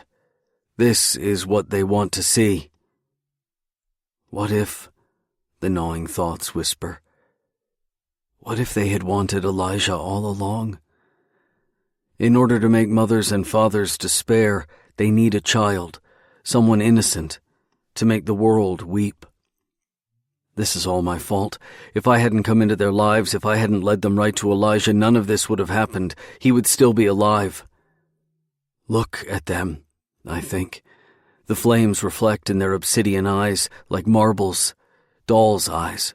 They're basking in the flames, rejoicing. It won't be long before they'll be dancing, all of them locking arms and circling the blaze, their voices lifting higher, higher as they all sing. They'll rip their clothes off and dance around the inferno naked, their wrinkled bodies writhing. The world is burning. The devil has won. Is this what you want? I shout. Everyone's attention turns to me, snapping away from the fire. Is this what you're after? My legs give out and I find myself on the ground. My mouth opens to sob, but there's nothing there. No sound. I'm empty. Completely empty. Eli's gone. The thought echoes through my head. Eli's gone. The devil has won. My eyes settle upon a hand in front of me, a woman's hand, palm facing the sky. I look up to see Sandy's mother reaching for me. She smiles warmly, like Mom once did. Time for a road trip. Damned If You Don't. Richard, 2013. Elijah is fast asleep in the back seat of Miss Levin's Honda Accord, completely lost to the world and all the chaos conjured up by his absence. He knows he's not supposed to talk to strangers. Then again, Miss Levin isn't exactly a stranger, is she? Not with Sandy at her side. There she is, too, fast asleep in the back seat, buckled in right beside him. The car is parked a few blocks away, hidden within the shade of a paper birch. How long have they been asleep? How could the sirens not wake them? How could Elijah not hear his mother shrieking? Get in, Miss Levin says. Fuck you, I say, summoning my last iota of defiance. Get in, Sean. She slides into the driver's seat. The engine turns, humming to life. Her hands rest on the wheel, glaring at me through the passenger window. I'm not letting her drive away with Elijah. I open the passenger door and climb in beside her. Miss Levin pulls out a thermos from the footwell. There's a chipped picture of Papa Smurf on its side. Most of the paint has faded, leaving behind a blue phantom. I had a thermos just like it when I was a kid. Hi, C, she answers before I ask. Hope you like cherry. I couldn't find orange. I turn to the back seat, taking in Eli. I notice his lips are stained a deep pink. So are Sandy's. No. We're not leaving until you drink, Miss Levin says. I won't. If you don't, you'll never know what happened to your mother. I know what happened. Do you? I'm sure you've told yourself all kinds of things so you can sleep at night, no matter who it hurts. Everyone around you is nothing but collateral damage to your lies. She's relying on my sense of curiosity to see this through, to understand. Of course, she's right. I've come this far. Can't stop now. I have to know, have to see this through to the bitter end. She doesn't need to put a gun to my head. She knows I'll follow her. We're playing a game. Simon says, drink. I take a deep pull directly from the thermos. A flood of artificial flavoring spreads through my empty stomach, much too sweet. I haven't had high C since I was a kid. That's not so bad, is it? Drink it up. She's treating me like a child. I notice a chalky undertaste on my tongue, a hidden bitterness lingering in the juice. Why burn down our house? You think I did that? She almost laughs. Talk to your neighbors, not me. I didn't do anything. None of this is true. This isn't me. Sounds familiar, she says. People will believe anything when they're afraid, especially when it's their own children at risk, and when you put a face to their fear, give it a name of someone they know, someone from their own community maybe, well, that person becomes a monster in everyone else's eyes. It doesn't matter if he's innocent or not anymore, because all anyone will ever see when they look at that person again is a monster. She offers this up so casually, so matter-of-factly, as if we were merely having a conversation between friends and she's giving me some sage advice, a helping hand. Who are you? She looks over at me and smiles. It's not threatening in any way, just hurt. It stings her somehow. You don't remember me, do you? You don't remember anything at all. I know her. That's what she's insinuating. I know her from somewhere. Where? When? Jenna. Jenna. Had I known Miss Levin's first name was Jenna? Jenna Woodhouse. You knew my father. Levin was my mother's maiden name.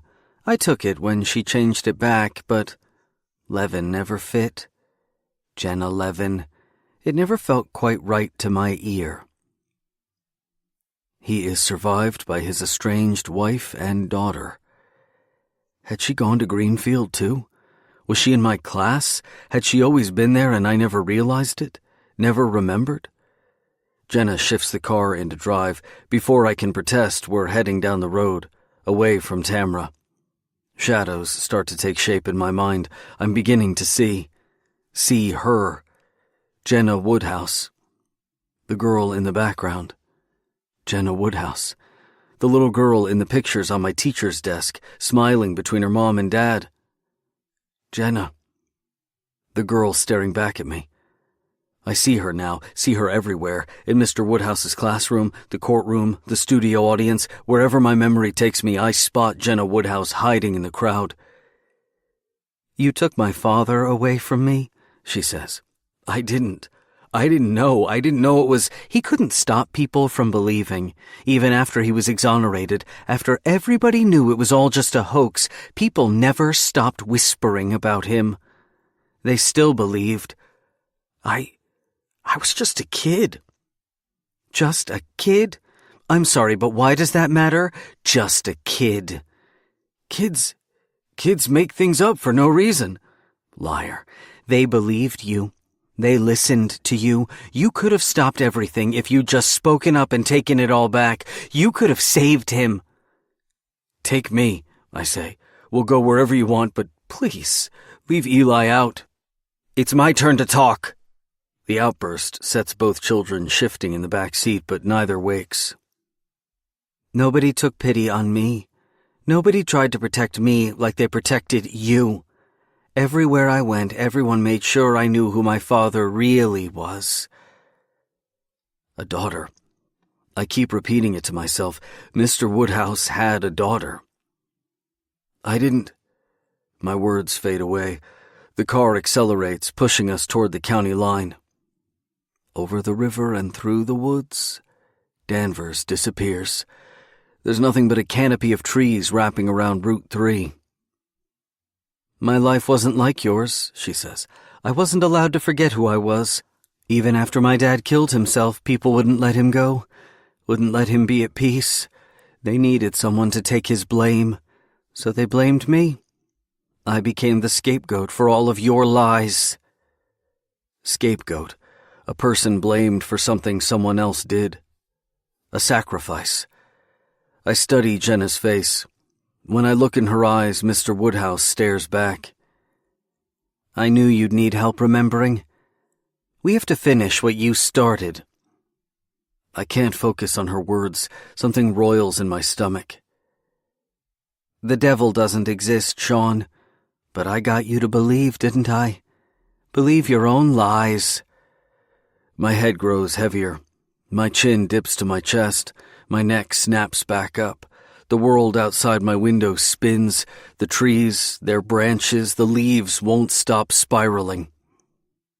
You were so willing to believe everything. I barely had to do a thing. I have to dig deep and shovel the words out. Just a kid. What about me? Jenna shouts. I was a child too. What did I do to deserve this? What did any of us do to deserve the hell you put us all through? The trees thin down to my right. I peer out my window and see the crystalline sheen of the Rappahannock. The sun hits the water's surface, striking my eyes. I wince at its brightness. We're about to cross the bridge. How many families did you tear apart? How many lives did you demolish? I fumble for my door's handle. My fingers wrap around it and pull, but my hand slips. The door won't open. Child safety locks. You were never punished for what you did. You never had to say you were sorry. You just got to move on with your life and start over. A clean slate, like nothing ever happened. A fresh start. My skull rolls over the headrest. My eyes skim across the blur of water outside. We're coming up on the bridge too quickly. 2 narrow lanes suspended over the water. I saw you. I saw you following in my father's footsteps, and you didn't even realize it. The past is never through with us. The stories I created as a child took on a life of their own. I lied, and those lies reverberated into the lives of everyone surrounding me. My stories devoured entire families. They destroyed my family. They destroyed hers. Look at me, Sean. Look! She slaps me across the face, waking me up. Remember me. Remember what you've done. You have to live with your lies. I am your lie. Sandy is your lie. Sandy? What about her? What did I do to her? The river swells around the car. I see blue on both sides now. The Rappahannock's glassy sheen shimmers with the sun's reflection. The bridge's rusted abutments undulate, warping outside the windshield as they wrap around the car, as if the metal is embracing us. Do you remember now, Sean? Do you remember me? Yes. Yes, I remember now. I remember everything. Do you believe? I believe. I'm 5 years old again. I'm back in Mom's station wagon barreling down the highway. The world blurs beyond our windshield, nothing but speed as Mom tries to escape the clutches of that invisible presence always at our backs, always in the rearview mirror, always closing in. I grab the wheel. I have to make her stop. Stop the car before... What are you doing? Jenna pulls the wheel in the other direction. The two of us struggle for control over the car. Her foot presses on the accelerator. The engine heaves from the sudden thrust. The speedometer quickly climbs to 65 miles an hour, 70. Someone screams. The sound of it fills the car, singing along with the screeching tires. A boy. It sounds like Sean, like me, but it's coming from over my shoulder, from the back seat. Eli has woken up. He lets out a single cry before the car smashes into the bridge abutment, to bear witness to the water. Damned if you do. Sean, 1983. Keep your seatbelt on, Mom instructed. No matter what happens, don't take it off. Taking his head in her hands, she firmly pressed her lips against his brow. She examined him closely, combing his hair with her fingers. She took him in. All of him. She patted his head, fussed with his clothes one last time, making him look perfect. She had packed his Sunday best before they abandoned their home in the middle of the night, a lifetime ago. He had his fancy shoes on, polished until they shimmered, even in the dark. Obsidian black, just like the gray boy from Miss Betty's picture. There, that's good. Now, how about some music? Before Sean could answer, Mom flipped the stereo on. Static seeped through the speakers as she surfed from station to station, sonic waves crashing against their car. She eventually settled on the pulsing chords of the Police's Every Breath You Take. I love this song. She bobbed her head along, searching for the rhythm with her neck. She turned the volume up until it was difficult for Sean to talk over the music. This is nice. Isn't this nice? You can sing along, even if you don't know the words. She shifted the car into drive, humming along to the song. Her rhythm was off. Mom couldn't keep up, distracted by some more prominent thought. She was struggling to avoid it, whatever it was. Pretend it wasn't there. That it didn't exist. The song was meant to distract them, but it wasn't working. Mom was lost in her thoughts, that expansive cloud forming in her head. No one, not even Sean, could reach her. Mom? Nothing, no answer. Mom continued. Blackstone Publishing presents Whisper Down the Lane by McLeod Chapman. This book is read by James Patrick Cronin. For Mom. Estimates are that there are over 1 million Satanists in this country. The majority of them are linked in a highly organized, very secretive network. From small towns to large cities, they have attracted police and FBI attention to their satanic ritual child abuse, child pornography, and grisly satanic murders. The odds are that this is happening in your town. Geraldo Rivera in Devil Worship, exposing Satan's underground. The stubborn fact remains, one read, that whether or not we believe, they most assuredly do. Rosemary's Baby. Damned if you don't. Richard, 2013. They found Professor Howdy spread across the soccer field. What was left of him, anyway. His chest cavity had been carefully cracked open, his ribcage fanning back as if it were the glistening crimson trigger hairs on a Venus flytrap, patiently waiting for its prey to wander inside its gaping maw. The entirety of his intestines, large and small, had been gingerly unspooled to the end of their connective tissues across the lawn in some sort of luminous pattern. I say luminous because his guts looked like beams of wet sunlight radiating out from the rest of his hollow self. Pattern because there seemed to be a particular, methodology to the placement of his organs. Someone arranged them to look this way, on purpose, to see. For who, though? It felt like he was meant to be revered. I say revered because, even to my eye, there was something beatific to the way his body was presented. Holy, almost. And trust me, this is coming from a completely non-religious person. I've never even set foot inside a church. That's not entirely true. There were a few visits to Sunday school that I can barely recall at this point, distant memories by now. I vaguely remember taking communion as a kid. Once. Take and eat, the pastor said as he pressed a stale cracker past my lips. For this is my body. That dry sacramental wafer adhered itself to the roof of my mouth.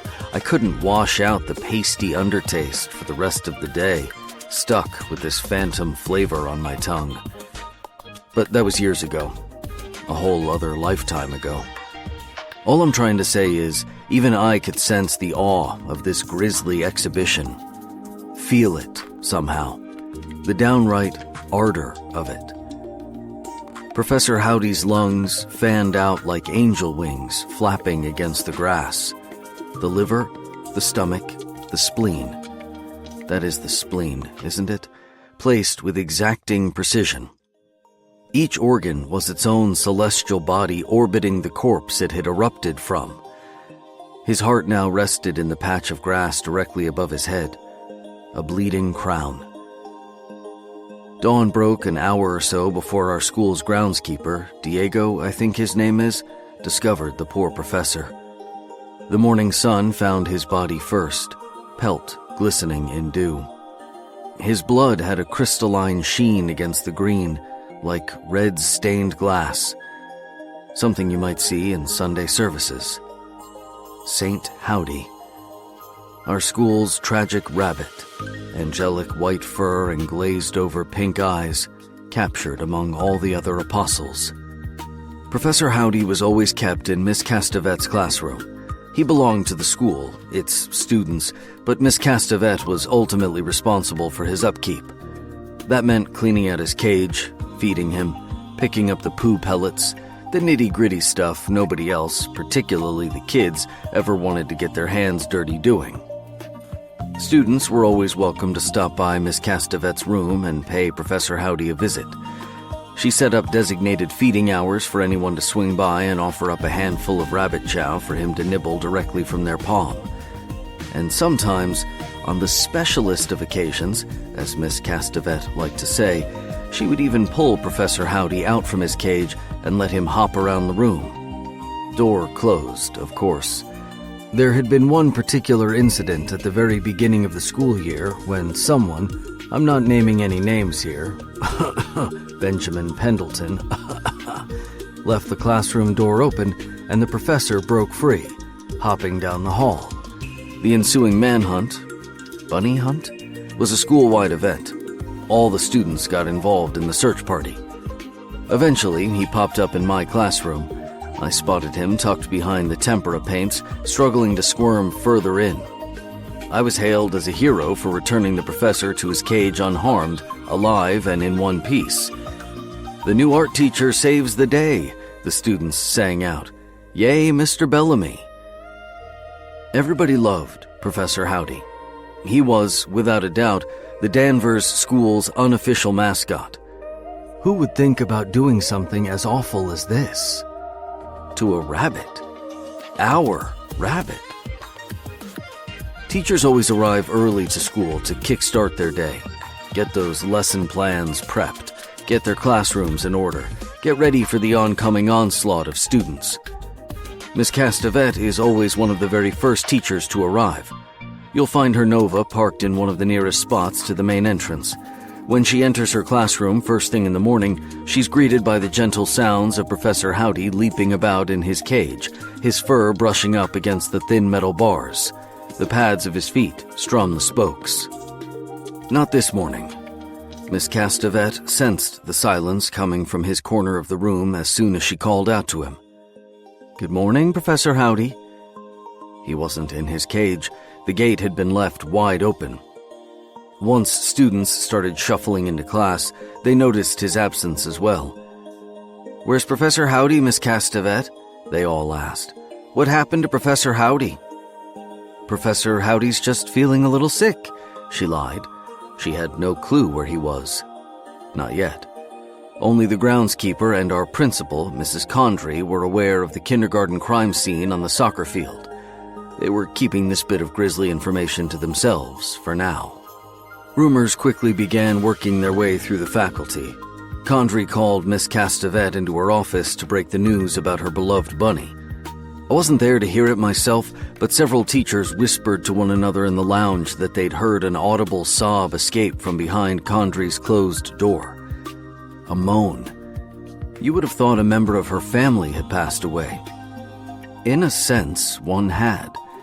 Miss Castevet needed to take a moment before the bell for second period rang to collect herself. Even then, she broke down during class. Simply glancing at his empty cage, gate open, was enough to summon her tears. Summon. I can't stop myself. What other words were there to describe what happened? "Where'd you go?" Tamra always asks me in moments like these, whenever she catches me drifting off into my thoughts. "Lost you there for a second?" "Sorry," I'd probably say, most likely smiling back. "Just remembered something."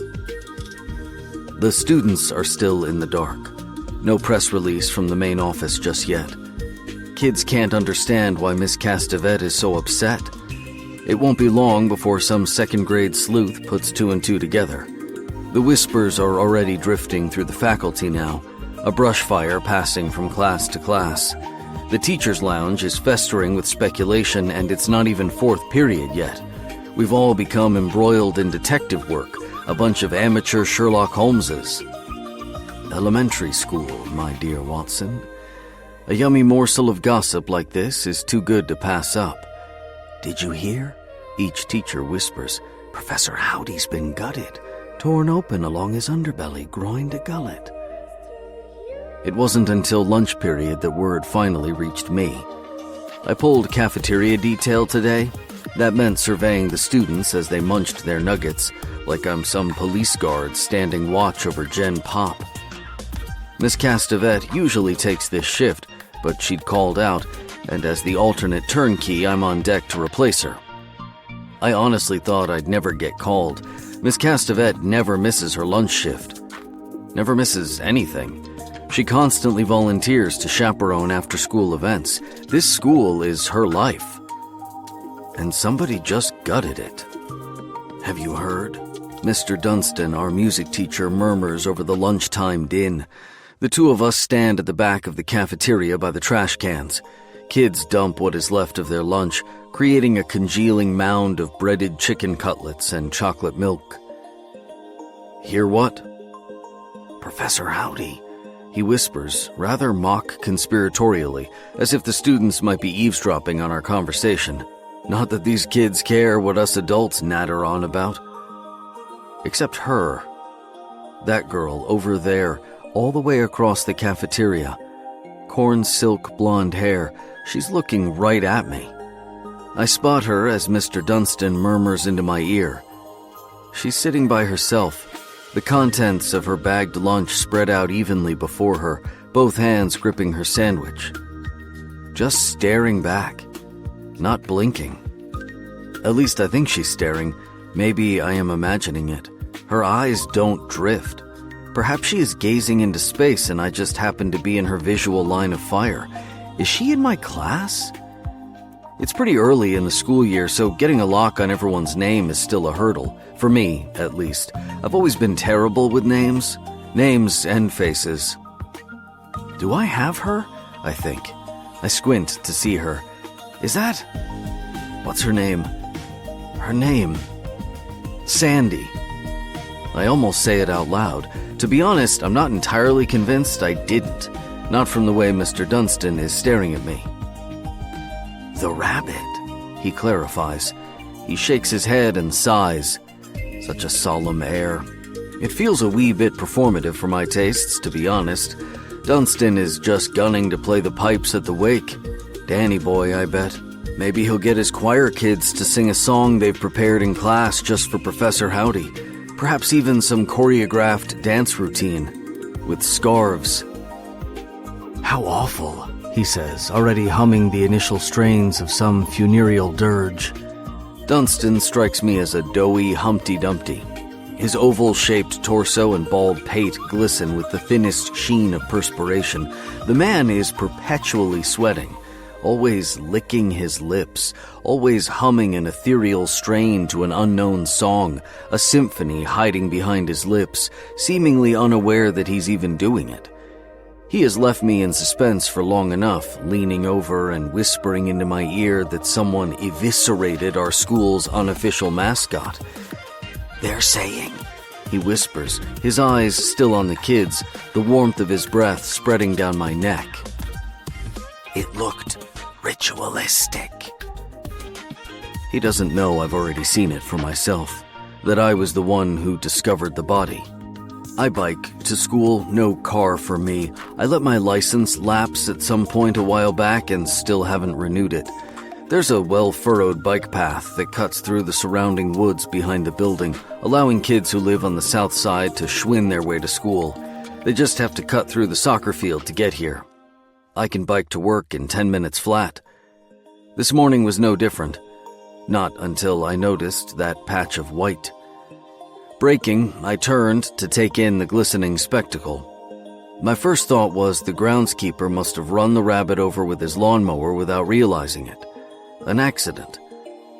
But the longer I looked, taking in the fastidiousness of the display, the devout attention to detail, the more I saw it as sculpture, a work of art.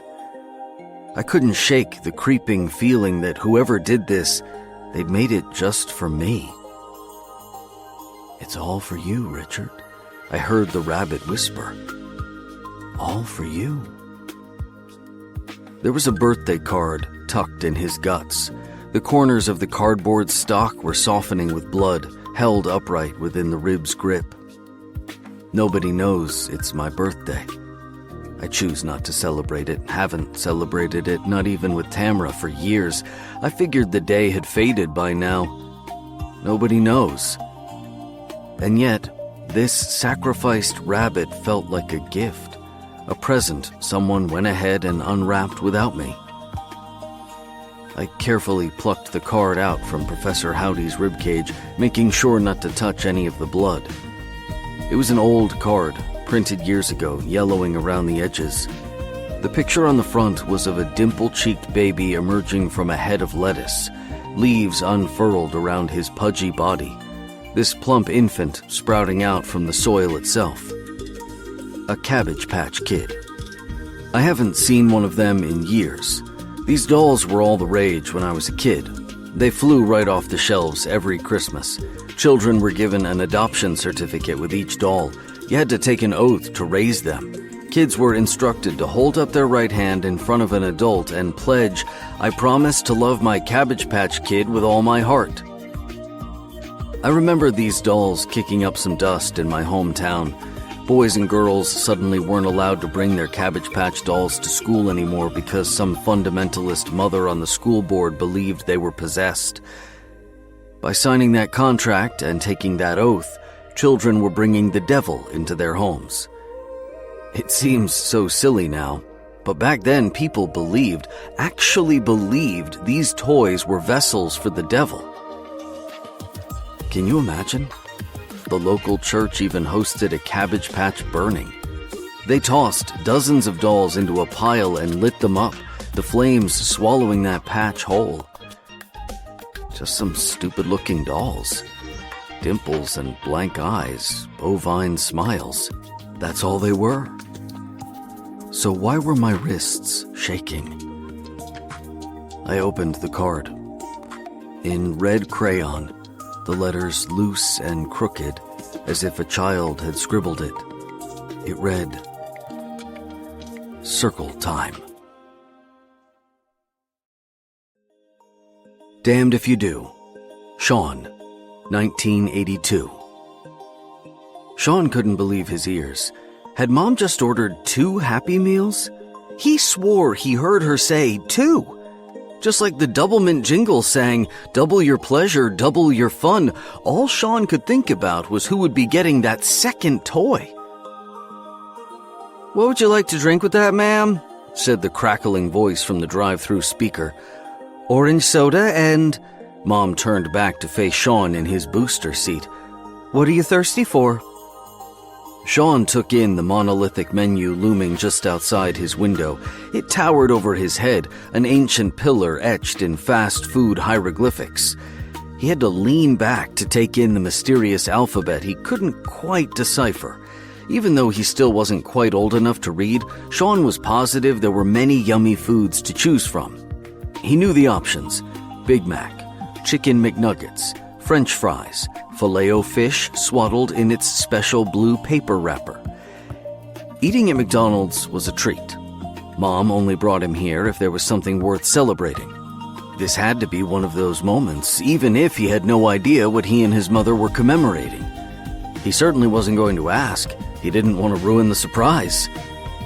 When Sean and Mom had said goodbye to their old home and driven the endless stretch of interstate to reach their new and smaller house, he assumed he'd never eat at McDonald's again. But now he was elated to learn that Ronald McDonald had followed them all the way to Greenfield, Virginia. How had Ronald found him? Maybe the move wouldn't be so bad after all. If he could still eat Happy Meals just like he had back home, perhaps life wouldn't be that much different here after all. "Sean," Mom's voice snapped him back to the car. "Earth to Sean. What do you want to drink, hun?" Sean pressed his luck. "Can I have a vanilla milkshake?" The corner of Mom's eyes pinched just a bit. "How about a high C? You like the orange drink, right?" "Okay," Sean nodded, trying to hide his disappointment. He knew milkshakes cost 25 cents extra, but he tried anyway. All these changes, this fresh start Mom kept mentioning. Who knows, maybe drinking milkshakes could be a part of this fresh start too. Mom leaned out from their Mercury Colony Park wagon with simulated wood siding. "Make that 2 high C's." "Will that be all today?" "That's it." Mom's left arm rested along the rolled-down window, her head leaning against the door. A wisp of her hair caught the wind and drifted across Sean's window. He watched it whip about on the other side of the glass, a string on a lost balloon lifting into the sky. 2 cheeseburger Happy Meals with high C, the menu crackled. "Drive up to the first window, please." This last part sounded like, "Cry up to thirsty no-knees," to Sean. Mom turned to face Sean again, bringing her finger to her grinning lips. "If the cashier asks," she whispered, "just tell them the Happy Meals for your sick sister back at home." Why was she whispering? Was the voice still listening to them? Were there people eavesdropping? What would happen to Sean if the voice found out he didn't have a sister? Sean knew Mom was ordering herself a Happy Meal because it was cheaper than the regular adult meal and instantly felt a twinge of guilt. "You can have my toy." Mom arched an eyebrow, giving him a mischievous wink. Sean's face brightened. Of course he'd play along with Mom's game for 2 toys. Ever since they began the big move, this fresh start, he felt like he'd become Mom's sidekick. The two were on the lam now, making their big escape. The rear of the station wagon was filled with cardboard boxes, each labeled clothes, toys, kitchen. Mom had kept the radio on for most of the ride, cranking up the volume until they were drowning in sound, the station wagon filled with music. "Come on, Sean," she'd cajoled him, leaning forward just enough to find his reflection in the rearview mirror. "Sing with me." Sean had shouted, "I don't know the words." "The real words don't matter," she'd said. "Make up your own."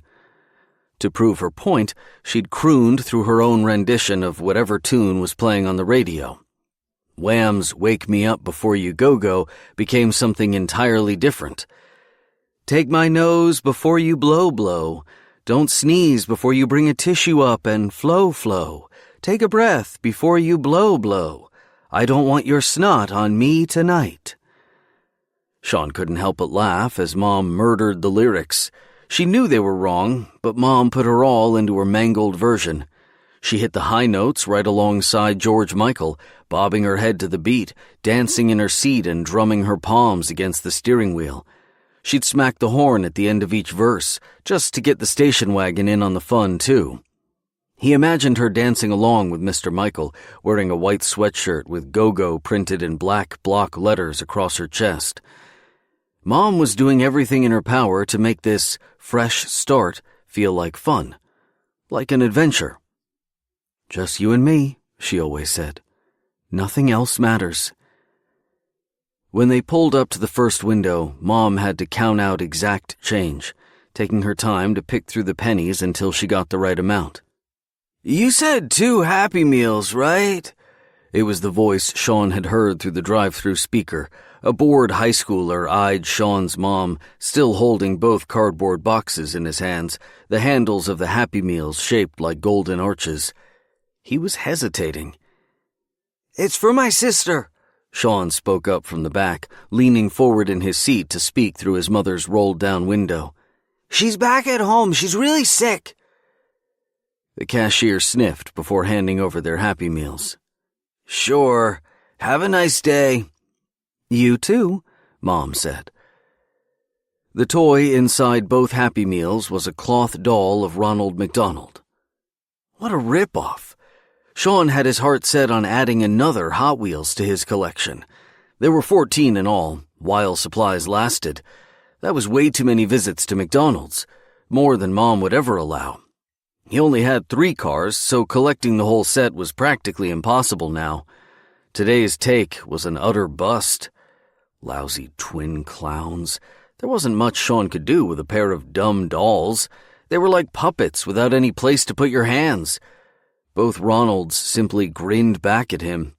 Each had a loop of red thread attached to the top of its head for slipping on the Christmas tree, even if Christmas was still months and months away. The two ate their Happy Meals in the parking lot in silence.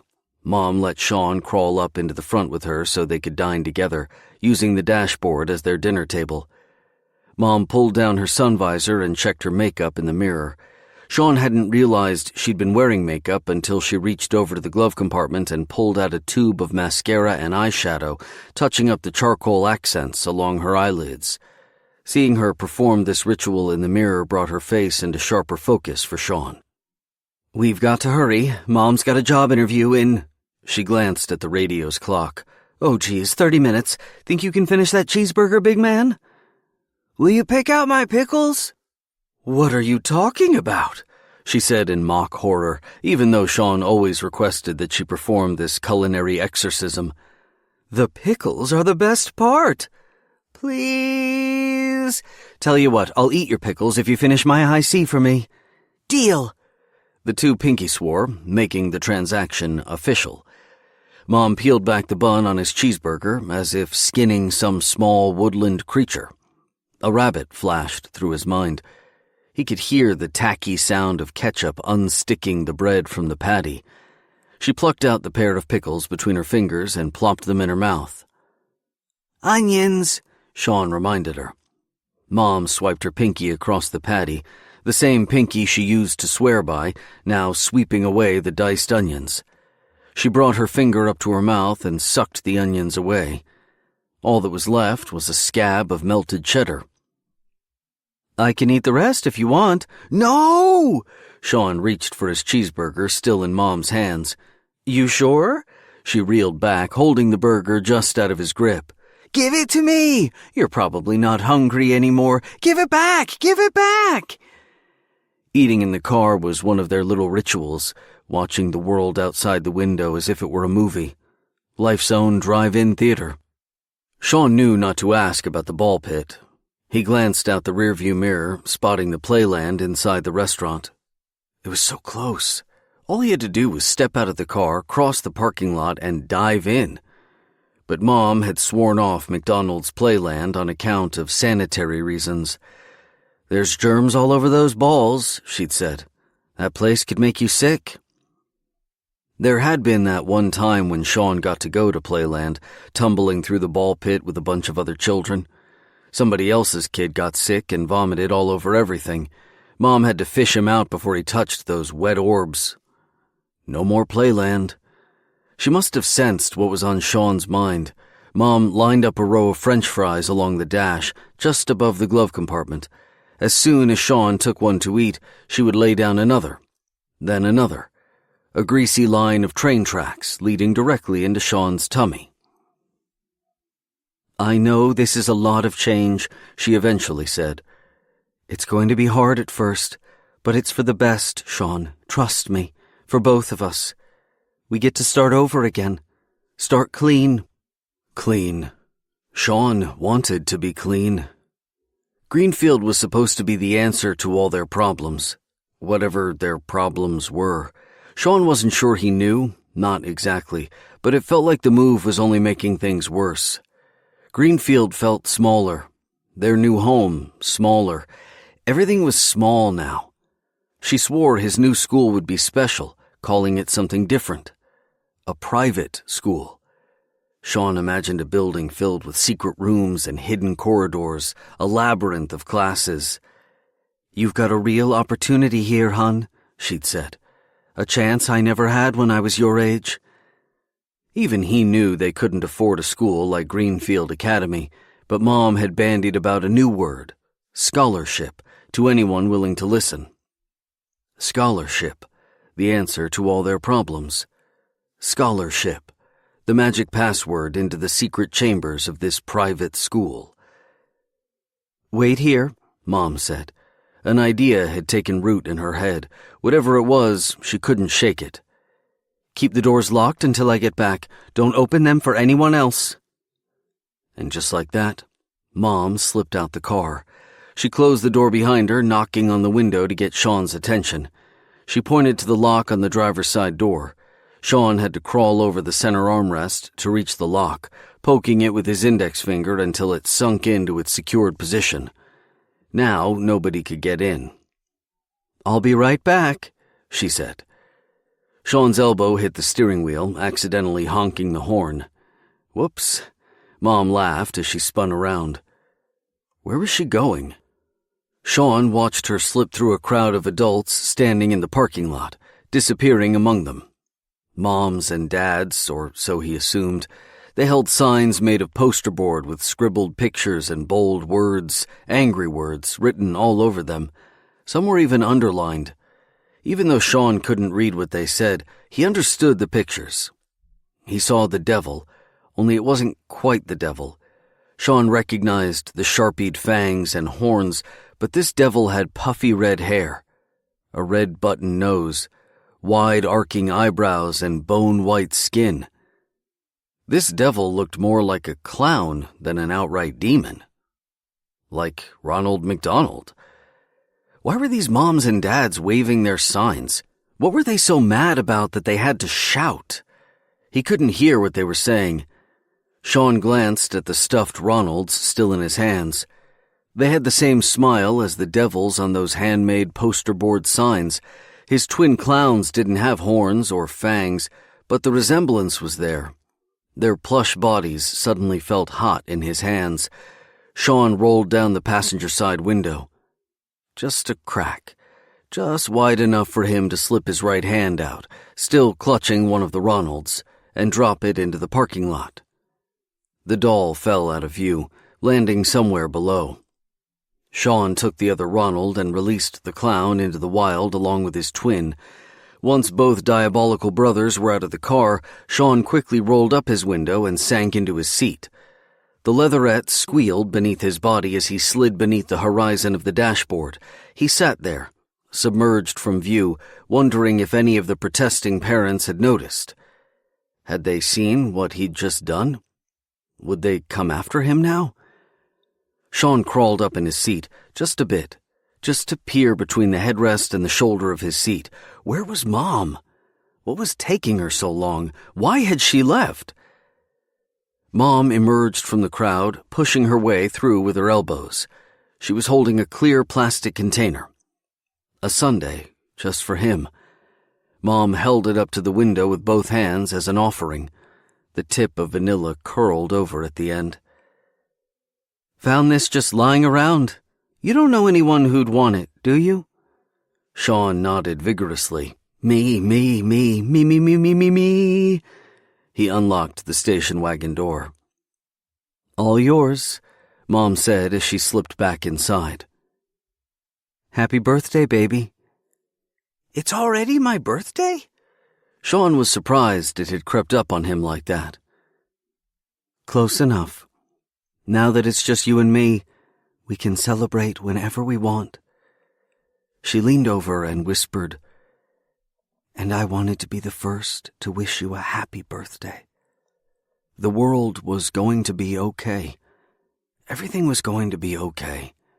No matter what came their way, Sean knew his mother would always be there for him. Just you and me, like she said. Mom never asked about the dolls. She probably forgot. Sean never mentioned them. But as she turned the ignition and backed the station wagon up, forcing the protesting parents to part, he could have sworn he felt the passenger side tire running both Ronalds over.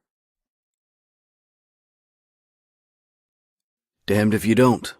Richard, 2013. Hear that? Tamra asks. Please tell me I'm not imagining it. Trust me, I'm hearing it too.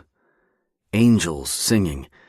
The grating strains of Enya's Orinoco flow drift across the plucking strings of a harp.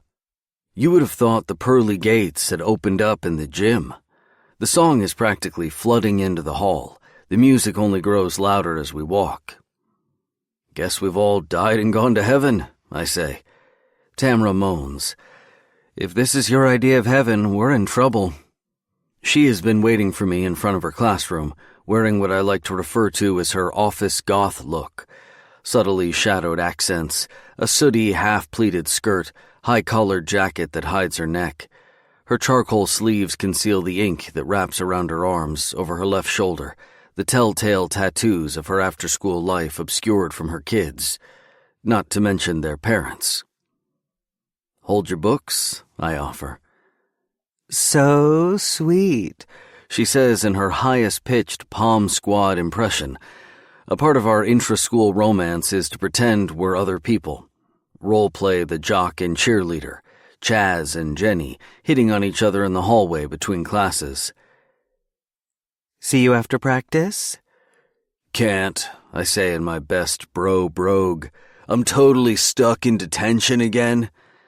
Oh, Chaz, what did you do this time? Condry just won't get off my back, I huff. She keeps riding me. Tamra laughs, drawing the attention of our wandering faculty pack. Mr. Dunstan turns toward us, his watery eyes widening, as if he's hoping to be included in our game. We both drop our act and walk in silence. Tamra dips her chin, concealing her grin. How's the day been? I whisper. Break up any riots? Half my kids have come down with something, she moans. My class feels like such a petri dish. I can already feel another cold coming on. We should get our flu shots together. We'll get a babysitter. Make it a date night. Tamra stops walking. I already got mine. We talked about this. I feign heartbreak. You went without me? I asked you like 5 times. She had. I'd just forgotten. Can I go the whole school year without inoculating myself against these rugrats? Danvers is its own hot zone. The bell rings and the outbreak begins. Hey, Tamra elbows me. Where'd you just go? Still here. She clearly doesn't believe me. What did I just say? You said, find the thread, Richard. Come on, you can do it. She rolls her eyes and lets me off the hook. Miss Castevet, Professor Howdy, who'd do something like that? She probably left his cage open, just snuck out and some wild animal attacked him. That's your best guess, Sherlock? Why? You got a better theory? She gives me her best interrogator impression. Where were you the night of... I want to turn back, break out of this building. Want a ditch? Too late now. No, it's not. I stop walking, tugging on her arm. Come on. You can't be serious. I'm completely serious. Please. Rich, what? It'll be fun. We can ask someone else to fill us in on what we missed. I tug on Tamra's arm again, harder this time. A confused expression surfaces, as if she isn't quite sure if this is still a game or not. She gently pulls her hand away. Quit it. Your loss, I say, trailing after her. I do my best karaoke rendition of Enya as we immerse ourselves within the song's reverberations. Sail away, sail away, sail away.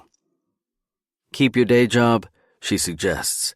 I pretend to be wounded. Her words hit me in the heart. You don't like my singing? Sorry. The gym doesn't quite have the acoustics to pull off an Enya concert. It's all rafters and no phonics.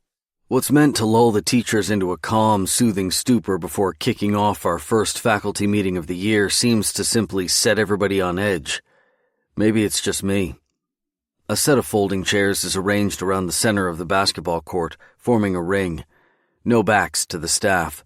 There's a little pop psychology at play here. Condry can sit amongst us as our peer. No leaders here, even though she's clearly the one in charge. Tamra heads for the other side of the circle. What? You're not going to even sit with me? Not happening. she says. Why not? You know exactly why. You're going to get bored after a few minutes, and you're going to look for something to distract you, and then you're going to start bugging me for your own personal amusement, and then we'll both get in trouble.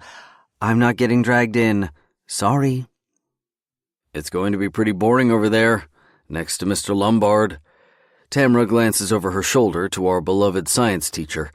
Mr. Lombard quickly catches Tamra's eye, and his face brightens.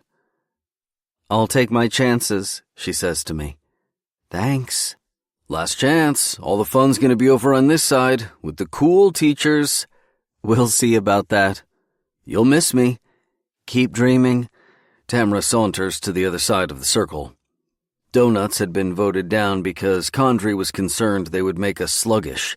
She prefers complex carbohydrates, trail mix, whole grain breads, lean meats, some yogurt cups and granola parfaits.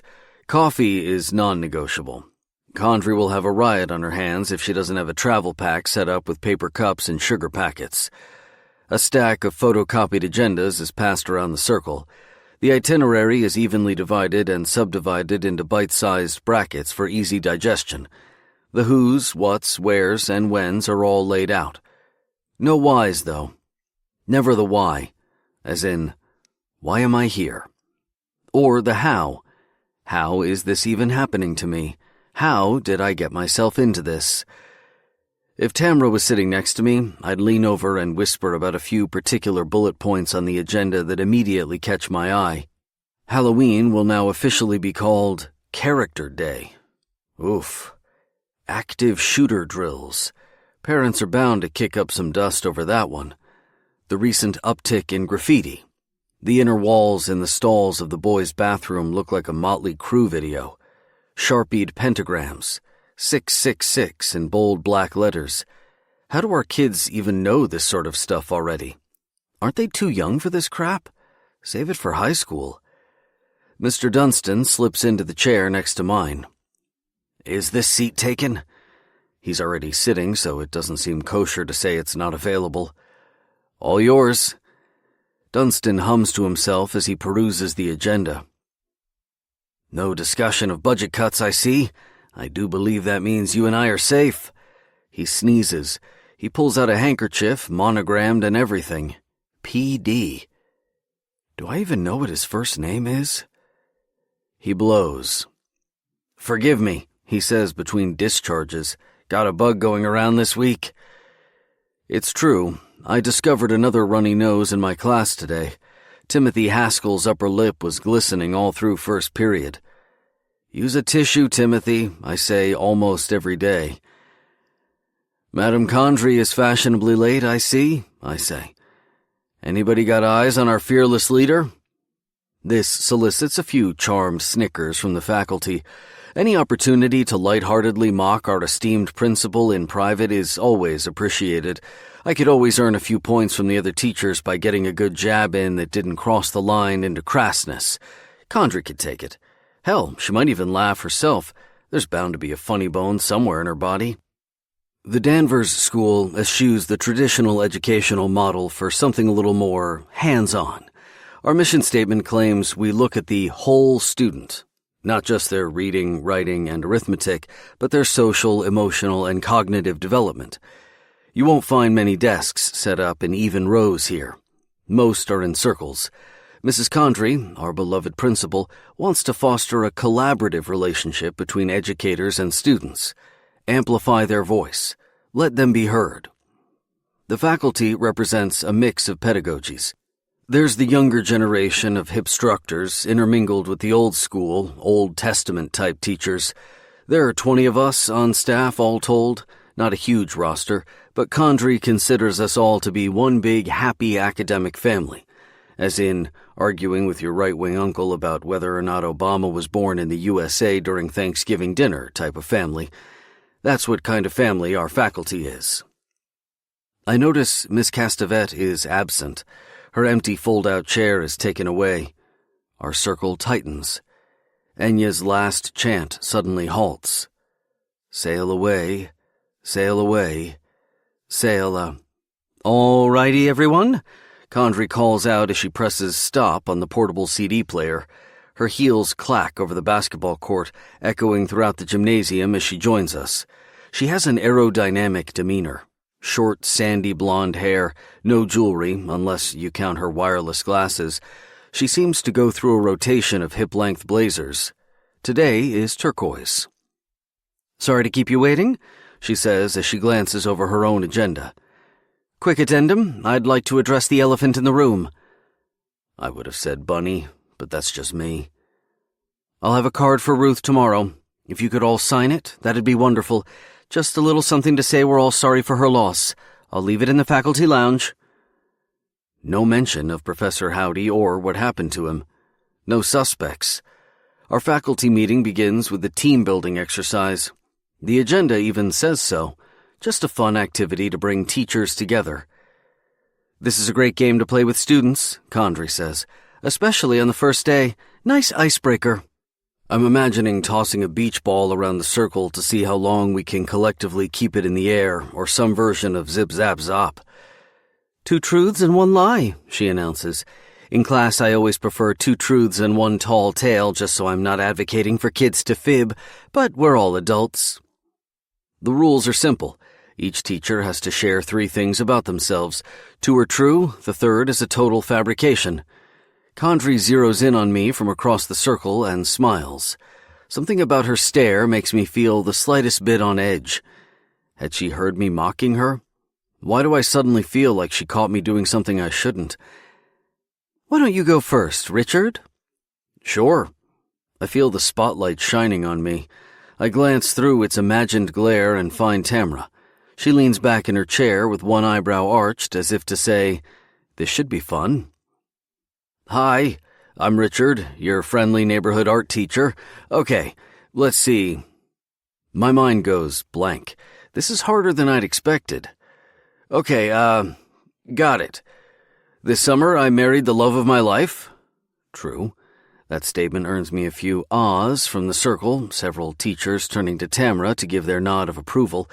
Only I seem to notice Tamra rolling her eyes. "In college, I got to hike the Grand Teton, and I broke my leg coming down." True. "And I have never eaten at McDonald's before." Lie.